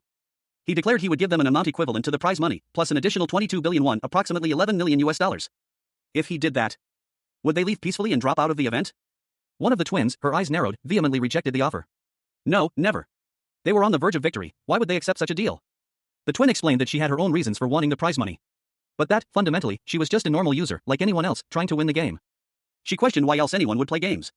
The man conceded, acknowledging that people play for the joy of winning. It seemed he had misjudged her. With a sharp snap of his fingers, the man signaled the end of the negotiation. A figure, cloaked in shadow, stood amidst a flurry of motion. A powerful energy, crackling with blue electricity, surged from their arm. The impact sending a shockwave through the air. Several figures, their forms partially obscured by a swirling mist, were thrown back by the force of the attack. The attacker, their face hidden by a dark cloak, stood poised and ready. A narration box revealed the Emperor's skill, the hidden guards, which camouflaged surrounding party members, but was disabled by movement or action. Sieko, his face etched with worry, stared in disbelief as the camouflaged figures revealed themselves. Beside him, a woman with silver hair and piercing green eyes watched calmly. The woman, addressing Sieko, stated that she would handle the situation. Sieko, surprised, questioned her decision. The woman explained that she would open a portal to bring in reinforcements, now that the initial ambush was revealed to be a trap, initiating a full-scale engagement. However, she cautioned that opening a portal large enough for multiple people would take approximately 45 seconds. Sieko expressed doubt about their ability to withstand the attack for that long. The woman, confident, responded that she had endured far longer in previous guild wars. Her eyes narrowed, a fierce determination hardening her gaze. She even believed she could eliminate one or two of the attackers during that time. Sayako, relieved, instructed her not to overexert herself. A woman with short, lavender hair and striking green eyes smiled confidently. Don't worry, she said, her tone reassuring. I won't be able to get too excited in 45 seconds. A sudden burst of golden light erupted, a powerful energy seemingly leaping from an unseen source. The woman from before stood amidst the radiant energy, a mischievous glint in her eyes. I'll only start revving up, she declared. She moved with impossible speed, a blur of motion as she engaged in close-quarters combat with a man in dark clothing. A swift, precise slash of her weapon sent her opponent reeling. Her expression shifted, a hint of focus replacing her earlier playfulness. She muttered to herself, field skill, the Queen's Garden. A man in a dark turtleneck lunged forward, his weapon aimed at the woman, but he was met by a wave of golden light, sending him flying backward. He landed hard, his body impacting the ground with a thud. Another man, observing the scene, looked concerned. Oh no. It seems we no longer have the upper hand. A detailed description of the Queen's Guard skill appeared. It decreases the stats of any target who enters the field by 17% for 30 seconds and deals 1% damage per second. The sound of metal clashing echoed. A fierce clash erupted. The girl with silver hair, clad in a crimson shirt, deflected a flurry of blows with practiced ease, her blades meeting the attacks of her opponents with sharp metallic clangs. Sparks flew as she moved with lethal grace. Her movements a blur of motion as she danced through the chaos. A determined glint shone in her eyes, her expression unwavering despite the danger. Meanwhile, her opponent, a young woman with dark purple hair, muttered an incantation, her hands glowing with an ominous pink energy. Bone spurs, activate, she commanded, unleashing a powerful blast. The energy coursing outwards in a vibrant pink wave. The silver-haired girl's expression remained unchanged, a subtle hint of calculation in her eyes. A silent acknowledgement of the incoming attack. A narration box appeared, detailing the skill being used, the Queen summons speed buff skill. With a sudden burst of speed, the silver-haired girl vanished from her original position, appearing behind her opponent in a flash. She launched a swift counterattack, her blade a blur of motion. A desperate cry escaping her lips as she was thrown back. The purple-haired girl crashed to the ground, groaning in pain. Her body was battered and bruised. She turned and walked away, leaving her defeated opponent behind. A fierce clash of steel echoed through the air as two figures engaged in a rapid exchange of blows. One, a woman with short, silver hair, wearing a red top, parried a blow with surprising skill. The other, a man with dark hair, his face partially obscured, pressed his attack, his movements precise and deadly. Long time no see, Sunga. We fought once before in an event. Do you remember? He asked. Sunga, her eyes narrowed, responded coolly, oh, really? I'm sorry, but I don't recall. She continued, I don't usually remember men I met a long time ago. With a swift motion, she unleashed a multi-attack skill, her movements blurring into a whirlwind of motion. The man reacted instantly, his blade a blur as he deflected her blows. Each parry a testament to his skill and experience. He countered with a series of precise strikes, his movements fluid and powerful. Sunga, anticipating his next move, smirked and activated her surprise box skill, a purple energy erupting around her, trapping him within a shimmering purple box. The skill description flashed across the page. Trickmaker skill surprise box copyright prevents the opponent from using a skill or moving for 5 seconds. Trapped, the man let out a frustrated humph. But before Sunga could follow up, a figure emerged from the shadows, wielding a large scythe, their attack swift and deadly. Ichu, her face contorted in a grimace, stood amidst a flurry of motion. A cold sweat beaded on her brow as her breath hitched in her throat. A sharp blow landed, the sound echoing with the force of the impact, sending a shockwave through the air.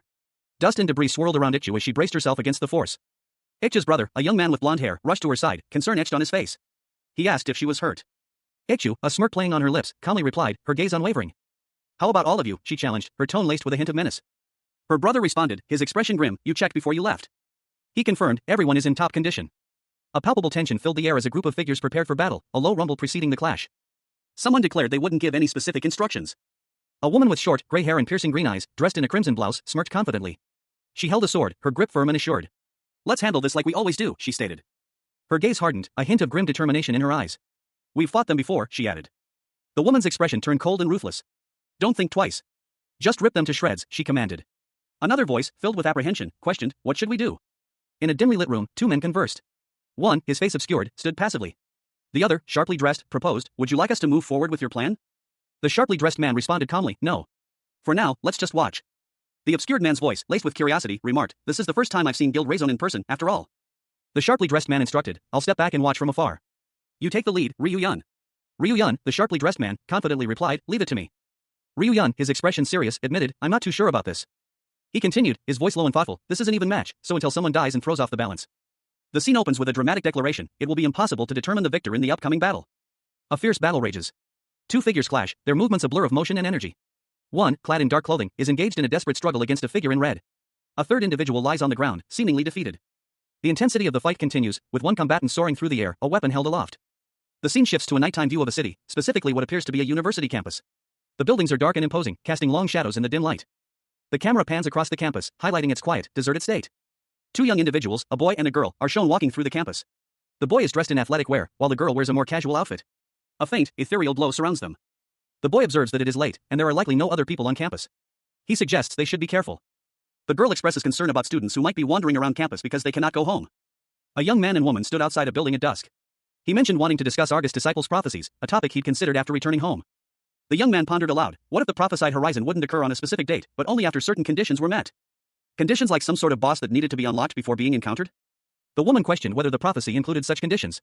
He replied that it didn't explicitly state that, but that something specific had to happen before the event started. He explained that if the user succeeded, the event would begin. The woman pondered the meaning of the 6 pillars, wondering if they needed to find a building with 6 pillars or something similar. Suddenly, a system message flashed, the quest would begin in 1 minute. The young man questioned the system about the nature of the quest, wondering if it was a normal raid quest. Unlike competitive quests, the rules of this joint quest stipulated that prizes would be awarded to everyone as long as at least one participant successfully completed it. Consequently, it was also possible to clear the quest by cooperating with other users. This realization dawned on the girl with shoulder-length brown hair. She mused, could she clear the quest if another user did all the work? The boy with short black hair, standing beside her, yawned, mentioning that he was getting sleepy. Suddenly, his expression changed. He explained, wait, no. He vehemently argued that they couldn't do that, they had to make sure they cleared the quest quickly so that no one got hurt. The girl responded, I know, you dummy. I was just joking. Open your bag and get ready to fight. The pair walked together, reviewing their inventory on their respective devices. The boy wondered what kind of users would join them, hoping it wasn't anyone from Chaos. He then reflected that they should be fighting against Guild Raison right now. A young man and woman stood together, their conversation hinting at a shared past experience. He expressed a hope that their current companions would prove as cooperative as their previous allies, referring to them as the Wind Rider and the Wall Builder. The woman agreed, noting that their previous team had been both skilled and cooperative. The man then mused that working with such capable individuals would make their current task significantly easier. Suddenly, a system notification appeared on 2 nearby screens, announcing the end of the quest preparation period. The man and woman looked on expectantly as the system prepared to initiate the next phase. The quest was about to begin. The pair found themselves transported to a city street. A holographic interface shimmered beneath the man's feet. He and the woman exchanged a look of apprehension as they surveyed their surroundings. The scene was eerily quiet, a stark contrast to the usual chaos of their missions. The woman voiced her concern about the unusual silence, noting that their quests typically began with loud noises and commotion. A sudden, heavy thud echoed through the otherwise silent street, signaling the start of the quest in a way far more ominous than expected. A young man with short, dark hair, wearing a black athletic jacket with red accents, thoughtfully stroked his chin. He murmured to himself, yeah, like that. He stood beside a young woman with shoulder-length brown hair, her expression one of apprehension. She asked, something coming from behind the building? Her eyes widened slightly, a hint of unease in her gaze. The young man declared, let's get going. It's probably the monster. A golden staff materialized in the woman's hand with a whooshing sound, shimmering with energy. She looked intently ahead, a serious expression settling on her face. She sensed something approaching. A growing sense of dread washing over her as she whispered, something's coming. They both turned to see something rapidly approaching, streaks of light blurring their vision as they braced themselves for impact. A figure dashed towards them at incredible speed. The figure, a blur of motion, was closing in quickly. The approaching figure, now visible, gasped for air, calling out for help. A young person, their face partially obscured by a hood, collapsed on the ground, gasping for breath and desperately calling for help. Their cries were filled with anguish as tears streamed down their face, a silent testament to their despair. 2 onlookers, a young man and woman, stared in shock at the scene unfolding before them. The young man's expression was one of disbelief, his mouth agape in surprise. A young man with blonde hair, wearing a beige hoodie, gasped for air, his chest heaving as he struggled to catch his breath. He stumbled through a park, his eyes darting around as if searching for something. Then, spotting 2 figures in the distance, he called out to them, his voice filled with a mixture of hope and urgency. He had found the other users. The 2 individuals, a young man with dark hair and a young woman with orange hair, exchanged a look, their expressions unreadable. Then, the woman nodded, indicating her agreement to help. The man with dark hair approached cautiously. His eyes fixed on the crystal in the blonde young man's trembling hands. The blonde young man looked at the dark-haired man, fear evident in his eyes. He insisted he wasn't holding a weapon. 2 individuals, a young man with short dark hair and a more casual attire, and a young woman with shoulder-length brown hair, confronted a third person. The young man expressed suspicion, stating that the quest had begun, yet the third person was unarmed, raising concerns about potential betrayal. The woman, holding a staff topped with a glowing purple gem, demanded that the third person show them his weapon first before any discussion could take place. She emphasized the need to verify his class before proceeding. The third person, a young man with blonde hair, readily agreed to comply with their request, confidently stating that he would show them. With a flourish, the blonde young man produced a glowing blue sword, its energy crackling around the blade. The sudden appearance of the weapon was unexpected. The energy of the sword dissipated quickly, leaving only the weapon's hilt in his hand. Leaving the young man slightly surprised by the sudden change. The dark-haired young man recognized the weapon as Kiria's guiding sword, a tool associated with the adventurer class. He questioned the blonde young man's high rank given his apparent lack of experience. The blonde young man, taken aback, revealed that he did not have a rank, as he only played the game for its story. The dark-haired young man expressed surprise at this revelation, questioning the blonde young man's lack of high ranking. The dark-haired young man explained that not all high-ranking players evolve, suggesting a more complex reality than initially assumed. Amidst the chaos of a city skyline, a young man with spiky blonde hair frantically warned his companions. His face contorted in alarm, he urged them to focus, shouting that monsters were closing in. Suddenly, a monstrous figure, cloaked in white and wielding a glowing blue weapon, hurtled towards them with terrifying speed. Its arrival a blur of motion as it crashed into the group. The monstrous figure unleashed a powerful blow, sending a shockwave of blue energy rippling outwards. The force of the impact throwing the group back. One of the group, a young man with dark hair, stood defiant, readying himself to confront the creature. He braced himself, his eyes narrowed in determination.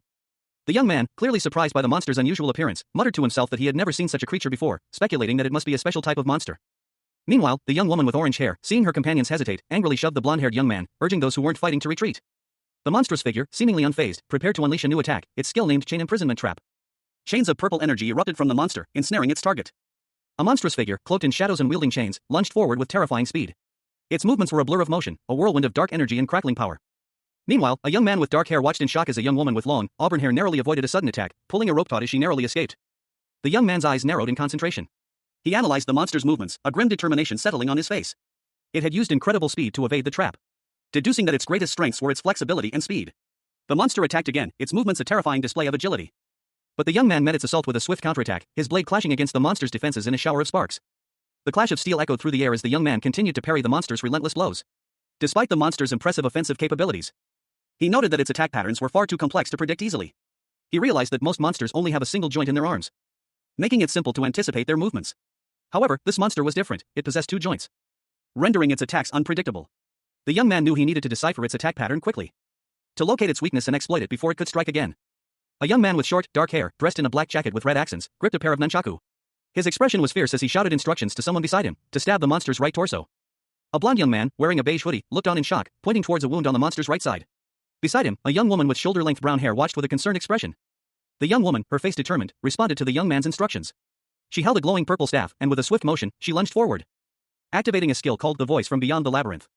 Meanwhile, the young man with the nunchaku channeled a surge of purple energy, his eyes narrowed in concentration. He muttered to himself that this would improve his stats.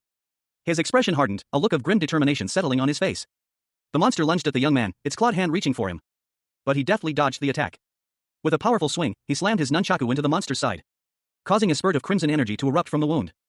A monstrous figure, its form obscured by a chaotic energy, crashed to the ground with a resounding thud. Seizing the opportunity, a young man with short, dark hair launched a swift attack, his movements precise and deadly. He aimed for a specific point on the creature, a weak spot barely visible amidst the swirling energy. The strike found its mark. He had successfully stunned the monster by hitting its weak point. He caught his breath, eyes wide with surprise and relief, as a young woman with shoulder-length auburn hair approached, a staff glowing with arcane energy in her hand. She smirked, a glint of determination in her eyes. This was her chance.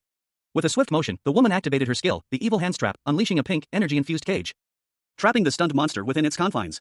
The cage slammed shut with a resounding clang. The monster roared in frustration, its trapped form radiating a furious purple energy. The auburn-haired woman and the young man stood side by side, assessing the situation. "It's over, that was easier than I thought," she commented. He questioned, "Did we clear the quest?" A third individual, a blonde man, approached, shaking his head. He stated, "I don't think so, there should be one more left."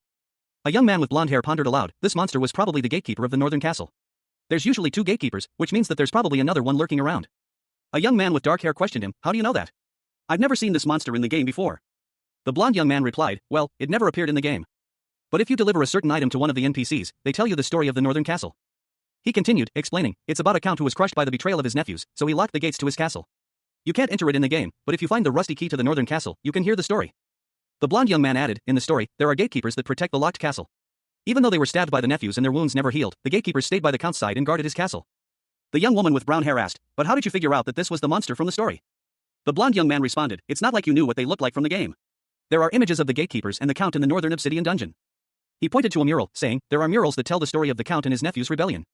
The young woman with brown hair exclaimed, "Wow. I had no idea there was a secret story like that."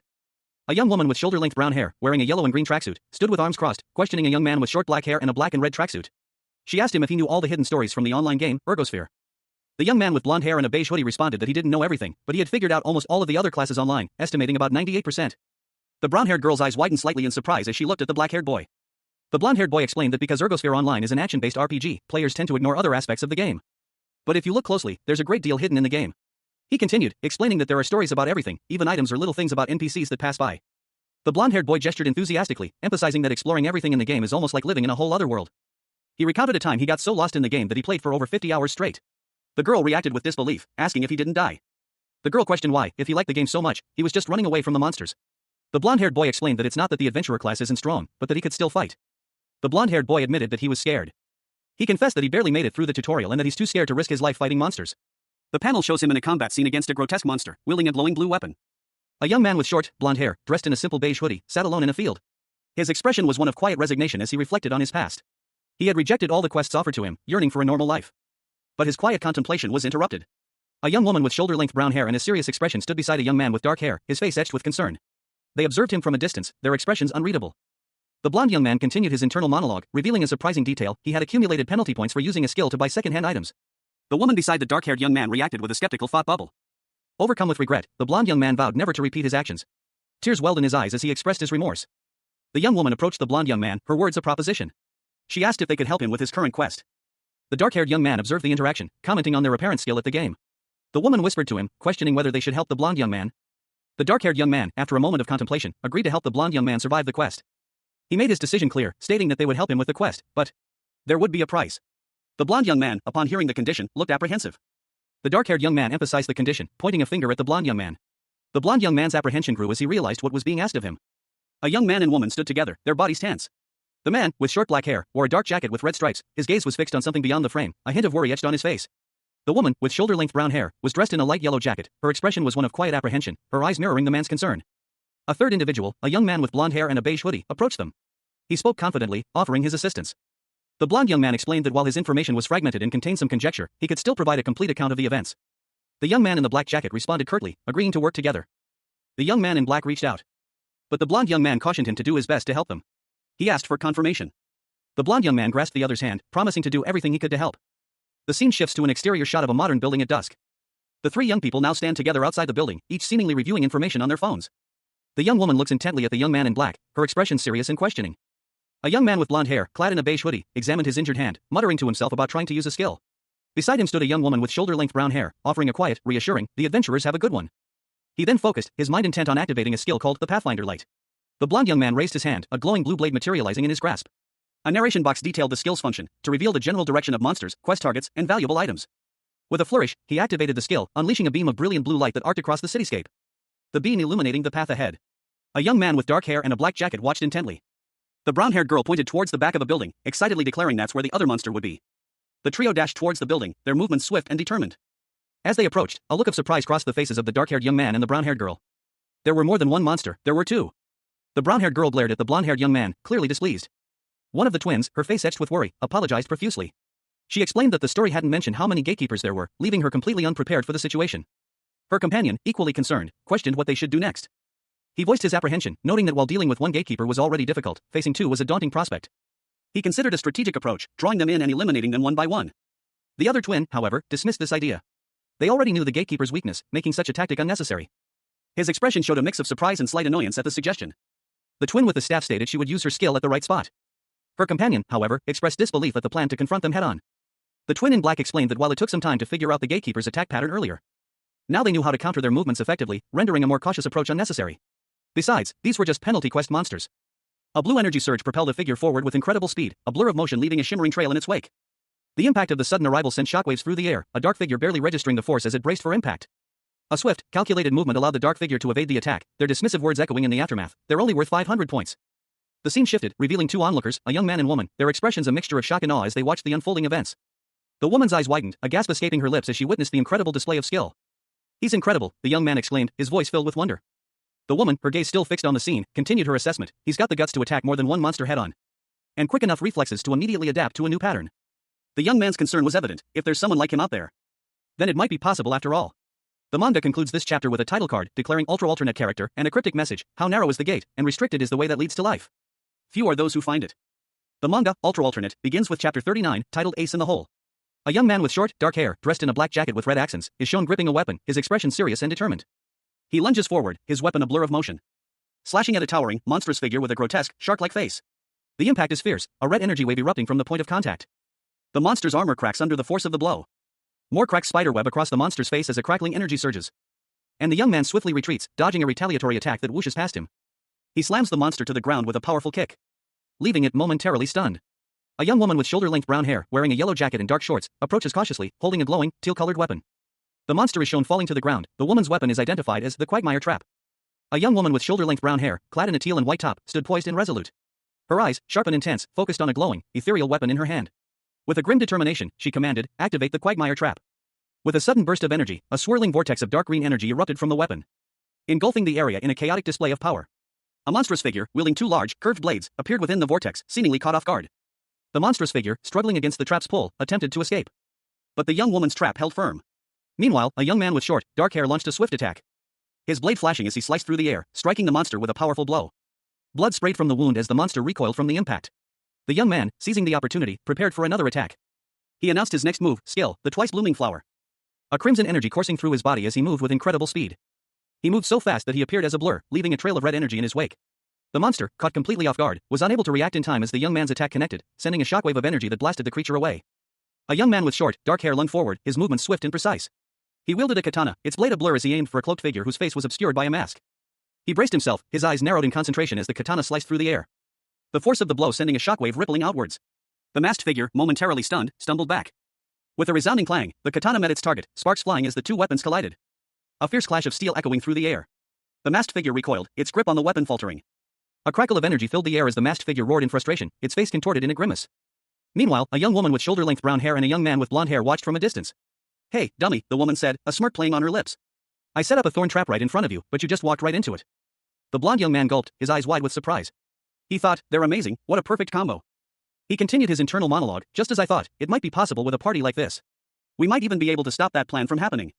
The brown-haired woman turned to the blonde young man, a serious expression on her face. "Hey," she began, "I wanted to ask you something." A young man with short, light brown hair, wearing a beige hoodie, questioned his companion. He seemed concerned, his brow furrowed as he asked if there was a reason for their actions. His companion, a young woman with shoulder-length brown hair, remained silent, her gaze cast downward. The woman finally spoke, her voice laced with urgency. "People were getting hurt." She explained that people were getting hurt because of the monsters that were on the loose.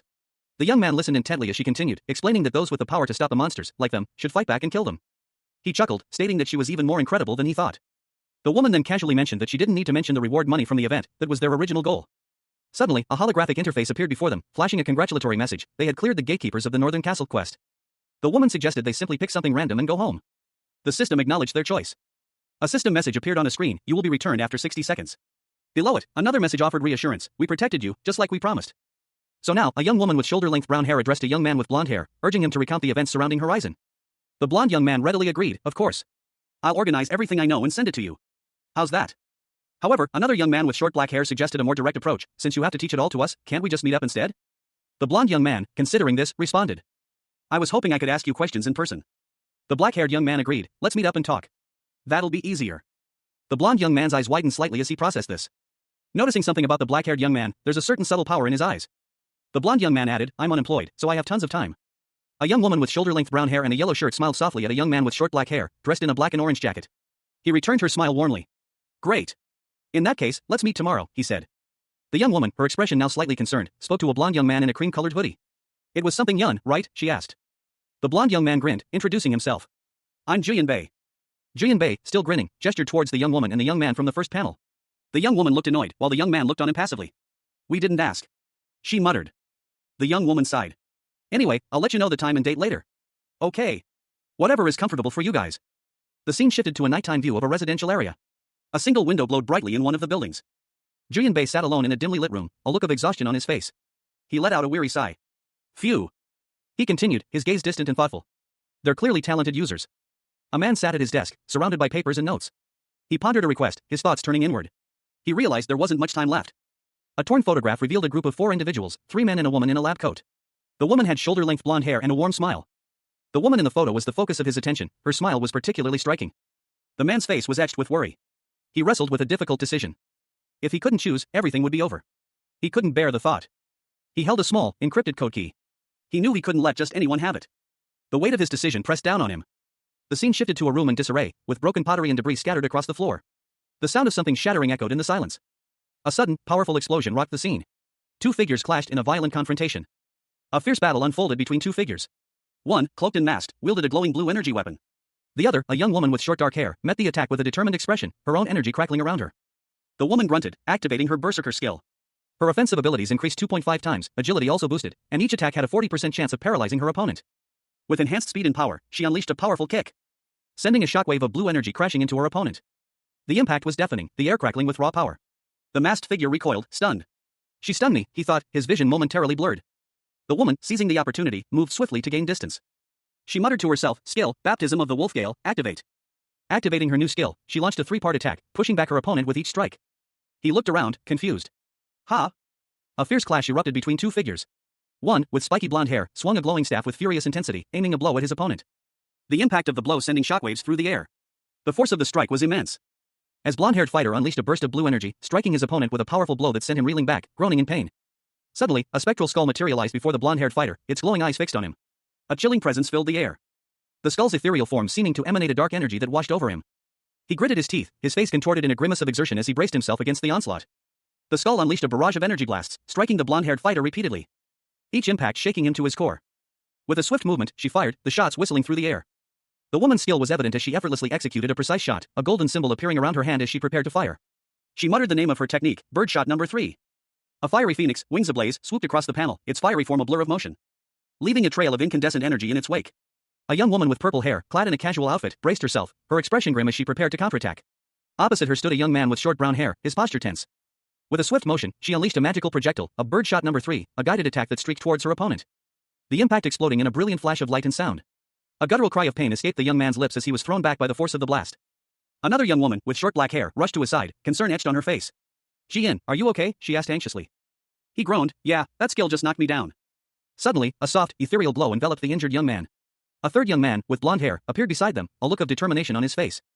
He had used the Angel's Descent, a skill allowing him to teleport to his allies. "Don't worry, I'm here now. I'll take care of each and every one of you," he reassured them. The young woman with black hair offered a grateful, "Oh, okay. Thank you." As the scene shifted to show a new confrontation. A woman with silver hair, dressed in a red top and beige pants, engaged in a fierce clash with the blonde young man, their weapons clashing with a resounding clang. A fierce battle raged.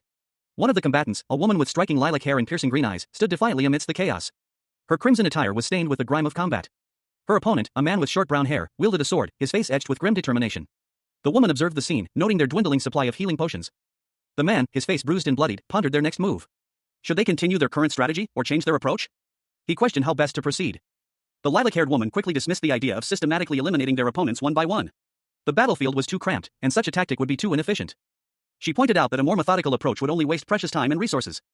Instead, she proposed a bolder, more direct strategy, targeting their most significant threat. Their attention turned to a figure in the distance, a man walking calmly through a corridor, seemingly oblivious to the chaos unfolding around him. The man, cloaked in shadow, was identified as the Emperor. The revelation sent shockwaves through the duo. The Emperor? Could he be the leader of the chaos they were fighting against? While unsure, they both agreed that it was a strong possibility. The lilac-haired woman revealed her long-term plan to approach the Emperor, but she admitted that his loyal guards had proven to be an insurmountable obstacle. She then laid out her revised strategy, to bypass the pawns and go straight for the king. A strategic plan was being discussed. If they all moved forward simultaneously and attacked at once, the enemy's defensive formation would crumble as they scrambled to protect their leader. The resulting chaos would create an opening. However, one of them voiced a concern: if their attack failed, they would be surrounded. A woman with short, gray hair and piercing green eyes countered, stating that while the enemy possessed healers, they did not. Suddenly, a powerful energy erupted from the woman, propelling her forward with incredible speed. She urged her companion not to be afraid and to stay close. With a swift, decisive movement, she unleashed a devastating attack. Meanwhile, elsewhere, a man in a white shirt was being pursued by several figures in dark clothing and masks. The man's eyes glowed with an ominous purple light. A subordinate called out to him, "Master." The man responded that their pursuers had identified their leader. He stated that they still had time to use the teleportation box to escape, but if the high-ranking pursuers caught up, he wouldn't be able to stop them. A man in a white shirt, his face obscured by shadow, spoke calmly to a young man with dark hair, dressed in a sharp black suit. "No, there's no need," he stated, his voice devoid of any urgency. The shadowed man's eyes glowed with an eerie pink light as he continued, "I suspected this would happen. I have a hound dog." The young man's eyebrows furrowed in confusion. "A hound dog?" he questioned, his tone laced with disbelief. The scene shifted to a chaotic fight. A man with short brown hair wielded a large axe, while another man, his face partially obscured, stood nearby. "A hound that can rip the throat of our enemies out and reverse this unfortunate state of affairs," the man with the axe finished, his gaze determined. A woman with brown hair suddenly attacked the man with the axe, a whoosh of purple energy accompanying her movement. He reacted defensively. The man with the axe, his eyes wide, spoke again. "I'm talking about the Reaper, Ji-ho-hong." The woman, identified as Ji-ho-hong, lunged forward, her attack a blur of motion. With a swift, powerful slash, she cut through the air, aiming for the man with the axe. The impact of the attack sent the man flying backward, landing hard. Ji-ho-hong stood over him, along with two other figures, one with blonde hair and another with purple hair. A young woman with short, lavender hair, her face contorted in a silent scream, eyes wide with a mixture of terror and disbelief, stared ahead. Her mouth hung open, tears streaking down her cheeks, as a cold sweat beaded on her brow. The background blurred into a chaotic storm of dark lines and particles, mirroring the turmoil within her. The image dissolved into a stark white page, the words "TOB" continued appearing in a minimalist, futuristic font, signaling the end of this chapter. The scene opens with a young man, his body disintegrating into dust, collapsing to the ground. His expression is one of pained bewilderment. A flash of light erupts from the young man's body, a small, doll-like figure floats upwards, revealing a description box identifying it as Marion Doll, a childhood friend who offers support during difficult times. Another description box appears, explaining that if the user's HP drops to 1%, it will be restored to 15%. A young woman with a baseball cap and a mask appears, looking down at the young man. She mutters, "Ugh, is that Marion?" then adds dismissively, "Don't bother." The woman activates a skill called Rampage of Death, launching a powerful attack. A wave of crimson energy engulfing the young man. In response, he activates the Grace of the Constellation, a skill that increases his physical and magical defenses. He grits his teeth, muttering, I just need to hold my ground for a bit longer. Ichu, the healer of their guild, braced himself. His teal eyes, wide with grim determination, reflected the desperate situation. He knew that if he fell, their attack would be crippled. Despite the searing pain and the energy draining from his body, Ichu resolved to hold on. A little longer, even if it meant sacrificing his own life. Crimson energy pulsed around him, a testament to his unwavering resolve. Rainey's voice cut through the chaos, a desperate plea for help. The scene shifted to Rainey and her companions, their faces etched with worry as they watched Ichu's struggle. One of them, a woman with vibrant purple hair, barked orders. She urged Yunjan to cover Ichu while the rest continued the assault. Yunjan, a man with blonde hair, hesitated, concerned about the dwindling number of party members left to support him. The purple-haired woman, however, remained resolute. She reassured him, stating that it was the leader's duty to pick up the slack. With renewed determination, she charged into the fray. Engaging in a fierce clash of steel with an unseen opponent. The sounds of metal on metal echoed through the air as sparks flew. A fierce clash echoed through the room, the sound of metal on metal reverberating as the combatants engaged in a desperate struggle. One of the fighters, despite being pushed to her limits, remained on the offensive. Observing the scene, two men exchanged a knowing glance. She's braver than she looks, one of them commented, impressed by the tenacity of the woman fighting. The scene shifted to another part of the conflict. One of the observers spoke to another, Ryuyan, but they've split up into two groups now. You know what to do, don't you, Ryuyan?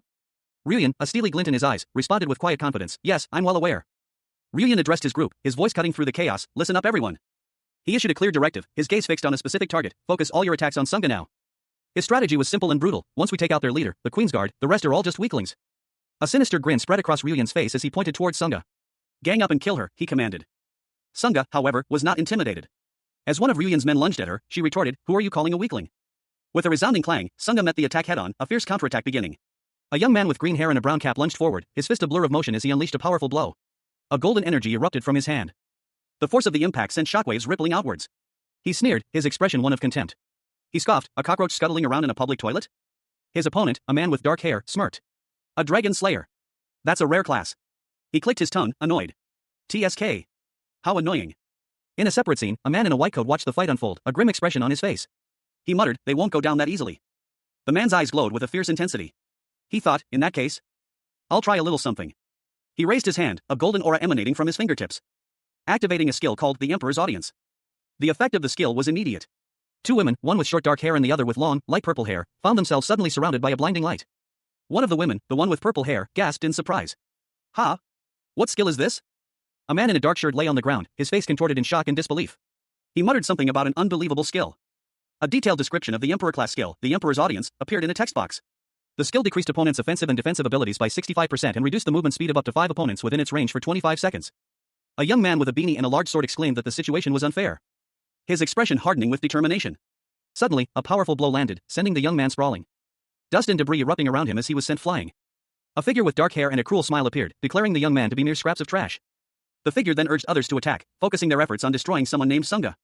With a whoosh, a swift attack was launched, showing multiple figures engaged in a fierce battle. A powerful blow shattered the air, the blonde-haired man's sword cleaving through his opponent with a resounding smash. The impact sent shockwaves through the scene, as a young woman with short black hair cried out in alarm, calling out a name, Sunga. A hooded figure, his face partially obscured by a mask, watched the unfolding events with narrowed eyes, a swish sound accompanying his subtle movement.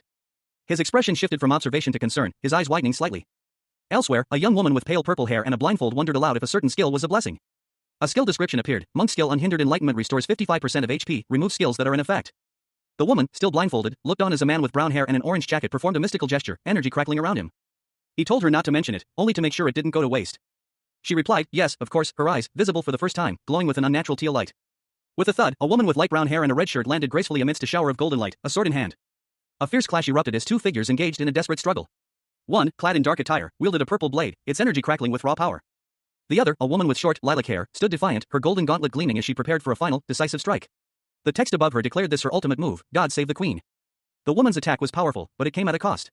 A detailed description of the move's effects appeared. It restored 60% of sustained damage, reduced enemy attack power by 22%, increased offensive abilities and agility by 55%, but prohibited the use of another skill for 2 minutes after the initial 60-second period. She smirked, a cruel glint in her eyes. You fools, she sneered, you should have taken me out sooner.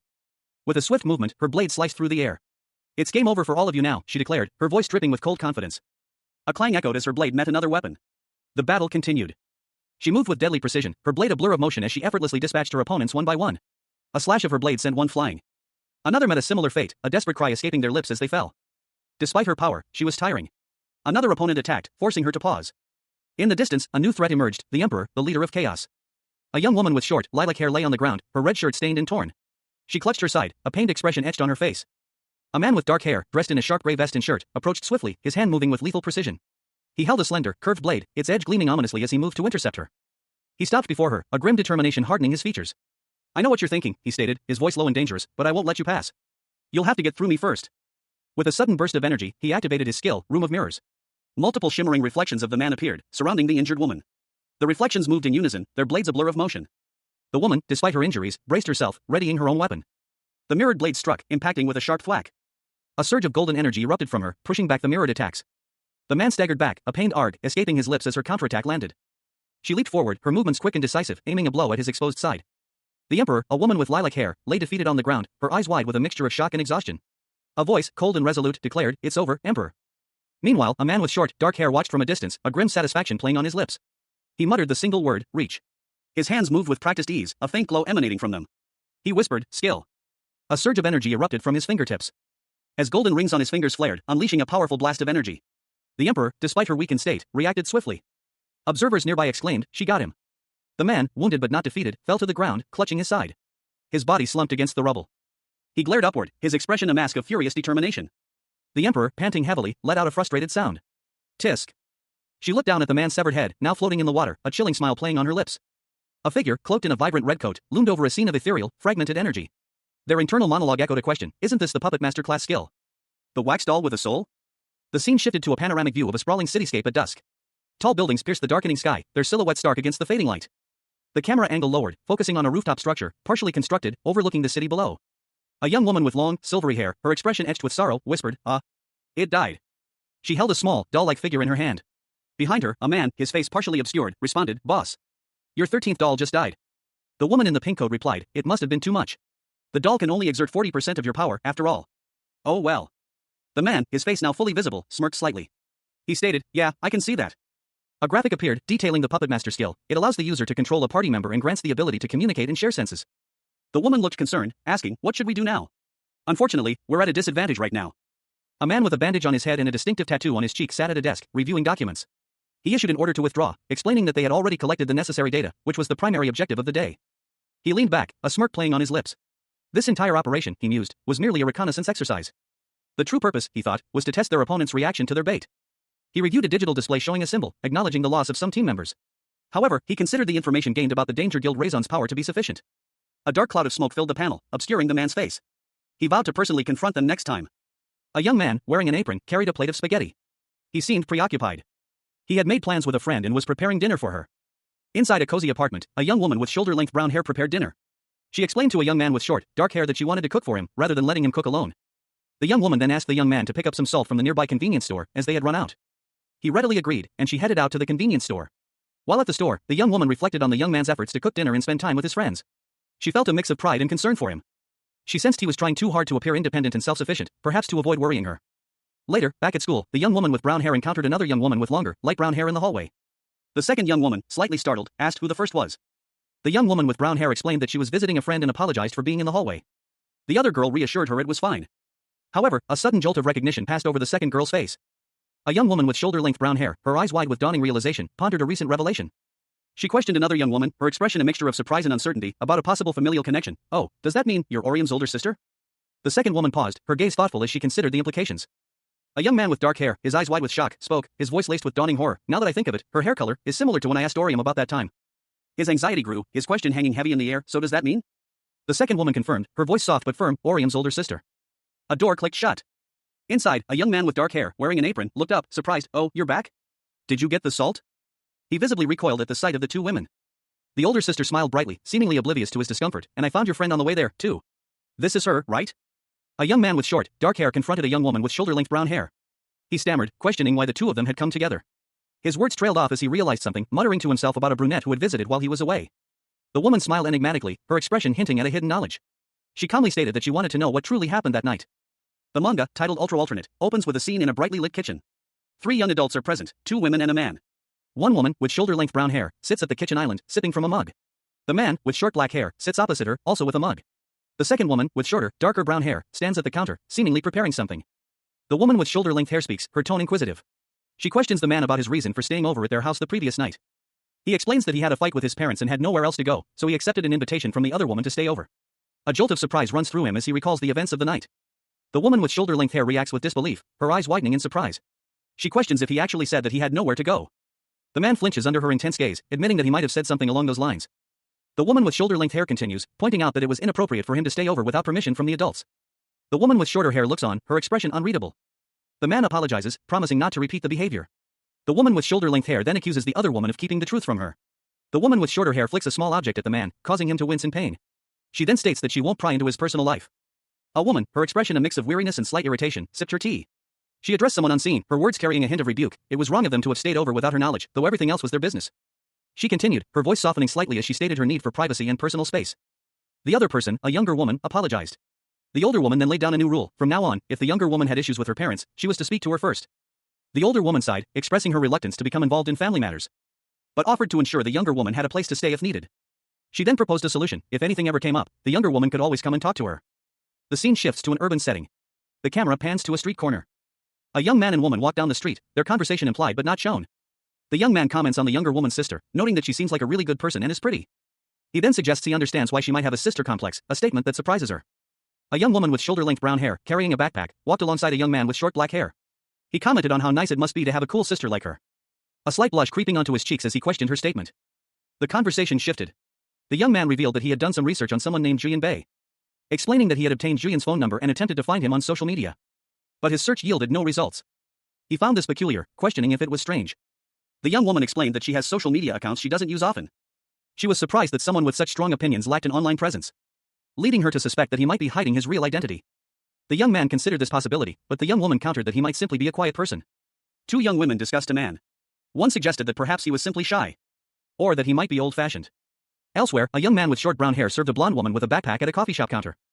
Meanwhile, a different young man with blonde hair explained that by going into the Red Dragon dungeon, one could find the remains of heretics, and that bringing those remains to the paladins would reveal where the heretics escaped. Back at the coffee shop, a thought bubble appeared above one of the women. If you follow a certain path, there's a story about Horizon. She found this incredibly cool. One of them wondered what exactly Horizon was. The blonde young man stated that Horizon was connected to the heretics from the story. He added that to understand Horizon, one would need to know more about the online world of Ergosphere.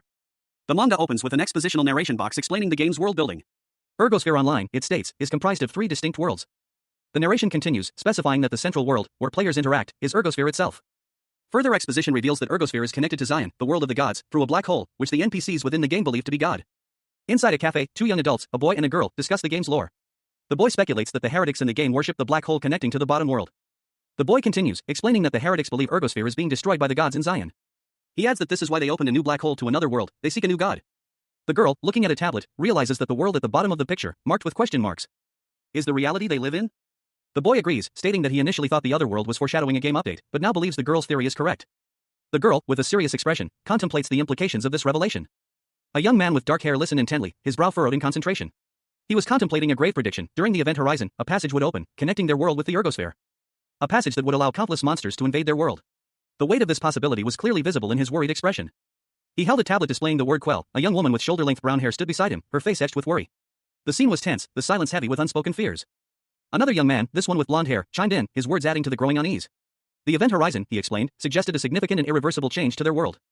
The dark-haired young man and the brown-haired woman exchanged worried glances. Wouldn't that be really dangerous? She asked, her voice laced with apprehension.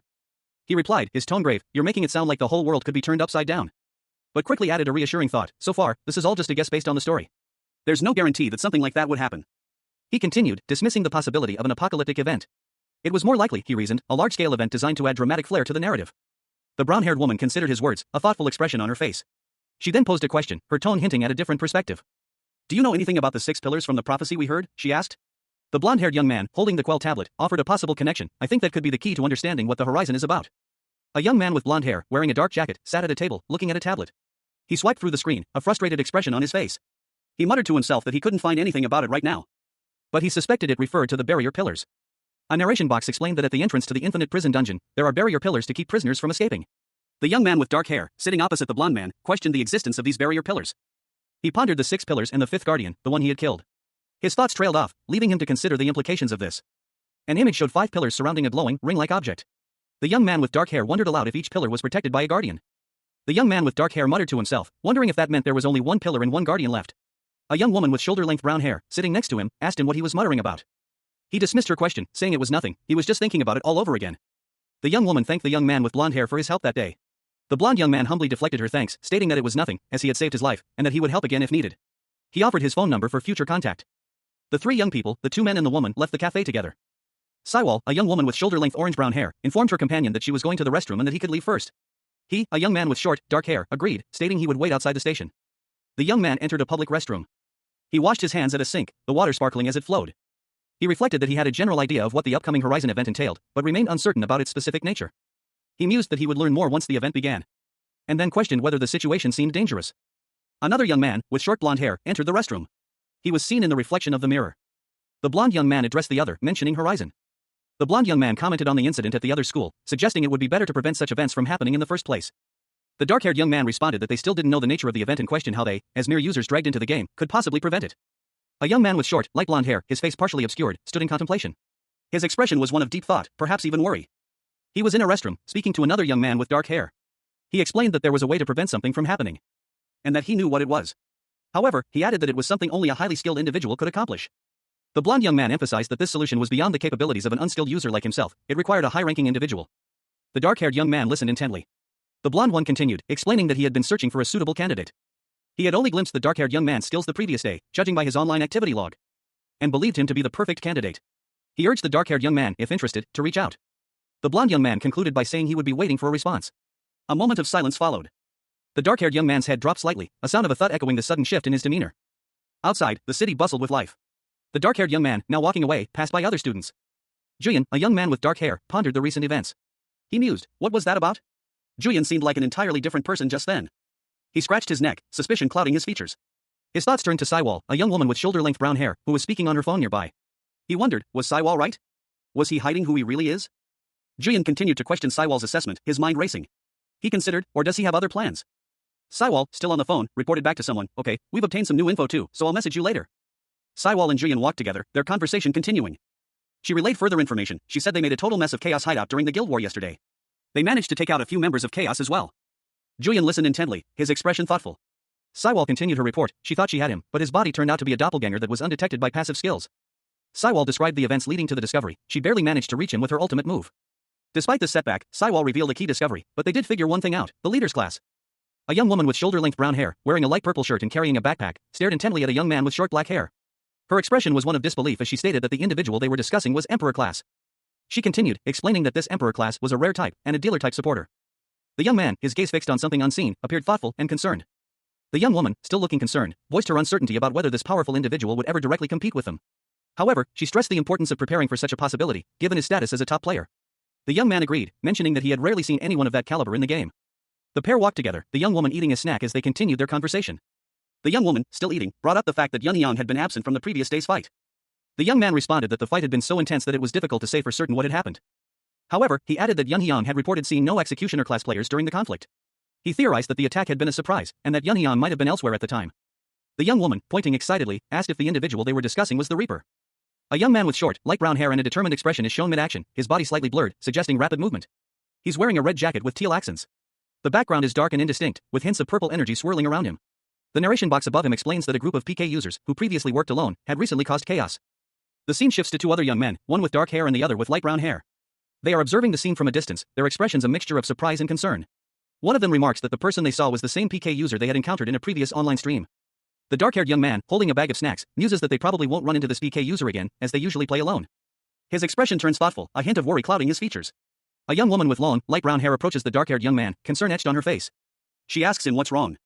The two stand together, their worried expressions mirroring each other. The young woman's concern is palpable. The young woman's worry intensifies, her eyes widening in alarm. In the background, a crowd of people moves through a station. The focus shifts to a figure in the crowd, partially obscured, wearing a white cap and a dark mask. The camera focuses on the figure's clothing, a crimson jacket with teal accents, similar to the jacket worn by the young man seen earlier. The figure's face is partially obscured by the mask, but their intense, narrowed eyes are visible, conveying a sense of menace. A young woman with shoulder-length brown hair and wide, frightened eyes stared, her mouth agape. Beside her, a young man with dark hair, equally shocked, echoed her unspoken question, the Reaper? A bustling subway platform filled with the usual rush hour crowd. Among the commuters, two young people, a boy and a girl, exchanged a furtive glance, their eyes darting nervously around them. The girl whispered a question to the boy, her voice barely audible above the din of the crowd. Wondering aloud if someone had seen them. He responded, his uncertainty evident in his tone, that even if they had been seen, it was unlikely a fight would break out in such a public place. Across the platform, a figure in a hooded jacket and mask stood silently, their face obscured. Their eyes, however, were visible, and they held a chilling intensity. A sinister whisper escaped the masked figure's lips, the fog that swallows the light. With a swift movement, they activated a device on their wrist, a faint purple glow emanating from it. Releasing a wave of purplish energy that engulfed the platform, causing a sudden hush to fall over the crowd. A purple haze filled the air, causing two young people to cough violently. One, a young man with short brown hair, exclaimed in alarm, wondering what was happening. The girl beside him, equally distressed, worried aloud about a possible fire. Meanwhile, a young woman with shoulder-length auburn hair, also coughing, speculated that the haze was a smokescreen. The auburn-haired girl watched, her eyes wide with disbelief, as a young man with dark hair and a determined expression moved through the haze. She couldn't believe he would resort to such tactics in this place. It was clear he was serious about fighting. With a sudden burst of speed, the dark-haired young man lunged forward, his movements sharp and precise. He slammed into his opponent, a young woman with short purple hair, sending a shockwave through the air. The impact was brutal, both grunted in pain. The dark-haired young man continued his assault, his movements a blur of motion as he pressed his attack. His opponent, the purple-haired girl, was sent flying backward by a powerful blow, crashing to the ground in a cloud of dust and sparks. The dark-haired young man stood over her, his expression grim. He had anticipated her counterattack. A surge of energy crackled around his sword as he prepared for another attack. He was ready. He moved with lightning speed, his blade flashing, forcing his opponent to parry desperately. The clash of steel echoed through the smoky air. The purple-haired girl, clearly outmatched, braced herself for another attack. Orium, a young man with short dark hair, leaped, a powerful surge of energy erupting from beneath his feet as he propelled himself forward. Landing in a dimly lit hallway. His expression was grim, his eyes narrowed in determination as he glanced at his companion, a young woman with shoulder-length brown hair, who was watching him with a mixture of concern and apprehension. The woman, addressing Orium, urged him to seize the opportunity to escape. Orium, however, seemed hesitant, questioning her. She explained that they were being targeted by a reaper, and that fleeing was the only way to prevent harm. Orium, considering her words, agreed to leave, suggesting they find a less populated area. As they attempted to leave, a masked figure suddenly appeared, blocking their path. The figure lunged at Orium, engaging him in a fierce clash of weapons. The sounds of metal colliding filled the air. The masked figure continued their relentless assault, criticizing Orium's attempts to escape. Pointing out that regardless of the outcome, the fight must continue until the end. Orium, his eyes glowing with newfound resolve, agreed. A young woman with brown hair, wearing a red jacket and white cap, swung a weapon, a blur of motion against a backdrop of disintegrating digital particles. She shouted, her voice filled with urgency, that this was not the place for this. The impact of a powerful blow sent a shockwave of crimson energy rippling outwards. The young woman in red landed hard, her face grim. She urged her companion to stop wasting time. Seizing the opportunity, a young man with dark hair and a backpack urged his companion to escape. They fled, the young woman in red bringing up the rear, her weapon held ready. The young woman in red, her face partially obscured by a mask, glared back at their pursuers, muttering about those bastards. The scene shifted to a large, unfinished building at dusk. The camera angle shifted to show the building's upper levels, still under construction. A young man and woman, both appearing winded, stood in an alleyway. The man wiped sweat from his brow, while the woman rested her hands on her knees, catching her breath. They discussed their recent escape, the woman suggesting they should have sought refuge in a more populated area. Believing that a reaper would be less likely to attack a crowded place. The man countered that the reaper seemed to act without regard for such considerations. The woman then argued that it was better to fight in an isolated location, where they wouldn't risk harming bystanders. She questioned his assertion, prompting him to explain that they should use a special item he had given her if things got dire. He reiterated the plan, and she confirmed she understood. The man's expression turned serious as he sensed something. He looked around cautiously and spotted a figure in the distance, wielding a scythe. The figure, wearing a mask and a baseball cap, stood silently, their presence ominous. The man realized the reaper had used a tracking skill to find them, and he turned to the woman, asking what they should do next. A young woman with shoulder-length brown hair anxiously watched a young man with short black hair. He was considering something carefully, a thoughtful expression on his face. He finally spoke, suggesting they wait and see how the situation unfolds before acting. He decided to try fighting the opponent alone first, his resolve hardening. A strange, dark energy crackled around his hands as he gripped a makeshift weapon. The young woman's eyebrows furrowed in confusion and concern. She questioned his decision, reminding him of his previous suggestion that they should attack together. He explained that their opponent might have backup, putting them at a disadvantage if they went all out immediately. The young woman looked thoughtful, considering his words. He continued, explaining that, for now, the situation was manageable. He had a plan to defeat their opponent alone. He believed he could win a one-on-one fight and decided to give it a try. Meanwhile, a figure emerged from the shadows, their face partially obscured by a mask and cap. The masked figure stepped into the light, revealing themselves to the young man. The masked figure spoke, expressing surprise that the young man had finally decided to show himself, implying he had been hiding until now. The masked figure continued, questioning his decision to run and hide. The young man responded that he no longer felt the need to hide. The masked figure shrugged, stating that it ultimately didn't matter either way. A skeletal figure wielding a scythe loomed over a young person clad in a red jacket, their face obscured by a mask. The masked individual responded curtly. They declared their intention to end things immediately, referring to their opponent dismissively as trash glass. The masked individual launched a swift attack, the scythe arcing towards their opponent, who reacted with surprising speed, deflecting the blow with a katana. A fierce clash of metal echoed as the two weapons collided repeatedly. Sparks flew as the masked individual and their opponent traded blows with incredible speed and ferocity. The masked individual swung their scythe, imbuing it with dark purple energy, while their opponent countered with a technique called Flower of Resentment. A powerful blast erupted from the collision, sending the opponent reeling, leaving the masked individual visibly injured, blood spurting from their mouth. A young man with short, dark hair unleashed a purple energy blade, its ethereal glow cutting through the air. The attack, named Phantom Vengeance Blade, was swift and decisive, connecting with his opponent, a figure in a red jacket, with brutal efficiency, sending the opponent flying backward with a powerful slash. The impact left the opponent reeling, a look of pained surprise on their face as dark energy crackled around them. They leaped back, narrowly avoiding a second attack as the young man pursued them relentlessly. The young man's relentless assault continued, his movements a blur of motion as he pressed his advantage. He then activated his Winter Hunt skill, a Reaper ability that reduces the speed of both users and monsters within its range by 30% and deals freezing damage on impact. A wave of icy energy washed over his opponent, leaving him frozen and vulnerable. The young man's face, however, showed no sign of triumph, only grim determination. A crimson eye, blazing with an unnatural light, filled the panel. Veins of fire pulsed beneath the surface, radiating an intense, almost palpable energy. The scene shifted to a fierce battle. A young man, clad in casual wear, swung a dark weapon with surprising power, its arc a crimson slash against his opponent. The blow connected, sending the enemy reeling. A slice sound effect emphasized the impact. He continued his relentless assault, a flurry of blows punctuated by slash and slash sound effects, overwhelming his foe. With a final, powerful swing, he sent the enemy flying back. But another figure, a young woman wielding a staff, intervened, unleashing a blast of energy that sent tremors through the ground. Rumble echoed through the scene. Blood spurted from a wound on the young man's face as he staggered back, his expression a mixture of pain and fury. He glared at his attacker, his anger barely contained. He prepared for another attack, his eyes burning with rage. A fierce battle raged. One combatant, clad in dark, casual wear, wielded a long, dark blade, his movements precise and deadly. His opponent, a younger man in a vibrant red and teal jacket and a white cap, fought with a more reckless abandon, his attacks wild and unpredictable. They clashed amidst a flurry of blows, sparks flying as their weapons met. As the younger man braced himself against a looming, shadowy figure. The creature, vaguely humanoid but undeniably monstrous, pulsed with dark energy, its form shifting and swirling. Above it, a speech bubble declared, ultimate move, fatality. The ominous word loom echoed from the creature's mouth. A detailed description of the fatality move appeared in a rectangular information box. It reduces 44% of the opponent's HP through repeated damage, confuses the opponent, and causes the user's HP to slowly decrease. The younger man's face was contorted in pain. The other combatant watched, his face grim, bearing the marks of battle. Blood trickled down his cheeks, staining his pale skin. He seemed to be assessing the situation, his expression unreadable. A young woman with shoulder-length brown hair watched the fight unfold from a distance. Her expression was one of concern. This ultimate move, it's a cumulative damage skill? You've already taken a lot of damage. This is dangerous, she worried aloud. She explained that cumulative damage skills aren't that strong, but the problem is that the attack lasts a long time, and the critical attack is triggered after accumulating a certain amount of damage, which will have a big effect on his HP.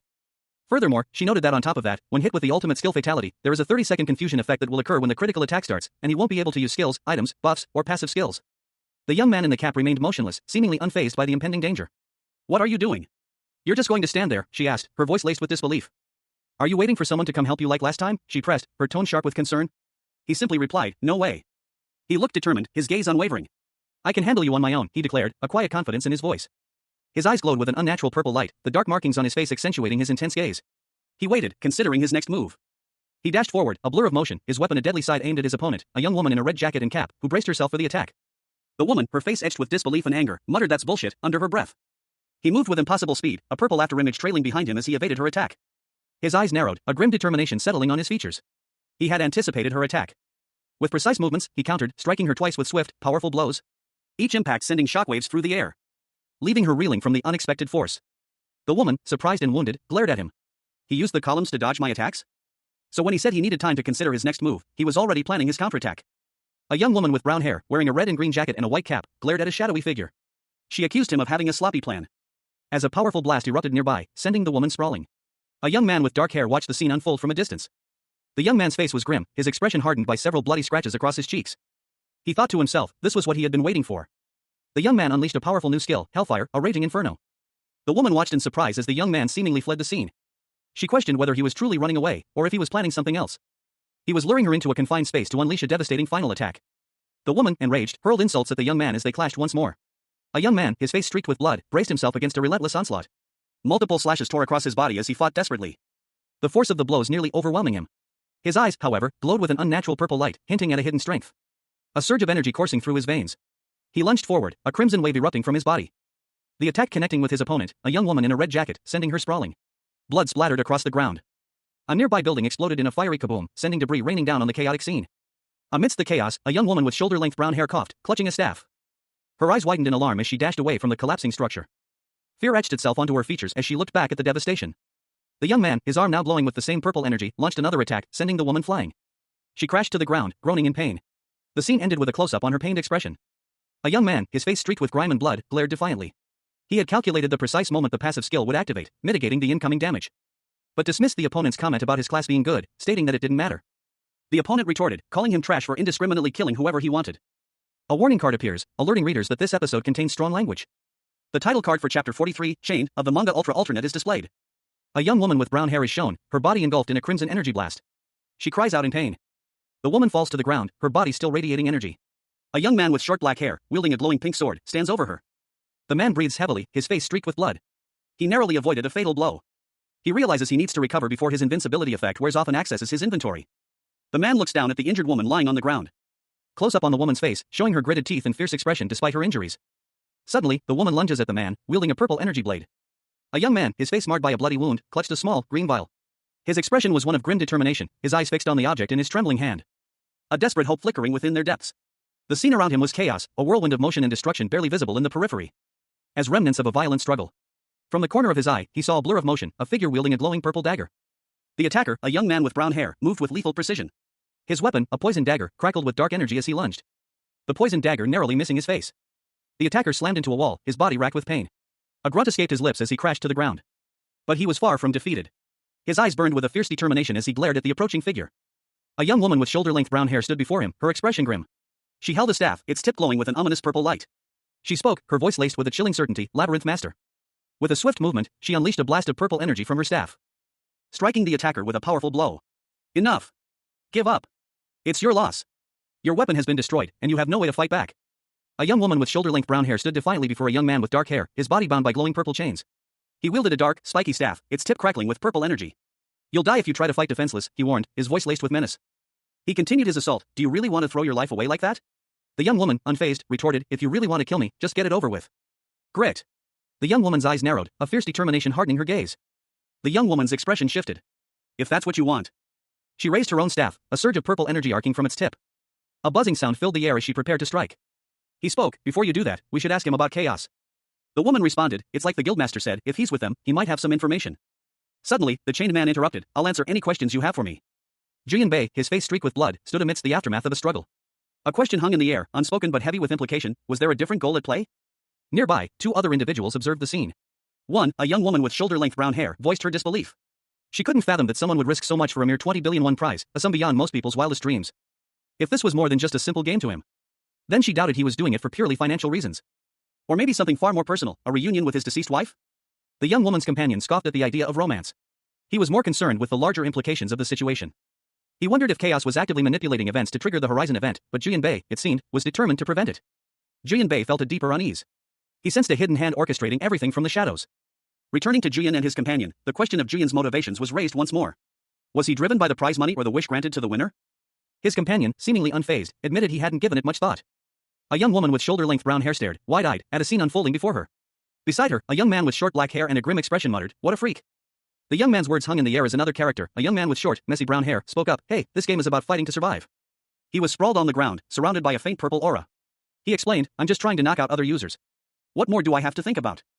The young man with messy brown hair scoffed, "But you brats can get by without fighting." A smirk played on the young man's lips as he chuckled, "I guess you can afford to worry about things like that." The young man with short black hair looked away, his expression unreadable. The young man on the ground spoke again, "I've had to fight to survive since I was born. It's a dog-eat-dog world." He stated grimly, "That's why I took them out. I want to be the one to live." The young woman with brown hair looked shocked, asking, "What do you mean you had to fight to survive there?" A young person with long, messy brown hair, a scar across their face, and a distressed expression recounted their harsh childhood. Dozens of children had to fight for a place to sleep at night, and the rules were so strict that they couldn't leave. Another young person, this one with short, dark hair and a similarly weary look, questioned whether children raised in such an environment would take good care of each other. He doubted it. The first young person continued, explaining that they fought each other for scraps. If one person was taken down, that meant one more place to sleep at night and more to eat. The scene shifted to show the two young people together in what appeared to be a hallway. The girl looked concerned, while the boy's expression remained grim. Despite everything, the first young person still wanted to live a normal life when they grew up. In school, they tried their best not to get into fights. However, the only thing that mattered to everyone else was that they were an orphan without a mother or father. Having no one to take care of them, they became an easy target for bullies. There's no place to lie down after a long day if you don't win. A young man with fiery red hair, his face contorted in a grimace, recounted his past. He had strangled all the bullies who had terrorized him. Just as he always had.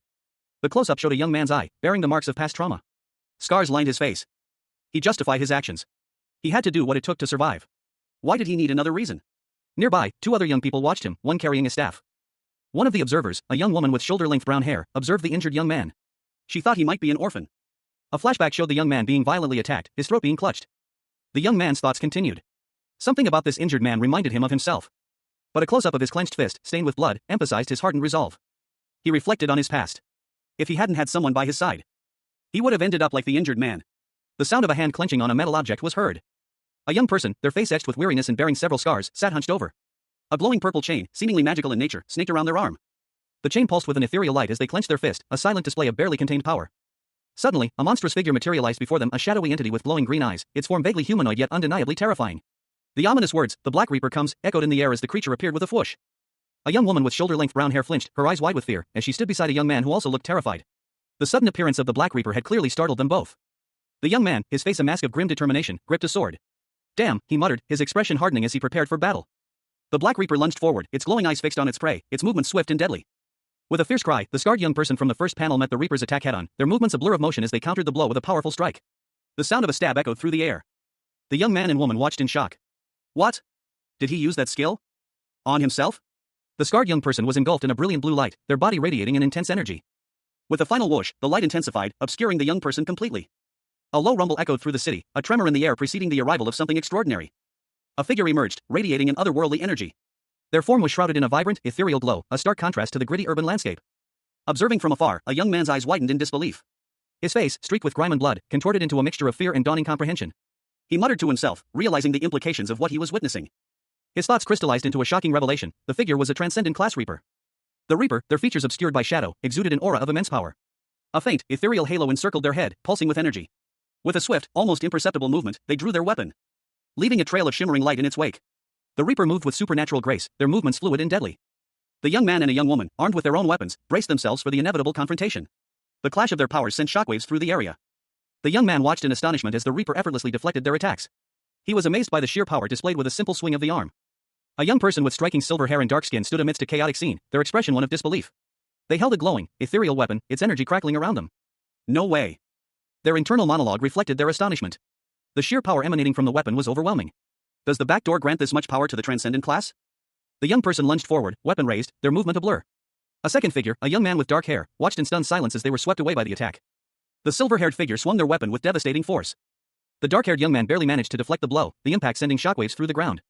A pained cry escaping his lips as he staggered back, wounded. The dark-haired young man's thoughts raced. He was witnessing incredible speed. He's too damn fast. He's as fast as the top-ranking monsters from the game. A series of rapid clashes followed, metal meeting metal in a flurry of sparks. But the silver-haired figure's speed was relentless. No, he might be even faster. The silver-haired figure unleashed another devastating attack, their weapon a blur of motion. The dark-haired young man could only watch in horror as he was struck again. He has more weapons now? A young man, his clothes torn and bearing the marks of a recent struggle, braced himself against an unseen foe. He muttered to himself, his words laced with grim determination: he could probably be defeated with a single blow at this rate. He staggered back, his face bloodied, as a young woman with shoulder-length brown hair knelt nearby, offering him a small, glowing device labeled inventory bag. Electrical energy crackled around them. The woman, her expression serious and focused, held a small, blue key in her hand. They stood together, the young man looking weary and the young woman resolute. She instructed him to use the item she had given him if things got desperate. He simply replied, "Got it." With a determined shout, the woman commanded the key to activate. A surge of energy erupted from the small device. The energy subsided, revealing the key's true purpose: it was the key to the afternoon room. The young man, now slightly recovered, faced his opponent again. His adversary, a figure clad in crimson and wielding a glowing blue blade, charged. The blue blade slashed through the air with a whooshing sound, sending the young woman scrambling for cover as the attack narrowly missed her. The young man, narrowly avoiding a fatal blow, landed heavily on the ground, his eyes widening in shock as he recognized his surroundings, the afternoon room. A young woman with shoulder-length brown hair rested her chin on her hand, a thoughtful expression on her face. She murmured to herself, reflecting on the recent events. The woman and a young man with short black hair stood in an opulent room. He looked battered, his clothes torn. She questioned him, her tone curious but not unkind. He responded, explaining that he had chosen to disengage from the fight. The young man continued, explaining that a prolonged fight would have caused the nearby construction site to collapse, attracting unwanted attention, and potentially endangering innocent bystanders. The woman pondered the implications of his actions, her gaze drifting to a luxurious interior. She mused about the man's actions, wondering about his mysterious abilities. She suggested they remain in the area for a while, hoping to observe the man's next move, reasoning that he would eventually leave if they waited long enough. She then asked if he thought this was a safe plan. He expressed his concern about the man's unpredictable actions now that he had attained a new, powerful status. Despite his apprehension, he tried to reassure her, stating there was no reason to be afraid.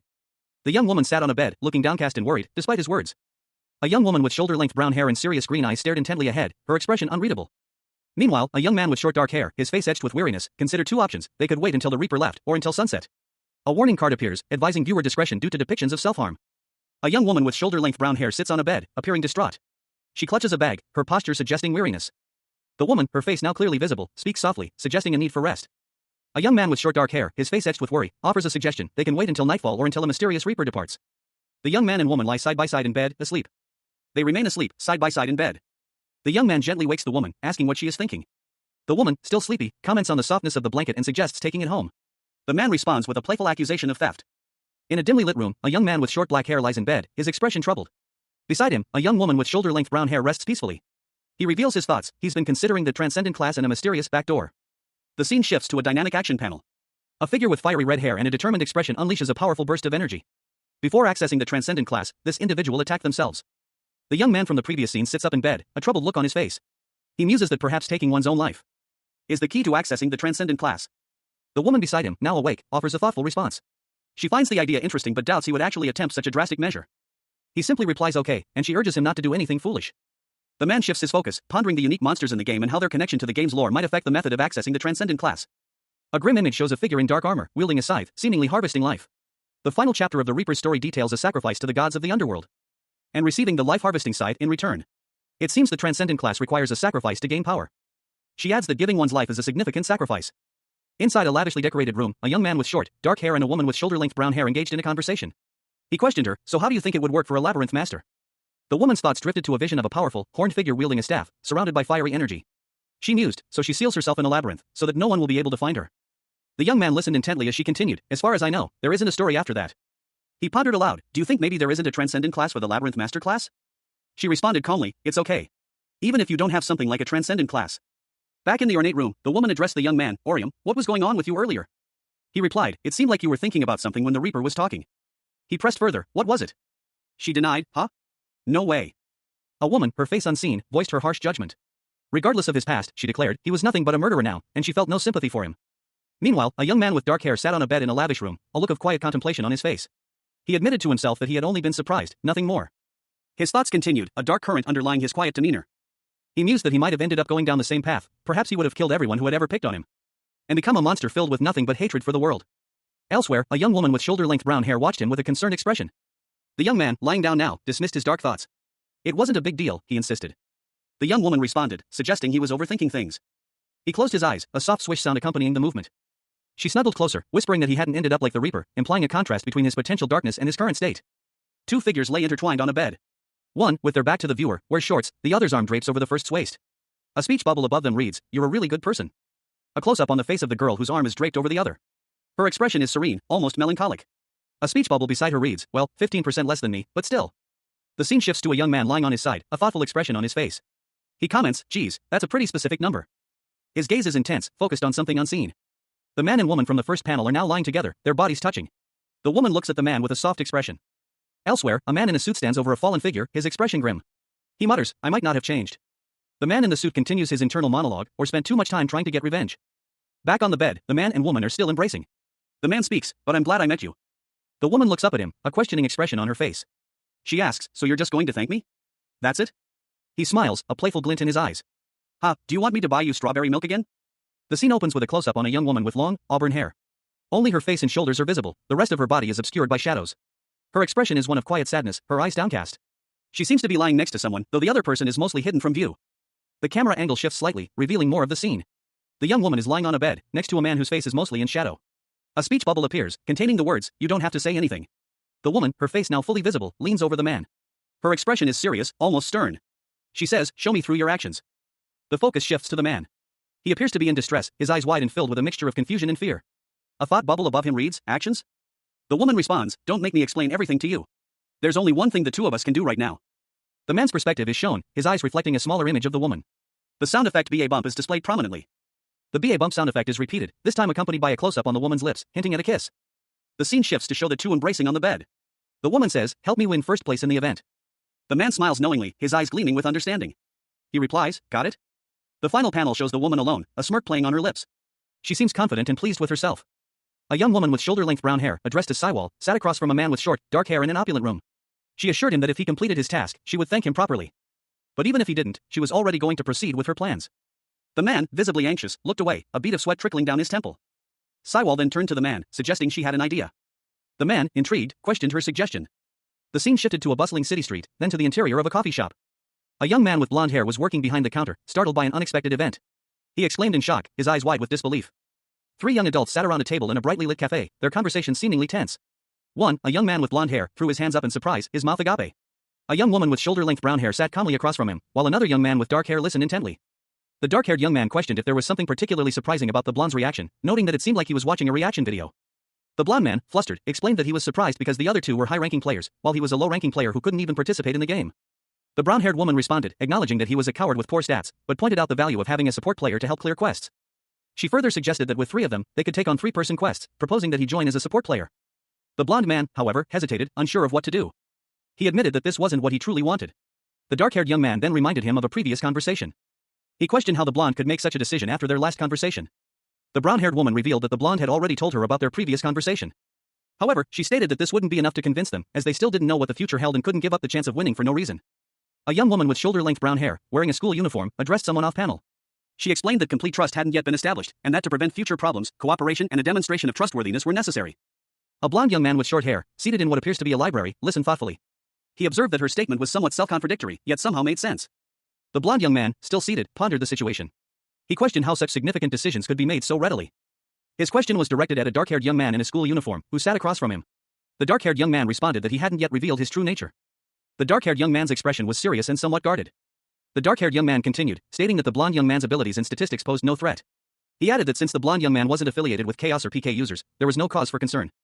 The dark-haired young man clarified that this wasn't a formal alliance, but rather a means to assess each other's capabilities and personalities. The blonde young man contemplated this new perspective. He summarized the dark-haired young man's proposal: trust must be earned through actions, not words. A young man, his face obscured, clenched his fist. He muttered to himself, resigned to his fate. He declared his intention to join them, slamming his fist on the table in a show of determination. He proposed that they work together as a team, but admitted his own lack of skill in the game. However, his teammates reassured him that having an extra player would be beneficial. One of the teammates, a girl with shoulder-length brown hair, asked for the other's agreement to the plan. He readily agreed. They agreed to contact each other again when they secured their next quest. The newly added member began preparing, while one of the original members voiced their concerns about another player, Julian, whose true nature remained a mystery. However, he believed it was best to keep Julian close for now. He suspected Julian possessed more knowledge about the game's secrets than anyone else. The newly added member sat alone, deep in thought. The camera focuses on a large, modern hospital building, its exterior gleaming under a clear sky. This is the setting for the events that are about to unfold. A young woman with short brown hair, dressed in a teal medical uniform, sits alone on a bench outside the hospital. A sigh escapes her lips, her shoulders slumping with weariness. She reflects on the day's events. I thought I was going to die again today. Monday shifts are really hell. I have to get up so early, she thinks, a bead of sweat forming on her temple. A colleague approaches, interrupting her thoughts. Hi Ariam, are you going home now? He asks. Ariam looks up, startled slightly. The colleague, a man with short blonde hair and glasses, is holding a disposable coffee cup. Ariam recognizes him. Oh, Dr. Noah, she exclaims. Noah replies, yeah, I had a morning shift today. I'm going home after I clock out. Noah continues, I should have come to visit you, too, showing concern for his colleague. Ariam responds, no, it's okay. It's just part of my job, after all. He then offers, if you want to return the favor, you could get something to eat with me sometime. My treat. A young woman in scrubs, Ariam, argued with a man in a lab coat. She insisted that she should be the one paying, but he countered that he had somewhere to go and couldn't go alone, suggesting that it would mean a lot if she came with him. He then added that she could bring Oriam, too. Ariam looked confused, questioning who Oriam was. The man, Dr. Noah, smiled and told Ariam to just let him know when she had a day off, he would make time for them. Ariam agreed, saying she would text him. Alone, Ariam reflected on Dr. Noah's actions. She knew he was smart and sweet, but also noted his sly streak. Ariam's internal monologue revealed her suspicion that Noah was trying to win her heart by appealing to her family first. She found this audacious. Ariam, however, found Noah's sneaky side cute. She mused on this, concluding that she found him cute because he always looked so innocent. A man's hand, adorned with a watch, reached out, politely interrupting a woman's contemplation. He softly said, excuse me. He inquired of the woman, his question a blend of curiosity and perhaps a hint of urgency. Do you know how to get to orthopedics? The woman, seemingly pleased to be of assistance, replied that she was also headed there and offered to guide him. She gestured towards the hallway, her smile warm and inviting. Just follow me. It won't take long. The man, his sunglasses slightly obscuring his eyes, expressed his gratitude. Oh, that would be great. Thank you. He added, a subtle shift in his tone suggesting a hidden agenda. Nurse. A sudden, unsettling sound echoed, a low rumble that seemed to emanate from the man himself. The sun dipped below the horizon, casting long shadows across the cityscape as a monstrous roar echoed through the streets. A colossal beast, its scales shimmering under the fading light, emerged from the shadows. A young man, clad in a yellow jacket, found himself face to face with the creature, a small, ice-blue dagger clutched tightly in his hand. The monster let out a deafening stomp, sending tremors through the ground as the young man scrambled away in terror, shouting for help. From a nearby bridge, a young woman with shoulder-length brown hair and a staff appeared, shouting encouragement. She raised her staff, a surge of energy coursing through it as she prepared to cast a spell. The spell, a quagmire trap, ensnared the beast, its massive form sinking into the earth with a rumble. A young woman with shoulder-length brown hair urged a young man with blonde hair, Julian, now. He responded, sure. As he spoke, a bright blue crystal materialized in his hand, emanating a powerful light.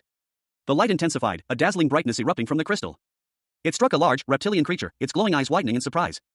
The creature roared in pain as the light engulfed it. The narration box confirmed, the Millennium Tortoise's passive skill, damage reflection, had been disabled. The young man exclaimed, "It worked. That annoying skill is gone." The young woman commented, "Julian, do you really have to scream like that when you use your skills? You can just do it in your head." He replied, "Oh, well, that way I feel like I'm really using them." She responded, "Okay, you do you, I guess." The young woman then told him, "Orium, now's your chance." Orium dashed forward at incredible speed. A young man, dark hair whipping behind him, launched himself through the air, sword held aloft. He was a blur of motion, a crimson streak against the twilight sky. His blade arcing downwards in a devastating slash against a monstrous, reptilian creature. The impact sent a shockwave rippling outwards. The young man landed, a triumphant got it, escaping his lips as he braced himself against the recoil. With a resounding thud, a large, horn-like piece of the creature's body crashed to the ground. Nearby, a young woman with shoulder-length brown hair cheered, "Nice job." Her companion, a boy with blonde hair, looked on in awe, muttering, "Whoa, the Millennium Tortoise's horn is an expensive upgrade item." The young man, however, remained focused. He thought, now all that's left is to use an attack combo. He launched into a rapid series of strikes, his movements a whirlwind of precise cuts and slashes. Each blow finding its mark with deadly accuracy. The creature roared in pain as the final blow sent it collapsing into dust. A young man with short, dark hair wielded a sword, its blade a blur as he clashed with a monstrous foe. The earth trembled with the force of their conflict. The creature, a hulking mass of stone and muscle, crumbled under the relentless assault, leaving behind a trail of dust and debris. The young man stood, panting slightly, his expression grim but resolute. Elsewhere, a young woman with shoulder-length brown hair, a blonde young man, and a taller young man with dark hair stood together, examining holographic displays. The young woman with brown hair spoke, commenting on the ease of their recent task. She noted that they had intentionally chosen an easy quest to assess their teamwork. The blonde young man then pointed out that had one of them not stumbled, the mission would have been completed without any setbacks. The young man with dark hair chuckled, apologizing for the mishap. He then asked the group to decide on their reward.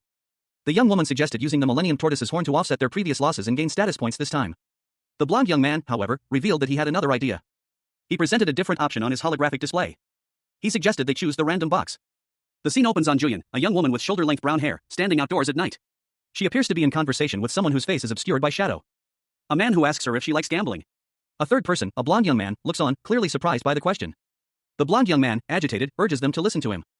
He explains that there's an adventurer skill called a surprisingly good day that increases the chances of getting a good item. Julian and the other man listen intently.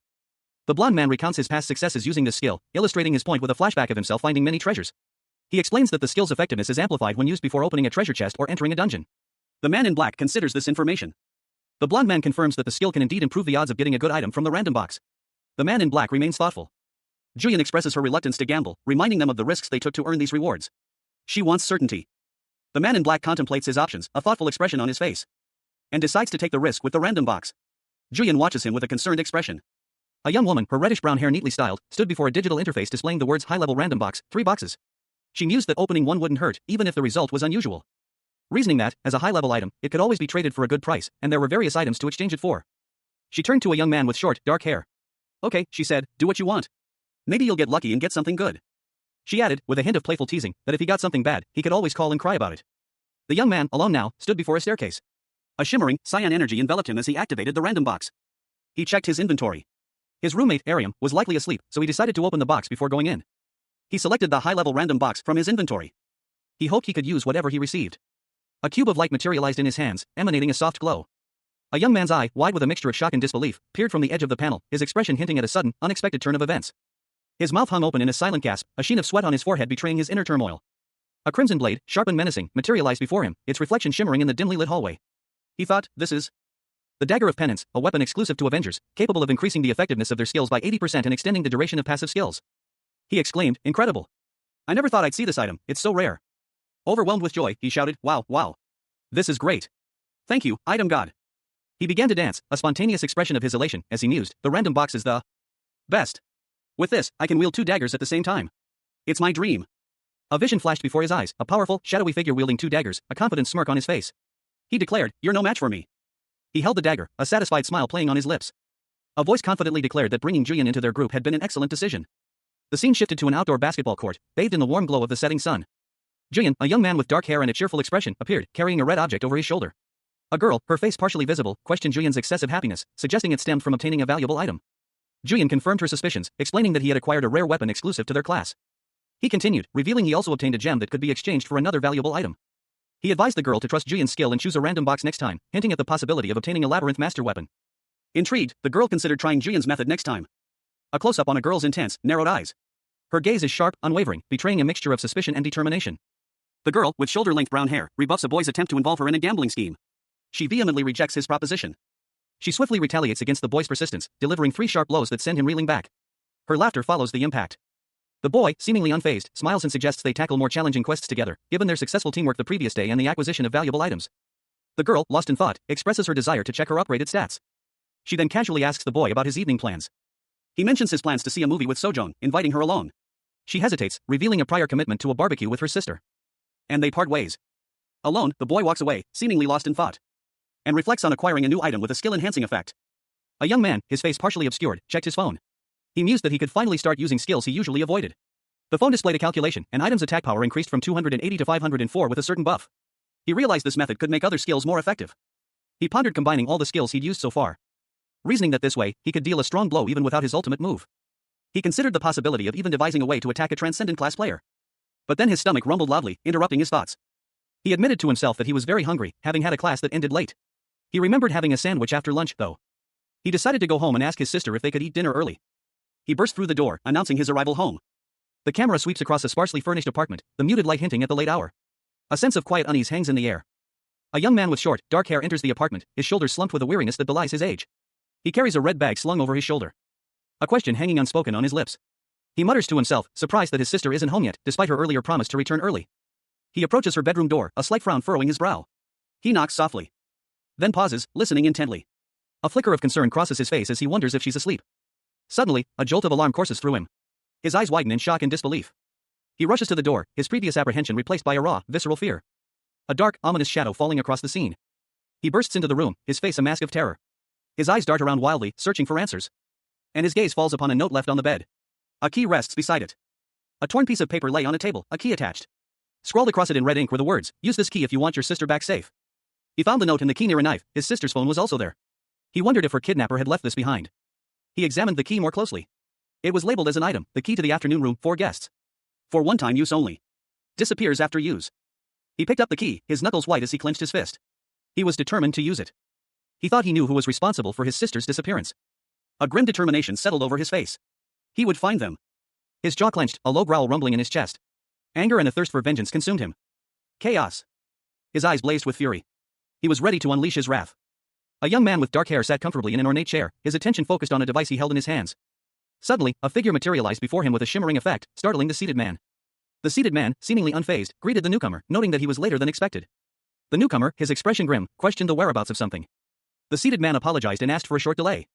He explained that completing a task would improve his ranking, showing his preoccupation with his game. The newcomer, impatient, interrupted him with a swift kick. The force of the blow sent the seated man sprawling, sending his device flying across the room. As the newcomer issued a stark warning, any repetition would result in death. A young man, his face partially obscured by shadow, anxiously questioned the whereabouts of a missing person. His query hung heavy in the air, unspoken but palpable, "Where is she?" Meanwhile, a woman with dark hair, a smirk playing on her lips, watched from the shadows, her expression hinting at a secret she was unwilling to share. The chapter ends with a cliffhanger, leaving the reader to wonder about the missing girl's fate. A young man in a school uniform launched a powerful kick, connecting with the seated figure in a sharp, forceful blow. The impact sent a shockwave of dust and debris flying. The force of the blow sent a golden device flying across the room. It clattered to the floor with a metallic clang. He warned the seated man that any further repetition would result in death. His face contorted in worry, the young man desperately asked about Ariam's whereabouts. The seated man responded with a cruel sneer, his eyes glinting with malice. The scene shifts to show the young man and the seated man, the tension between them palpable. A man with dark hair, dressed in a formal vest and collared shirt, stood calmly. He addressed someone unseen, his tone smooth and slightly condescending. He reminded them that he had asked them to wait a moment. The man bowed slightly, his expression unchanged. Then tapped his phone, a small, almost imperceptible sound echoing in the opulent room. A younger man, in a school uniform, stood silently observing him. With a swift movement, he tossed a small object across the room to the younger man. The object landing with a soft swish and a quiet whip. The older man informed the younger man that his sister was in the underground parking garage, asleep in his car, and would wake soon. He explained that he used a sleep-inducing item on her, but that she would wake up soon. He added that if the younger man left the room, he would easily find her. However, he warned that anyone wanting to leave would have to get past him first. The younger man, clearly upset, questioned his actions. The older man responded that Ariam, the younger man's sister, was a normal person and had nothing to do with the game. A smirking figure, their face partially obscured by dark hair, explained their actions. They kept one of the twins alive because she wasn't a player in their game, otherwise, she would have already been eliminated. The figure, still smirking, turned to address a young man in a school uniform, confirming their actions with a rhetorical question. The young man, Yunhyun Baek, was left contemplating the situation, suspicion clouding his features. He wondered if a certain individual was behind the events unfolding. The smirking figure denied Yunhyun Baek's involvement, stating that he had nothing to do with the current situation. However, the figure's smile widened as they revealed the truth. Yunhyun Baek had informed them about the twins. Yunhyun Baek's eyes narrowed, his face contorted in a mixture of anger and confusion. He was clearly taken aback by this revelation. He demanded answers, questioning the figure's motives and the kidnapping of his sister. The figure, maintaining their composure, explained that they didn't have any particular reason for targeting Yunhyun Baek, they simply needed him. Suddenly, a masked figure wielding a large axe appeared, adding a new layer of tension to the scene. The initial figure offered a deal: if Yunhyun Baek cooperated, his sister would be returned unharmed. A man with short brown hair, a stern expression, and a hint of a smirk on his lips warned his opponent, should they attempt any tricks, they would pay the ultimate price. His words hung heavy in the air. The man continued, explaining that he would die along with his opponent if any tricks were attempted. He emphasized the point, asking if his opponent understood. This was not a surprise, he stated, as they were players in a larger game. He explained that this was simply another method to eliminate competition and climb the ranks. That's why they were killing him, he stated. He added that he bore no ill will towards his opponent and that they shouldn't take it personally. The opponent, a man with dark hair, simply responded with an alright. He agreed to play by the killer's rules. But he vowed to play by those rules and destroy the existing chaos. He declared his intention to rise to the top, his expression a mixture of determination and ruthlessness. A hooded figure, wielding a wicked-looking scythe, lunged at a young man in a crisp white shirt, the scythe whistling through the air. The attack was swift and brutal, leaving the young man barely able to react as he muttered a curse under his breath. With a resounding slam, the hooded figure sent the young man crashing to the ground, the impact creating a small crater in the ornate floor. But he quickly recovered, rolling away to avoid a follow-up attack. The young man, his eyes narrowed in concentration, observed his opponent's movements, a flicker of recognition crossing his face. He realized the skill of his attacker, a chilling thought forming in his mind: revenge is best served when your enemy is alive. He launched a counterattack, a blur of motion that sent the hooded figure reeling back. A powerful kick sending him crashing into a nearby wall. The hooded figure, spitting blood, roared in fury, "You son of a bitch." The young man, however, remained calm, his expression grim as he assessed the situation. They're a two-person team, and one of them is a butcher. I don't know what his class is, but it's going to be hard to take them on at the same time. A young man, dressed in a school uniform, found himself facing a formidable group of opponents. He knew he needed to act swiftly and decisively. I'm going to need to move fast and break their formation, he thought, his eyes scanning the battlefield. He launched himself into action, dodging a barrage of attacks with practiced ease. Determined to avoid being overwhelmed. I'm not gonna let them dogpile me, he muttered, gritting his teeth. Suddenly, a surge of purple energy erupted from within him, propelling him forward with unexpected power. What is this? He exclaimed, both surprised and slightly afraid. His eyes glowed with an unnatural violet light, reflecting the energy coursing through his veins. With newfound strength, he met his opponent's attack head-on, their blades clashing in a shower of sparks. The sound of metal on metal echoed through the air, clang. His opponent, a figure cloaked in shadow, recoiled slightly, surprised by the sudden shift in power. A trickmaker, the cloaked figure hissed. The young man, still reeling from the sudden power surge, was equally surprised by his own abilities. A subdealer class that uses weird skills, he thought, a mixture of confusion and curiosity in his tone. His opponent smirked, a glint of amusement in their eyes. With a sharp crack, they snapped their fingers. Their weapons shifted, transforming into something new and more powerful. Skill, change, they declared, launching themselves at the young man once more. The young man barely managed to dodge the attack, barely avoiding a fatal blow. His eyes widened in disbelief as he watched his opponent use a skill to switch places with him. The hooded figure, now in his place, prepared to unleash his next attack, a skill called Bone Crush. With a swift, brutal motion, the hooded figure swung his weapon, aiming for a fatal blow. The attack was fast and powerful, leaving a trail of destruction in its wake. Despite the ferocity of the attack, he managed to brace himself, readying a counterattack as the impact sent a shockwave through the room. Their weapons clashed with a deafening clang, the force of the impact causing tremors throughout the room. A cloud of dust and debris obscuring his movements as he prepared to escape. He watched in astonishment as his opponent vanished into thin air. The skill used was clearly vanishing, a technique that allowed for instantaneous teleportation. A detailed description of a power called vanishing is shown. It allows either the user or their partner to become invisible for 2 seconds, however, they cannot attack or be attacked while invisible. One man, sharply dressed in a suit, smirked. He asked another, cloaked and running, "What did I tell you?" The cloaked figure vanished with a whoosh. The cloaked figure, now slightly injured, is warned, if you're too aggressive, the Avenger will hit back. He responds curtly, "Shut up." A trickle of blood is visible on the cloaked figure's face. The suited man admonishes him, "Worry about your skills instead. You're too slow." The suited man observes his opponent, muttering to himself, a trickmaker and a butcher. A third person, observing the scene, comments, "They're a dealer duo, but the trickmaker has a lot of teleportation skills. It'll be hard to knock both of them out." The observer considers his options, concluding, "I'll have to take them out one by one. Which of them would be easier to go after?" "That guy first." He declares, "Okay. Let's do this," and lunges forward. The cloaked figure warns his partner, "He's coming your way. Don't be so sloppy this time." The suited man is attacked, shouting, "Oh shut up," as swords clash. A fierce clash erupted between two figures. One, a young man in a white shirt, moved with surprising speed and agility, his movements a blur of motion. His opponent, cloaked and masked, wielded a large, crude weapon, their movements slower but powerful. The young man's attacks were rapid and precise, each strike meeting the masked figure's weapon with a clang and a shower of sparks. But the masked figure's strength proved a formidable match. With a final, resounding clunk, the masked figure was suddenly flung backward, landing heavily inside a mysterious purple chest that appeared out of thin air. The young man stood panting, a thin trickle of blood tracing a path down his cheek. He was clearly injured, but his eyes burned with determination. Meanwhile, the masked figure, still within the chest, seemed to be struggling against some unseen force. Suddenly, the masked figure revealed a new ability, card-throwing magic. With a flourish, they sent a flurry of cards flying towards the young man. The cards zipped through the air with incredible speed, striking the young man repeatedly, sending him sprawling to the ground. Despite his injuries, the young man refused to give up. With a surge of adrenaline, he launched himself at the masked figure, aiming a powerful kick. He leaped high into the air, aiming for a decisive blow. The image shows a pair of Converse sneakers, kicking in the air, above a hooded figure lying on the ground. The figure's face, partially obscured by a mask, is contorted in a grimace of pain. A figure in a dark hooded cloak is struck from behind, a loud thwack echoing as they cry out in pain. The attacker, a young man with dark hair and a school uniform, delivers a swift, brutal blow with a bladed weapon, leaving a bloody trail. He follows up with a rapid, powerful kick, sending the hooded figure sprawling across the floor. The young man stands over his fallen opponent, a look of grim satisfaction on his face. The young man observes his opponent, a question forming in his mind: was the attack a feint? He realizes the truth: the hooded figure used a distraction technique. The hooded figure, despite being wounded, smirks, commenting that the young man's tactics were not bad. The hooded figure prepares for a counterattack, shouting change as he leaps forward. A powerful gust of wind swept through the scene. A young man in a school uniform braced himself, his eyes narrowed in concentration, releasing a wave of crimson energy that slashed through the air. The force of the attack sent a shockwave through the ground, causing a massive explosion, leaving behind a man in a suit, smirking confidently as he held his sword. You tried to use your brain, I'll give you that. Ha! Another powerful gust of wind appeared as the suited man prepared for another attack. The young man activated his Avenger skill, overcome adversity, absorbing the incoming damage. And a young man, his face etched with grim determination, stood amidst a swirling vortex of crimson energy. He gripped a weapon, its blade a blur of motion as it sliced through the air, the red glow illuminating his intense gaze. His opponent, a figure shrouded in shadow and a dark mask, watched with a mixture of surprise and apprehension. He has another weapon, the masked figure thought, his eyes widening. A murmur escaped the young man's lips: skill can eye for an eye. A sudden burst of energy erupted from the young man, a wave of red light that filled the panel, sending his body hurtling backwards in a violent arc. He landed hard, the impact jarring. He looked up, his eyes narrowed, a fierce glint reflecting the chaotic energy around him. A realization dawning on him. The devil's slaughter. With a renewed surge of power, he launched himself forward, his weapon glowing with an infernal light. The masked figure tried to block the attack, but the young man's strike was too swift, too powerful.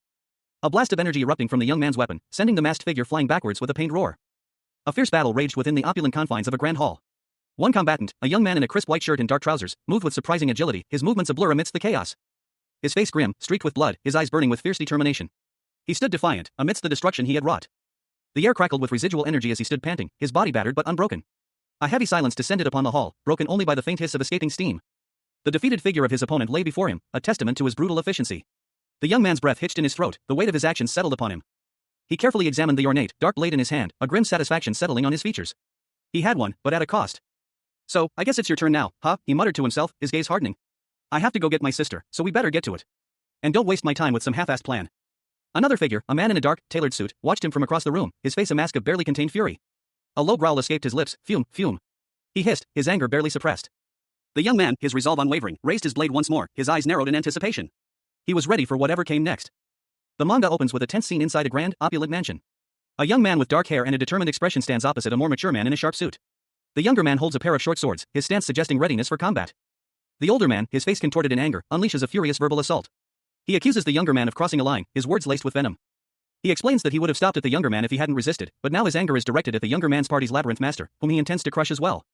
The younger man counters, calmly stating that the older man and his allies were the ones who crossed the line first. He reveals a deeply personal stake in the conflict, explaining that the older man messed with his sister, who was not even a player in this game.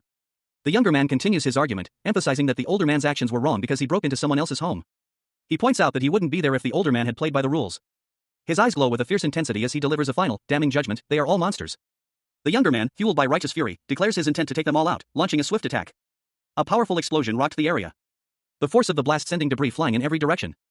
Amidst the chaos, two figures clashed, swords meeting in a shower of sparks, their blades ringing with each forceful parry and thrust. One, a young man in a school uniform, fought with surprising skill against his opponent, a woman with dark hair and a determined expression. You think you can beat me just 'cause you took out a non-ranker? You arrogant punk, she sneered. The woman unleashed a field skill, stage magic, altering the battlefield. The young man grimaced, clearly affected by the spell. She then revealed a magical item, the ivory of the elephant spirit, which boosted her magical attacks. With renewed power, she pressed her attack, her strikes imbued with amplified magical energy. His eyes widened in realization. Plus, he's using an item that buffs skill effects? A young man with dark hair and intense eyes stood amidst swirling purple energy. He seemed focused, his expression unreadable. Was he maximizing his skill stats to deliver a single, decisive blow? A low rumble shook the ground. As the young man launched a powerful attack, a red energy projectile hurtling towards his opponent. He muttered the words skill computation magic phase 3, as he prepared for the next stage of his attack. Another red projectile, larger and faster than the first, shot forward. The young man, now wielding two swords, braced himself for impact. The two projectiles collided with earth-shattering force, sending the young man flying backward. Despite the impact, he quickly recovered, his eyes burning with determination as he prepared for a final, desperate attack. A young man, his face streaked with grime and blood, stumbled back, his breath ragged. He cursed under his breath, realizing the amplified effects of his opponent's skills made it impossible to both attack and evade simultaneously. He resolved to keep dodging until his opponent's skill went on cooldown. But a sudden, sharp pain pierced his side. He gasped, his eyes widening in shock as he registered the wound. The young man found himself in a dimly lit, mysterious room, his attacker, a taller figure with dark hair tied back in a ponytail, pressing their advantage. The attacker held a knife to his throat, while the young man struggled to defend himself with his sword. The attacker's face was grim, their eyes filled with a cold determination. As they unleashed a swift, precise attack, the Rose illusion skill, a piercing magic that drained 5% of the opponent's physical strength. The young man cried out in pain as the magic took effect. And the attacker pressed their attack, their blade flashing in a swift, deadly arc. The attacker, a smirk playing on their lips, stood over their wounded opponent, victorious. A figure, cloaked in shadow and dust, stood amidst the ruins of a once grand room. The remnants of a powerful energy wave still swirled around him. He was left breathless, his body marked with deep gashes, as he watched the figure vanish. A single exclamation point escaped his lips, expressing his disbelief. He vanished? But a flicker of understanding crossed his features. Actually, that's a good thing, he mused, as he focused on his inventory. While he's gone, I can use panacea to heal myself. His gaze dropped to his wounds, a mixture of relief and concern etched on his face. He checked his inventory again, a frown deepening on his face. It should be here. Where did all my items go? Suddenly, a voice cut through the silence. Looking for this? The source of the voice materialized, a man with dark hair, casually holding a small, glowing green vial.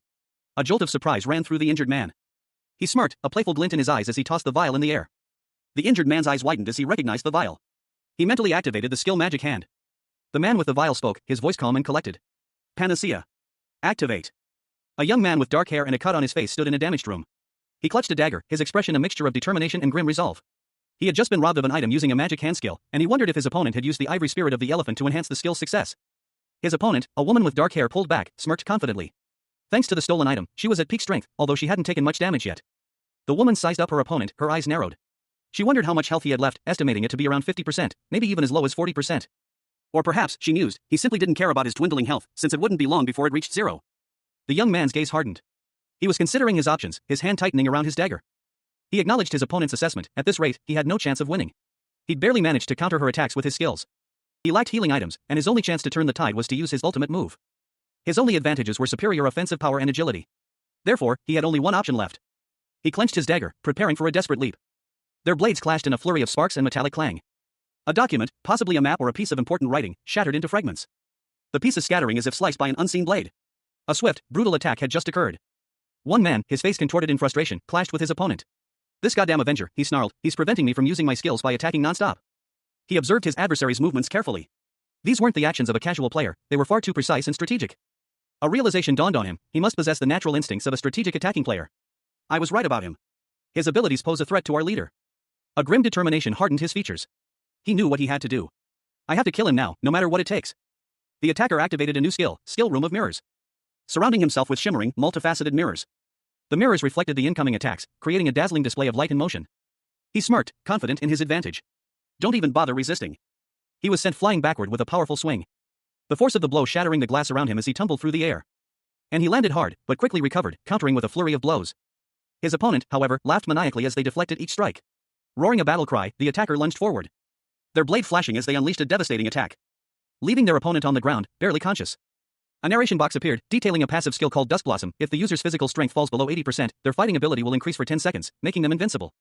He prepared for his ultimate move. His opponent, however, was filled with dread at the prospect of facing this. A man in a suit tumbled through the air, his body a blur against a backdrop of swirling red energy. A crimson energy lashed out, striking him with brutal force as he fell. The impact exploded in a deafening boom. A blinding flash of white light erupted from the point of impact, spreading outwards in a wave of destructive energy that cracked the earth. A low rumble echoed through the air as several mysterious purple boxes appeared amidst the chaos. A young man with dark hair and scars on his face watched from the ground, his eyes wide with surprise. He realized that his opponent had used a teleportation skill. The young man braced himself, his gaze fixed on a newly opened purple portal, from which his opponent emerged, a smirk playing on his lips. You have to watch magic tricks until the very end, he said. A detailed description of a trickmaker's ultimate move, when reality becomes magic, is displayed. For 12 seconds, all magic attacks will target the opponent's HP. A young man with dark hair, wielding magic, summons a flurry of playing cards, each imbued with magical energy. He warns the viewer, if you don't, you'll miss the important details. The cards fly through the air with intense speed and power. One card, a particularly powerful one, strikes its target, sending him sprawling to the ground, dazed and disoriented. The impact of the attack is shown, a powerful blast of energy. The young man is sent flying backward with a thud and slam, the force of the blow evident in the sound effects. The attacker observes, smugly, he's not using any skills, he's relying on his ability to dodge my ultimate move. But there's still no way he'll be able to catch up now. A close-up on the young man's eye reveals a cut, blood trickling down his face, a sign of the attack's effectiveness. A young man, clad in a simple school uniform, stood amidst a desolate landscape. Crimson, sword-like gravestones, remnants of a devastating attack, floated around him, refusing to dissipate. He observed them with a grim expression, his internal monologue questioning their persistence. Why were they still there? The answer struck him with sudden clarity. The Avenger's ultimate move was a long-range attack that allowed him to control the gravestones with his sword. This realization dawned on him. He was a dual wielder, controlling the spectral blades from either hand. The image of the Avenger, a figure split between light and shadow, materialized in his mind. Now, all that remained was to finish the job. His face, etched with grim determination, reflected the weight of his task. He knew he couldn't save Ariam unless he finished this. The thought fueled his resolve. He embraced a young woman, her head resting on his shoulder. He couldn't afford to fail. The weight of his responsibility pressed down on him. Gritting his teeth, he steeled his resolve. With a surge of power, he launched himself forward, the spectral swords trailing behind him in a fiery wake. The final blow landed, and he collapsed, his body enveloped in a mysterious purple energy. The outcome remained uncertain. A small, plush toy resembling a tan, vaguely canine creature tumbled from an unseen height, landing with a soft thud. A young woman with shoulder-length brown hair groaned softly as she attempted to operate a claw machine, the stuffed animal inside proving elusive. She sighed, muttering to herself that she couldn't seem to get any of the prizes, regardless of how ugly they were. She then turned to her companion, a girl with long black hair, suggesting they head to the theater. The black-haired girl agreed, and as they walked, she asked if the brown-haired girl had sent a picture to Orium. The brown-haired girl confirmed sending the picture but noted that Orium hadn't responded. A close-up on her phone showed a recent message exchange, with Orium's last message being some time ago. The black-haired girl speculated that Orium was likely spending time with a girl he liked. The brown-haired girl reacted with surprise to this suggestion. The black-haired girl clarified that she meant Orium's sister. A young man, his face etched with exertion, knelt on the ground, his breaths coming in ragged gasps. He was clearly exhausted. His body trembling as he leaned heavily on a broken, glowing red sword. Around him lay the shattered remnants of several more, the air crackling with residual energy. She meant the world to him. His gaze was distant, his expression a mixture of grief and awe. Wow, that's amazing, he thought, a hint of bitterness coloring his internal monologue. My younger brother just makes me want to throw up whenever I see him. Meanwhile, two young women, seemingly oblivious to the recent battle, strolled down a city street, chatting casually. One of them, with long, straight black hair, looked slightly concerned. The other, with shoulder-length brown hair, laughed, saying, "Really? Ha ha." Two crimson blades, etched with arcane symbols, lay embedded in the shattered marble floor. Crimson energy crackled around them, radiating outward across the fractured remains of what was once an elegant room. The air itself seemed to crumble around a young man with dark hair, a cut across his cheek, standing amidst the devastation. His expression was grim, his eyes narrowed in determination. He observed the scene, his gaze sweeping over the ruined room. The room is collapsing. I wonder if this space will disappear forever after this room is totally destroyed, he mused, a hint of worry in his thoughts. A figure lay sprawled on the ground nearby, seemingly unconscious. The young man's eyes flickered to the fallen form, a mixture of concern and something else, perhaps regret, crossing his features. He let out a frustrated sigh. Damn it. To think I lost because his skills last longer, he muttered, his face contorted in self-reproach. A sudden resolve hardened his expression. There's only one thing left to try, he declared, his eyes fixed on a small, glowing device. With a swift movement, he reached for the device, a small key-like object, its surface shimmering with an ethereal glow. He grasped it firmly. I gotta get out of here and trap him in this room, he thought, his determination unwavering. To the afternoon room. Activate, he commanded, the key pulsing with energy. A blinding flash of light erupted, engulfing the young man as the room continued its chaotic collapse. A metallic clang echoed through the room as a heavy object, resembling a futuristic key, struck a person's hand with considerable force. The impact causing a sharp cry of pain to erupt from the victim. Two young men, both with dark hair and bearing similar facial features, stood amidst the chaos. One, slightly taller, had visible cuts on his face, a testament to a recent struggle. He looked down at the other, who seemed to be in distress. The taller man, his expression grim, stated that he couldn't fight unless he took hostages, implying a desperate situation. His gaze hardened, a flicker of something akin to resolve crossing his features. He paused, a sudden realization dawning on him as he looked at the key in his hand. The other man, his face contorted in fear, pleaded with him not to use the key to leave the room, warning that they would be trapped otherwise. His fear was palpable, he knew that being trapped in the room meant certain death. The taller man flinched, a knife suddenly appearing near his face. He looked at the other man, a chilling question hanging in the air, if he wanted mercy, he should not use the key. One of the twins, her face obscured by shadow, leveled a chilling ultimatum at her counterpart, return all her belongings, or face the consequences of the key's destruction. A threat that would leave the other trapped in the room forever. The twin's face, marred by several deep cuts, reflected a grim determination. With a swift movement, the twin accessed a digital inventory interface, revealing a grid of various items. The speed of the action was emphasized by the onomatopoeia swish and flash. As expected, a spare key was among the items. The twin's gaze fell upon the inventory, a question forming in her mind, had the other twin used all their healing items during a previous battle against someone named Razone?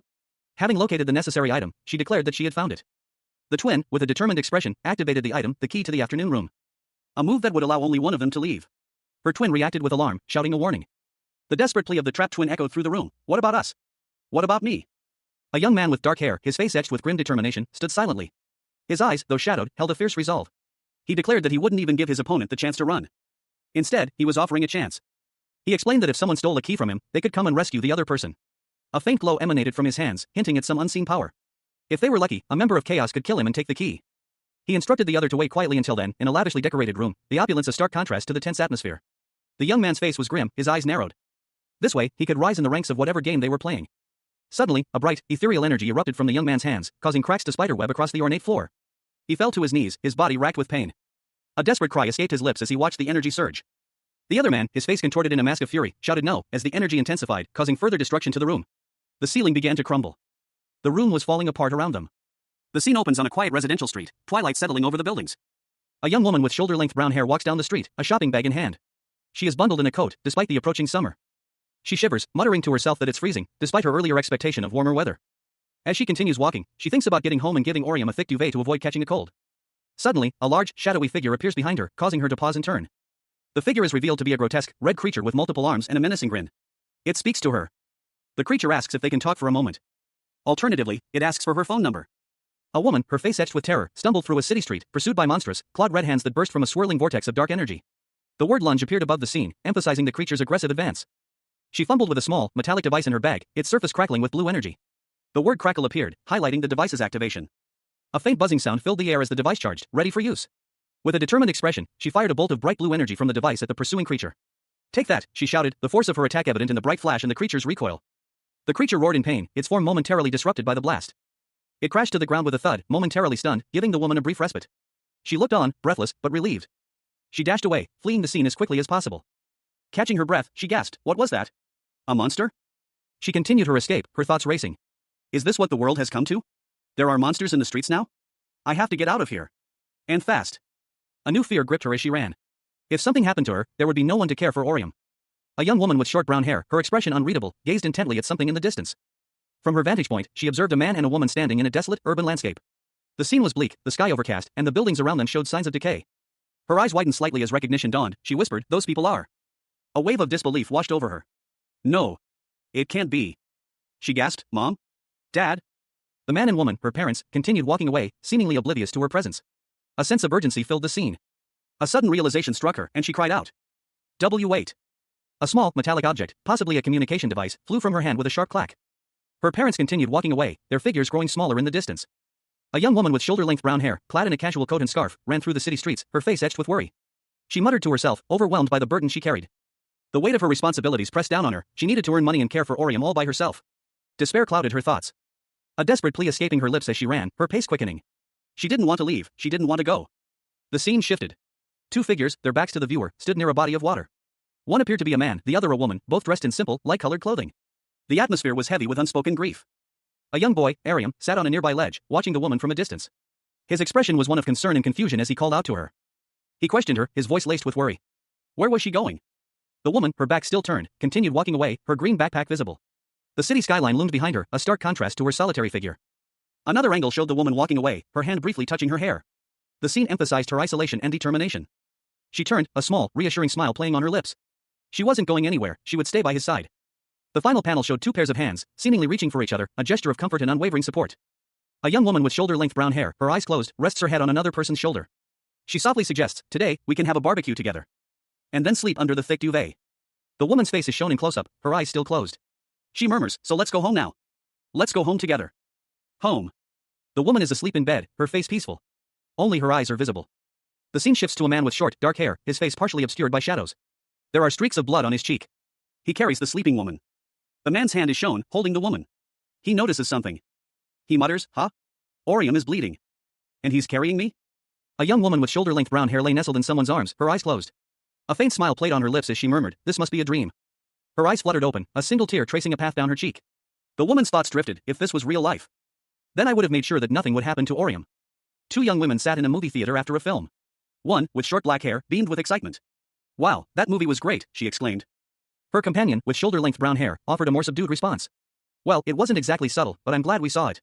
The black-haired girl continued, the bad guy looked just like an octopus. That was so funny. The brown-haired girl checked her phone, a thoughtful expression on her face. A text message appeared on her screen, come to the afternoon room. The brown-haired girl, whose name is Sojourn, told her friend, hey Sojourn, my stomach kinda hurts. I'm gonna go to the bathroom. A young woman with shoulder-length brown hair, wearing a simple white t-shirt and a gray skirt, stood in a dimly lit hallway. In her hand, she held a small, ornate golden key, its intricate details shimmering faintly. A holographic interface projected before her, displaying a digital representation of the key in a series of rapidly scrolling data streams. A close-up of the key revealed its intricate design. A caption box identified it as the key to the afternoon room for party member use. The woman, her expression serious, muttered the words, item the key to the afternoon room, activate. A golden light erupted from the key as she held it aloft. A wave of shimmering energy washed over her, transporting her instantly to a different location. She found herself in a lavishly decorated room, the remnants of the energy still swirling around her. A young man, his clothes stained with blood, sat slumped against a wall. The woman gasped, clearly startled by his appearance. The young man winced, clearly in pain. A sound of distress escaped his lips. He whispered, be blood. Another young man, with blonde hair, appeared, equally shocked by the scene.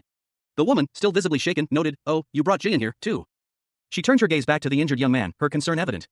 She asked, did you run into that Reaper again? A young man, his face etched with exhaustion and bearing visible wounds, knelt before a young woman with shoulder-length auburn hair. He requested to be healed first, promising an explanation afterward. She readily agreed. The scene shifted to an ornate room. A golden light enveloped the kneeling young man as he was healed, a blonde young man with his arms crossed observing the scene along with the auburn-haired girl. The auburn-haired girl questioned the young man about his silence regarding a recent battle against two members of the Chaos Organization. He apologized, stating he wasn't in the right state of mind. The blonde young man expressed relief that he and his sister were all right. The young man revealed he had also received a strange item from his opponent. He showed them a small, orange box containing a mysterious, gray face. The auburn-haired girl expressed curiosity about the item. The young man carefully opened the box, revealing the strange face inside. A whooshing sound effect accompanied the action. The girl commented on how strange the item was and questioned its use. The young man admitted uncertainty, suggesting it was a trick from the person who made it. The blonde young man looked on with a concerned expression. A young man with blonde hair, wearing a yellow hoodie, presented a small, orange box to two others. He explained that it might be a hacking tool, claiming to have read about similar devices on an online forum. One of the recipients, a young man with short black hair, questioned how the blonde-haired young man could identify it so quickly, wondering if he had seen one before. The blonde-haired young man responded that while he hadn't seen this exact device, he had used similar items in the past, specifically during a closed beta test before the official release. The black-haired young man clarified, asking if he meant a closed beta test. The young woman with brown hair, also present, asked if he had used a tool like this before. The blonde-haired young man explained that it was a monitoring tool used by developers to collect data. He further elaborated that this tool allowed developers to observe users without accessing their VR4 systems. The blonde-haired young man added that the tool they used during the beta test was cuter than the current one, prompting the black-haired young man to muse on hackers' preferences for such things. One man, his dark hair neatly styled, sat in a lavishly decorated room. He spoke, a hint of amusement in his tone, so if you were a closed beta tester, then you've been playing the game for even longer than I thought. Another man, this one with blonde hair, responded, his expression serious. He stated, it's not just that I've been playing the game for a long time. I've been participating since the first stage of the game's development. He revealed, I'm Ergosphere Online's first user. The scene opens in a lavishly decorated room. Two figures are present. One is a young man with short, dark hair, dressed in a simple gray t-shirt. His expression is serious, almost pensive. Beside him stands another young man, this one with light blonde hair and a yellow hoodie. He appears slightly anxious, his gaze cast downward. The two young men are joined by a young woman with shoulder-length brown hair, carrying a small orange box. They stand in what seems to be a hallway or corridor. The atmosphere is somber. The woman addresses the dark-haired young man, her voice laced with curiosity. She asks if he was an alpha tester for a certain game. He replies, surprised, that he thought only the developers tested the game at that stage. He continues, revealing that because the game was developed with the VVR4 device, they needed to test it with subjects diverse in age and gender. The blonde young man explains that he was the tester for the 8 to 14 age category, having been involved in game development since he was young and the compensation was good. Back in the ornate room, the woman looks at the dark-haired young man, suspicion evident in her eyes. She asks if his intimate knowledge of the game's plot stems from his alpha testing experience. He denies this, stating that's not the reason. A young man with short, blonde hair and a yellow hoodie smiled warmly at another individual, whose face was mostly obscured. The setting appeared to be an opulent room, suggesting a wealthy or high-status environment. A narration box explained that in the alpha test version of a game, only part of the game's content was revealed to testers. The blonde young man, now shown in a more rugged outfit, explained that they only tested the technical aspects of the game during the alpha test, so they did not see most of the actual content. He added that the only reason he knew the story was because he loved the game so much. Two other young people nearby reacted with expressions of mild exasperation. The partially obscured individual from the first panel, now fully visible, was a young man with short, dark hair. He thoughtfully touched his chin, deep in thought. The dark-haired young man asked the blonde one and a young woman with long brown hair if they had heard anything from the developers during alpha testing, specifically about players transforming into game characters. The blonde young man responded that he wasn't sure, as he was too young at the time to have had much opportunity to talk to the developers. A close-up of the blonde young man's eyes showed a hint of uncertainty and perhaps a deeper, hidden concern. The scene shifted to show the blonde young man looking pensive as three other individuals, two in lab coats and one in a suit, spoke amongst themselves in the background. The blonde young man's expression turned somber as he looked at a small device in a girl's hand, the image transitioning to a flashback of a younger version of himself with the same girl, sitting with two adults in what appears to be a medical setting. He muttered, just. The scene opens in a lavishly decorated room, two young men and a young woman engaged in conversation. One of the men, with short, dark hair, dismisses a question with a wave of his hand, muttering that he doesn't remember the details because he was too young at the time. His gaze is intense, his eyes narrowed in thought, a clear sign of his deep concentration as he tries to recall the past. The woman, with shoulder-length brown hair, shifts her attention to the dark-haired man, her expression serious as she inquires why Chaos is after him. He responds, uncertainly suggesting that perhaps Chaos is seeking revenge for Yunhyang. The blonde man, present throughout the conversation, observes, noting that Chaos's actions don't seem particularly loyal. He emphasizes the need for caution, stating that Chaos now seems to be targeting them. The blonde man visibly shudders, a question forming in his mind, does this threat extend to him as well?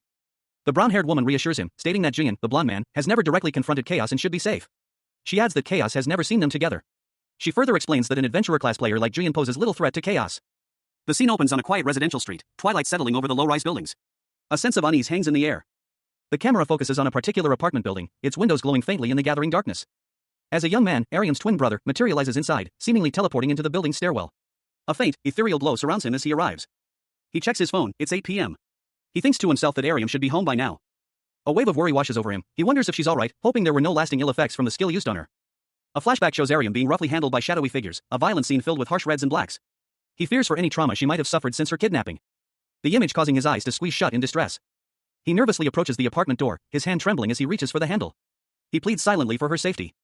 He enters, whispering that he's home, only to be greeted by a cheerful voice calling out his sister's name. A young woman, wearing an apron, anxiously questioned a young man in their kitchen. "Where have you been?" The young man, slightly hunched, responded, explaining his late arrival. "I told you to come home early so we could eat dinner together. Go wash your hands and then come eat." The young man's expression shifted, concern etched on his face. He asked, his voice laced with worry. "You're not hurt, right?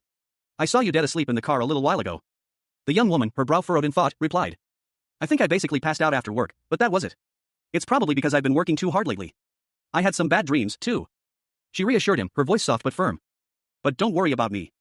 The young man stared, astonished. "Whoa. Isn't this super expensive beef? How did you buy this?" A young man, his face a mask of playful mischief, snapped a picture of a woman with a warm smile. She wore a yellow shirt and an apron, her expression radiating happiness. "Ha ha. I decided we deserved a treat. It's been a while, after all," she exclaimed, her voice light and cheerful. He smiled to himself, a quiet contentment settling over his features. A faint thought bubbled up, a sense of relief. A sense of relief washed over him as he looked towards a building in the distance. She's the same as always, he thought, a weight lifting from his shoulders. Suddenly, a monstrous figure emerged from the shadows, its movements shaking the very ground. The sounds of boom echoed through the air, signaling its destructive power. He leaped back, narrowly avoiding a devastating blow. The impact sent tremors through the earth. A cut appeared on his cheek, but his eyes burned with determination. He was ready to fight. A strange energy pulsed from his hand, forming a weapon of pure energy. The energy coalesced into a sharp, arrow-like projectile. "Skill Pentagon Arrow," he declared, his voice filled with resolve. A young man, propelled by a surge of crackling green energy, launched himself across the cityscape. He moved with unnatural speed and agility, a blur against the backdrop of towering buildings. His trajectory aimed directly at a colossal, golem-like figure. The creature, composed of gray stone and possessing a vaguely demonic visage, stood as an immovable obstacle. But the young man's assault was swift and decisive. With a powerful impact, he slammed into the golem, the force of the collision sending tremors through the stone body, causing large chunks of rock to break away and scatter across the street. The young man, slightly winded but unharmed, crouched low to the ground. As the golem's chest glowed with an intense yellow light, signaling a counterattack. His eyes narrowed, a fierce determination etched on his face. The text above him read, "Skill God's Cane." The golem, its chest glowing brighter, prepared to unleash a devastating counterattack. The energy pulsed outwards in a circular wave. But the young man anticipated the move. The resulting explosion sent debris flying in all directions, leaving behind only shattered fragments of the once formidable golem. The young man stood amidst the rubble, victorious but weary. The remaining pieces of the golem crumbled into dust, the final remnants falling to the ground with a dull clunk. A man with short, dark hair stood amidst a shattered cityscape. Emerald particles swirled around him as he placed a strange, curved object on the ground with a dull thunk. He breathed heavily, his face etched with exhaustion and grim determination. Two shadowy figures observed him from a rooftop in the distance. One of them, a woman with long, white hair, spoke to the other, a man with short, dark hair and a serious expression. They commented that the man below was not half bad and would be useful to them. The woman continued, noting that his executioner-class weapon and buff item had helped a fair bit. The man added that he was strong-willed and driven by his desire to win. The man stated that they would need a lot of people like that in the world they were creating. He elaborated, explaining that they needed people who would use any method at their disposal to get what they wanted. The woman questioned if that was what their boss wanted, a world where everyone competes fairly. The man affirmed, stating that in their current world, too many people lived in luxury without doing anything to show for it. They didn't need people dependent on that system. A voice, strong and unwavering, declared the need for individuals willing to challenge the status quo, even if it meant being labeled as villains. A powerful figure, clad in regal attire, elaborated on a vision of a world where merit is fairly rewarded based on ability, a world operating like a classic video game, promising more fun than the current reality. A young woman with short, white hair, a slight bruise visible under her eye, contemplated something silently. She spoke to a man with short, dark hair and a cap, expressing concern over the absence of Ryuyan, a trickster known as a creep. The man, seemingly unconcerned, responded that he hadn't heard from Ryuyan either. But then reassured her that Ryuyan was still on their party roster, implying he wasn't dead. A digital screen displayed a party roster, confirming Ryuyan's presence. She checked her phone and learned that he was hunting a specific target, an Avenger. The man revealed that he had recently encountered Ryuyan, who was with Raizon, an executioner, and that Ryuyan claimed to be friends with Raizon. The man's face showed a look of concern as he confirmed Ryuyan's friendship with the executioner. A man with short, dark hair, a goatee, and piercing eyes stared intently, a thoughtful expression etched on his face. He addressed a woman with long, silver hair, his tone firm. He demanded all information about a particular Avenger. The man continued, his expression shifting slightly. He noted the recent sloppiness of his subordinates. He would personally address their shortcomings, he declared, as a means of maintaining discipline within their ranks. The scene shifted to an exterior shot of a cafe named Cafe Lala. Inside the cafe, a young woman with shoulder-length brown hair pondered something thoughtfully, a pen in her hand. She was studying with a young man. She voiced her uncertainty about solving a particular problem. The young man offered assistance, suggesting a solution to her problem. He complimented her studiousness as she worked through the problem. A young woman with shoulder-length brown hair, casually dressed, sat across from a young man with short black hair, also in casual attire. She expressed surprise at having seen him before, noting his exceptional video game skills as the reason for her initial assumption that he might be less intelligent than he actually is. He, slightly embarrassed, questioned her blunt honesty. The young woman's phone lay on the table, displaying an incoming call. A book lay open beside it. She answered the call, her expression unreadable as she listened. The caller ID on the phone screen read Wicked Woman followed by a phone number. The young woman answered the call, inquiring about the nature of the call. A woman with short, purple hair, wearing an orange top, responded to the call, her expression suggesting a playful mischievousness. She indicated that she had a proposal for the two young people. She explained that a quest request had just come in, and it was a good one for them. The young man and woman reacted with curiosity to the news of a good quest. The purple-haired woman revealed that it was a 6-person party raid quest. A woman with purple hair, wearing an orange shirt, explained that any party with 6 people can participate in the game. She noted that they currently have 8 players, leaving 2 spots open. And that they already have a helper. The woman continued, suggesting it would be good if they could find one more person to play with, allowing them to form 2 teams. A young man and woman, engaged in a phone conversation, were then shown, the woman asking what the man thought. The woman on the phone pressed further, inquiring about the nature of the man's helper, expressing concern that he hadn't just found a random person. The purple-haired woman responded, stating that finding someone to increase their team size wasn't the case. She teased that they would be surprised to learn who their helper actually is. Revealing that their helper is Juliakshin, a paladin-class player. The man with red hair, who was the helper, was then shown, and it was revealed that he was the former rank 1 player on the Asia server. The scene shifts to a quiet, almost deserted area on the outskirts of the city. Office buildings loom in the background, casting long shadows in the twilight. Suddenly, 3 young adults materialize seemingly out of thin air. A young man with short, dark hair stands prominently, flanked by a girl with shoulder-length brown hair and another with shorter, blonde hair. They appear disoriented. The young man, his brow furrowed in confusion, asks his companions where they are. The girl with brown hair consults a device, seemingly a map. She explains that according to the map, they are in a new town on the city's outskirts, an area mostly comprised of office buildings, likely sparsely populated at this hour. The young man's gaze hardens, a thoughtful expression settling on his face as he takes in his surroundings. A woman with striking platinum blonde hair and a confident demeanor approaches the group. She greets the young man warmly, remarking on how long it's been since they last saw each other. The young man returns her greeting with a friendly smile. He seems genuinely pleased to see her. The blonde woman then turns to the girl with brown hair, inquiring if the young man is the helper she recruited. A young man with blonde hair, wearing a peach-colored hoodie, introduced himself to a girl with shoulder-length brown hair and a red jacket. He mentioned that he was in the adventurer class. A blonde woman with short hair, wearing a beige coat, listened thoughtfully. She questioned the term adventurer and expressed anticipation for working together. 2 young men, one with dark hair and a black jacket, the other with light brown hair and a camouflage shirt, discussed the need for a strategy, noting their usual tank DPS healer formation was unsuitable for the current situation. The dark-haired young man presented his proposed strategy. He explained his plan to leverage the 3 support characters on their team. Their long-range DPS would provide constant buffs, allowing effective support from afar, while the close-range DPS would use a hit-and-run style, coordinating with the support skills. A young woman with short, dark hair voiced concern about the risk to the close-range DPS, given the absence of a tank in their party. The dark-haired young man reassured her, pointing out the presence of an adventurer class member in their group. The 2 discussed the strategy further, with the dark-haired young man showing a tactical display on a screen. He explained that thanks to the adventurer's passive skill, safe and joyful adventure, all party members would have an increased chance to dodge attacks, mitigating damage. One individual expressed surprise at another's skill in reducing damage, noting they were unaware of such a capability. A discussion ensued regarding the optimal formation for their supporters, with a suggestion to assign roles to each. A strategic assessment was made. The adventurer's lack of offensive skills necessitates a rearguard support role, providing overall buffs to the party. Saiwal, as a labyrinth master, would provide support with various skills depending on the situation. Another member confidently declared they would handle it. The group reviewed their devised strategy, and one member asked if anyone had alternative ideas. One of the members stated they had no other suggestions. Another member expressed satisfaction with the proposed strategy. The proposed formation was deemed the best current option. Given everyone's skill, a decision was made to adapt to each situation as it arose. The group decided to react to each situation as it unfolded. A young man with short, dark hair stared intently at a holographic display. The screen, marked with the words Quan System, announced, quest starting in 1 minute 30 seconds. He stood confidently before a group of people, a few of whom held similar holographic displays. He gestured towards the screens, saying okay. The scene shifted to a panoramic view of a modern city skyline, bathed in a cool, twilight light. The young man from earlier stood with his arms crossed, reviewing 3 holographic displays. A young woman with shoulder-length brown hair was partially visible behind him. He contemplated the information on the screens. He thought, our current strategy isn't too bad, but it was made assuming we'd be facing a single monster. I better think of a backup plan just in case. His expression turned serious as he imagined a more challenging scenario. He worried aloud, I really hope there aren't more than 3 monsters. If there are more than 3, it'll be such a headache. I'll figure out how to adjust the party formation. A countdown appeared, quest starting in 10 seconds. But he's pretty decent at coming up with strategies. The scarred man nodded in agreement. His fighting skills are fairly impressive too. One of the men, his face etched with concern, speculated about the potential of a young man in their group.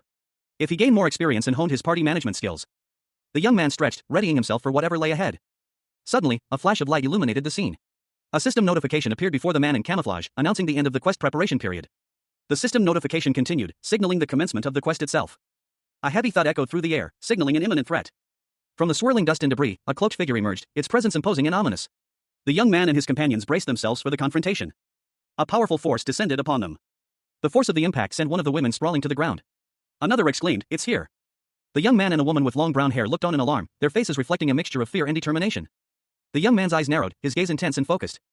Looming over the cityscape, a colossal figure emerged. The giant priest, Nephilim, his form casting an ominous shadow over 2 individuals below. One of the figures, a young man with short dark hair, stood poised, a blade at his side.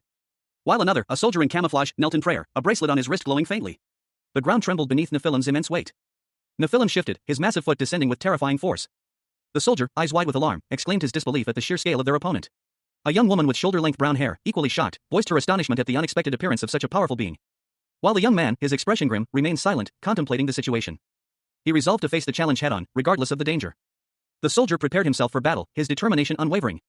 He and the young man coordinated their attack, launching a combined assault against the towering Nephilim. A young person, clad in a teal hoodie and red sneakers, stood poised, twin blades held aloft. A surge of energy, a bright, almost ethereal yellow, erupted from beneath their feet, illuminating the scene. Their face, set in a grim determination, was etched with concentration as the word grid appeared above them, signifying their unwavering resolve. The energy intensified. With a powerful leap, they launched themselves forward. Closing the distance to a robed figure, their attack imminent. The robed figure, a mysterious figure with a blue face partially obscured by white bandages, prepared to meet the assault. The word slash appeared as the attack began. The young person unleashed a flurry of blows, 3 swift slashes aimed at the robed figure. Each strike a blur of motion. The impact was fierce, but the robed figure remained unyielding. The robed figure deflected the attack with a graceful movement, a swish accompanying the motion. The young person's surprise was evident. Their expression shifted to disbelief as they realized the extent of the robed figure's resilience. The attack had done little to harm them. The robed figure countered, their attack a blinding flash of light. The impact shattered the ground beneath them, leaving a large crack in the earth. The word smash emphasized the force of the impact. A young woman with short, dark hair, wearing a teal jacket, gasped, her mouth open in a silent scream. Her face was contorted in a grimace, and a spray of what looked like dust or powder erupted from her mouth. Meanwhile, a young man with short, dark hair, dressed in a red and black jacket, dashed forward, his sword drawn. He moved with speed and determination, facing a towering figure cloaked in white and gold, its face partially obscured by bandages. He lunged, his sword a blur of motion. The young man's face was set in grim determination as he unleashed a new skill, the resentful howl. A crimson energy surged from his sword, a wave of power that sliced through the air. The attack hurtling towards the cloaked figure with a whooshing sound. The skill description appeared, the resentful howl inflicts piercing damage to enemies in a straight line at 103% ATK, attack power decreases with distance. The attack connected, but the cloaked figure barely reacted, a faint swish indicating the impact. The young man's expression shifted from determination to surprise. He muttered, that did almost no damage. Wait. Could this giant be? The cloaked figure's face remained impassive, its bandages slightly askew. A grinding sound emanated from the figure as it subtly shifted its posture. A young man, clad in dark clothing, launched himself at a colossal, hooded figure. The figure's face was obscured by a swirling vortex of crimson energy, its eyes glowing with an ominous light. The air crackled with anticipation as he swung his sword, aiming for the heart of the monstrous being. A beam of intense red energy shot out from the hooded figure's eyes. A collision of immense power erupted, a blinding flash of light and a deafening boom echoing through the desolate landscape. The force of the impact sent tremors through the ground, leaving behind a trail of destruction and a lingering cloud of dust and debris. The air vibrated with residual energy. Amidst the chaos, a young woman with shoulder-length brown hair stood defiantly, her hand firmly gripping a technologically advanced staff. She stood beside the young man, seemingly unfazed by the destruction around them. She questioned her companion's tactics, suggesting a more decisive approach. Aren't we messing around a bit too much? Just take out that giant brute with one blow and be done with it. He hesitated, his face etched with concern. I can't, that giant is. Another young man, with blonde hair, chimed in, his voice laced with anxiety. We can't beat that giant. The blonde young man then proposed a strategic solution, drawing a parallel to a mythical tale. Just like how a mirror was used to defeat Medusa, we need a specific strategy to take it down. It's a boss. The brown-haired girl, her expression hardening, responded with a single, resolute word, a gimmick. A young man with blonde hair, wearing a coral-colored hoodie, watched with wide eyes as a blonde woman, clad in a tan jacket and dark pants, unleashed a burst of energy from a glowing object in her hand. He muttered to himself, confirming that he had seen this particular game mechanic before. The blonde woman, seemingly unfazed by the spectacle, explained that to defeat their current opponent, they needed to target it with a quest item called Independence. She recalled having used this item during a previous raid. A young woman with shoulder-length brown hair, her expression etched with concern, then asked what their next course of action should be. A young man with dark hair and a serious expression, standing beside a woman with purple hair, stated that normal attacks would be insufficient to inflict significant damage. He then proposed a direct confrontation as their immediate strategy. The purple-haired woman, with a sly smile, commented on the importance of teamwork. The purple-haired woman called out to Sunga, the blonde woman from earlier, as they walked down a city street. The purple-haired woman confidently asserted that if they couldn't defeat their opponent quickly, they would simply continue attacking until it was dead. She sought agreement from her companion. Meanwhile, a young man with reddish-brown hair, Juliak, was seen running through a city street, his expression one of determination. Juliak's determined expression was highlighted as he ran, his eyes narrowed in focus. He then drew a large warhammer, its head gleaming with a golden jewel, preparing for battle. Juliak braced himself, readying his attack. Unleashing his divine shock skill with a powerful blow. The force of the impact sending shockwaves outwards, striking his cloaked opponent. The cloaked figure staggered from the blow.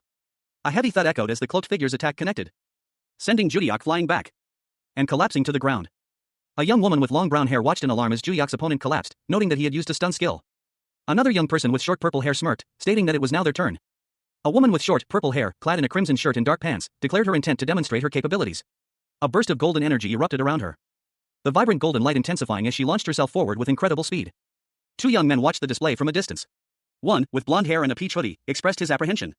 He commented that confronting a high-ranking party was no trivial matter. As the other, a dark-haired youth in a black jacket, calmly placed a reassuring hand on his shoulder. The blonde-haired youth argued that they couldn't simply stand by and watch, prompting his companion to urge him to prove his worth.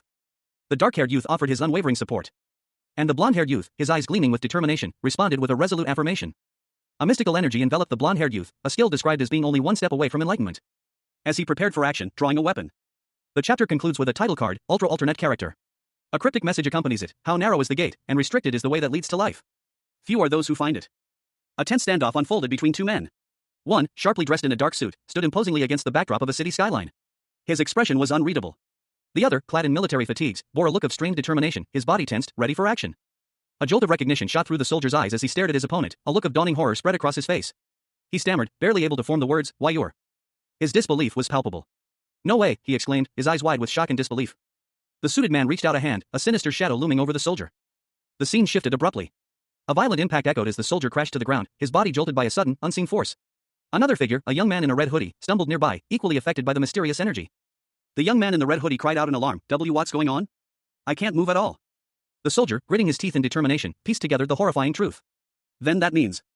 One of the raison members, a young man in camouflage fatigues, stared up at a sharply dressed man with dark skin and a severe expression. He muttered to himself, awestruck, that this man was truly an emperor. The sharply dressed man chuckled, amused. He had expected to find the Avenger, but instead, he had captured some raison members. The young man in fatigues, bruised and battered, considered this turn of events not a bad thing. Because, as the emperor explained, he had been planning to kill them all anyway. With a flourish, he produced a glowing, golden blade. The young man's eyes widened in terror as the blade descended. The emperor swiftly moved, his golden blade arcing through the air with a whooshing sound. He brought the blade down, narrowly missing the young man's head. And then, with a resounding BAM, struck the ground near him, sending a shockwave outwards. The emperor smirked, a sinister glint in his eyes as he prepared another attack. Suddenly, a young woman with long, white hair appeared, aiming a weapon at the emperor. A young woman with short, white hair, her face partially obscured, stood poised, a large, dark metallic object clutched in her hand. She fired several shots from a pistol, the muzzle flashes momentarily blinding as the bullets found their mark on a man in a dark coat, while another man in a red jacket watched in alarm. Another man, with short, dark hair and a sharp gaze, observed the scene, muttering to himself about dealing with the long-range attacker first. He raised his hand, a golden aura emanating from it, as if preparing to unleash some kind of power. The woman with white hair, still holding her pistol, used a skill called Royal Road, a surge of golden energy erupting from her. The energy wave struck the man in the dark coat, sending him flying back with a loud rumble. The man in the dark coat groaned in pain, his body visibly shaken by the impact. Meanwhile, another man with short brown hair and a determined expression moved swiftly, his movements a blur. He approached the man with dark hair, his fist raised and ready to strike. Activating a skill called Unhindered Enlightenment, which restored a portion of his health and removed any active skills. A young man in military fatigues unleashed the Tathagata Palm, a powerful martial arts technique. The force of the blow sending his opponent sprawling across the ground, a shockwave rippling outwards. The impact creating a massive fissure in the pavement as the energy surged outwards. Another young man, blonde and also in military attire, rushed to check on his comrade, concern etched on his face. He asked if they were all right, the other, wincing slightly, replied that he was fine, though his tailbone was killing him. A young woman with blonde hair, also in civilian clothes, watched them both. She was clearly shaken but trying to appear composed. The young man in fatigues told the woman to go find independence and get out of there, that everyone was waiting for her. He would take care of the situation. The blonde woman questioned his ability to fight alone, but he confidently assured her that he would be fine, that the quest would end once the juntas were down. He explained that he only needed to buy time. He prepared himself for another attack. He reassured the blonde woman, telling her not to worry about him and to just get going. A young man with blonde hair, wearing an orange hoodie, looked on with a worried expression as a woman in a beige coat hurried past him, clutching a small, dark object. He exclaimed, determined, that they would find independence. The woman, her blonde hair neatly styled, turned to address a man in camouflage fatigues. She told him to be careful and said goodbye. The man in camouflage, his brow furrowed in thought, called out to the departing woman, "Remy, wait." Remy paused, her back to the man. He silently assessed the situation, his thoughts revealing a comparison: skill was less effective than the protection offered by a higher power. With a whoosh of energy, the man clasped his hands together in prayer, a protective aura emanating from him towards Remy. He approached her cautiously, concern etched on his face. The woman, still slightly apprehensive, waited. Remy, surprised, commented on the man's inherent protective abilities. She then instructed Julian, the blonde young man, to stay close as they began to run, emphasizing the urgency of their situation. Julian readily agreed, assuring her he would not be a burden. With a sudden dash, the trio fled down the street, their movements swift and determined. A man with short brown hair and a patch over his left eye stared intently ahead, his expression serious and resolute. He flinched slightly as a taller, more imposing figure with dark hair and a black jacket asked if he was finished with his chatter. The man clenched his fists, the green beads on his wrists seeming to glow faintly. He responded curtly, "How kind of you." The taller man tapped his fingers impatiently, explaining that his skill takes time to activate. He scoffed, as if I would do that. With a sudden crackle of energy, purple crystalline structures erupted around the two men, a powerful aura emanating from the taller man. The purple energy intensified, swirling around the taller man as he stood defiantly. The man with the eye patch recognized the display as a field skill, his eyes widening in realization. The taller man questioned if the other man had been stalling to activate his own ability. The man with the eye patch confirmed that he had bought time for someone named Remy. He gritted his teeth, adding that if he didn't take this fight seriously, he would be defeated instantly. He declared that he would give everything he had to win this fight, announcing his ultimate move, the Supreme Mahaparinirvana. A man with spiky blonde hair, clad in camouflage fatigues, stood with his hands pressed together in a prayer-like position. A faint green energy pulsed around him, forming glowing orbs that crackled with power. The text box detailed the effects of his ultimate move, the Supreme Mahaparinirvana, invincibility for 160 seconds, deactivated magic defenses, a 2.5x attack speed increase for all party members, but the user could not receive buffs from others. His eyes glowed intensely as he silently resolved, this is the only way I can. With a thunderous rumble, he slammed his combat boot onto the ground, cracking the pavement, sending a shockwave that ripped through the air with a leap, propelling him forward. He lunged towards another man, shouting, "Buy time right now." The second man, dressed in black, raised a hand, a fiery orange energy swirling around his fingers. A wide shot showed a cityscape, tall buildings piercing the twilight sky. Elsewhere, a cloaked figure with a staff flew through the air, leaving a trail of sparkling energy in their wake. A young woman with shoulder-length brown hair, wearing a red top, swung her staff, a purple energy crackling at its tip. A young man with short, dark hair, clad in a black jacket and white shirt, lunged forward, his katana slicing through the air with a powerful, fluid motion. Meanwhile, a young woman with shoulder-length brown hair, wearing a red jacket, unleashed her skill, Arrow Trap. A volley of energy arrows, imbued with a bright blue energy, shot towards the cloaked figure, striking their protective armor with resounding impacts. More arrows continued to pierce the figure's defenses, each impact sending out a burst of light and energy. The cloaked figure gritted their teeth, clearly in pain. The brown-haired woman, having finished her attack, stomped her foot on the ground, the force of the impact sending shockwaves through the ground, and striking a blonde-haired man in a purple jacket who was nearby. Meanwhile, the dark-haired young man and a young woman with short black hair watched from a distance, the woman commenting, "Those people who went with that adventurer are going to come back with independence, right?" The dark-haired young man responded with a hesitant, "Yeah, probably." A young man with dark hair, his face etched with worry, anxiously muttered to himself, expressing concern for others. His apprehension grew as a warning flashed on his device, indicating the approach of another user. A stark red caution message blared across the screen, another user was approaching. He lamented the unfolding chaos, stating that they couldn't handle any more problems at that moment. A young woman with shoulder-length brown hair sensed an impending threat. Her eyes widened in alarm as she exclaimed that something was coming, a jolt of energy visible in the air around them. Suddenly, a colossal, menacing figure materialized before them, its form crackling with energy, a vortex of power at its core. A wave of fear washed over the group. Two men, caught in the looming threat, expressed their terror, realizing they were in mortal danger if hit by the energy blast. A woman with purple hair and a man with blonde hair, both displaying determination, immediately strategized, deciding to mount a defense against the incoming attack. The brown-haired woman, taking a position behind the dark-haired man, prepared to use a defensive skill to protect them. The dark-haired man dashed away, leaving the woman to face the impending attack alone. A young man with blonde hair, wearing an orange hoodie, dashed away from a shadowy figure with dark hair and clothing. The blonde man carried a glowing blue sword, leaving a trail of light behind him. His breath hitched in his throat, his face strained with exertion as he continued his desperate flight. Gasping for air, the blonde young man stumbled, his body heavy with fatigue. But with a surge of determination, he raised his glowing sword, shouting light, as a brilliant flash of energy erupted from the blade. The text box revealed that this was an adventurer-class skill called the light that drives out the darkness. It caused the opponent to faint for 5 seconds, but decreased the user's defensive abilities by 5%. The light engulfed his pursuer. A wave of intense energy washed over the dark-haired figure. The impact sent a shockwave through the area, causing cracks to appear on the ground. The dark-haired figure was thrown back, a pained expression twisting his features. His face contorted in agony as he let out a guttural roar. His helmet cracked under the strain, revealing a face contorted in pain. He turned to his companion, a dark-haired young man, and urged, "Remy. Now." The scene opens with a sweeping view of a city at night, the buildings stretching into the darkness. As a young woman with blonde hair stands on a rooftop, a glowing green energy crackling around her as she draws back a bow. The energy intensifying as she prepares to fire. A close-up reveals her intense red eyes, the image accompanied by a narration box detailing her Hawkeye skill. It quadruples her shooting range and grants 100% accuracy on 3 shots. With a loud bang, she releases the arrow, a bolt of green energy streaking across the cityscape. The arrow hurtling towards its target with incredible speed, leaving a trail of shimmering energy in its wake, and impacting with a powerful explosion. The impact sends a shockwave through the air, resulting in a massive explosion that engulfs the target. A blinding flash of light erupted from the center of the battlefield, radiating outwards in a chaotic burst of energy. Two figures, silhouetted against the intense glow, watched with expressions of both awe and apprehension as the force of the blast rippled through the air. The ground trembled violently beneath their feet as a deafening rumble echoed through the city. The source of the upheaval was a cloaked figure, their face obscured, but their body racked with the power of the blast. From a safe distance, 2 young women watched the scene unfold. One of them, with shoulder-length auburn hair, exclaimed excitedly, "It worked. Independence has been firmly wedged into its body." Her companion, a girl with short, dark hair, offered an impressed, "Wow, nice shot." She hit it precisely in the middle. The cloaked figure, still reeling from the impact, staggered back, a look of dawning realization crossing their face. That means that. The intense energy subsided, leaving the figure visibly weakened and gasping for breath. Suddenly, a young man with reddish-brown hair appeared, shouting, "No, it's not over yet." He dashed towards the still-standing figure, followed closely by another young man with short, blonde hair. The blonde-haired youth added, "It still has a little HP left." With surprising speed, the 2 young men leaped into action, closing the distance between themselves and their target. The blonde-haired youth wielding a large warhammer, while the other, the reddish-brown-haired one, drew his sword, preparing for a final assault. A hooded figure, cloaked in shadow, stood amidst a flurry of sparks and energy. Their face remained hidden, but a sense of power emanated from their form. Meanwhile, 2 figures locked in intense combat. One, with dark hair and violet eyes, glared with determination. The other, with fiery red hair, countered with equal ferocity. "Now it's really over," the red-haired combatant declared, bringing their attack to a decisive end. A fierce clash of energy erupted as the red-haired fighter unleashed a devastating blow against their opponent, sending shockwaves through the air. The red-haired fighter continued their assault, their weapon a blur of motion as they connected with a resounding wham. The impact sent tremors through the ground, and the hooded figure roared in pain, "Rohar." A rumble shook the city as the battle concluded. The sound echoed through the urban landscape. Observing from a distance, a man with a knowing smirk commented, "Oh, did you hear that? It sounds like they're finishing up on their side." He continued, "I guess we better wrap it up here too, huh?" A man with short, dark, spiky hair, his face partially obscured, addressed someone named Hyun Sung, asking for agreement on an unspoken matter. He smirked, his expression one of cold satisfaction as he stood over a defeated man in camouflage, identifying him as a member of the Raison Guild. The defeated man lay on the ground, his face contorted in pain and defeat, as the scene concluded with a to-be-continued announcement. A figure, cloaked and mysterious, was engulfed in a blinding golden light. The intense energy radiating outwards in a powerful explosion, leaving behind only scattered fragments and dust. A young woman with shoulder-length brown hair, wearing a red jacket, watched with a triumphant grin. She exclaimed that their plan had worked, and their target was finally defeated. This meant they had successfully completed their mission. A young man with short black hair, wearing a black and red jacket, stood panting heavily, clearly exhausted from the ordeal. He caught his breath, his chest heaving as he struggled to regain his composure. Then a hand reached out to him in a gesture of camaraderie. A young man with short, reddish-brown hair and a teal shirt offered words of encouragement. A young man with short, dark hair and a few scrapes on his face offered a grateful, albeit slightly breathless, "Oh, thanks."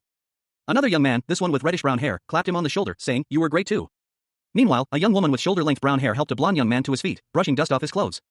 The blonde man, still catching his breath, huffed, "That was a great assist, Julian. We managed to clear the quest thanks to you."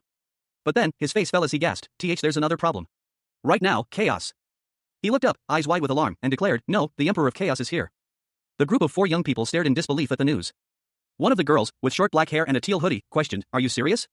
Are you sure you didn't mistake him for some other user?" A blonde woman with long hair, appearing from behind the group, stated confidently, "He's telling the truth. He didn't use a puppet this time either. It's the real deal." Her expression turned serious as she explained, "Hyun Sung is holding him back right now, but he probably won't be able to take him down alone. We have to go help him." 2 young men stood amidst a desolate, rubble-strewn landscape. One, with short black hair and a dark jacket, appeared concerned, the other, with blonde hair and an orange hoodie, looked downcast. The blonde young man confessed that he didn't know the area well, but he intended to use a special skill to find someone. A detailed description of an adventurer's skill appeared in a box, the butterfly that remembers its kin. This skill allows the user to locate their party members. With a whoosh, several luminous butterflies fluttered into the air, their ethereal glow illuminating the urban landscape. The black-haired young man and a young woman with brown hair and a red jacket watched the butterfly's flight. She confidently stated that they should reach their target in under a minute, provided they didn't get lost. The butterflies guided them, leading the trio through the city streets at a rapid pace. One of the young men, with red hair, urged the brown-haired girl to go on ahead with the others, assuring her that he would catch up. The brown-haired girl protested, worried about being left behind, but the black-haired young man insisted, stating he would go first. With a powerful surge, the black-haired young man dashed forward, leaving a trail of motion blur in his wake. Meanwhile, a man with dark hair, presumably in charge, instructed the remaining members to collect their quest rewards before departing. A tense briefing unfolds. One man, clad in a worn beanie and orange jumpsuit, intently studies a digital display. His companion, a more imposing figure, warns, "We'll have to retreat if things don't go well out there." The camera pulls back, revealing a sprawling cityscape at dusk. The scene is set against a backdrop of towering buildings, hinting at a world of both technological advancement and potential danger. The scene shifts to a damaged city street. Cracks spiderweb across the pavement, and debris litters the ground, evidence of a recent conflict. A man in a dark coat stands over a fallen soldier, his foot planted firmly on the prone figure's chest. The soldier groans in pain, "Ugh. Ugh." The man in the dark coat speaks, "Hey, don't move. You don't have much HP left. Do you really want to die like this?" Close up on the soldier's battered face, his eyes filled with grim determination despite his injuries. The soldier grits his teeth, a surge of energy emanating from his hands. He mutters, "Skill, the demon destroyer's fist." The man in the dark coat reacts with a look of annoyance, "I told you not to move." A powerful blow connects, sending the soldier flying backward through the air. A young man in military fatigues lay on the ground, his face contorted in pain. A guttural cry of "Arg" escaped his lips as blood stained his clothes. His attacker, a man with dark hair and a serious expression, stood over him. "As much as I'd love to kill you and end this right now. I did that, then the others will just pick their rewards and end the quest." The attacker continued, his voice laced with a cruel amusement. "This means that you have to hold out." The wounded soldier groaned, his face etched with despair. "Just kill me already. There's no one coming to save me anyway." The attacker scoffed, a hint of skepticism in his eyes. "It's not like your little team is motivated by their own self-interests, right?" He pressed his foot down harder on the soldier's chest. "If your group was motivated entirely by personal gain, then you would have no reason to stay behind like this just to buy time." He looked back down at the wounded soldier. "That means you're lying when you say that no one is coming to save you." The soldier, eyes closed, weakly replied, "No. You might not believe me, but it's true." A man in a dark turtleneck and coat stood silently, observing a confrontation unfolding before him. His expression was one of detached amusement as he muttered to himself that they didn't like him very much. Meanwhile, another man, clad in orange and black, lunged forward with a glowing blue blade, aiming a swift blow at his opponent. The man in the dark coat's eyes narrowed slightly as he watched the attack. He thought to himself, this was a skill, a silent death. With a blur of motion, the attacker's blade sliced through the air, narrowly missing its target. The man in the dark coat moved with surprising speed, dodging the attack with ease. The orange-clad man watched in surprise as his opponent evaded his attack. He commented that the man was fast, too fast to react to his attack. But the attacker was not deterred. He prepared for another strike, his expression grim. The man in the dark coat smirked, stating that one cannot beat an assassin in a game of speed. He then launched a swift counterattack, his movements a blur of motion. His blade flashed, striking his opponent with incredible speed. The orange-clad man was caught off guard, his body barely registering the blow before he was sent flying back. The impact sent a shockwave through the air, leaving the man in the dark coat standing victorious. A swift, powerful blow landed, the impact echoing with a resounding BAM, as one figure sent another sprawling across the ground. The attacker pausing, momentarily surprised by the unexpected resistance. But the moment of hesitation was short-lived. With a swoosh, the attacker recovered, preparing for the next move. A powerful kick connected, sending another opponent reeling. The force of the blow leaving a trail of motion lines in its wake. Another figure, groaning URGH, from the impact, crumpled to the ground as a bright flash of energy erupted from the attacker. The attacker, a smirk playing on his lips, announced, "Still the royal dungeon," as golden chains shot forth with a whoosh. With a flash, the chains ensnared his opponent. The metallic clang of the chains, clang, clang, clang, echoing as the skill's effect was revealed. The royal dungeon skill stuns opponents with less than 18% HP for 180 seconds, though the effect reverses if attacked. He mused, for about 7 minutes. He smirked, "That's good enough. It gives me enough time." A young man with dark hair and glasses, clad in a dark red and black outfit, gripped a large hammer, his eyes narrowed in determination. He was poised to strike, his intent clear, to crush his opponents. He stood braced against the onslaught, two figures looming before him, ready to attack. With a powerful swing, the young man brought his hammer down. The red-haired attacker barely managed to dodge the blow, the force of the impact still sending shockwaves through the air. The young man's skill, the holy knockdown, was a devastating force. Meanwhile, a third attacker, a man with dark skin and a distinctive style, unleashed the power of iron, a golden energy emanating from his hand. The attack connected, striking the red-haired man with brutal force. The sounds of whack and smack echoed through the scene. The impact was sudden and overwhelming, leaving the red-haired man stunned. The young man, however, was surprised. He wondered how his opponent had managed to counter his attack so quickly. The attacker's skill not only countered his attack but also temporarily paralyzed him. The dark-skinned man, recognizing the young man's unique abilities, declared him to be the Avenger. A man with dark hair and a sharp gaze loomed over an unseen figure. His expression was one of intense focus, a predatory gleam in his eyes as he stated, "I've been looking for you." The close-up revealed another man's face, his eyes wide with alarm, fear etched into every line of his expression. His breath hitched in his throat. With blinding speed, the first man lunged forward. His blade flashing in a blur as it connected with his target. The impact sent a shockwave of energy outward, a BAM echoing in the aftermath. The attacker smirked, a confident glint in his eyes as a magical energy swirled around him, a whoosh marking its passage. Meanwhile, a woman with blonde hair and a determined expression aimed a magical gun, her voice cutting through the air, "A magic gunner, you're planning on keeping your distance while sniping me, huh?" A swift, coordinated attack unfolded. A blur of motion as the three figures moved with deadly precision. The dark-haired man from earlier moved with surprising speed, his hand a blur as he countered their attack with a swish. He effortlessly deflected their blows, his skill on display. A narration box appeared, proclaiming, "Skill the Emperor's audience." With a powerful kick, he sent one of his opponents flying back with a resounding slam. A young woman with purple hair groaned, her body still reeling from a recent blow. She muttered to herself, questioning how her opponent could have used his skill with such devastating effect. Meanwhile, a fierce battle raged. A man with a large sword lunged forward, his attack aimed at two other figures. One, a young man with a red shirt, dodged nimbly, while the other, a young woman with black hair, braced herself for the impact. The man with the sword unleashed a powerful technique, a royal road, as he called it, a blinding golden energy erupting from his weapon. The wave of energy slammed into the black-haired woman, sending her flying backward. The young man in red continued his assault, his movements a blur of speed and precision. Elsewhere, the man with the sword lunged at a blonde woman, his attack swift and deadly. The man with the sword, annoyed by the blonde woman's long-range attacks, muttered about how annoying long-range fighters are. His expression hardened, a grim determination settling on his features. He was suddenly struck by a chain, the metallic clang echoing through the scene. The man's eyes widened in surprise and anger as he looked up at his attacker. A fierce clash erupted between two figures amidst a cityscape. One, a woman with fiery orange hair, wielded a staff, her crimson outfit a stark contrast to the dark, chain-bound man facing her. Sparks flew as their weapons collided. The impact reverberating through the air. The man, a sinister grin spreading across his face, revealed his identity, a labyrinth master. He sneered, muttering that the magic gunner wasn't the only one getting on his nerves. His eyes narrowed, a chilling glint reflecting his intent. In that case, he would unleash his ultimate skill, the leader's rule. A surge of power enveloped the labyrinth master as he prepared to execute his devastating technique. A purple glow emanated from his body. The emperor's skill, the leader's rule, activated. This skill reduced his HP by 12% but deactivated all other skills and debuffs affecting him. The woman watched, her expression a mixture of fear and determination. With a swift, decisive movement, the labyrinth master swung his weapon in a wide arc. A blinding golden energy slicing through the air. The woman, caught off guard, barely managed to raise her staff in defense before being sent flying back, crashing to the ground with a pained cry. Her staff shattered on impact. The labyrinth master loomed over her, his dark silhouette casting a menacing shadow. The woman glared up at him, defiance burning in her eyes. A menacing figure, his face obscured by shadow, loomed over his opponent. He issued a chilling threat, he would eliminate them first. The figure revealed a cruel smile, his eyes gleaming with malicious intent. He held a glowing, shard-like object, preparing to strike. His target, a young woman with determined eyes, braced herself for the attack, a grimace twisting her features as she prepared to defend herself. With a resounding clang, the attack landed. A blinding flash of light and a shower of debris erupted from the point of impact. The force of the blow sent shockwaves through the ground, leaving behind only dust and debris. Despite the ferocity of the attacker's expression shifted to one of impressed amusement. He muttered a single word, impressive. Avenger. The camera focuses on the woman's attacker, who is revealed to have a visible wound across his face. He is cradling the seemingly unharmed woman in his arms. I'm the one you wanted? The chapter concludes, leaving the mystery of the deceased twin unresolved. A man with dark hair and a sharp gaze addressed a young couple, his words laced with a chilling certainty, he had been searching for them. The young man, his expression a mixture of confusion and defiance, questioned the man's intentions, emphasizing their lack of prior acquaintance. The man, seemingly unfazed, downplayed his purpose, claiming it was insignificant. But revealed his true motive, to eliminate the couple, yet he had a question before doing so. His inquiry concerned one of his missing subordinates, known as the trickmaker. The young woman retorted, incredulous that he would ask them, implying their connection to the missing man. The man justified his question as mere protocol, revealing that the trickmaker vanished the day he encountered the couple, prompting an investigation starting from that point. He then demanded a direct answer. A young man with short, dark hair, dressed in a dark jacket, vehemently denied any knowledge of the situation. His expression was one of frustrated defiance, his words sharp, "I don't know. It's not my responsibility to know where he has been trapped." His eyes, wide and filled with a mixture of fear and uncertainty, betrayed his outward bravado. A contrasting figure emerged. This man, with his dark, styled hair and sharp features, had a sinister smirk playing on his lips. He calmly stated, "I see, that's fine then. So he's in the afternoon room." A young woman with shoulder-length brown hair watched, concern etched on her face, as the young man from the previous panel visibly tensed.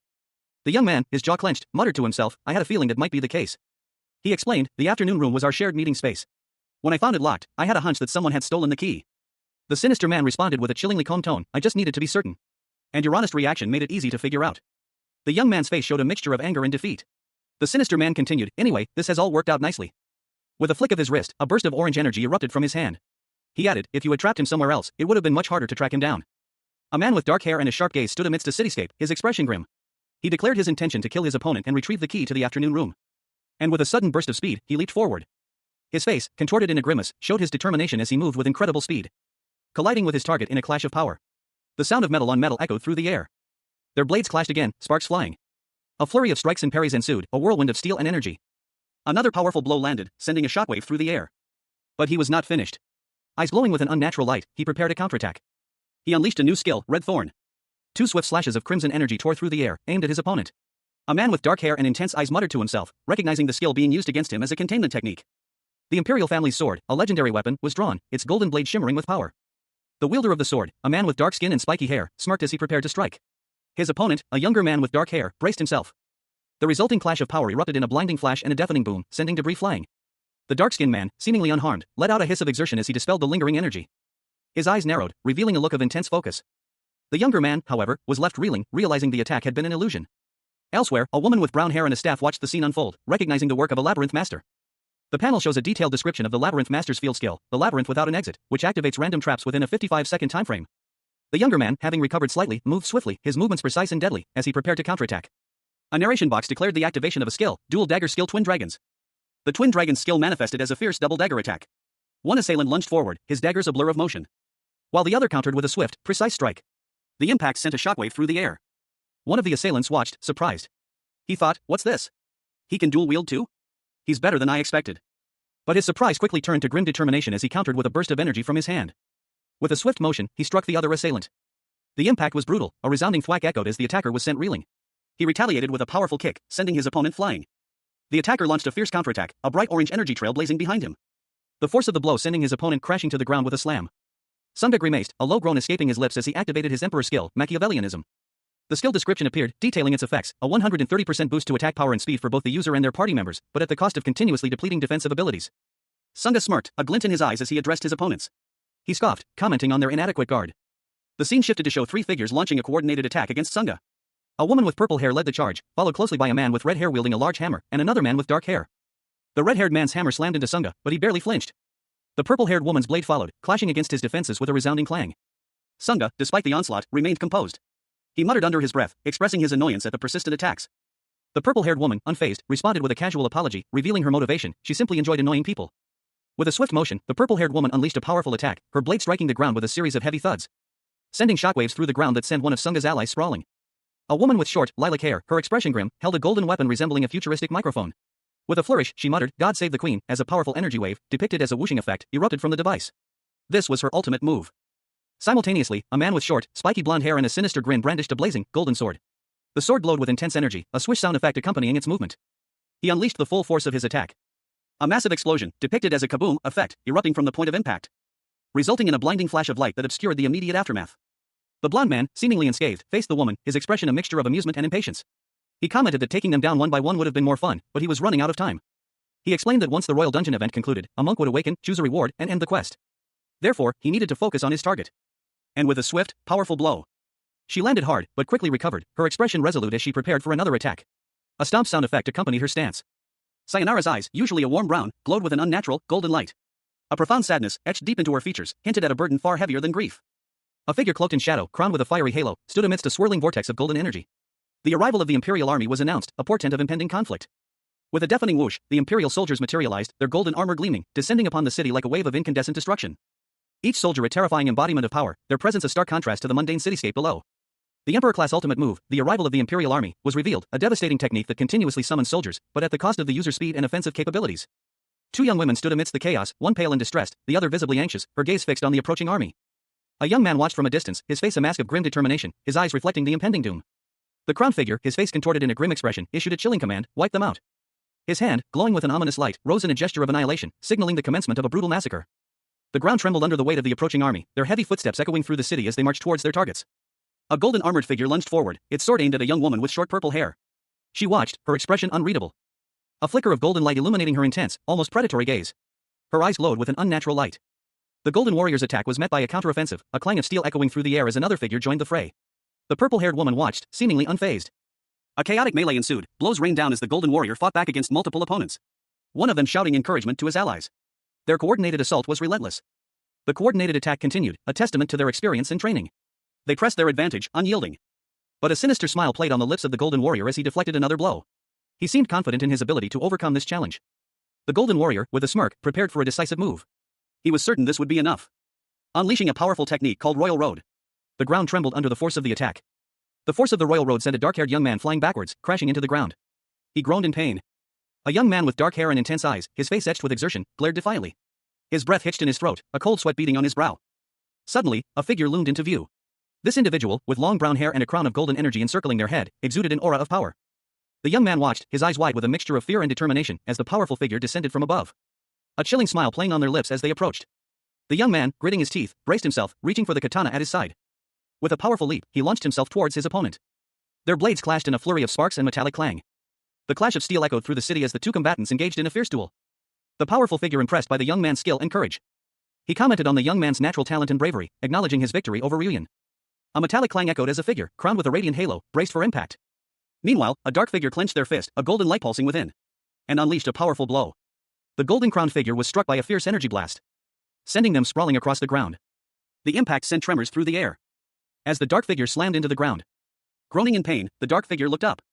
Only to hear the golden-crowned figure's chilling words, "There are places in this world that you will never be able to reach." The golden-crowned figure raised their weapon, crackling with energy. A young man, his face etched with fear and exertion, stumbled back, a surge of intense, golden energy erupting from a device in his hand. The energy coalesced into a blinding golden light, taking the shape of a sword as a booming voice echoed, "Skill sword of the Eternal Empire." The young man's eyes widened in terror as he braced for the inevitable impact. His mouth opened in a silent scream as the golden sword hurtled towards him. A voice, calm yet urgent, cut through the air, "Now's your chance." Julian. A blond young man, wielding a glowing blue sword, appeared, deflecting the golden blade with a surprised flinch. The young man's eyes widened in shock. "You're..." Gritting his teeth, he pleaded, "Please, lend me your strength, Maria." A burst of energy enveloped him as another voice boomed, "Skill the light that drives out the darkness." A blinding flash of light erupted from the scene, momentarily obscuring the details. The intense energy pulsed outwards, leaving a trail of shimmering teal particles in its wake. Before the quest began, three figures huddled together, reviewing holographic displays. A young woman with shoulder-length brown hair and a red jacket stood beside a young man with short black hair and a black jacket, who pointed at one of the screens. A third young man, with blonde hair and an orange hoodie, looked on with a thoughtful expression. As they prepared for the upcoming battle, the blonde young man asked what he could do to help. The young man with black hair instructed him to ensure he had plenty of healing items. And to buy a trader's cloak, just in case. The blonde young man confirmed that the trader's cloak was a camouflage item. A detailed description of the item's properties appeared. It completely concealed the user's body, automatically deactivated when a monster used detection abilities or skills, only allowed movement during use, and made the user visible to fellow party members. The cloak lining was also noted as damp and uncomfortable. The young man with black hair explained that while they could handle most monsters, it could get tough if they encountered monsters faster than them. He mentioned specific monsters like the swift wolf, Waham, and Bill, the ghost hunter. Instructions were given to a young man with short, dark hair. Should a specific type of monster appear, he was told to use a cloak and hide. The young man, with blonde hair, was informed that he could assist with debuff skills if needed. He expressed his nervousness at the prospect. He confessed his uncertainty about performing well and admitted to being scared. Reassurance was offered, advising him not to worry excessively. A dark-haired young man, adjusting his jacket, stated that everyone present possessed sufficient strength for self-defense. He and Saiwal would provide protection if any incident occurred. He confidently reassured the blonde-haired young man. A woman with shoulder-length brown hair made a peace sign in the background. The blonde-haired young man dashed forward with determination. He lunged forward, his attack glowing with a bright blue energy as he clashed with a dark-cloaked figure wielding a glowing golden sword. The dark-cloaked figure was surprised, questioning if the blonde-haired young man was an adventurer. The dark-cloaked figure wondered if the blonde-haired young man had been waiting for this moment. A young woman with long, flowing blonde hair staggered back, her dark clothing billowing slightly as she braced herself against an unseen force. Before her, a young man with short, light brown hair stood poised, a glowing blue blade held aloft in his hand. The impact of the attack leaving him momentarily stunned. Relief washed over the young man's face as he realized his plan had worked. Seizing the opportunity, another young man with dark hair and a determined expression emerged from the shadows. He saw his chance for revenge. With a fierce yell, he unleashed a crimson wave of energy, a torrent of power that surged towards the stunned blonde woman. The skill, named Revenge as a Raging Fire, was unleashed. A fiery trail of destruction following in its wake. And the dark-haired young man lunged forward, intent on delivering the final blow. The blonde woman, however, was not defenseless. She braced herself for the incoming attack, a grim determination etched on her face. As speed lines streaked across the panel, indicating the imminent collision. A moment of impact, followed by a resounding DUDUN sound effect. The blonde woman, eyes narrowed, smirked slightly. Surely you didn't think I wouldn't be prepared for something like this, she thought, a hint of amusement in her tone. A young man, his face streaked with blood, glared with furious intensity. His eyes, wide and dark, burned with a fierce determination. He faced off against another figure, a blonde man in a dark jacket, who unleashed a powerful attack, shouting Royal Road. The blonde man's attack connected, sending a shockwave across the ground, a powerful rumble shook the area. But the young man remained standing, unfazed. He muttered, the stun skill didn't affect him? No, that's not it. The blonde man smirked, a sinister glint in his eyes. He stated, cancel its effect. A narration box revealed the blonde man's secret weapon, a powerful prophylactic that neutralizes the effects of stun, faint, and paralyze once. It's nullified by healing items and has a mud-like texture. A sinister energy crackled around the blonde man's hand as he prepared his next move. He used a skill called the Emperor's Audience, slamming the young man to the ground with a powerful blow. The young man groaned in pain, his body battered and bruised. The blonde man watched him with a condescending smirk, commenting, it was just a little predictable. A figure cloaked in darkness stood over a young man, a surge of golden energy emanating from the latter's body. The golden energy pulsed, a faint tap echoing in the silence. A young woman with striking blonde hair appeared, shouting at the cloaked figure to leave the young man alone. The young man, his face streaked with dirt and blood, insisted that he had nothing to do with the situation, claiming he fought against the cloaked figure's men. The cloaked figure, seemingly unfazed, dismissed the young man's pleas, claiming it was just a game, nothing personal. They explained that the young man's debuff skill had been a nuisance. Enraged, the young man called the cloaked figure a bastard. The young man's body trembled, a twitch running through his muscles. Desperate, he wondered what he should do. His thoughts raced, he needed to find a way to break free from the debuff skill, or at the very least, by some time. Amidst a chaotic battle, a young woman with shoulder-length brown hair, clad in a red jacket, fought valiantly. Her concern was evident as she questioned the status of Saiwal and the others, noting that they were still struggling against relentless waves of fighters. Elsewhere, a young man with short, dark hair, his face streaked with blood, was overwhelmed with despair. His eyes wide with fear, he despaired, questioning his own capabilities in the face of the overwhelming odds. He gritted his teeth, his mind racing. He desperately searched for a strategy, a way to turn the tide of the battle in his favor. Suddenly, a new thought struck him, a glimmer of hope amidst the despair. He paused, a new plan forming in his mind. A figure with long, blonde hair appeared, wielding a fiery weapon. The young man's eyes widened in surprise as the newcomer approached. The young man, offering a device, made a proposition to the blonde-haired figure. He offered what the other wanted, hoping to secure an advantage. Elsewhere, a young man with blonde hair, his face etched with worry, pleaded for the life of another. His desperate cry echoed through the scene. The blonde-haired figure from earlier appeared, their expression cold and calculating. They commented on the drawn-out nature of the events. The aftermath of a powerful event was shown, with destruction scattered across the ground. The blonde-haired figure explained that their actions prevented further casualties. The blonde-haired individual delivered a final, pointed statement, highlighting the shared fate of those who hesitate in moments of truth. They emphasized the consequences of indecision and inaction. A young man, his face streaked with grime and blood, stood with his back to the viewer, his jaw clenched in a grimace. His eyes, narrowed and intense, reflected a burning rage. He knelt on the ground, defeated. A taller figure with blonde hair and a sinister grin loomed over him, holding a glowing blue key. Well, now that I have what I want, the taller figure mused, his voice dripping with malice. Suddenly, a blur of motion. A young man with short brown hair appeared, his arm a fiery streak as he swung a sword. The golden arc of the blade sliced through the air, connecting with the blonde-haired man with a resounding aahh. The young man with black hair shouted, "What are you doing? I gave you what you wanted." The blonde-haired man responded dismissively, and? So what? He continued, did you think that we had made some sort of deal? The blonde-haired man smirked, make no mistake. A deal can only be made between equals. The young man with black hair, his face contorted in anger and frustration, muttered, this is simply a one-sided beating. A figure with long, blonde hair and a dark coat stood over a defeated opponent, his foot on the other's chest. He declared that history is written by the victors, and the losers are nothing more than worms, destined to surrender to others forever. The defeated man, his face bruised and bloodied, twitched on the ground. His attacker stated that he had already lost and that was why he hadn't tried to compromise. The victor's face was a mask of cold satisfaction, his eyes gleaming with triumph. With a whoosh, he drew a flaming sword, the light illuminating his confident smirk. The defeated man, despite his injuries, roared a desperate plea to stop. His mind raced, a frantic question echoing in his thoughts, God damn it. What do I do? In his moment of desperation, the defeated man began to desperately search for a solution, realizing he needed some sort of item or skill to turn the tide. His thoughts drifted to the Emperor, and then he remembered the hacking tool he had taken from the trickmaker. The tool reacted to his consciousness, and created a small bug in the game system. A young man with blonde, spiky hair flinched, his eyes wide with apprehension. He braced himself as another figure, a young man with dark hair, knelt before him, crackling energy surging around them both. The air crackled with raw power, the ground beneath them shattering. A low rumble echoed through the city as the dark-haired youth prepared for something. This unexpected surge of energy forced open Orium's back door, a fact that surprised the blonde-haired youth. He was taken aback, the conditions for accessing the back door hadn't been met yet. How could this have happened? Meanwhile, elsewhere, a scientist observed the Z24 substance, noting its seemingly limitless potential. The Z24 not only reacted to external stimuli but also to thoughts and emotions. The scientist explained that the game and cutie system acted like cookie cutters, capable of harnessing this infinite power. People lacked the imagination to create something that didn't exist, but what if a user bypassed the game system's restrictions? A swirling vortex of dark energy filled the panel, leaving viewers questioning the nature of the Z24 substance and its potential uses. The uncertainty surrounding its form and application weighed heavily on a young woman with short, blonde hair, her expression one of deep contemplation. It was uncharted territory. The scene shifted, the background now a stark white, contrasting sharply with the dark energy that crackled and pulsed below. A voiceover declared it the stuff of legends. A young man with short, dark hair, his face streaked with what appeared to be blood, emerged, wielding a glowing blade. His expression was one of fierce determination. The young man, radiating power, stood opposite another man with longer, light brown hair.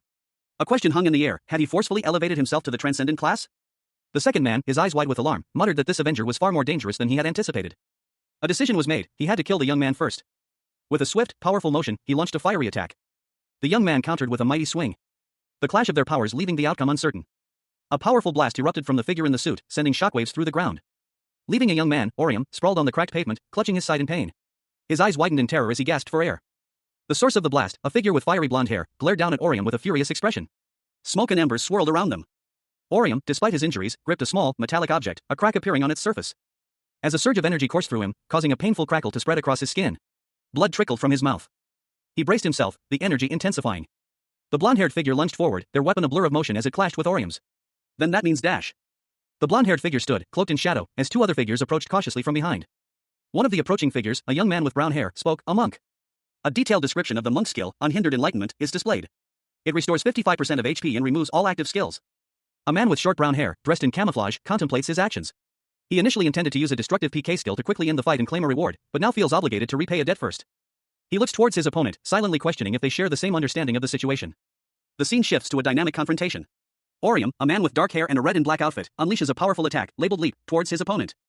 Orium activates his skill, Revenge as a raging fire, a fiery pink energy erupts from his hand. The pink energy intensifies as he prepares his next move, a technique called Twin Daggers. The two clash, their attacks colliding in a shower of sparks and energy. A loud clang echoes through the air. The force of the impact sends a shockwave through the area, depicted by a wham sound effect as Orium's opponent is struck. Orium's face is shown, bruised and bloodied, but his expression is one of grim determination. Meanwhile, his opponent, their vision momentarily obscured by a blinding flash, grins menacingly as they prepare a counterattack, a swift slash. A brutal grin stretched across the antagonist's face, a slash wound visible on his cheek. His teeth were bared in a predatory display. The word incredible echoing in a thought bubble above him, a testament to his own power. This is so much fun, he thought, relishing the moment. He continued his monologue: crushing your enemies is only fun when they desperately try to claw their way up. With a whoosh, he unleashed a powerful blow. The force connecting with his opponent's face. A flash of light erupted as the antagonist delivered another strike, his opponent barely managing to dodge. His opponent, bruised and battered, blared defiantly. Meanwhile, a soldier in camouflage fatigues observed data streams on a nearby screen, his expression grim. A man with a scarred face, dressed in a dark jacket, stood amidst a futuristic cityscape. His expression was one of grim satisfaction as he muttered, "What a shame." He smirked, a hint of amusement in his eyes. Beside him stood another young man, his face pale and marked with similar scars. The first man continued: competition makes people stronger. It was fun having to think on my feet. The scarred man's smile widened into a sinister grin. His eyes gleamed with a chilling intensity as he stated, "I'll see you again, at Horizon."